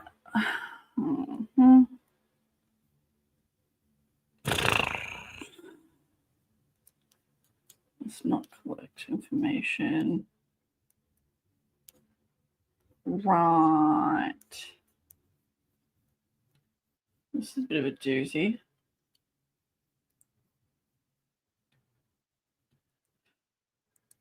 Look, I think it's okay so far, but I'm only one line into this bullshit anyway, so. Okay, 6. So basically, for educational purposes, when there's an amendment, I have to go through all my highlights from the original bill and just section by section where they say they want the amendment. I have to go and look at that and see if it's terrible, and then go back to the other sections.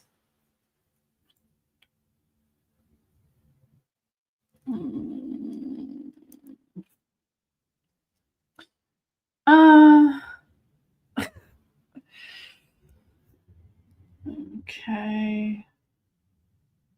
Someone has said, for clarification, do we all agree that kids should not be allowed on social media while nobody should have their IDs checked? I think it's a nuanced issue, and I don't say that to be dismissive, but I think I've got consideration to the fact that kids are quite dependent on social media. So abruptly kicking them off is not in their best interest. And I think if it were to happen, it'd have to be something more gradual and with full consideration to changing their support networks. So it wouldn't be such an issue. And obviously preparing parents for the difficulties that would come up as well with that, because kids go feral when they're denied things that they're dependent on. And if you can put yourselves in their shoes, Right. Mm.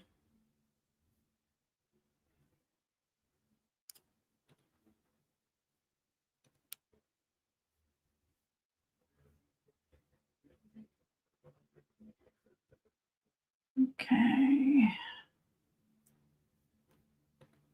Mhm.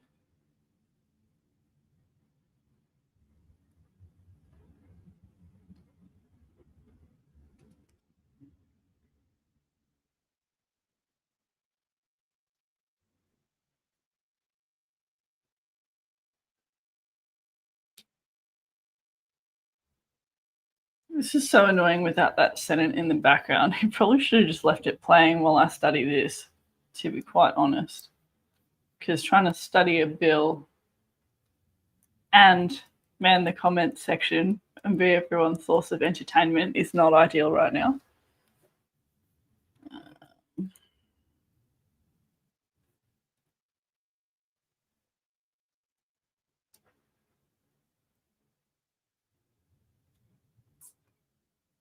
Right.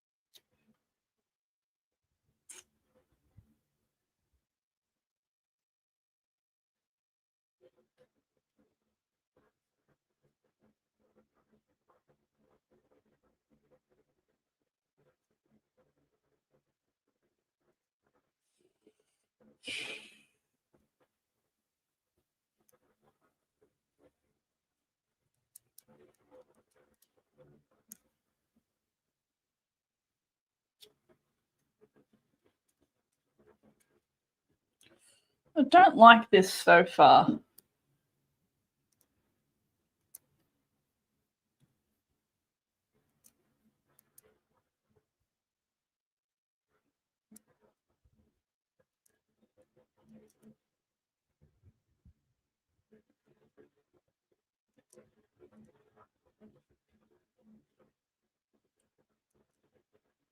Okay. Okay. So now Julie Inman Grant has to.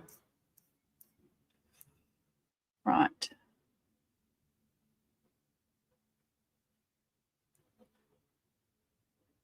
Okay, so they've added another commissioner to the pile by the look of it. More bureaucracy is definitely going to fix it, guys.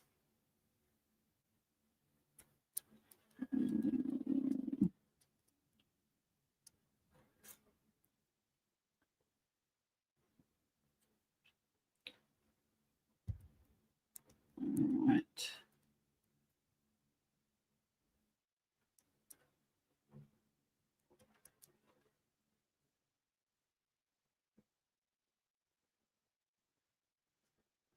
Ooh, that's complicated.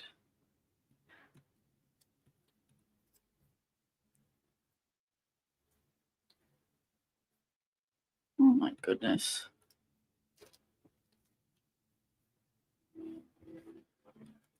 Do I have a harmonica? No, I don't.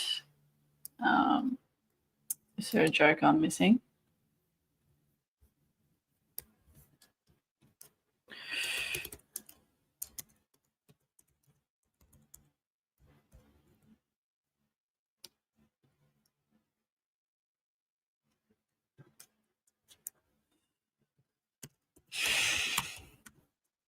I'm sorry about the quiet time, but they're making me jump across a different act to cross-check this. Yeah.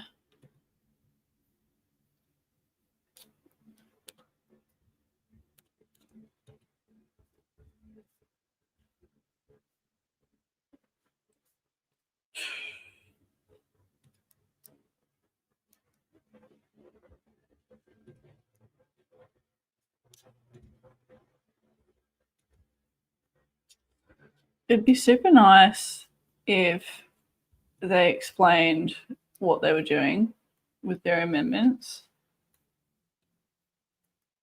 to decrease the workflow right now. Why is my internet not loading?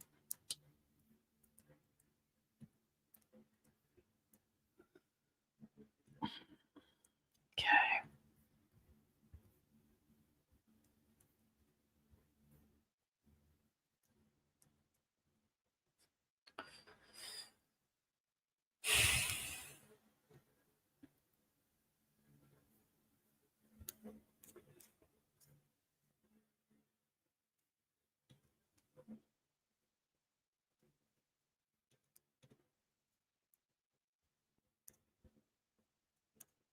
You know,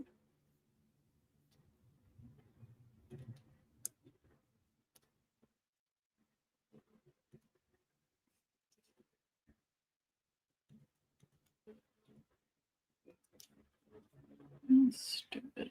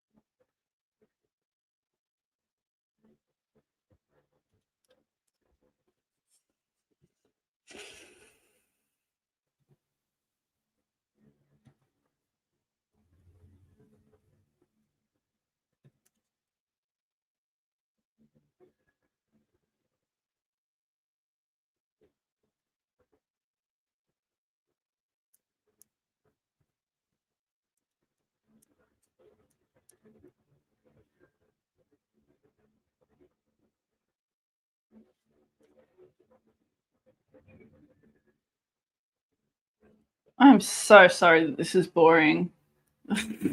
12, the treaties report, and seek leave to continue my comments. Thank you, Senator Shoebridge. Senator O'Neill. Much, Acting Deputy Chair, and I present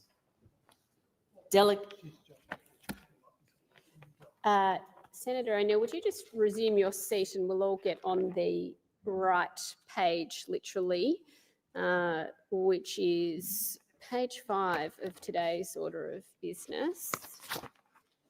And I'll just see whether senators are wishing to speak to documents on page 5 of today's order of business.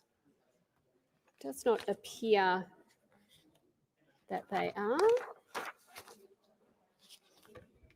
So I will move now to tabling and consideration of committee reports and government responses, and I call Senator O'Neill. Thank you very much, Acting Deputy President, and I present Delegated Legislation Monitor 14 of 2024 of the Standing Committee for the Scrutiny of Delegated Legislation, together with ministerial correspondence, and I move that the Senate take note of the report. I rise to speak to that tabling of the Senate Standing Report for the Scrutiny of Delegated Legislation Monitor 14 of 2024. This monitor reports on the committee's consideration of 71 legislative instruments registered between the 15th and the 18th of October 2024. I'd first like to draw the Chamber's attention to the Explosives Regulation 2024, which the committee is pleased to conclude its examination of in this monitor. This instrument prescribes matters relating to the transport and handling of explosives and control of Commonwealth explosive areas, and was considered by the committee in Delegated Legislation Monitors 12 and 13. The committee sought the minister's advice in relation to a number of scrutiny principles, including in relation to the delegation of administrative powers. The minister advised it was considered necessary and appropriate to delegate such powers as they were administrative in nature, as well as to avoid delay and offer flexibility. He also noted that due to the drafting of the relevant provisions, only 3 substantive powers could be delegated under the study in writing. The committee raised scrutiny concerns in Monitors 4 and 12 relating to the automation of discretionary powers and the adequacy of the explanatory statement. This included to seek the Minister's advice as to which aspects of a visa condition 8208 decision would or may be made by a computer program, why the use of automated decision-making was considered necessary and appropriate, and if any safeguards applied. In his correspondence of the 14th of November 2024, the Minister provided some helpful advice, including that the automation of decisions is necessary and appropriate because there are long-standing arrangements in the student visa program for automation of visa processing and to address concerns raised by university stakeholders during consultation in relation to delays in visa processing. The committee also welcomes advice provided in this response that only approval decisions will be automated and decisions to refuse an application or those that are complex or require discretion will only be made by the Minister or their delegate. The committee considers this to be an important safeguard on the automation of decisions to ensure that the Minister or delegate exercises their discretionary power personally without fetter and provides some clarification as to the nature and scope of automation. Additionally, the committee welcomes advice the Minister provided as to safeguards, including that intended IT capabilities for automated processing of decisions would be developed in line with documented business requirements, rules, specifications and assurance and quality testing. The committee also acknowledges the Minister's advice that presently there is no automation of decisions relating to the visa condition and only the Minister or the delegate are considering such decisions.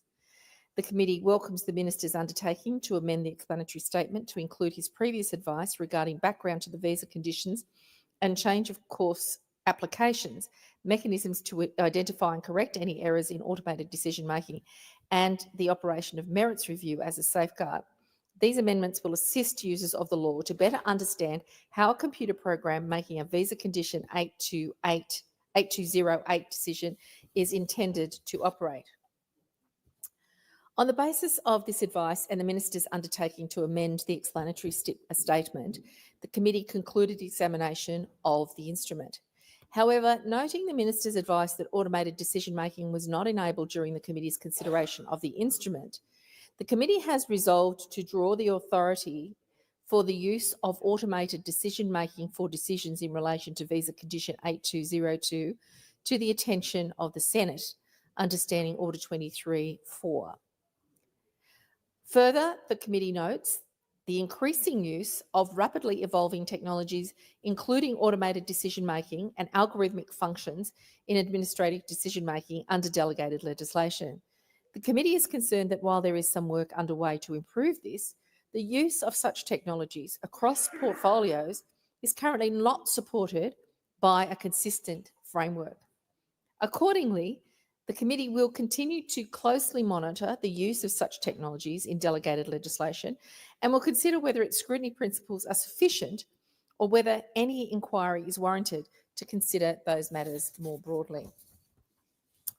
I would also like to take this opportunity to continue to raise awareness of the committee's scrutiny principles and expectations outlined in Senate Standing Order 23.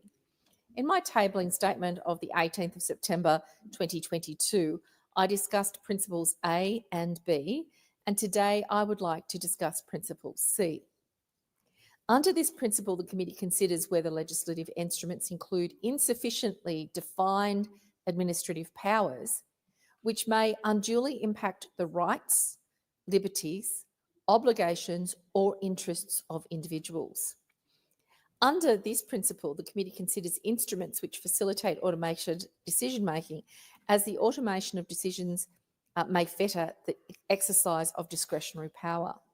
The committee considers that while technology may be used to assist in the decision-making process, instruments should not enable the automation of discretionary decisions themselves, except where the scope of the discretion is very narrow with objective criteria. Where an instrument does provide for automated assistance in a decision-making process, its explanatory statement should clearly explain the nature and extent of this automated element and why it is considered necessary and appropriate. Further, the explanatory statement should address what safeguards are in place to ensure the decision maker exercises their discretionary powers personally and without fetter. Finally, the committee expects the explanatory statement to actually set out the availability of and pathways for seeking review, as well as whether there are mechanisms in place to correct errors. Under Principle C, the committee also considers whether an instrument enables a person to delegate their powers or functions to another person. In these cases, the committee expects the explanatory statement to set out the purpose and scope of the delegation, including why it's considered necessary, who will exercise the delegated power, and whether they possess the appropriate qualifications and skills to do so, as well as any limitations and safeguards on the exercise of the powers. The explanatory statement should also set out these matters where an instrument confers discretionary powers on a person. A discretionary power may empower the minister to make a decision based on the consideration of various relevant matters, with the ability for such decisions to affect the rights of interests and individuals. In such cases, the committee expects the instrument or explanatory statement to specify the factors the decision maker must consider in making the decision and whether independent merits review is available. I'm also pleased to advise the Chamber that 3 undertakings have been implemented in the past week. 3 new undertakings have been made to address the committee's scrutiny concerns, and 19 undertakings remain outstanding for more than 90 days. I'm also pleased to report that since the committee began listing undertakings outstanding for more than 90 days in each monitor, the committee has in fact received regular updates from ministers and their agencies on the progress of implementing outstanding undertakings. And on behalf of the committee, I thank those ministers and agencies for their ongoing engagement. With these comments, I commend the Delegated Legislation Monitor 14 of 2024 to the Senate. Thanks, Senator O'Neill. The question is that the Senate take note of the report presented by Senator O'Neill. Those of that opinion say aye. Against? No, the ayes have it. Senator Thorpe. Thank you, Acting Deputy President. I seek leave to table a document.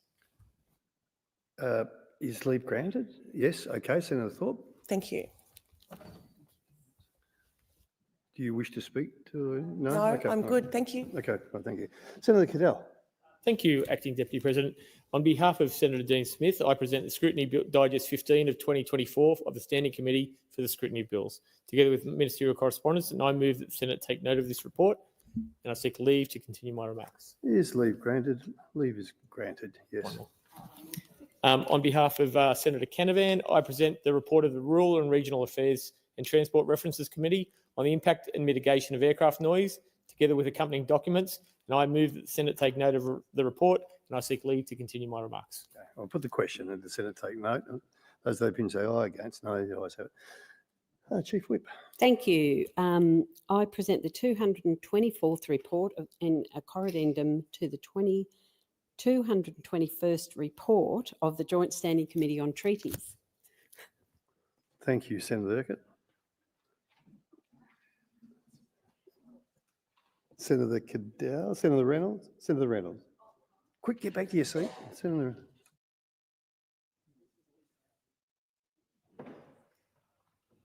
So that went pretty quick. We've moved from reports, we're now into delegations. So we both got called out there. Senator Reynolds. Senator Reynolds. Thank you very much, Acting Deputy President. I seek leave to present a delegation report.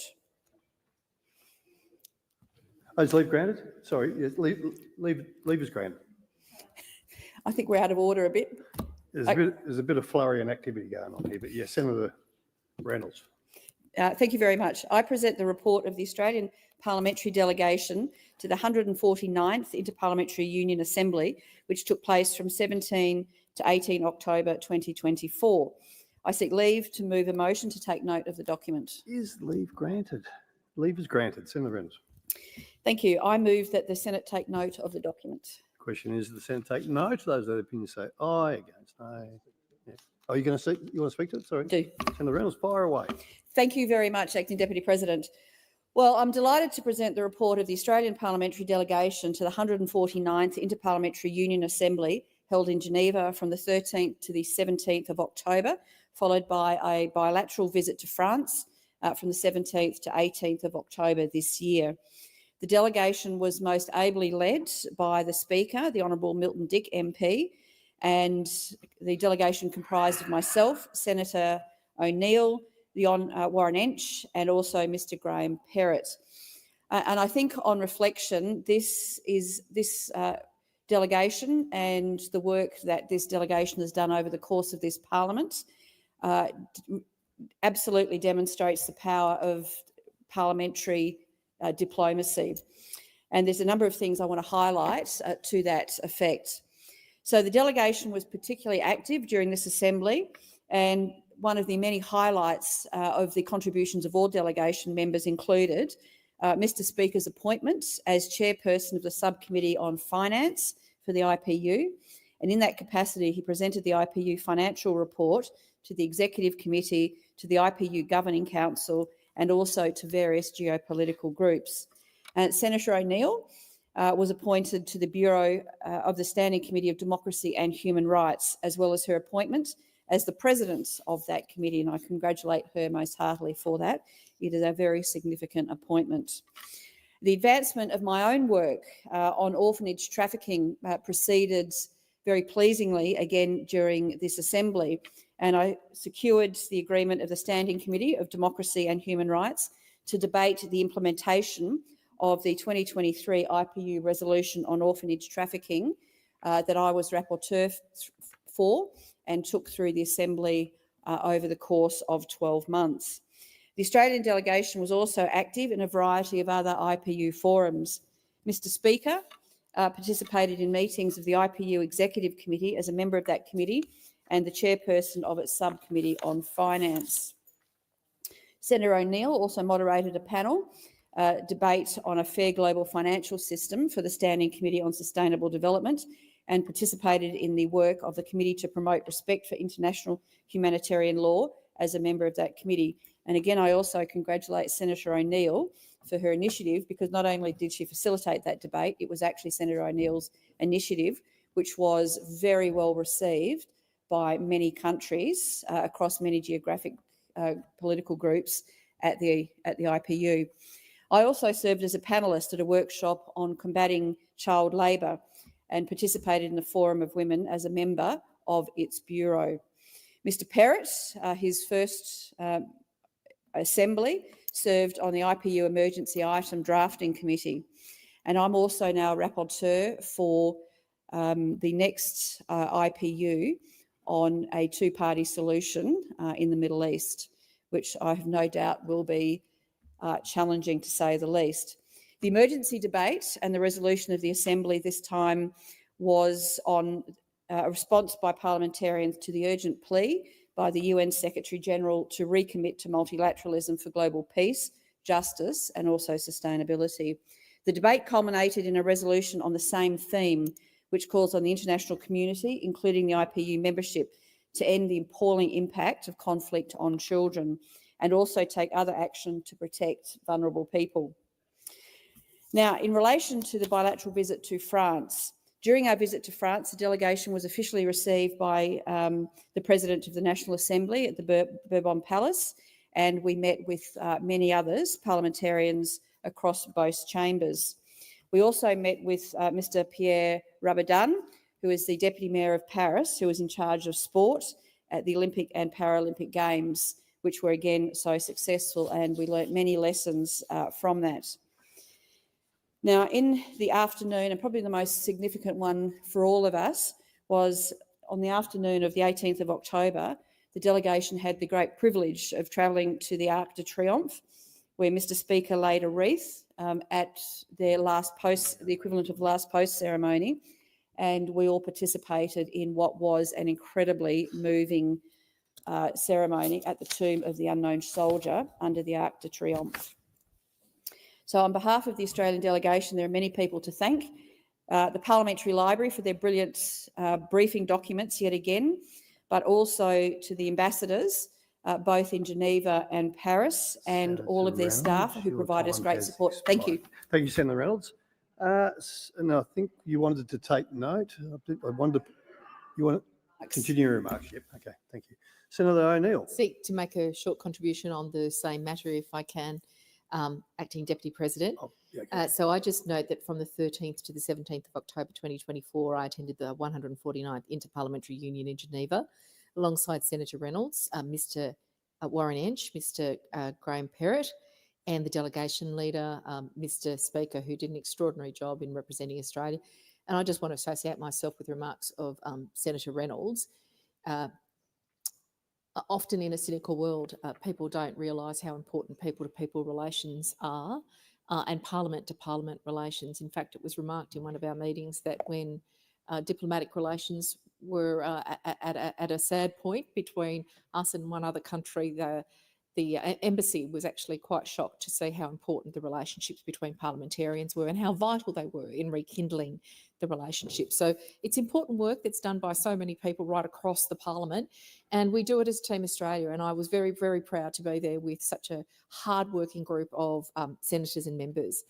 There were 1,207 delegates at the IPU from 130 member parliaments. And I know from conversations with you offline, Acting Deputy President, that you also have participated in this august forum.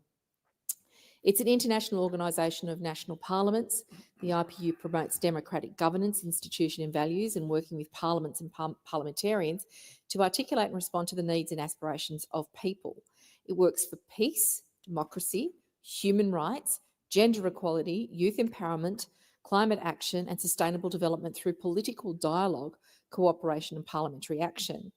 In the Standing Committee on Sustainable Development, I furthered the Australian Committee's work here on PwC, shining a light on the practices of multinational consultancies that seek to profit from tax evasion and base erosion, profit shifting. At the IPU, I moderated a panel debate on the committee entitled Towards a Fairer Global Financial System, the Role of Parliamentarians and Parliaments in Preventing Corporate Tax Avoidance and Achieving Sustainable Development. Members of the panel included Mr. Ben Dickinson, Deputy Director of the OECD of the Centre for Tax Policy and Administration, and Ms. Kalali Mambwe, the Project Manager of the Tax Inspectors Without Borders initiative. Also, Mr. Thomas Bello, the Director of Sustainable Finance Hub in the United Nations Development Programme, and Mr. Atisham R. Khan, the Head of the UNDP Tax for Sustainable Development Goals Initiative. And I want to thank our former colleague, former Senator Matthias Cormann, for facilitating the engagement with the OECD, who are leading this work around the world. In fact, many of the participants were very surprised to find that they could get the support of Tax Inspectors Without Borders, and this is critical for countries where a lot of money is being shifted away and poverty remains the consequence of that for far too many of our fellow citizens around the world. During the debate, I actually heard from countries across the world, including Iran, Norway, China, Malawi, Zambia, Canada, Egypt, and Thailand, to just name a few. Give you the sense of how many nations reiterated the necessity of fair and proper taxation and its importance in facing global concerns such as climate change, poverty, hunger and education. Because clearly, without funds, governments are powerless to fight these challenges and strive towards the Sustainable Development Goals. Analysis from the UNDP states what countries could fund if companies like PwC and EY and Deloitte and KPMG were not consulting multinationals on how to tax evade. In South Africa, 3,500 schools or 6 million HIV treatments could be funded from the 3 billion that is shifted away from that country. In Gambia, 6,500 water wells could be provided for. And in Brazil, homes for more than 8 million low-income families could have been financed. I look forward to promoting that resolution and calling for more action to be taken to ensure further taxation worldwide. Also at the IPU, as Senator Reynolds has indicated, I was honoured to be supported by the Australian delegation and took on the role of President of the Standing Committee on Democracy and Human Rights, alongside the Vice President, Mr. Torosyan from Armenia. I want to congratulate the work of Senator Reynolds, who has led a fine debate, an internationally accorded debate on orphanage trafficking, which is traffickers who recruit children from vulnerable families or situations and transfer them or receive them into orphanages with the ultimate purpose of exploitation and profit.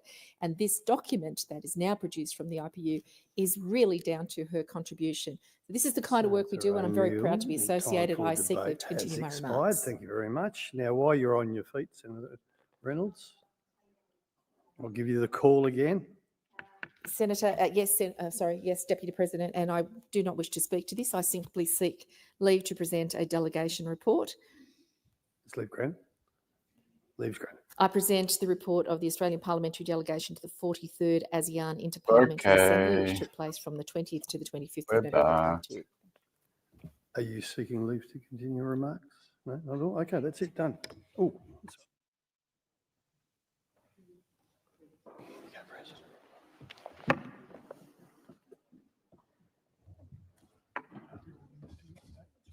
Are there any ministerial statements? Senator McCarthy. Thank you, President.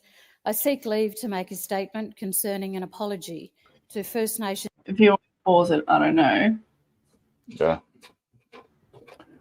All right, so I've gone through it. I can't believe they've actually done this at the 11th hour. I mean, my secondary question. Of course, they're going to do it at the 11th hour. I was just thinking about this before because someone left a comment. Apparently, Malcolm Roberts' diary manager doesn't even know whether it's going to happen tonight or tomorrow. Yeah. I feel like the best time for them to do this is tomorrow in the last hour of the Senate before they go to recess. Yeah, but then they voted earlier today that they'd just power on through. Yeah, well, I but guess they the can do reason whatever why they I'm want. saying doing it tomorrow is that once they're finished tomorrow, like if I wanted to be a cunt, I would make everyone wait in anticipation tonight, adjourn, pack it all up, go home, come back tomorrow, drag it out until the 7 o'clock pre-adjournment deadline of the Senate tomorrow, quickly take it to a vote, everyone says yes, and then they dip out and then they take 4 months off and say fuck you to everyone. That's what I would do if I wanted to be a cunt. Yeah.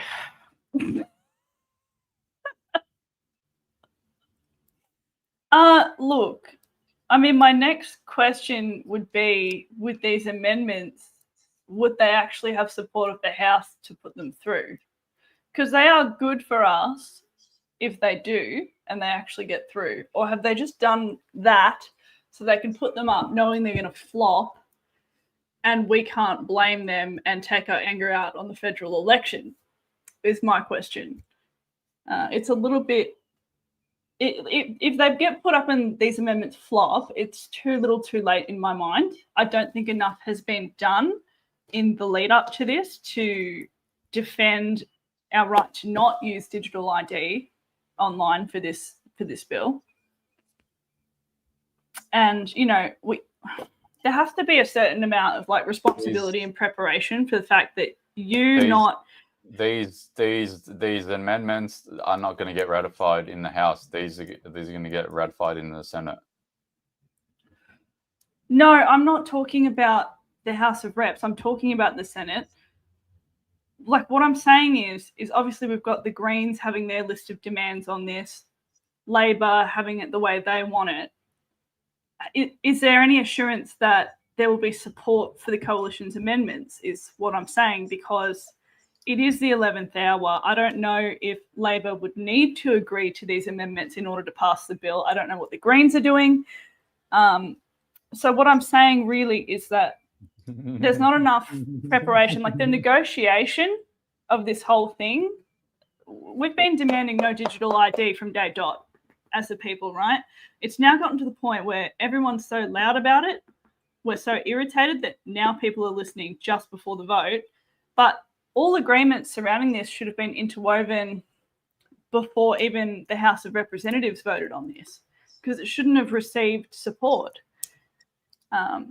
without these protections in place. So that's what I'm saying with that. I'm not impressed. These aren't protections, 1 and 2. I think it's so proven that they don't give a shit about due process that considering that they would do things in accordance to due process now is a waste of a thought. Yeah. So I mean, anyway, basically, back to the amendments. well, that's what I'm trying to talk about. So it is saying that they can't use digital ID. So I checked like the definitions in the digital ID bill to see what they were referring to. So like they can't use like our driver's licenses and all of that sort of shit.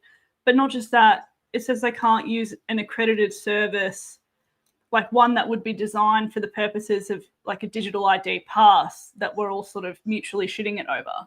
So they can't use either of those ones. And it's basically watering it down so that these companies can take reasonable steps to verify age. So it doesn't protect us against biometrics at all. So like facial recognition and age verification in that way, there's no protection on that.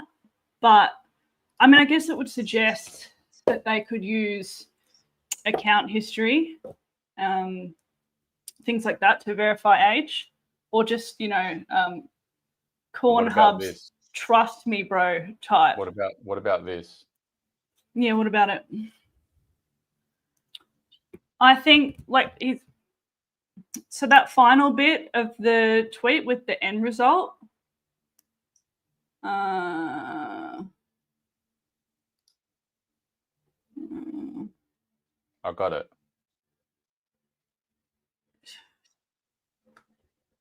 But it doesn't say that they can. It says that they can't.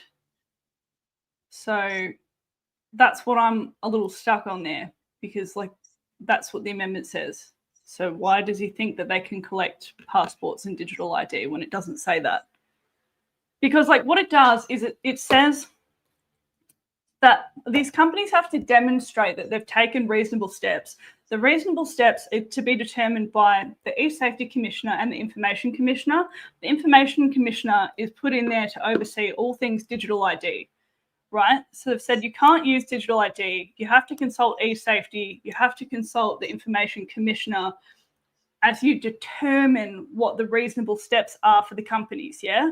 And the reason why they've added in the Information Commissioner in these amendments is so that she can, or he, or whoever it is, I don't even care, but basically to make sure the privacy isn't being violated in that process. So that's what's written there. And it is written a little confusing, so maybe he's misread something or a staffer has, I don't know. But they've added the Information Commissioner to the list of people that, you know, the Communications Minister has to consult. So we had Jules from eSafety, and now we've got the Information Commissioner as well. So both of them, they have to, Michelle Rowland has to have regard to both of those commissioners' advice before making legislative rules. And the legislative rules are the reasonable steps, yeah? So that's what I'm reading. Even, where is it? So they've put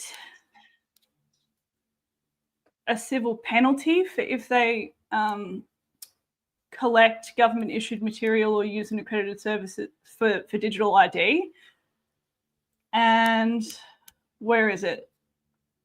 So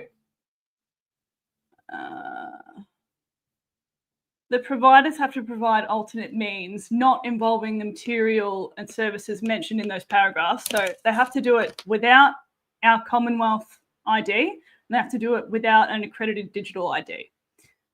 And they have to demonstrate reasonable steps, but it doesn't limit Section 63DA, which is that they must not. So it's like they have to provide reasonable steps. If they can't provide reasonable steps, oh well, but you can't backtrack on the fact that you can't use Commonwealth ID and digital ID, yeah?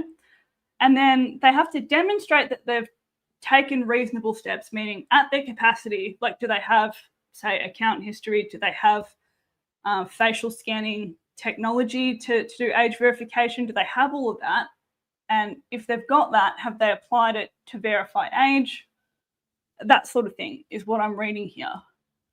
So, yeah, it's ruling out digital ID. This is good. This is what we want. Whether or not they use all that other tech, I guess that's irrelevant to this micro win. If they pass that. Is this making sense? Give me some feedback in the comments. Because I'm very with my thoughts. But yeah, I mean, I'm mostly happy, that I have done one little, where is it? No, this is all bullshit. I need you to calm down. I need you to calm down. It's all bullshit. So, No one knows what the hell's going on anymore. well, I do. I'm reading it. I've read it. That's what it says. So the people have very clearly said we don't want to use digital ID. Okay, we don't want to have to put our driver's licenses, passports, any of that shit. None of it. Can Donald And they've- Trump just hurry up and launch the tariffs? Right, so it means that they can't do the stuff that we're complaining about if they pass those amendments. How they're going to do it, I don't know. We'll cross that bridge when we come to it, though, you see. Tariffs. That's how we're going to do it. I don't know who needs to hear this, Additional but provisions Trump's Bill not going to save 2024 Australia. And online safety amendment, social media minimum. Oh, they're age doing group, it! 2024. Oh my I call the God. Minister. I move that these bills may proceed without formality. Oh my God, it's happening! And be now read a first time. So the question is. Everyone motion is share the moved by the stream, it's Minister be agreed happening. to. Those of that opinion say aye. Against, I believe the ayes have it. I call the clerk. Aged Care Consequential and Transitional Provisions Bill 2024 on. Wait, what happened? And safety amendments and it is for and say aye. Against, I believe the ayes have it. The President has received messages from the House of Representatives forwarding the following bills for concurrence. Aged Care Consequential and Transitional Provisions Bill 2024 and Online Safety Amendment Social Media Minimum Age Bill 2024. I call the Minister. I move that these bills may proceed without formalities, may be taken together and be now read a first time. So the question is, the motion is moved by the Minister be agreed to. Those of that opinion say aye. Against, I believe the ayes have it. I call the clerk. Aged Care Consequential and Transitional Provisions Bill 2024, Online Safety Amendment Social Media Minimum Age Bill 2024. Minister. I move that these bills be now read a second time and I seek leave to have second reading speeches incorporated into Hansard. Is leave granted? Leave is granted, Minister. I move that the debate be now adjourned. So the question is, the motion is moved by the Minister be agreed to. Those of that opinion say aye. Against, I believe the ayes have it. Minister. Move that the resumption of the debate be in order of the day for a later hour. So the question is, the motion is moved by the Minister be agreed to. Those of that opinion say aye. Against, I believe the ayes have it. And Minister. I move that the bills be listed as separate orders of the day. So the question is, the motion is moved by the Minister be agreed to. Those of that opinion say aye. Against, I believe the ayes have it. The President has received a message from the House of Representatives forwarding the Migration Amendment Prohibited Items in Immigration Detention Facilities Bill 2024 for concurrence. I call the Minister. I move that this bill may proceed without formalities and be now read a first time. So the question is, the motion is moved by the Minister be agreed to. Those of that opinion say aye. Against, I believe the ayes have it. I call the clerk. A bill for an act to amend the Migration Act 1958 and for related purposes. Minister. I move that this bill be now read a second time and I seek leave to have the second reading speech incorporated into Hansard. Is leave granted? Leave is granted. Thank you, Minister. I move that the debate be now adjourned. So the question is, the motion is moved by the Minister be agreed to. Those of that opinion say aye. Against, I believe the ayes have it. Minister. I seek leave to move a motion to have this bill taken together with the Migration Amendment Bill 2024 and a related bill for their remaining stages. So the question is, is leave granted? Leave is granted. Thank you, Minister. I move that this bill and the Migration Amendment Bill 2024 and a related bill may be taken together for their remaining stages. So the question is, the motion is moved by the Minister be agreed to. Those of that opinion say aye. Against, I believe the ayes have it.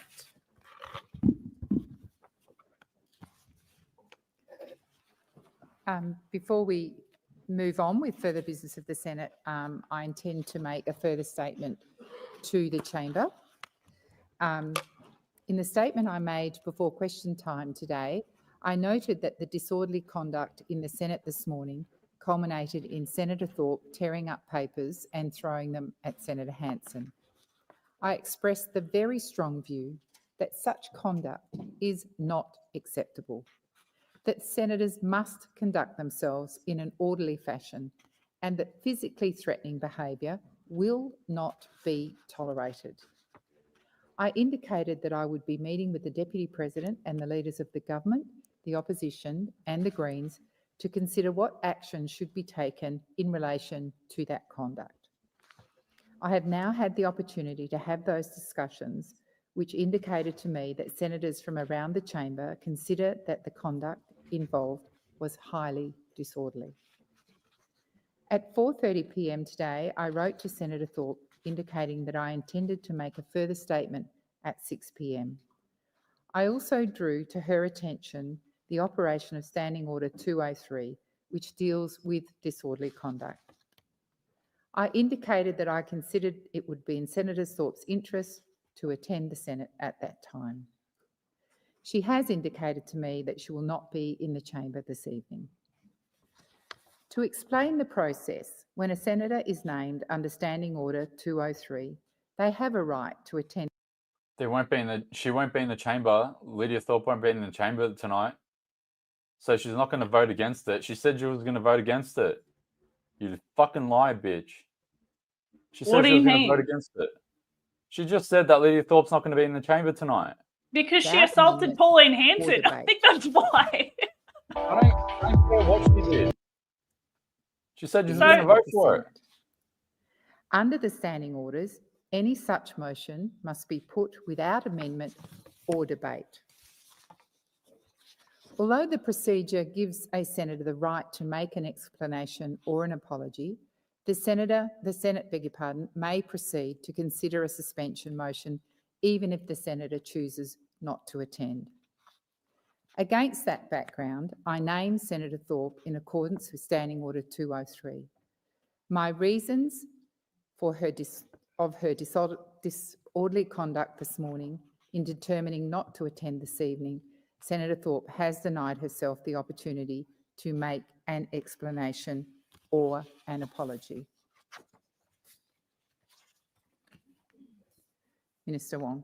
Thank you, President. Ordinarily at this point, I would move a motion to suspend the senator as provided for in under Standing Order 2033. That would have the effect of the senator being suspended for the remainder of the sitting day. Given the gravity of the conduct with which we are dealing, given the time, I instead seek the leave of the Senate to move that the senator be suspended from the Senate until the end of the sitting tomorrow.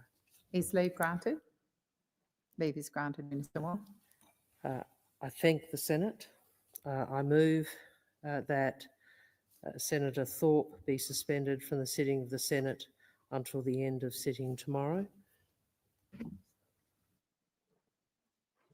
If we need her vote, we're fucked. If I may, just make. I swear to God, Lydia Thorpe fucking did this on purpose. Now she's not going to be there at all until for the rest of the sitting year. That's it. Today, tomorrow, done. Our chamber staff or us senators in this place. And we all know that the standards in this place need to be lifted. Successive governments in this parliament has taken action to implement all 28 recommendations of the Set the Standard report. We established the PWSS and we followed with the establishment of the Independent Parliamentary Standards Commission. And we've also endorsed behaviour standards and codes of conduct that apply to us. We've amended legislation to clarify work health and safety arrangements in the Commonwealth Parliaments. And we've reviewed the parliamentary sitting calendar and routine of business in light of the recommendations from Set the Standard. In doing this, we as a government and I think we as a parliament have sought to make this workplace safer and more respectful for all. Too frequently, President, as you and the Deputy President have outlined, debate in this place is turning to aggression, to hateful and personal attacks. And there have been dozens of instances, including multiple instances of Senator Thorpe making inappropriate, sometimes abusive comments towards other senators, and then disrupting proceedings by refusing to withdraw. Despite attempts to work with Senator Thorpe, she's increasingly engaged in such behaviour in this Senate. This fortnight alone, the senator has been censured by the Senate, sworn in the chamber, repeatedly made offensive gestures when leaving the chamber, and made comments resulting in First Nations senators from across this chamber feeling culturally unsafe. And all of that was prior to today's incident, which culminated in Senator Thorpe tearing up papers and throwing them at another senator on the Senate floor. This behaviour would not be tolerated in any workplace. And we cannot tolerate it in our workplace. We all have a responsibility for our behaviour, whether in this place or contributing to public debate. We are all elected to represent Australians and their interests. We come together in a contest of ideas. We express our views respectfully to understand each other's perspectives and those of our electors, and ultimately to reach a majority view about the best path forward. Ultimately, we should be working to advance the interests of all Australians, and when we work together, this place demonstrates the best of our great nation. But that work requires respect for each other and for this institution. And part of that are the rules that function in this place, that operate in this place, so that it functions in the interests of all Australians. And when the foundations of that respect are undermined, we all suffer.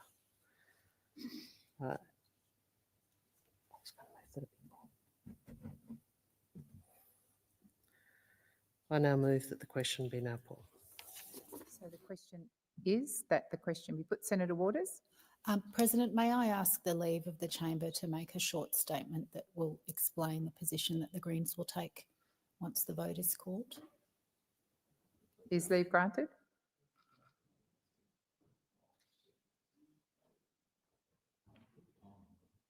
We'll give leave after the motion has been dealt with. So the question is that the question is put by Senator Wong be agreed to. Those of that opinion say aye. Against? I believe the ayes have it. Division required. Ring the bells for 4 minutes. So Lydia Thorpe is banned from the Senate. The drama. Day and a half.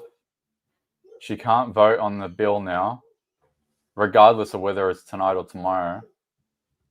So she's taken herself off the list to vote against it, even though she said this morning that she was going to vote against it. And now they're holding a division to make sure that that is set in stone. What a bunch of Okay, I have a follow-up question. While I was napping, ugly people. when the Liberals announced this amendment stuff, did they make it out as though it must be a requirement in order for them to agree to it? Or is it just a, oh, we tried, whatever sort of scenario? Yeah, basically. Yeah, cool.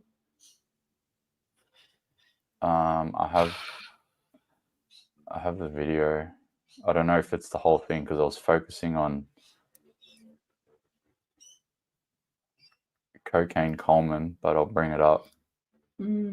Coalition will be supporting this bill.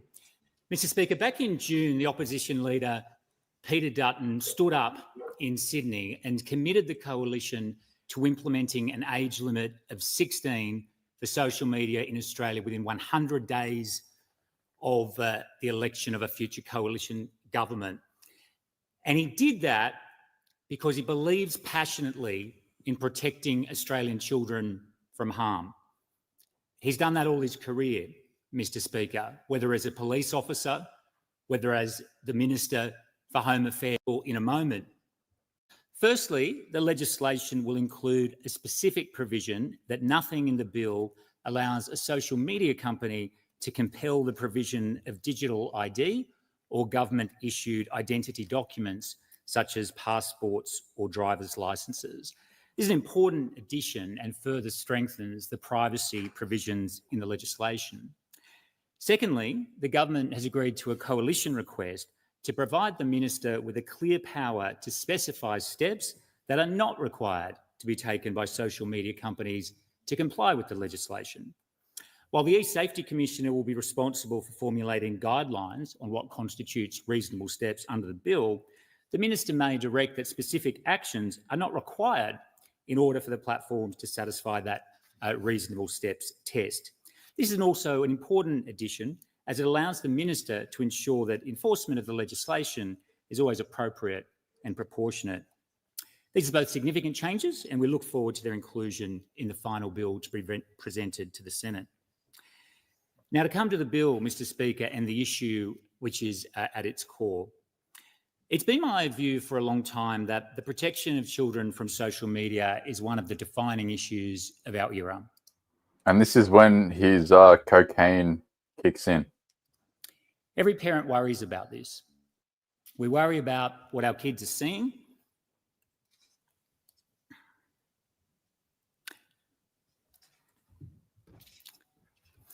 We worry about what they're exposed to on platforms like Snapchat, TikTok, Instagram.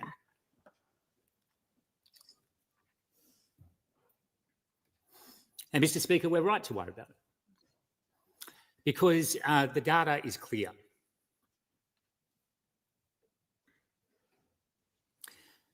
The mental health of Australian children, especially girls, has deteriorated badly in the past decade.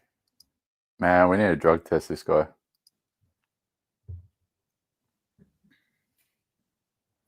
For instance, self-harm hospitalisations by girls aged 10 to 14 have increased by more than 300% over the past decade. You get the point. But yeah, those were the amendments that were proposed. But did they pass before it went through to the third reading? Because surely we would have flagged that. So he's saying that he looks forward to having them added, but did they add it before they did off to the Senate, or like did we miss that? No, we didn't miss it. No. So it's a last minute addition. And Yeah. they should have put it through the lower house for those amendments before doing that. Why didn't they do that? I'll tell you why they didn't. I'll tell you exactly why. I'll show you.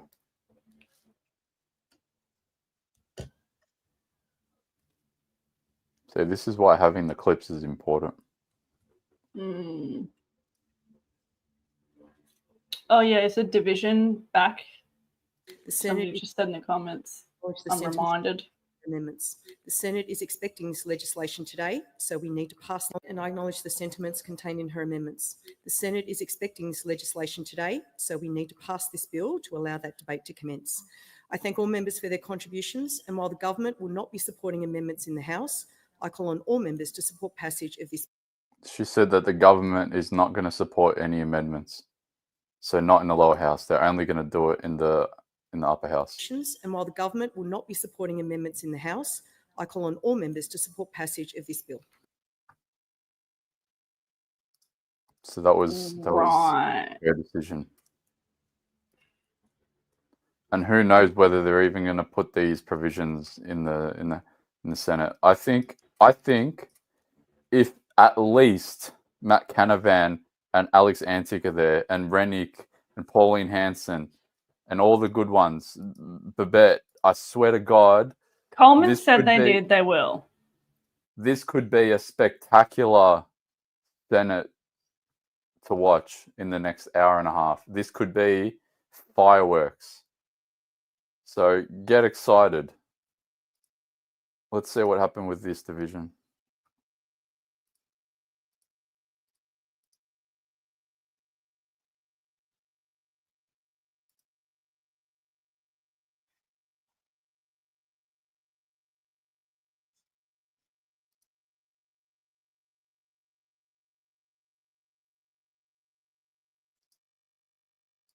It's all right. I don't need to watch what they did. I've got the results here.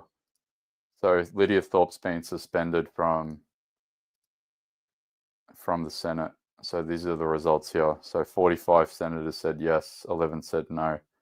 So Lydia Thorpe's been banned from the Senate for the rest of the week and effectively the rest of the year.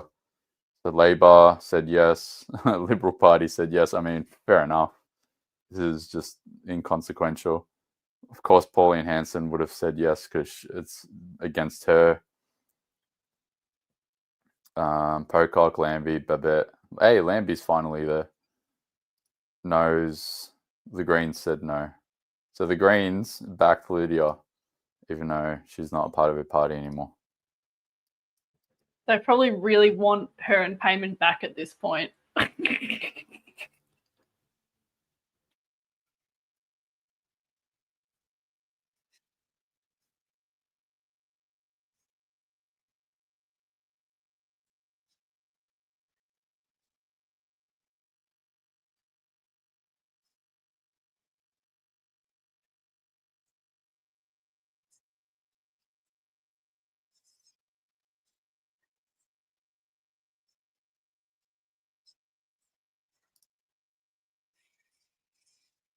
Yeah, no one's moving. It's going to be the same.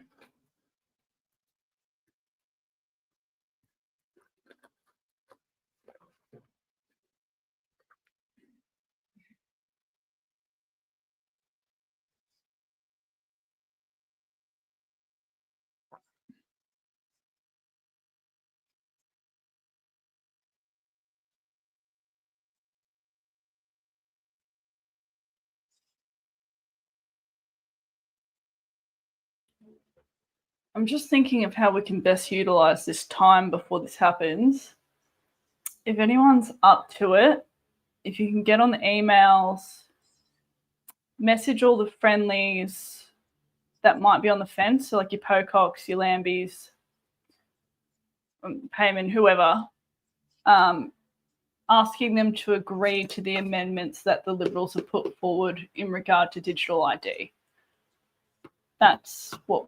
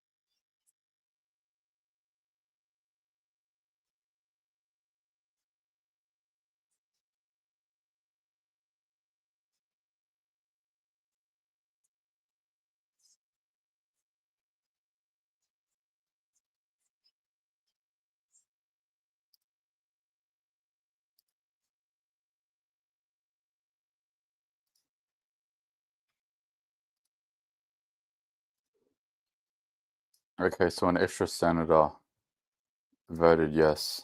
Who was it?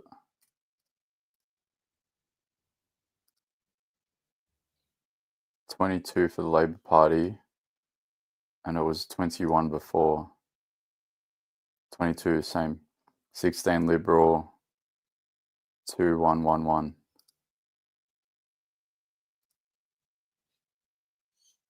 17 extra Liberal.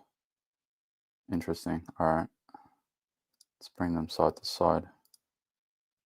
Just curious. Antique Askew, Birmingham. Bragg, Cash, Chandler. Hughes, Dunham, Fawcett. Smith, Dean Smith. Reynolds, Ruston, O'Sullivan, Kovacic, Little, Hughes, Fawcett, Henderson. Yeah. Okay. So an extra Liberal senator voted for it, Henderson. Gotcha.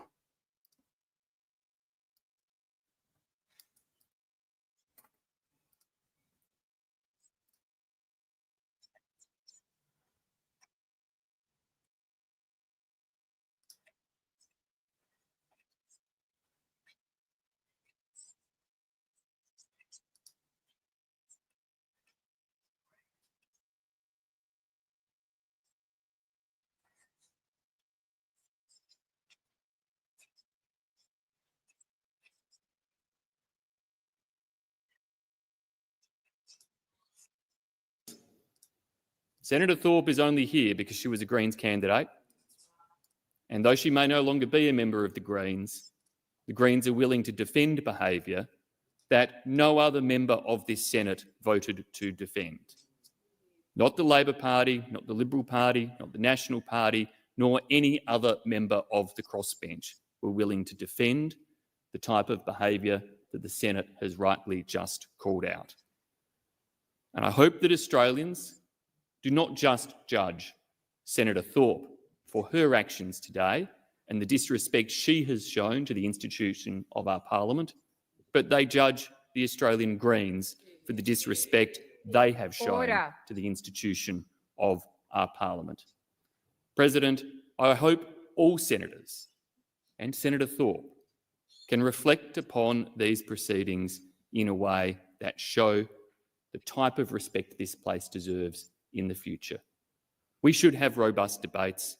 We should absolutely have strong disagreements in this place, But how we conduct those disagreements should, as the Jenkins Review, which I was proud as Finance Minister to work with Kate Jenkins on and to commission, how we conduct those debates should set the standard for how the nation debates its differences, not demonstrate the type of disrespect that drives division in our community. Thank you, Senator Birmingham. Just a moment, Senator Waters. Before I call you, I remind senators there is a gravity to this debate. Every person who speaks tonight, whether you agree with their opinion or not, will be heard in silence. Senator Waters. Thanks very much, President. And I rise to address the decision that the Greens took to oppose the motion to suspend Senator Thorpe from this place, to which she is a member. And I note for which tomorrow morning she's scheduled to have a private member's bill debated in her name that addresses issues of genocide that I know we all feel very strongly about. I want to make it clear that the Greens do not condone the use of physical violence. Pretty sure people would know that that is our position. And we do not think that the behaviour of Senator Thorpe in tearing up the paper and sending that in the direction of Senator Hanson was a behaviour that we would like to see repeated. It's not a behaviour that we think is appropriate. We also do not think that the approach of denying her an entire day of an ability to exercise her vote in this Senate is an appropriate and proportionate response to that action. And I want to make it clear that we do not support the action that was taken, and nor would we wish to see it repeated. I would like to add that a number of people in this place often feel unsafe in this workplace. A number of our senators feel unsafe due to the conduct of Senator Thorpe, and a number of senators in this place feel unsafe due to the conduct of Senator Hanson. Let us all reflect on how we behave, but let those of us who live with white privilege remember that institutionalised racism doesn't affect us as it does people of colour. And I believe we have an obligation to think and consider what is an appropriate response in this situation. We do need to set the standard.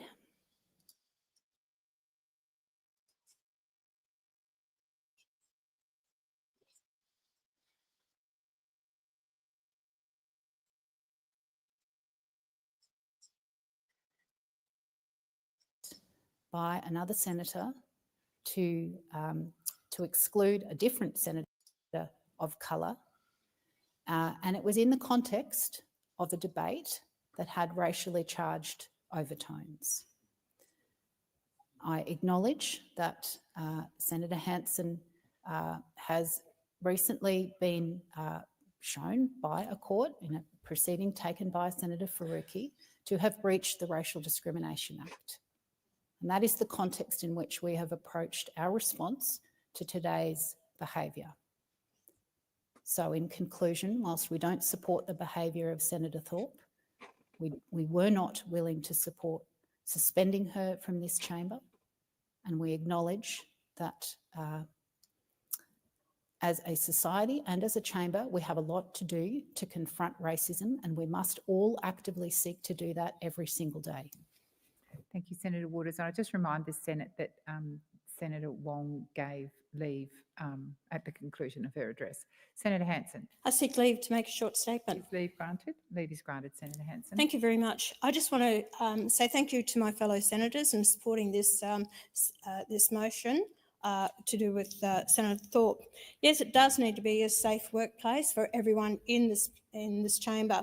But I cannot believe the way the Greens have now voted against this motion because they've admitted they don't agree with her behaviour in this chamber. This is just not the first time. This is continuing. This people must understand what has happened in this chamber with my indifferences to Senator Thorpe on our policies, but it's a robust place where we must have the opportunity to discuss our policies and put it forward in this chamber of whatever way we want to represent the people of Australia to the best of our ability, what we think is right.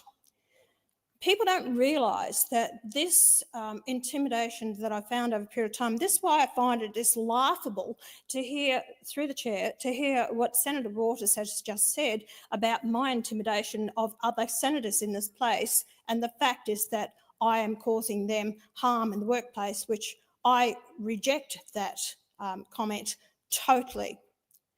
Senator Thorpe, when she left the Greens, she actually asked to be sat right beside me. She asked for that seat there where Jackie Lambie, Senator Lambie, used to sit. Why would you want to sit beside me? During that period of time, you, the President, didn't know this. The barbs, the jibes, everything that was directed at me constantly all the time that I had to deal with. Then I eventually went and said, please move her from close to me. No one was prepared to do it. So I actually had to move across here to distance because I knew the issue that was happening.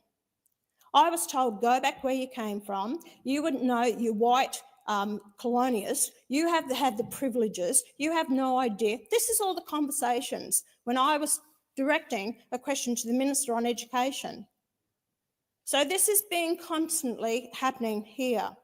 So don't tell me about, I've actually done anything. I completely ignored her and I was happy to move from my seat to stop any aggression or problems that's happening in the Senate. So I've actually tried to behave. I respect this chamber and what it represents. This is the heart of our democracy. But each and every one of you know that since Senator Thorpe has been in this place, it has been the downfall of this chamber because of her aggression towards and calling each and every one of us who is white that we are colonialists that have stolen the land. That's not what this place is about.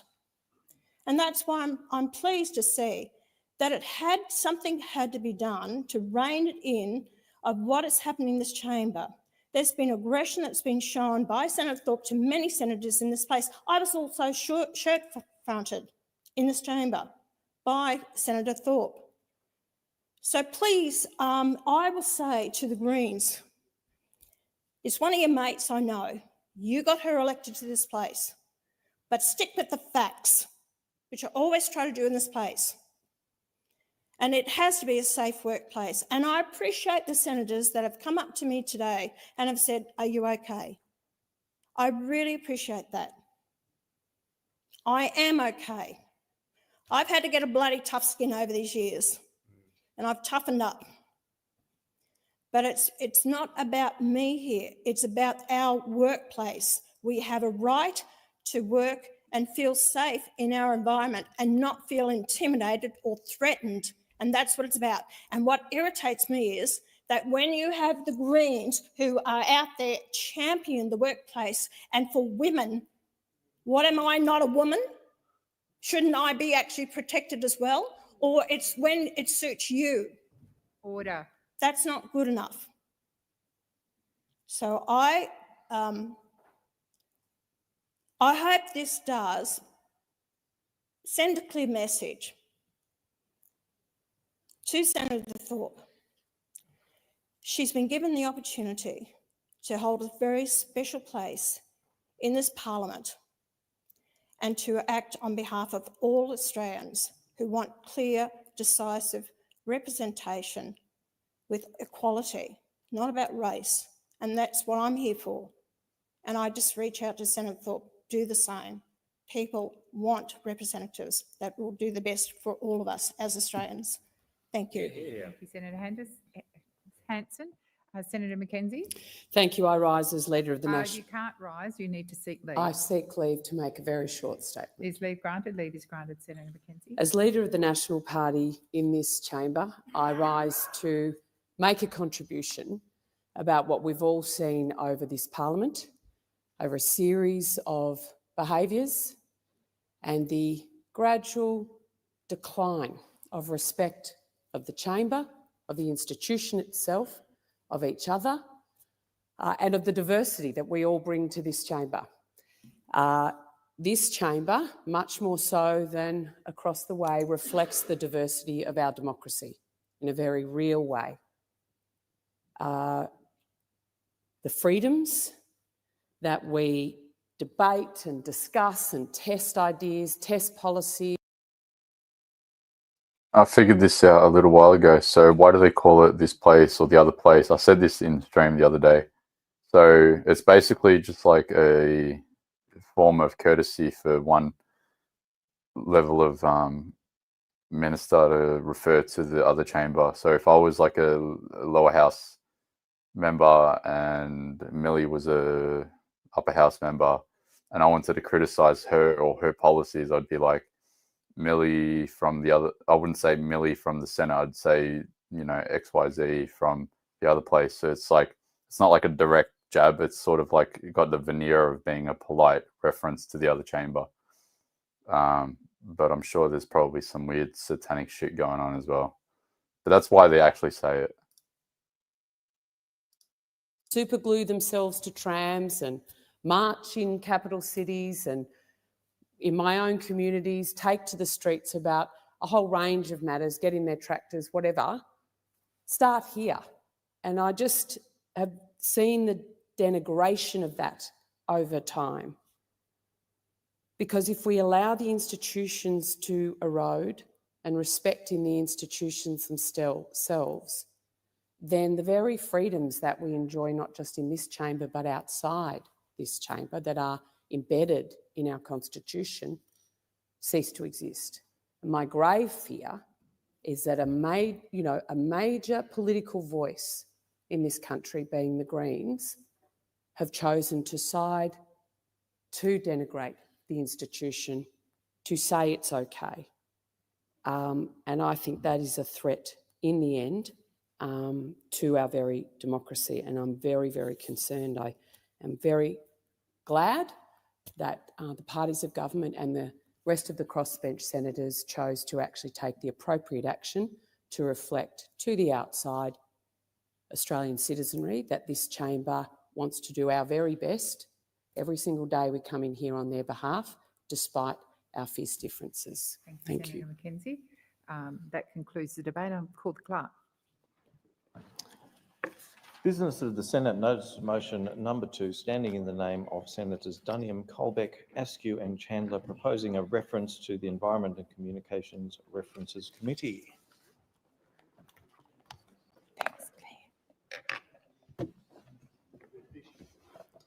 Senator Duniam. Thank you, Acting Deputy President. I move business of the Senate, notice of motion number 2, standing in the names of the senators just mentioned, some very fine Tasmanians who actually care about the salmon industry and want the best outcome for the people that work in that industry, the families they support and the communities they're a part of. That's why we're moving this motion today, Acting Deputy President, because it's high time, past time as a matter of fact, that a decision was made by this Labor government on this industry and its future in Tasmania. The motion, for those listening along at home, of course, is about establishing an inquiry into the salmon industry. We do not care.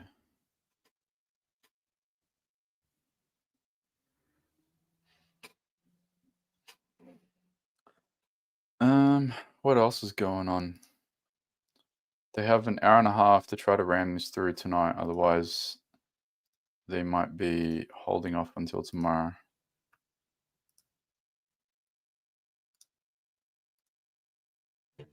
It'd be kind of cool if the debate was feral enough that it did extend into tomorrow because it was too robust.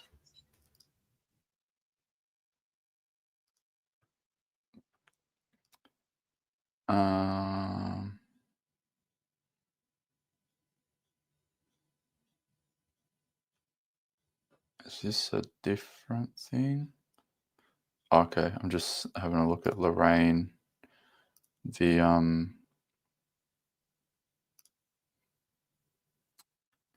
Human Rights Commissioner.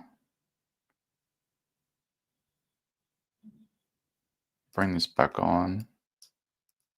this motion.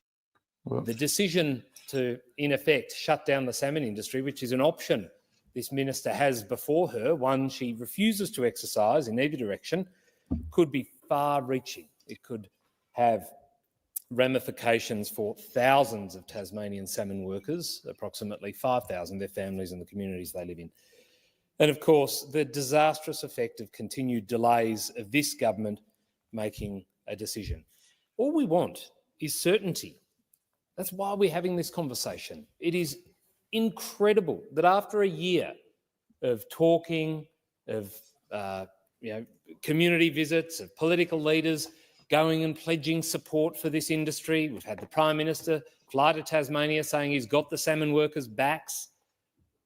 The opposition leader did the same thing. He committed in policy terms to actually make a decision to support the industry and indeed then go and change the laws to ensure that this never happens again. And as my friend and colleague points out, Senator Colbeck, the Leader of the Opposition indeed drove to Strawn.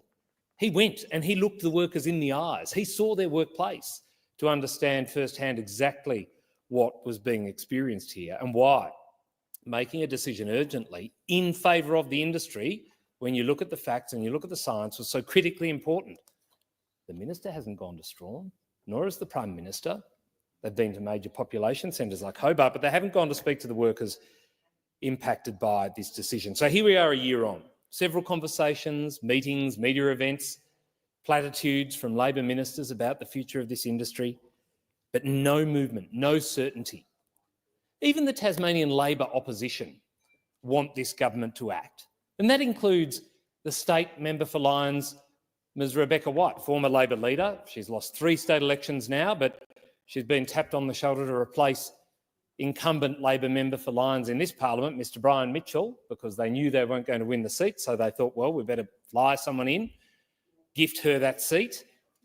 She has said in the Tasmanian Parliament that this government, this Labor government, of which my colleagues opposite are a part of, should make the right decision and support the salmon industry. As recently as a month or so ago, she said the minister should make the right decision and support the industry. I will be very interested to see whether Ms White continues that narrative as the federal candidate for Lyons, or whether she will adopt the newfound view that seems to emanate through the federal Labor caucus, which is that we just better wait and see.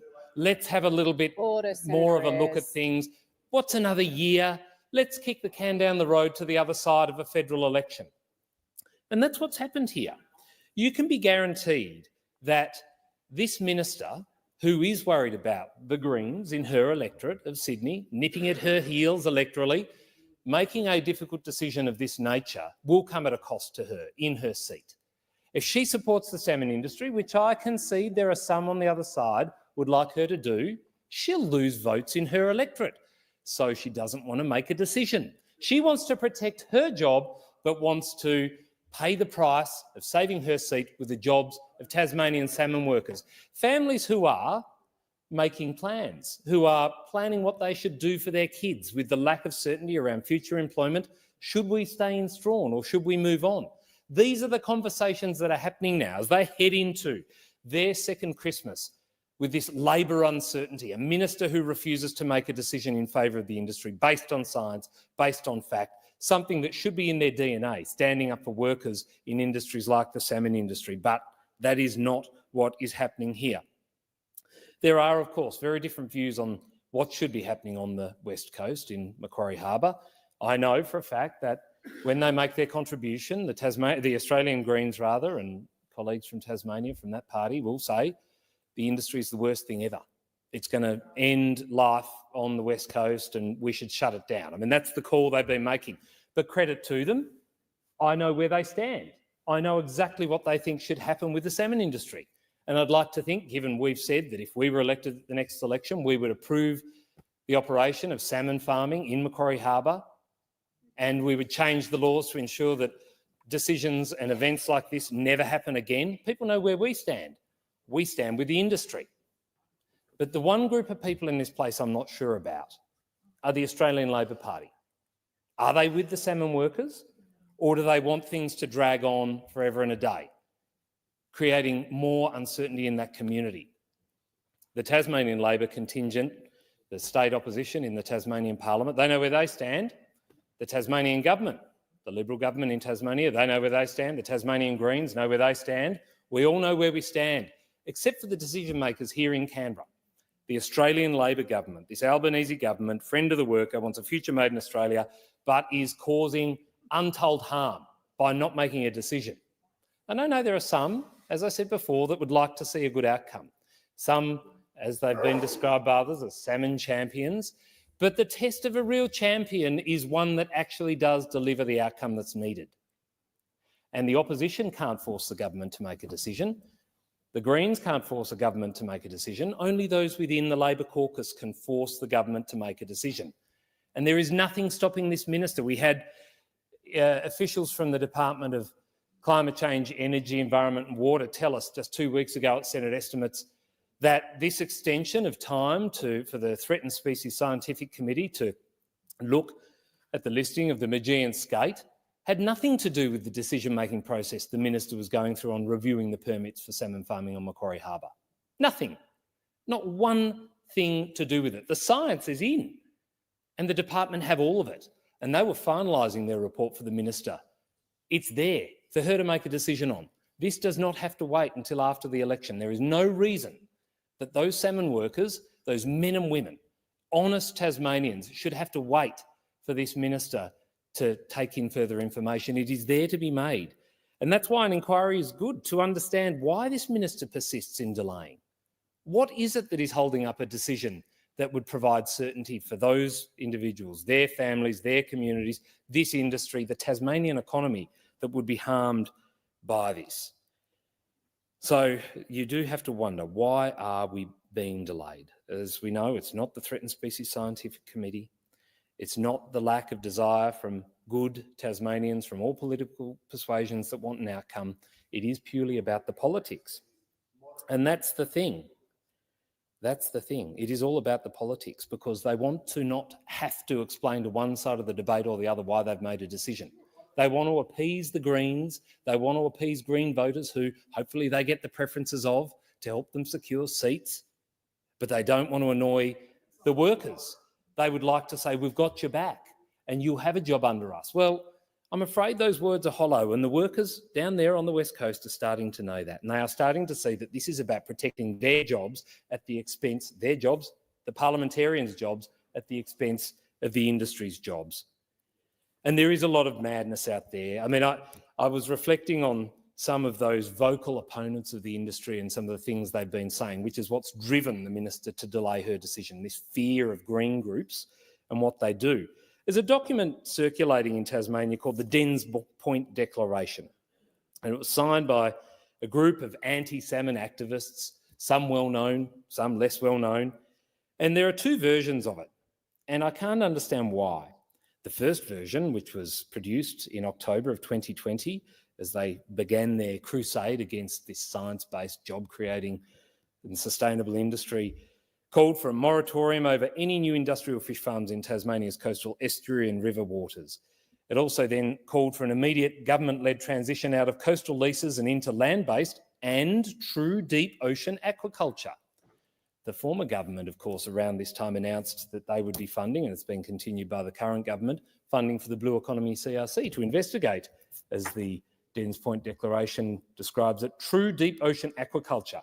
Soon after that announcement, our good friends from the Neighbours of Fish Farming and Tasmanian Alliance for Marine Protection, so pleasantly named, so insidious in their motives, changed their Dens Point Declaration.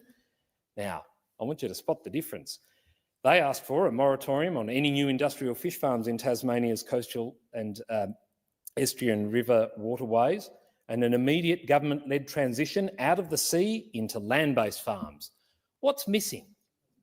This move off into Commonwealth waters, true offshore deep ocean aquaculture, something that we were trialling and seeking to do, but because good science-based approach to decision-making to try and resolve an issue meant that there was one less argument, they had to delete it from their declaration.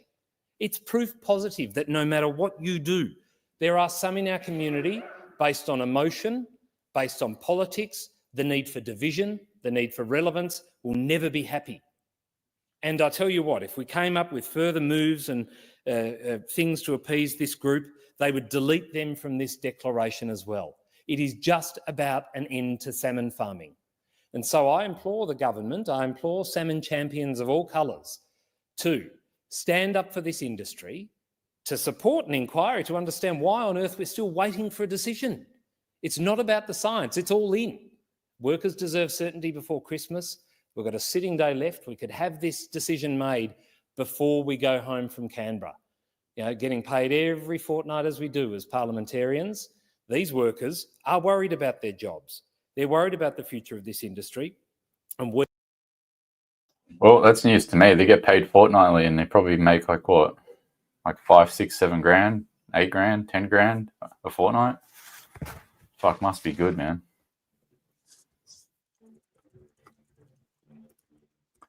Let's have a look, shall we?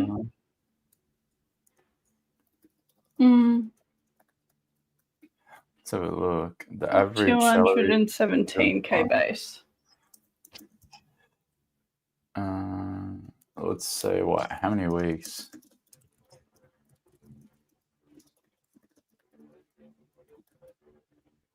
I don't think they don't. Yeah, they have what, 20 sitting weeks. So they don't even work that many weeks. Wow. By 20. Yeah, 10 grand a week. Love and life. 10k a week. Expenses covered. Get to screw your fellow countryman. Wow.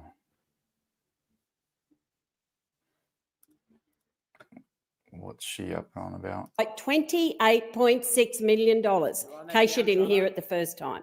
That will put the industry on a firm footing for the future. It will support the natural habitat of Macquarie Harbour and the preservation of the endangered Maugean skate. This funding builds on the government's $2.15 million funding announced in September 2023 for skate conservation and a trial of harbour oxygenation. Labor's new funding commitment allows this important work to continue and expand. We are the party that is investing in the sustainability of the industry, which will deliver its future. Those opposite aren't. This motion has happened without consultation with the industry, who knows nothing about it. It's a blindside. So much for your community connections. It's happened without consultation with us. So much for the call for bipartisanship. Those opposite are embarrassingly rogue on this one. The Prime Minister could not have been clearer about Labor's position when he visited Braddon. And he said, what we're doing here is making sure that every step is made to ensure that the industry can continue. The salmon industry is the backbone of many regional Tasmanian communities, and we're backing that and delivering stability for workers and their families into the future.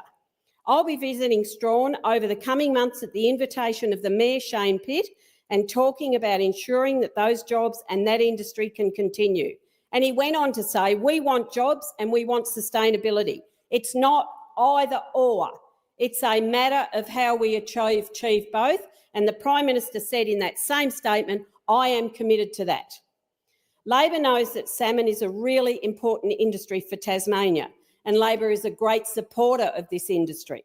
But that's not what the opposition wants people to believe, because they want to engage in a divisive political fight. I can tell you who your divisive behaviour will hurt: the industry, the workers, their families and the communities who rely on good, well-paid regional jobs. We are also the party that takes seriously the legal obligations with respect to the environment, obligations which were set up under a former Liberal government. The grandstanding and politicisation of this issue by those opposite is a betrayal of the workers and their families and communities. What those opposite know but not telling the workers and are not telling the council and the community is that by calling for the minister to bypass the legislation, it would plunge the industry in a legal quagmire. Labor stands on the side of jobs, and we also stand on the side of sustainability. These two things are not contradictory. They go together. I stand on the side of workers, their families and communities on the West Coast and on the Northwest. And I'll keep working with those who want to secure a better future for the industry, not the wreckers opposite. Thank you. Senator Whish-Wilson. Thank you, Acting Deputy President. Well, the government committed $7.5 million to an oxygenation trial as a pilot project. A barge they call the Wombat, which is owned by Tassal and leased to the joint venture at a profit. So Tassal's profiting from this taxpayer-funded trial. Senator Urquhart, you should really listen to what I've got to say because it's going to involve Point of you. order, Senator Whish-Wilson, please Right. don't cast aspersions on why Okay. senators are leaving the chamber. Please continue. Thank you, Acting Deputy President. So Labor's committed $7.5 million to this trial. That's looking at initially whether pumping oxygen into Macquarie Harbour, the last known home of the Maugean skate, a critically endangered species, estimated to be between 40 and 120 adults left in the wild. They've committed this money to firstly see if putting oxygen into the harbour does harm. Now, I asked the FRDC, who was the federal body who's funded this, for a copy of the joint venture details and project. Now, they weren't able to provide that to me, but what they did provide was the timeline for the expenditure and the milestones for Macquarie Harbour on what they're trying to achieve. So here's the rub. Here's the really important part. The project is a scientific study, a pilot project, to test whether oxygen being pumped into Macquarie Harbour will do harm or whether it will help. And it doesn't finish until the 31st of October next year. So the $7.5 million, the timetable, the milestones, culminate in a final report written by scientists, funded by the taxpayer. But here you have the Australian Labor Party swing into Tasmania and offer $28 million to some of the most profitable companies that operate in Australia, multinationals, foreign-owned that pay no tax, give them $28 million to continue the oxygenation project and to expand it. And they haven't even got their final report. It's 12 months away. Why is the Labor Party committing taxpayer funds to a scientific project that's a year away from reporting? That's the question. And I know the answer to that. It's because they want to get Senator Urquhart elected in Braddon. So 2 hours after the Prime Minister committed $28 million, they launched Senator Urquhart's run for the lower house in Braddon. And she quite openly said, as she did today, that this money for the salmon industry is why you need to vote for Labor. Couldn't be a clearer example of institutional corruption. Institutional corruption. Cronyism. State capture, where a government is running this program for the salmon industry, giving them taxpayer funds and trying to get a candidate elected. It really is disgusting. And to see Senator Urquhart in here today, the things she was saying about Labor is the biggest champion for the salmon industry. What about the Maugean skate? What about a creature that's about to go critically extinct, according to all the best science? Well, guess what we're going to do? We're going to turn Macquarie Harbour, the last known home of the skate, on the edge of a World Heritage Area, into a giant aerated fish tank. And we're breeding skates, and I've been to see the breeding program. It's been successful because they are giving these skates nutrients and a diet they don't get in the wild. We've got no idea whether we can reintroduce them. Hey, I don't think they're doing it tonight. How do you know?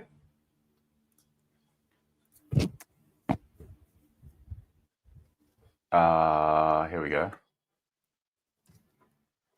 Two things. One, here, they are going to propose an adjournment of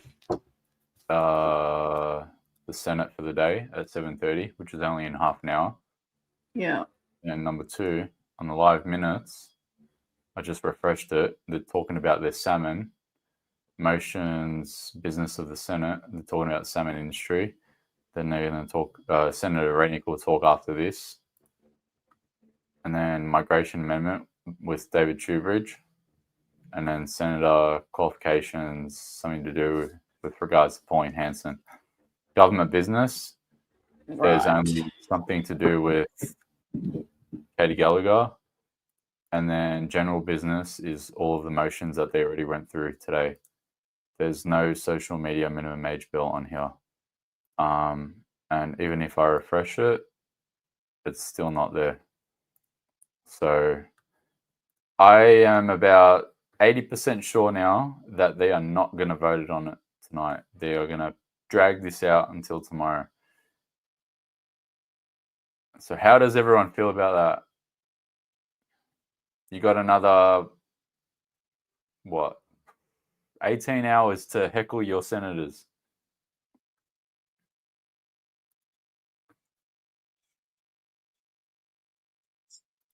Yeah, still talking about salmon. Gerard Rennick is talking about a road upgrade. So it's this road here, Avoca Drive, upgrading King Cuba. I don't know where that is. I'm sure someone knows where King Cuba is. King Cuba is a suburb in New South Wales, an hour and a half from, I think, where I am. Or is that from the city? From Kingsgrove. Yeah, that's not where I am. Where's Kingsgrove City? Yeah. Yeah. So that's what Rennick will be talking about shortly. It's near the Central Coast.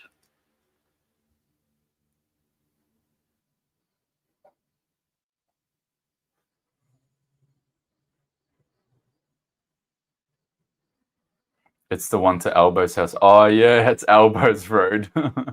It's where his $4 million mansion is. That's hilarious. Yeah, this is the $40 million upgrade to Albo that Albo spent on the road that goes to his new house. Yeah. That's funny. I remember that now. Now it makes sense. Not leaving in case they change their mind. Yeah, legit. I swear. I don't trust you. I say yeah, well, it's not on the agenda anymore. Let's call it a night. As soon as I turn the camera off, bang. To you senators, how much money is it worth? I don't have an answer to that question. And it is turning out to be the great moral question of our time.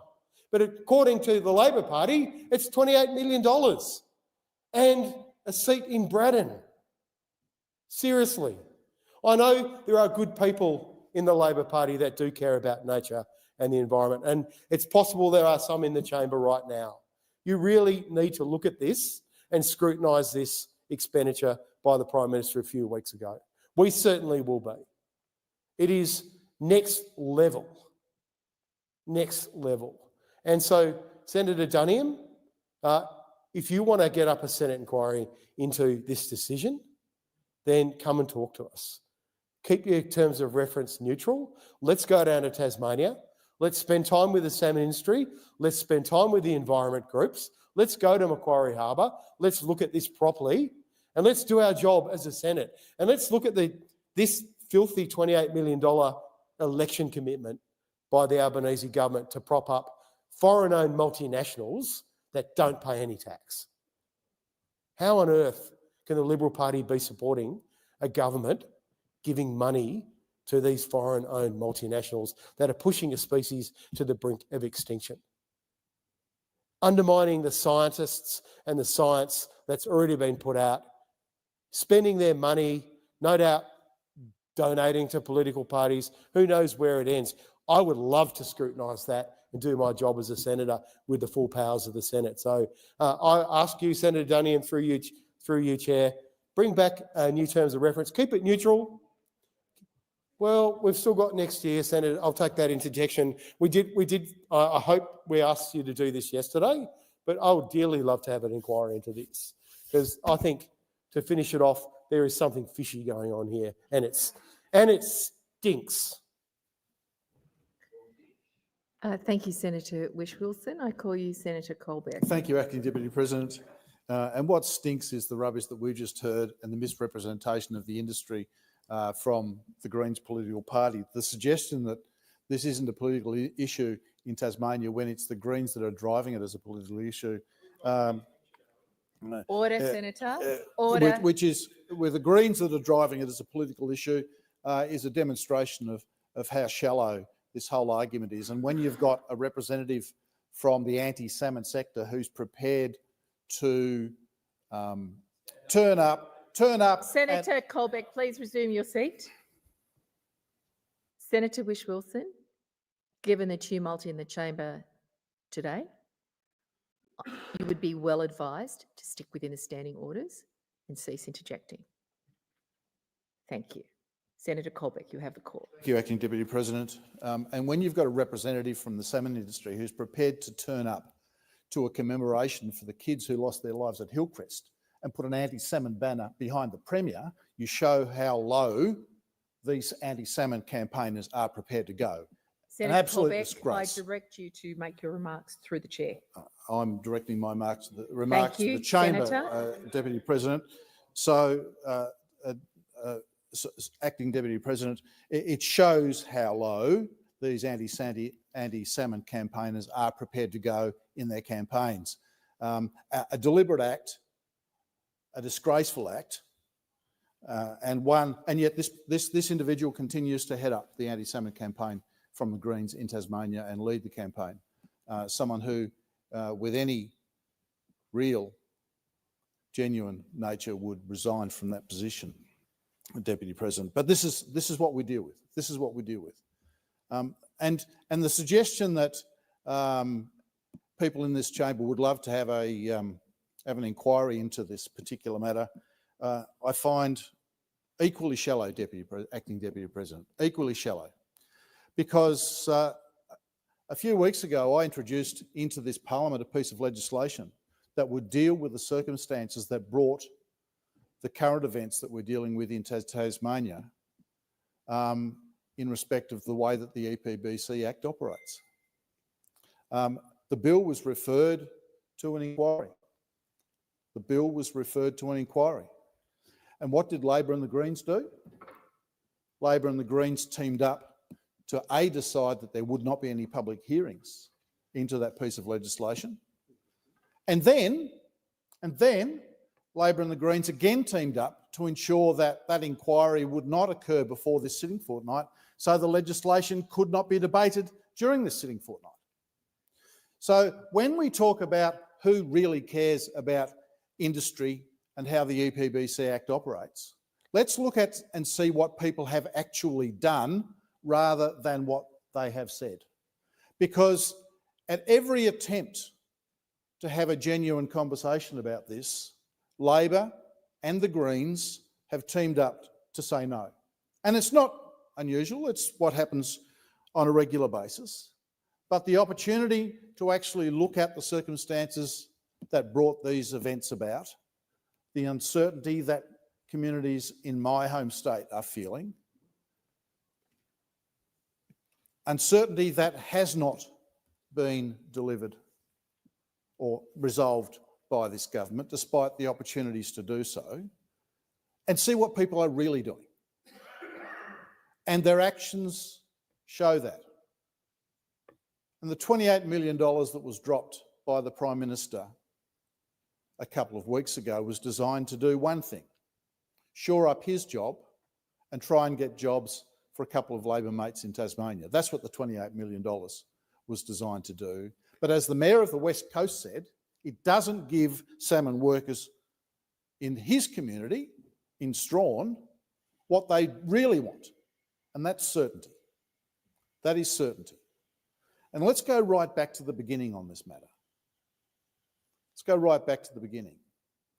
3 environmental groups, one of them the Environmental Defenders Office, who, as we've heard today, can't be taken seriously with respect to their representations, wrote to the Environment Minister, seeking a reconsideration of a decision made by a Labor minister over a decade ago.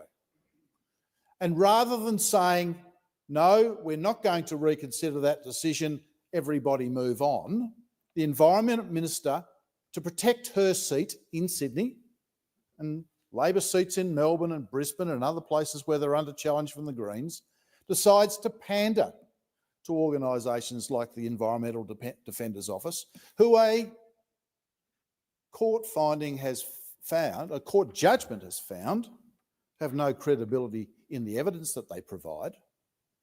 They pander to those and create this uncertainty for the industry. All the salmon workers in Tasmania want is certainty in relation to whether their industry will have a long-term future. That's all they're asking for.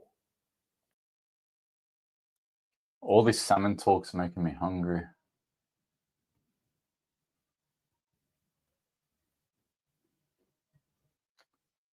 They got 20 minutes of talking about salmon. This is almost depressing now. It's a new low for us. I went from what 85% certain that they're not going to vote on it tonight. I'm now at 95%. Yeah, it doesn't look like it's going to happen. Which is fine. I mean, whatever. It means that we get an extra 18 hours, give or take, to heckle senators and try to get them to change their mind. Which is a long shot, but, you know. Got to have a little bit of faith.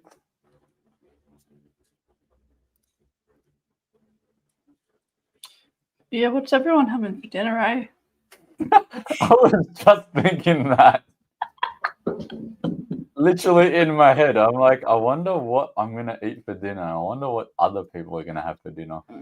So Catherine just asked, is tomorrow the last sitting day? I think it's meant to be, but they were flirting with the idea of doing a Friday for some reason. So we'll see. I just keep expecting it to continue. Imagine if they drag this out all fucking week. Just drag this into December. Let's just screw the holidays. They're just going to hold us with bated breath. Nah.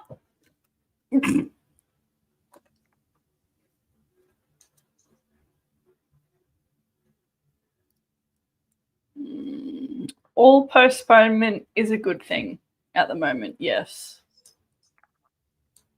So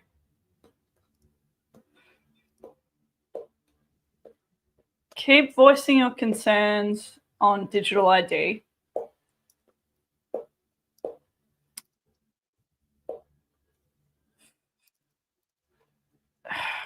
Like, even though the bill shouldn't be going through at all, push them to support the amendments to exclude all forms of ID from verification, because it's better than nothing. So we want the Liberals' amendments to be agreed to, but we're still concerned about the way they're going to roll this out for young people. Oh, so that was the other thing they wanted amended. I think they wanted to stretch out the timeline for implementing this so it's not as instant. But we sort of got sidetracked. I just can't wait to see Elon Musk's reaction to this. There's going to be a request, hey, we need X to comply with XYZ laws, and he's just going to be like, mate, I'm in the White House now. Good luck with that. Yeah. I think that's what these people are just underestimating. I can't wait to see the reaction from Musk. more than anything else. So you know how we all got super scared about the misinformation bill and we all acted about that? It's a similar thing that's happening, except like for example, if they pass down the watered down version where they exclude digital ID from the framework, then we have a scenario where they can't actually reasonably answer how they're even going to successfully implement this ban. And it honestly, over time and incompetence, could flop on its own in terms of implementation. Can we please go through everyone's comments about what they're going to eat for dinner? Because I feel like that's more important right now. Yeah. Not salmon, baked beans. Craig is having duck, which is just insane to me. Peeling veggies for a soup. Beef mignon. Red Rooter. I used to, you know what's funny? Anthony has said that he's having Red Rooter, and I used to work at Red Rooster. That was actually my very, very, very first job, Red Rooster. Lamb chops. Anything else? This is a bad time to be fasting for me. Oof. Headsky, appreciate your dedication, guys. Chicken parma and salad very soon. Back on the grind at 4 a.m. Far out. Screw that. 4 a.m. Ugh. Although I've been waking up pretty early lately. I woke up at 2 a.m. with a massive left leg cramp in my calf and hamstring. It was horrible. I was screaming in pain. Was that 4 a.m.?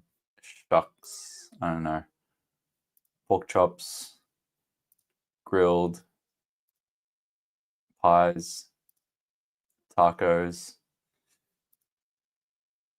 Cobb salad with chicken. Australian Talks is in the chat. Steak and eggs, that would be awesome. That's like my definite ideal breakfast, lunch, and dinner right now. Because I've barely eaten. Nachos, steak, roast beef. Everyone's eating good tonight. I had roast chicken with Greek salad. Everyone's eating good tonight. This is way more entertaining than watching these guys talk about salmon.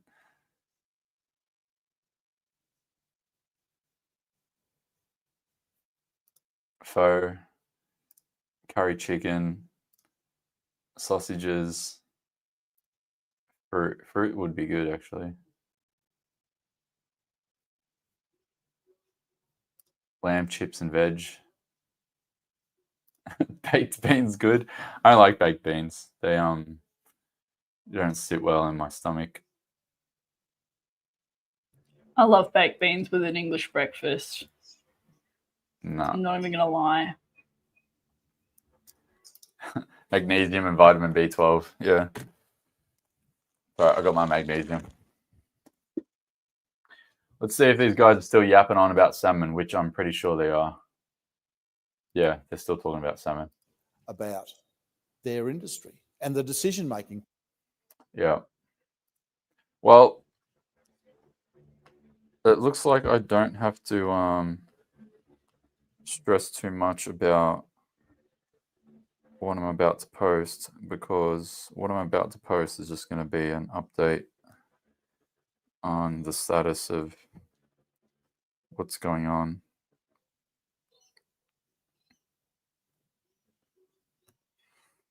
And then we're done. Then we can call it a night. Go team. And then actually while we're here and I've got an advanced period of time compared to last night, let me look at what the schedule is for tomorrow.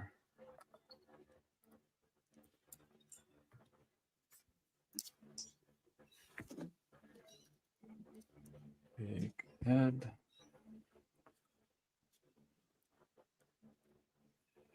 Yeah, so if I look at this, it's still here. Online Safety Amendment Minimum Age Bill, Wednesday. Today's Wednesday, yeah.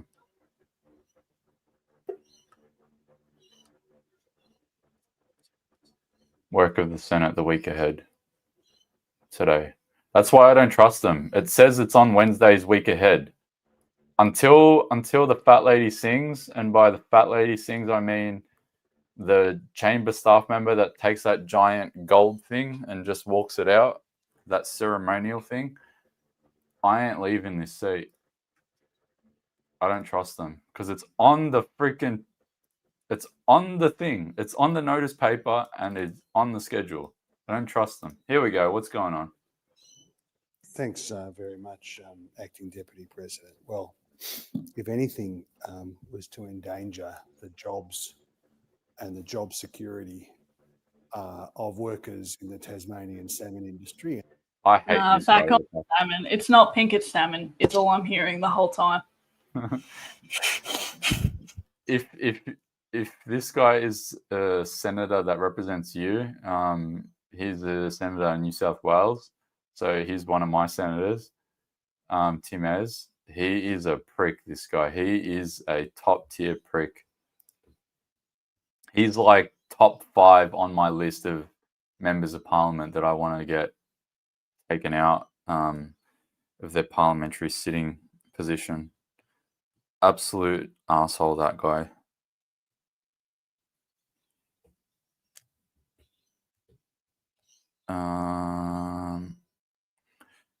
I need to ping this photo to my computer so that way I can update this post, and then I'm just gonna see if I can find the times for tomorrow, but I'm gonna lean towards them being identical today, which will be 9 a.m. Yeah, I think it's gonna be 9 a.m. So early start for tomorrow. But all things considered, things didn't take a bad turn today.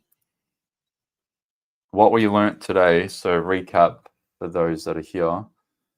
The recap for what we know from today, I'll just go to the back of my post. Actually, I'll just pull it up so that way everyone can see. Let's go to my account. So recap for today, it didn't go as bad as we thought it would, but it still was a bit messy. So Lydia Thorpe came out this morning and said that she wasn't gonna support the social media ban. And I'm pretty sure at the end of her statement, there was an explicit thing where she said that she was gonna vote no. But either way, she said that she was going to go against it. So that's the first thing that happened today. The next thing is that the bill was tabled to recommence its second reading in the House of Reps. And I predicted it would be at 9:30, and it was on the dot 9:30. So I nailed that. Then after that, the reading had commenced with Michelle Rowland, and she said that the Senate is expecting this legislation today, so we need to pass this bill. And I'll play the video for those that may have missed it. She also said that she's not considering anyone else's amendments. And I acknowledge the sentiments contained in her amendments. The Senate is expecting this legislation today, so we need to pass this bill to allow that debate to commence. I thank all members for their contributions, and while the government will not be supporting amendments in the House, I call on all members to support passage of this bill. So she rushed it through the second reading.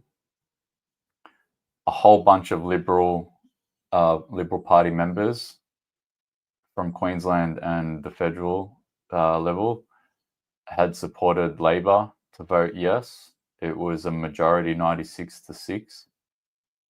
And then it went to its final vote to go through its third reading, which means that it will go to the Senate, which what we've been waiting for all day is.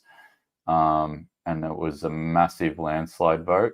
It was a 102-13 vote.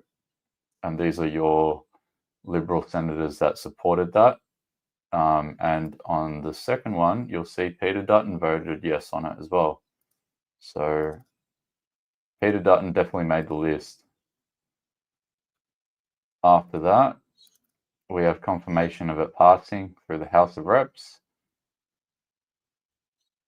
And yeah, we've just been waiting since then for them to vote on it.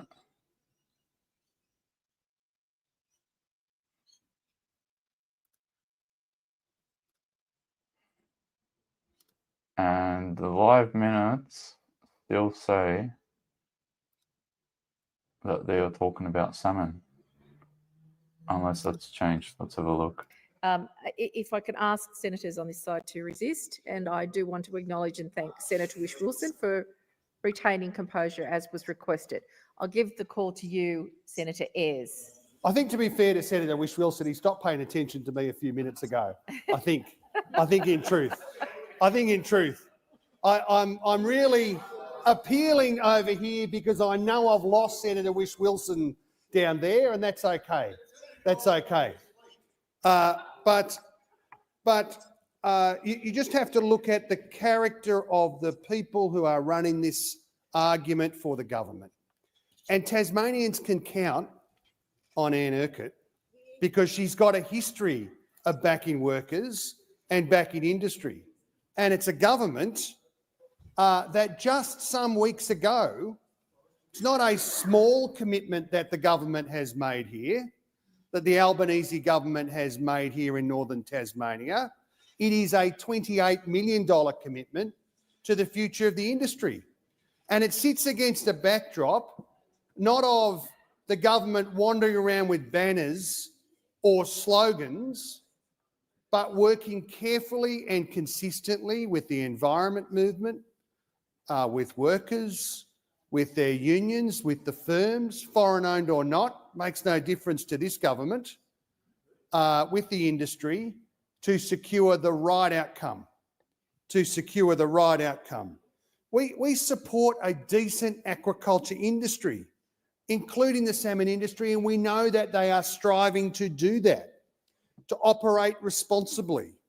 The fishing industry more broadly, commercial fishers, the lobster industry and the aquaculture industry are fundamental to Tasmania's economy, to good jobs, and to those communities, big and small, across northern Tasmania. We say future made in Australia. We also say salmon grown in Tasmania. And we say to Australians, buy Tasmanian salmon. Buy it in the supermarket in the lead up to Christmas. Use Tasmanian smoked salmon, back that industry because the Albanese government will back it too. And Tasmanian smoked salmon is some of the finest smoked salmon. You can buy the offshore variety if you want, but I just say to you, as the Assistant Minister for a Future Made in Australia, backing salmon grown in Tasmania, buy Australian smoked salmon, buy it from Tasmania, make sure it's on the Christmas table. It's a high quality product. And all of us need to work together to deliver that outcome. The salmon industry, No one's going to be able to afford to have salmon for Christmas. A post that just came up on my feed is from Matt Canavan from not that long ago, like 10, 15 minutes ago. He goes, while I continue to oppose the social media ban bill this week, I recognise that the bill has a high chance of passing. So I have drafted 6 amendments to try and make a rushed bill better. In short, these amendments ban any use of digital ID, give parents a role by allowing some children to have social media account with parental approval, narrow the definition of social media by only covering apps where 10% or more of kids on the app use it for more than 2 hours a day. This prevents innocuous apps like Strava and Deputy being covered. This is the Florida definition. Remove loopholes that would allow social media companies to retain age verification material with a user's consent. Make the guidelines that outline how age verification will work disallowable by the Parliament. Effectively, either the House of Parliament could then nullify them. That's good. Put constraints on the exemptions that the minister can create so that anti-competitive outcomes are avoided. Please note that I may not move these exact amendments depending on how they interact with amendments moved by other senators. Thanks again for all your input. It would be invaluable given the truncated time to look at this bill. What do you think, everyone? What do you reckon, Melly? Yeah, I've got to explain something. So I've just been talking to Mrs. Kerry in the comments in relation to a post that Craig Kelly put up. So because we're only sort of lightly brushed past those amendments, I'm not sure that I probably explained it entirely thoroughly. So basically, like, apparently Craig Kelly has posted about it. It's okay, how do I put this? So they have to offer an alternative to digital ID if they are to request any form of digital ID. So it's in there, but like they can't ask you for your license or digital ID if they haven't offered a reasonable alternative. What is a reasonable alternative? We don't know yet. There's a lot where it's like across the bridge as we come to it with this stuff, but it's still better than nothing. So it says they can't collect it unless there's an alternative in place, meaning that us who don't consent to digital ID don't have to do it. But there are plenty of people, and we all know them in Middle Australia, right, that don't care and would prefer the easy way to put their ID forward and verify it.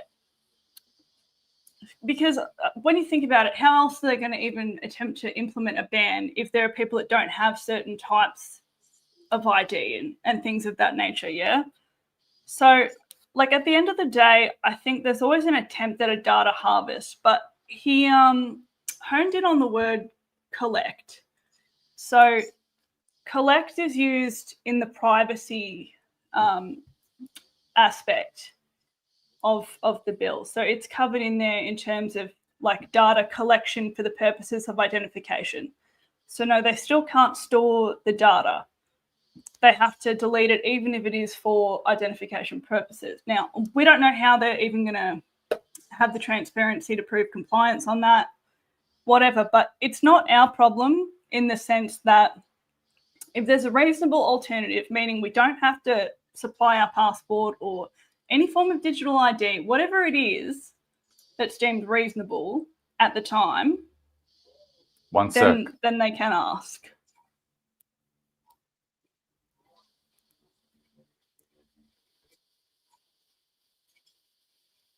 Yeah, an adjournment's being proposed, so doesn't look like it's going to happen tonight. All right, closing time.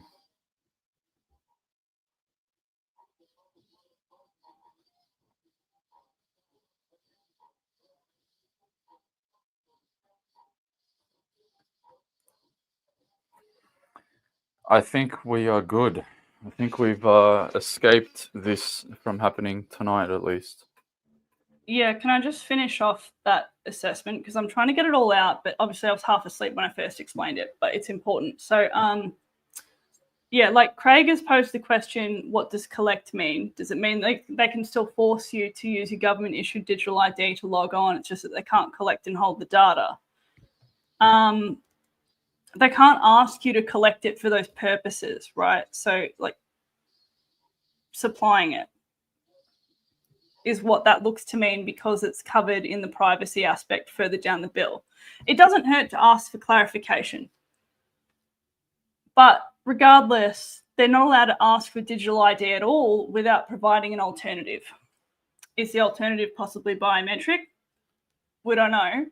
Like, it's better than nothing. We'll take it, is basically what I'm saying. We don't want the bill at all, but we'll take it because it's providing a little window of opportunity to contest it. Like, for example, if they decide to, down the track, determine that a reasonable step to verify age is some form of facial biometrics, we have the capacity to say, well, hang on a second. Big tech companies scanning our face is not an appropriate way to do that. You know, and it's like I said, there's other ways to do it, like account history and things of that nature. So look, there's lots of question marks. That's what happens when you've got a bad bill. But we will take any potential protections afforded to us, basically. We'll take it. It's not that it's not a stitch up so much as them trying to recover popularity with the public. You know what I mean? Because we're kind of stuffed either way with them putting it through. And by them, I mean the whole house. So does that make sense to everyone?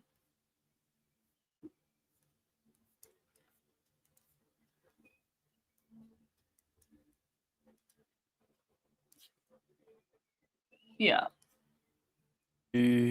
27 minutes to go.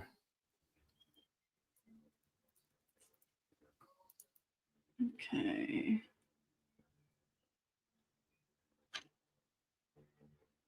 Like, one thing that is somewhat good for now anyway, at least with the digital ID stuff, is that it is in there that it has to be voluntary. So while that is still upheld, it's positive for us,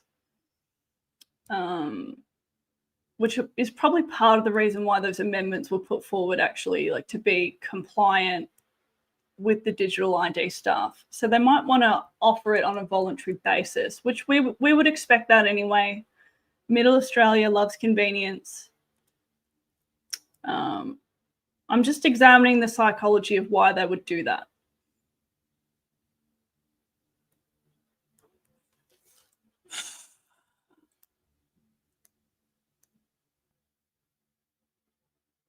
But yeah, just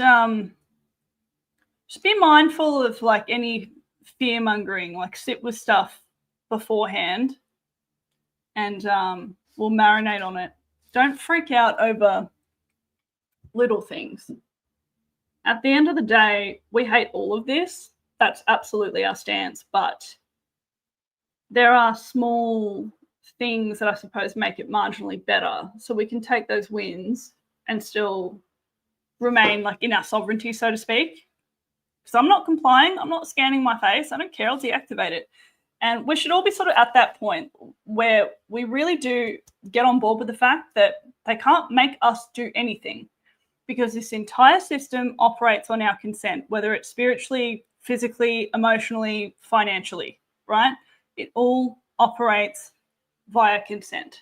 So don't forget that.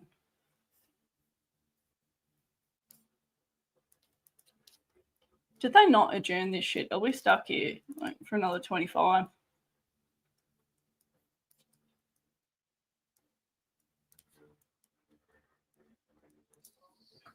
We?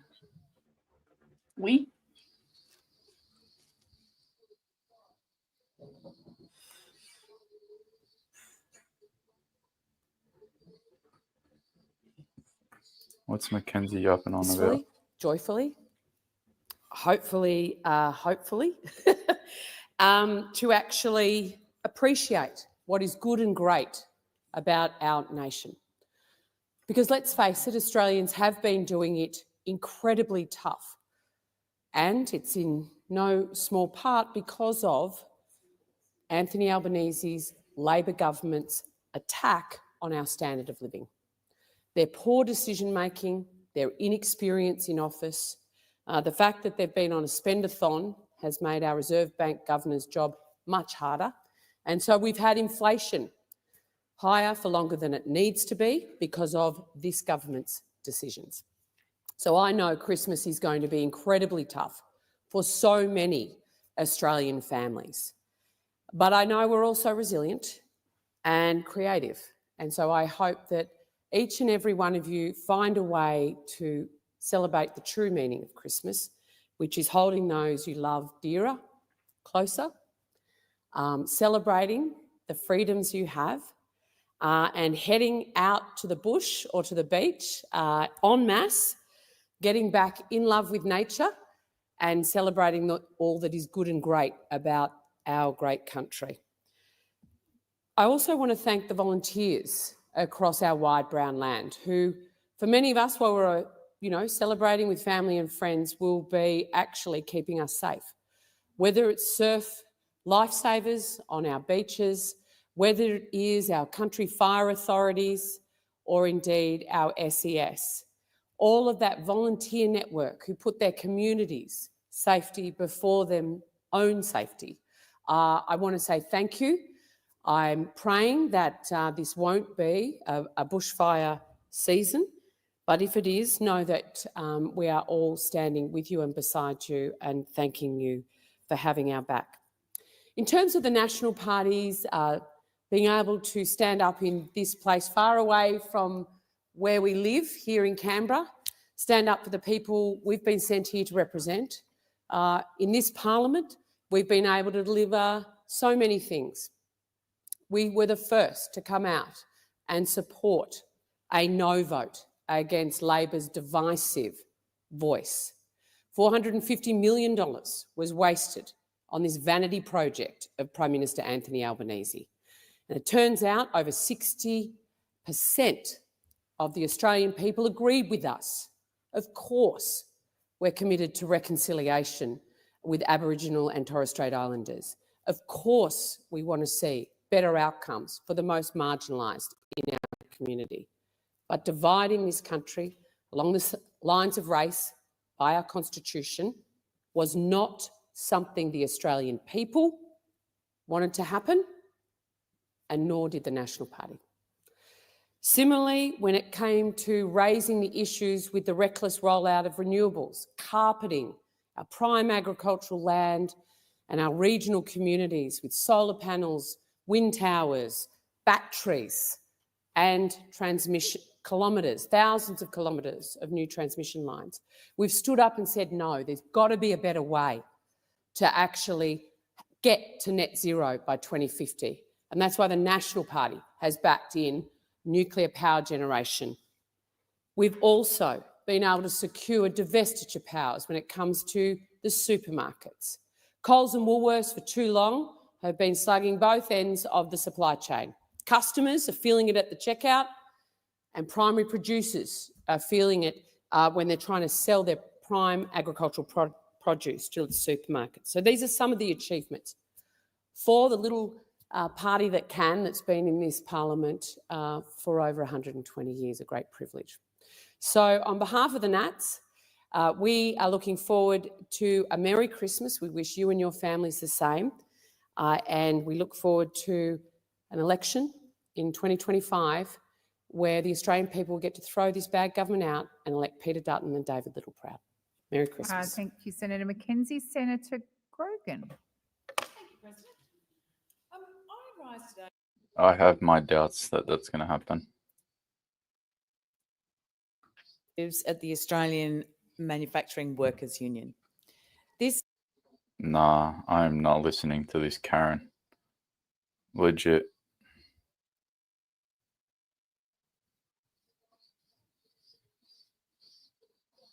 See, I love that we can say that because it's her actual name. Yep. I'm gonna wind this down very, very shortly. I've been going on for 10 hours and 13 minutes. I did not think that this was going to be 10 hours. I thought this was going to be maybe 5.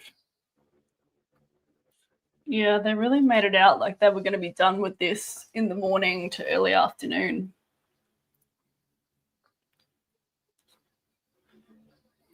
Oh, well, we will reconvene tomorrow. I will post first thing in the morning once I know what the schedule is. It looks like this has been suspended until tomorrow.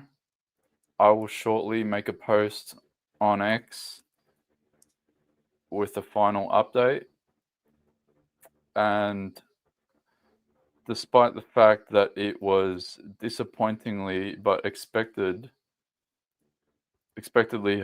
was rushed through the House of Reps, I'm quite relieved that at least we have an extended period of time again to vote on it. So they drag it out a little bit longer, but we at least have a little bit more time to heckle the senators, which is cool. I mean, Yep. more time the better.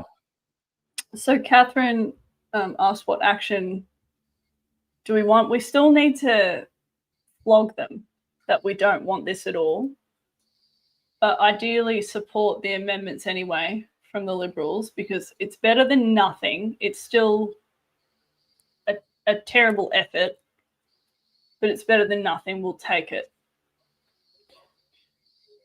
Let me just chuck the sound on so I don't miss That's anything. very fair, President. Thank you so much. So we'll set the clock, 2 minutes. Great. My apologies, please. That's okay. So, Okay, Karen's still going. All right, so if anyone that's here that would like information on which senators to contact, just go to the website that's on the banner of the stream, www.usversusagenda.com.au, and click on social media ban. I made a page maybe like 2 weeks ago almost now. It tells you which coalition senators that are up for re-election. And the reason why I've picked them out is because we want them to know that if they support this bill, you will actively campaign against their re-election as their support reflects a significant misalignment with your personal interests or with community interests. So I've pretty much laid it out all there. So you've got all of the coalition senators, you've got all the Labor senators, you've got the crossbench senators. Actually, don't even stress too much about the crossbench at this point. We need the Liberals to change their mind first.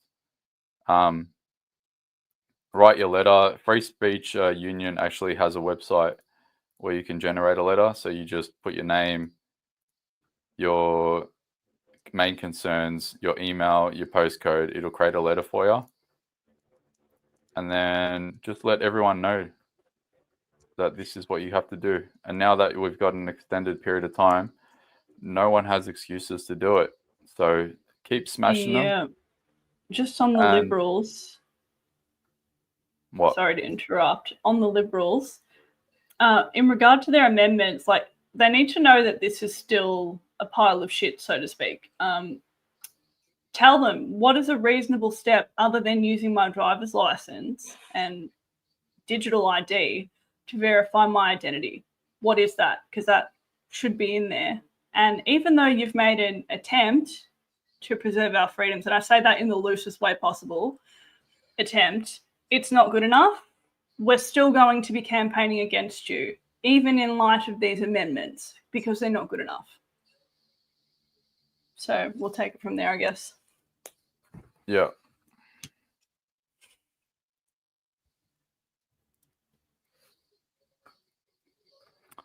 What's old mate yapping on about?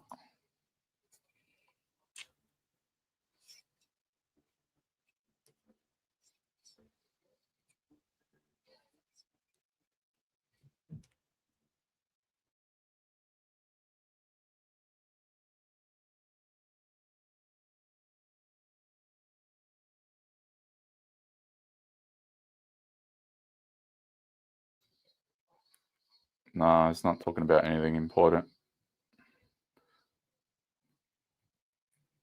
No, it's not talking about anything. I just want to make sure my audio is working. So there might be a bit of feedback. All good. What I'll do is I'll copy that link and I'll post it in the comments. So hopefully that comes up. Yeah, there you go. So it came up on YouTube. And so if you need the link to the post, it's in the comments as well. Let me just check the live minutes for the Senate. Just see what's going on. Nothing.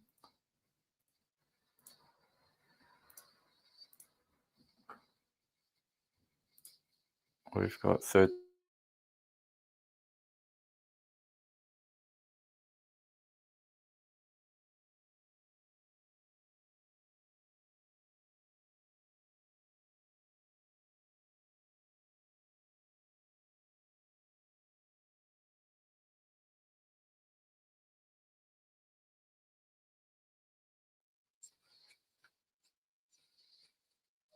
I've just noticed the audio is not working, so let me just refresh that. Hopefully this works.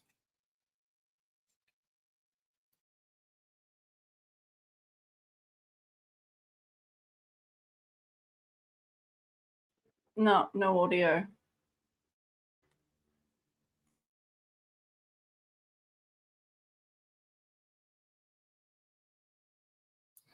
I think it's because I've been streaming for 11 hours now, so like the browser is just starting to give up.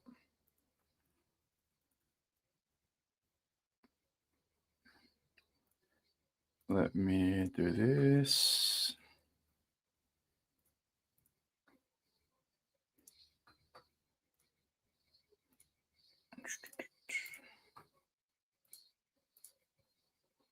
Quickly reply to me and say that's not enough detail. You need to be more We're specific good. about your income. And this is the problem with climate change, is that we're spending billions of dollars, and I don't want to go down the renewables rabbit hole because I've done it to death in this chamber, on renewables to actually supposedly lower CO2 that is then supposedly going to control the temperature. By how much, we don't know. But this is the point, is that no one is able to specify, if we spend this much money, what will the outcome be? Now, if we have to, when we lodge our tax return with the tax office, be specific, I think it's only fair that governments, and it's both the major parties have hopped onto this climate change mantra, define exactly what it is that you're going to get for the billions of dollars in taxpayer spending. Because all I'm seeing is that degrade our environment being damaged, whether it's through transmission lines, lithium mines, whatever. And I get mining is important, but let's not be hypocritical here. It does impact the environment, whether it's coal mining or lithium mining. We're not getting a clear outcome. We're getting higher energy prices and various reasons for that. But, the reduction in the use of baseload energy is partly responsible for that as well. So we need greater definition around that. But that shouldn't be conflated with someone's passion for the environment. Okay, and that's the thing. We can all agree that we want good things for the environment, better riparian, cleaner waterways, riparian zones. We don't want plastics in the ocean. We want our biodiversity to be protected. We want lots of national parks. We want them to stay clean. We want the feral pests out of them. But we have to address the underlying issue in all of this, which is the greenhouse gas effect itself. Because I totally refute the idea that the radiation from CO2 is going to change the temperature. And I tried to demonstrate that today, and I'll demonstrate it again.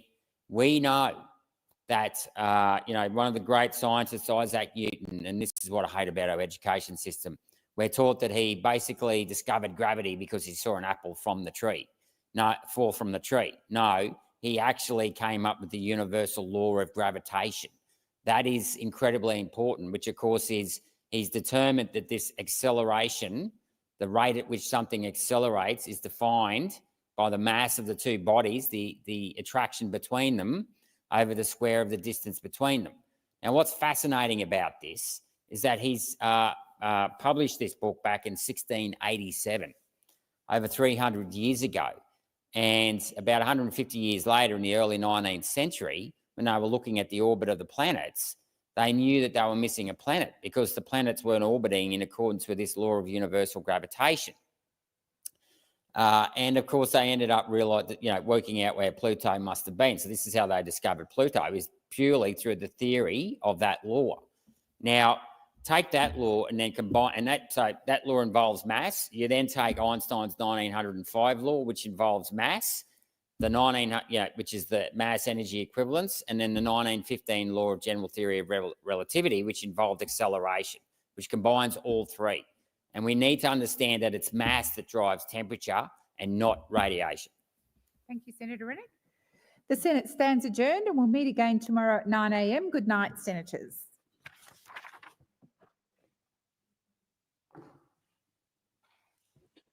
We're in the clear. We're in the clear for now. For now.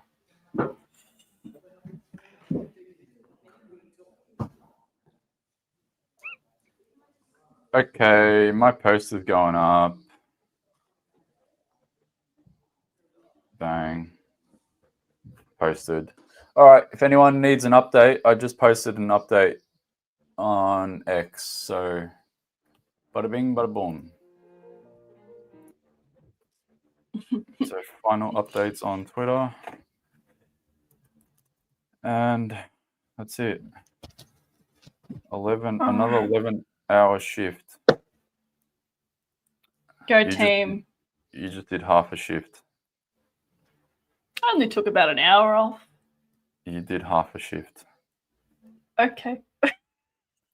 Yeah, look, if anyone's confused, I'll leave my DMs open on Instagram, preferably. I don't really check X as much, but it's the same handle for all, mil-gov. If you need something, just ask me. I'm very responsive, and we've got a time constraint on this, so I'm happy to help just for the next 18 hours or so that we have to resolve this. And yeah, get around it. Thank God. Thank God. All right. Have a shower, eat something, chill out, dissociate. Let's go.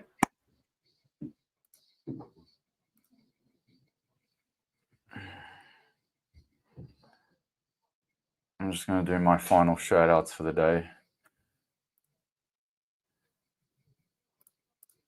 Because I promised I was going to do that.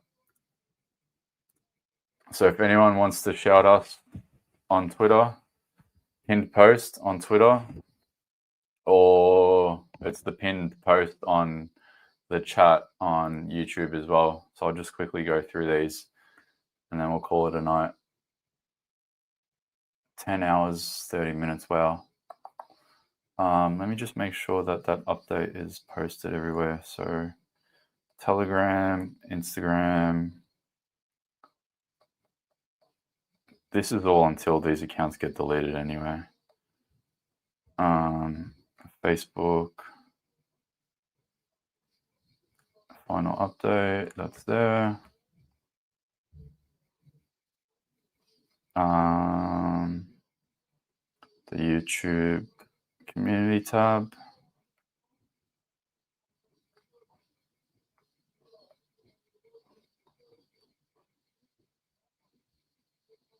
Okay, so the final update's up. So the post says, I'll pull it up. The post says that Lydia Thorpe has been suspended from the Senate chamber. So Lydia Thorpe has been barred from entering the Senate chamber for the remainder of this week's parliamentary session, effectively preventing her from participating in the vote on the social media minimum wage bill. And the government has decided to postpone the final vote on ratifying this bill into law until tomorrow. So we have a bit of time, but yeah. We will find out tomorrow. I'll make a quick comment. Senate returns tomorrow at 9 a.m. Updates to, I don't know what to say. We'll update at approximately 8 a.m. with the schedule.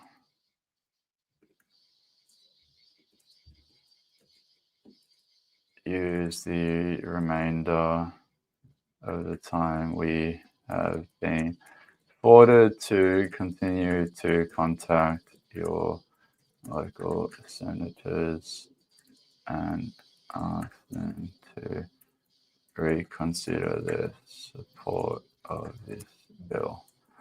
And then I'll just post the link. And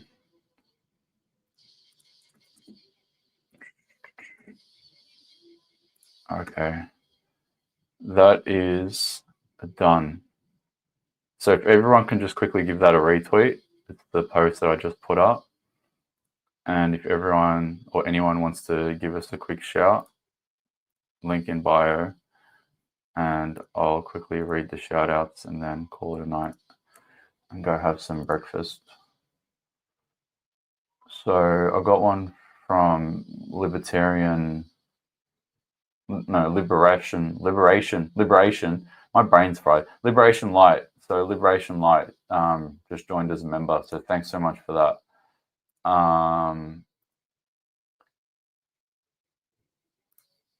Mark Whitney, rock on dudes, keep up the fight. Busy Ton, thank you so much. Jenny Butcher, long days, you've been keeping us informed. I've got to give you a little donation again. Thank you so much, Jenny. Gail Ash, another crazy grandma. I read that one earlier. Thank you so much, everyone. That's it. I'm going to go eat breakfast. And if anyone else sends any, I will read them tomorrow. We'll be back tomorrow morning at 9 a.m. probably, but I'll post the updates at 8 a.m. because that's when the new notice paper comes out with a more comprehensive schedule. That's it. Good night. End stream.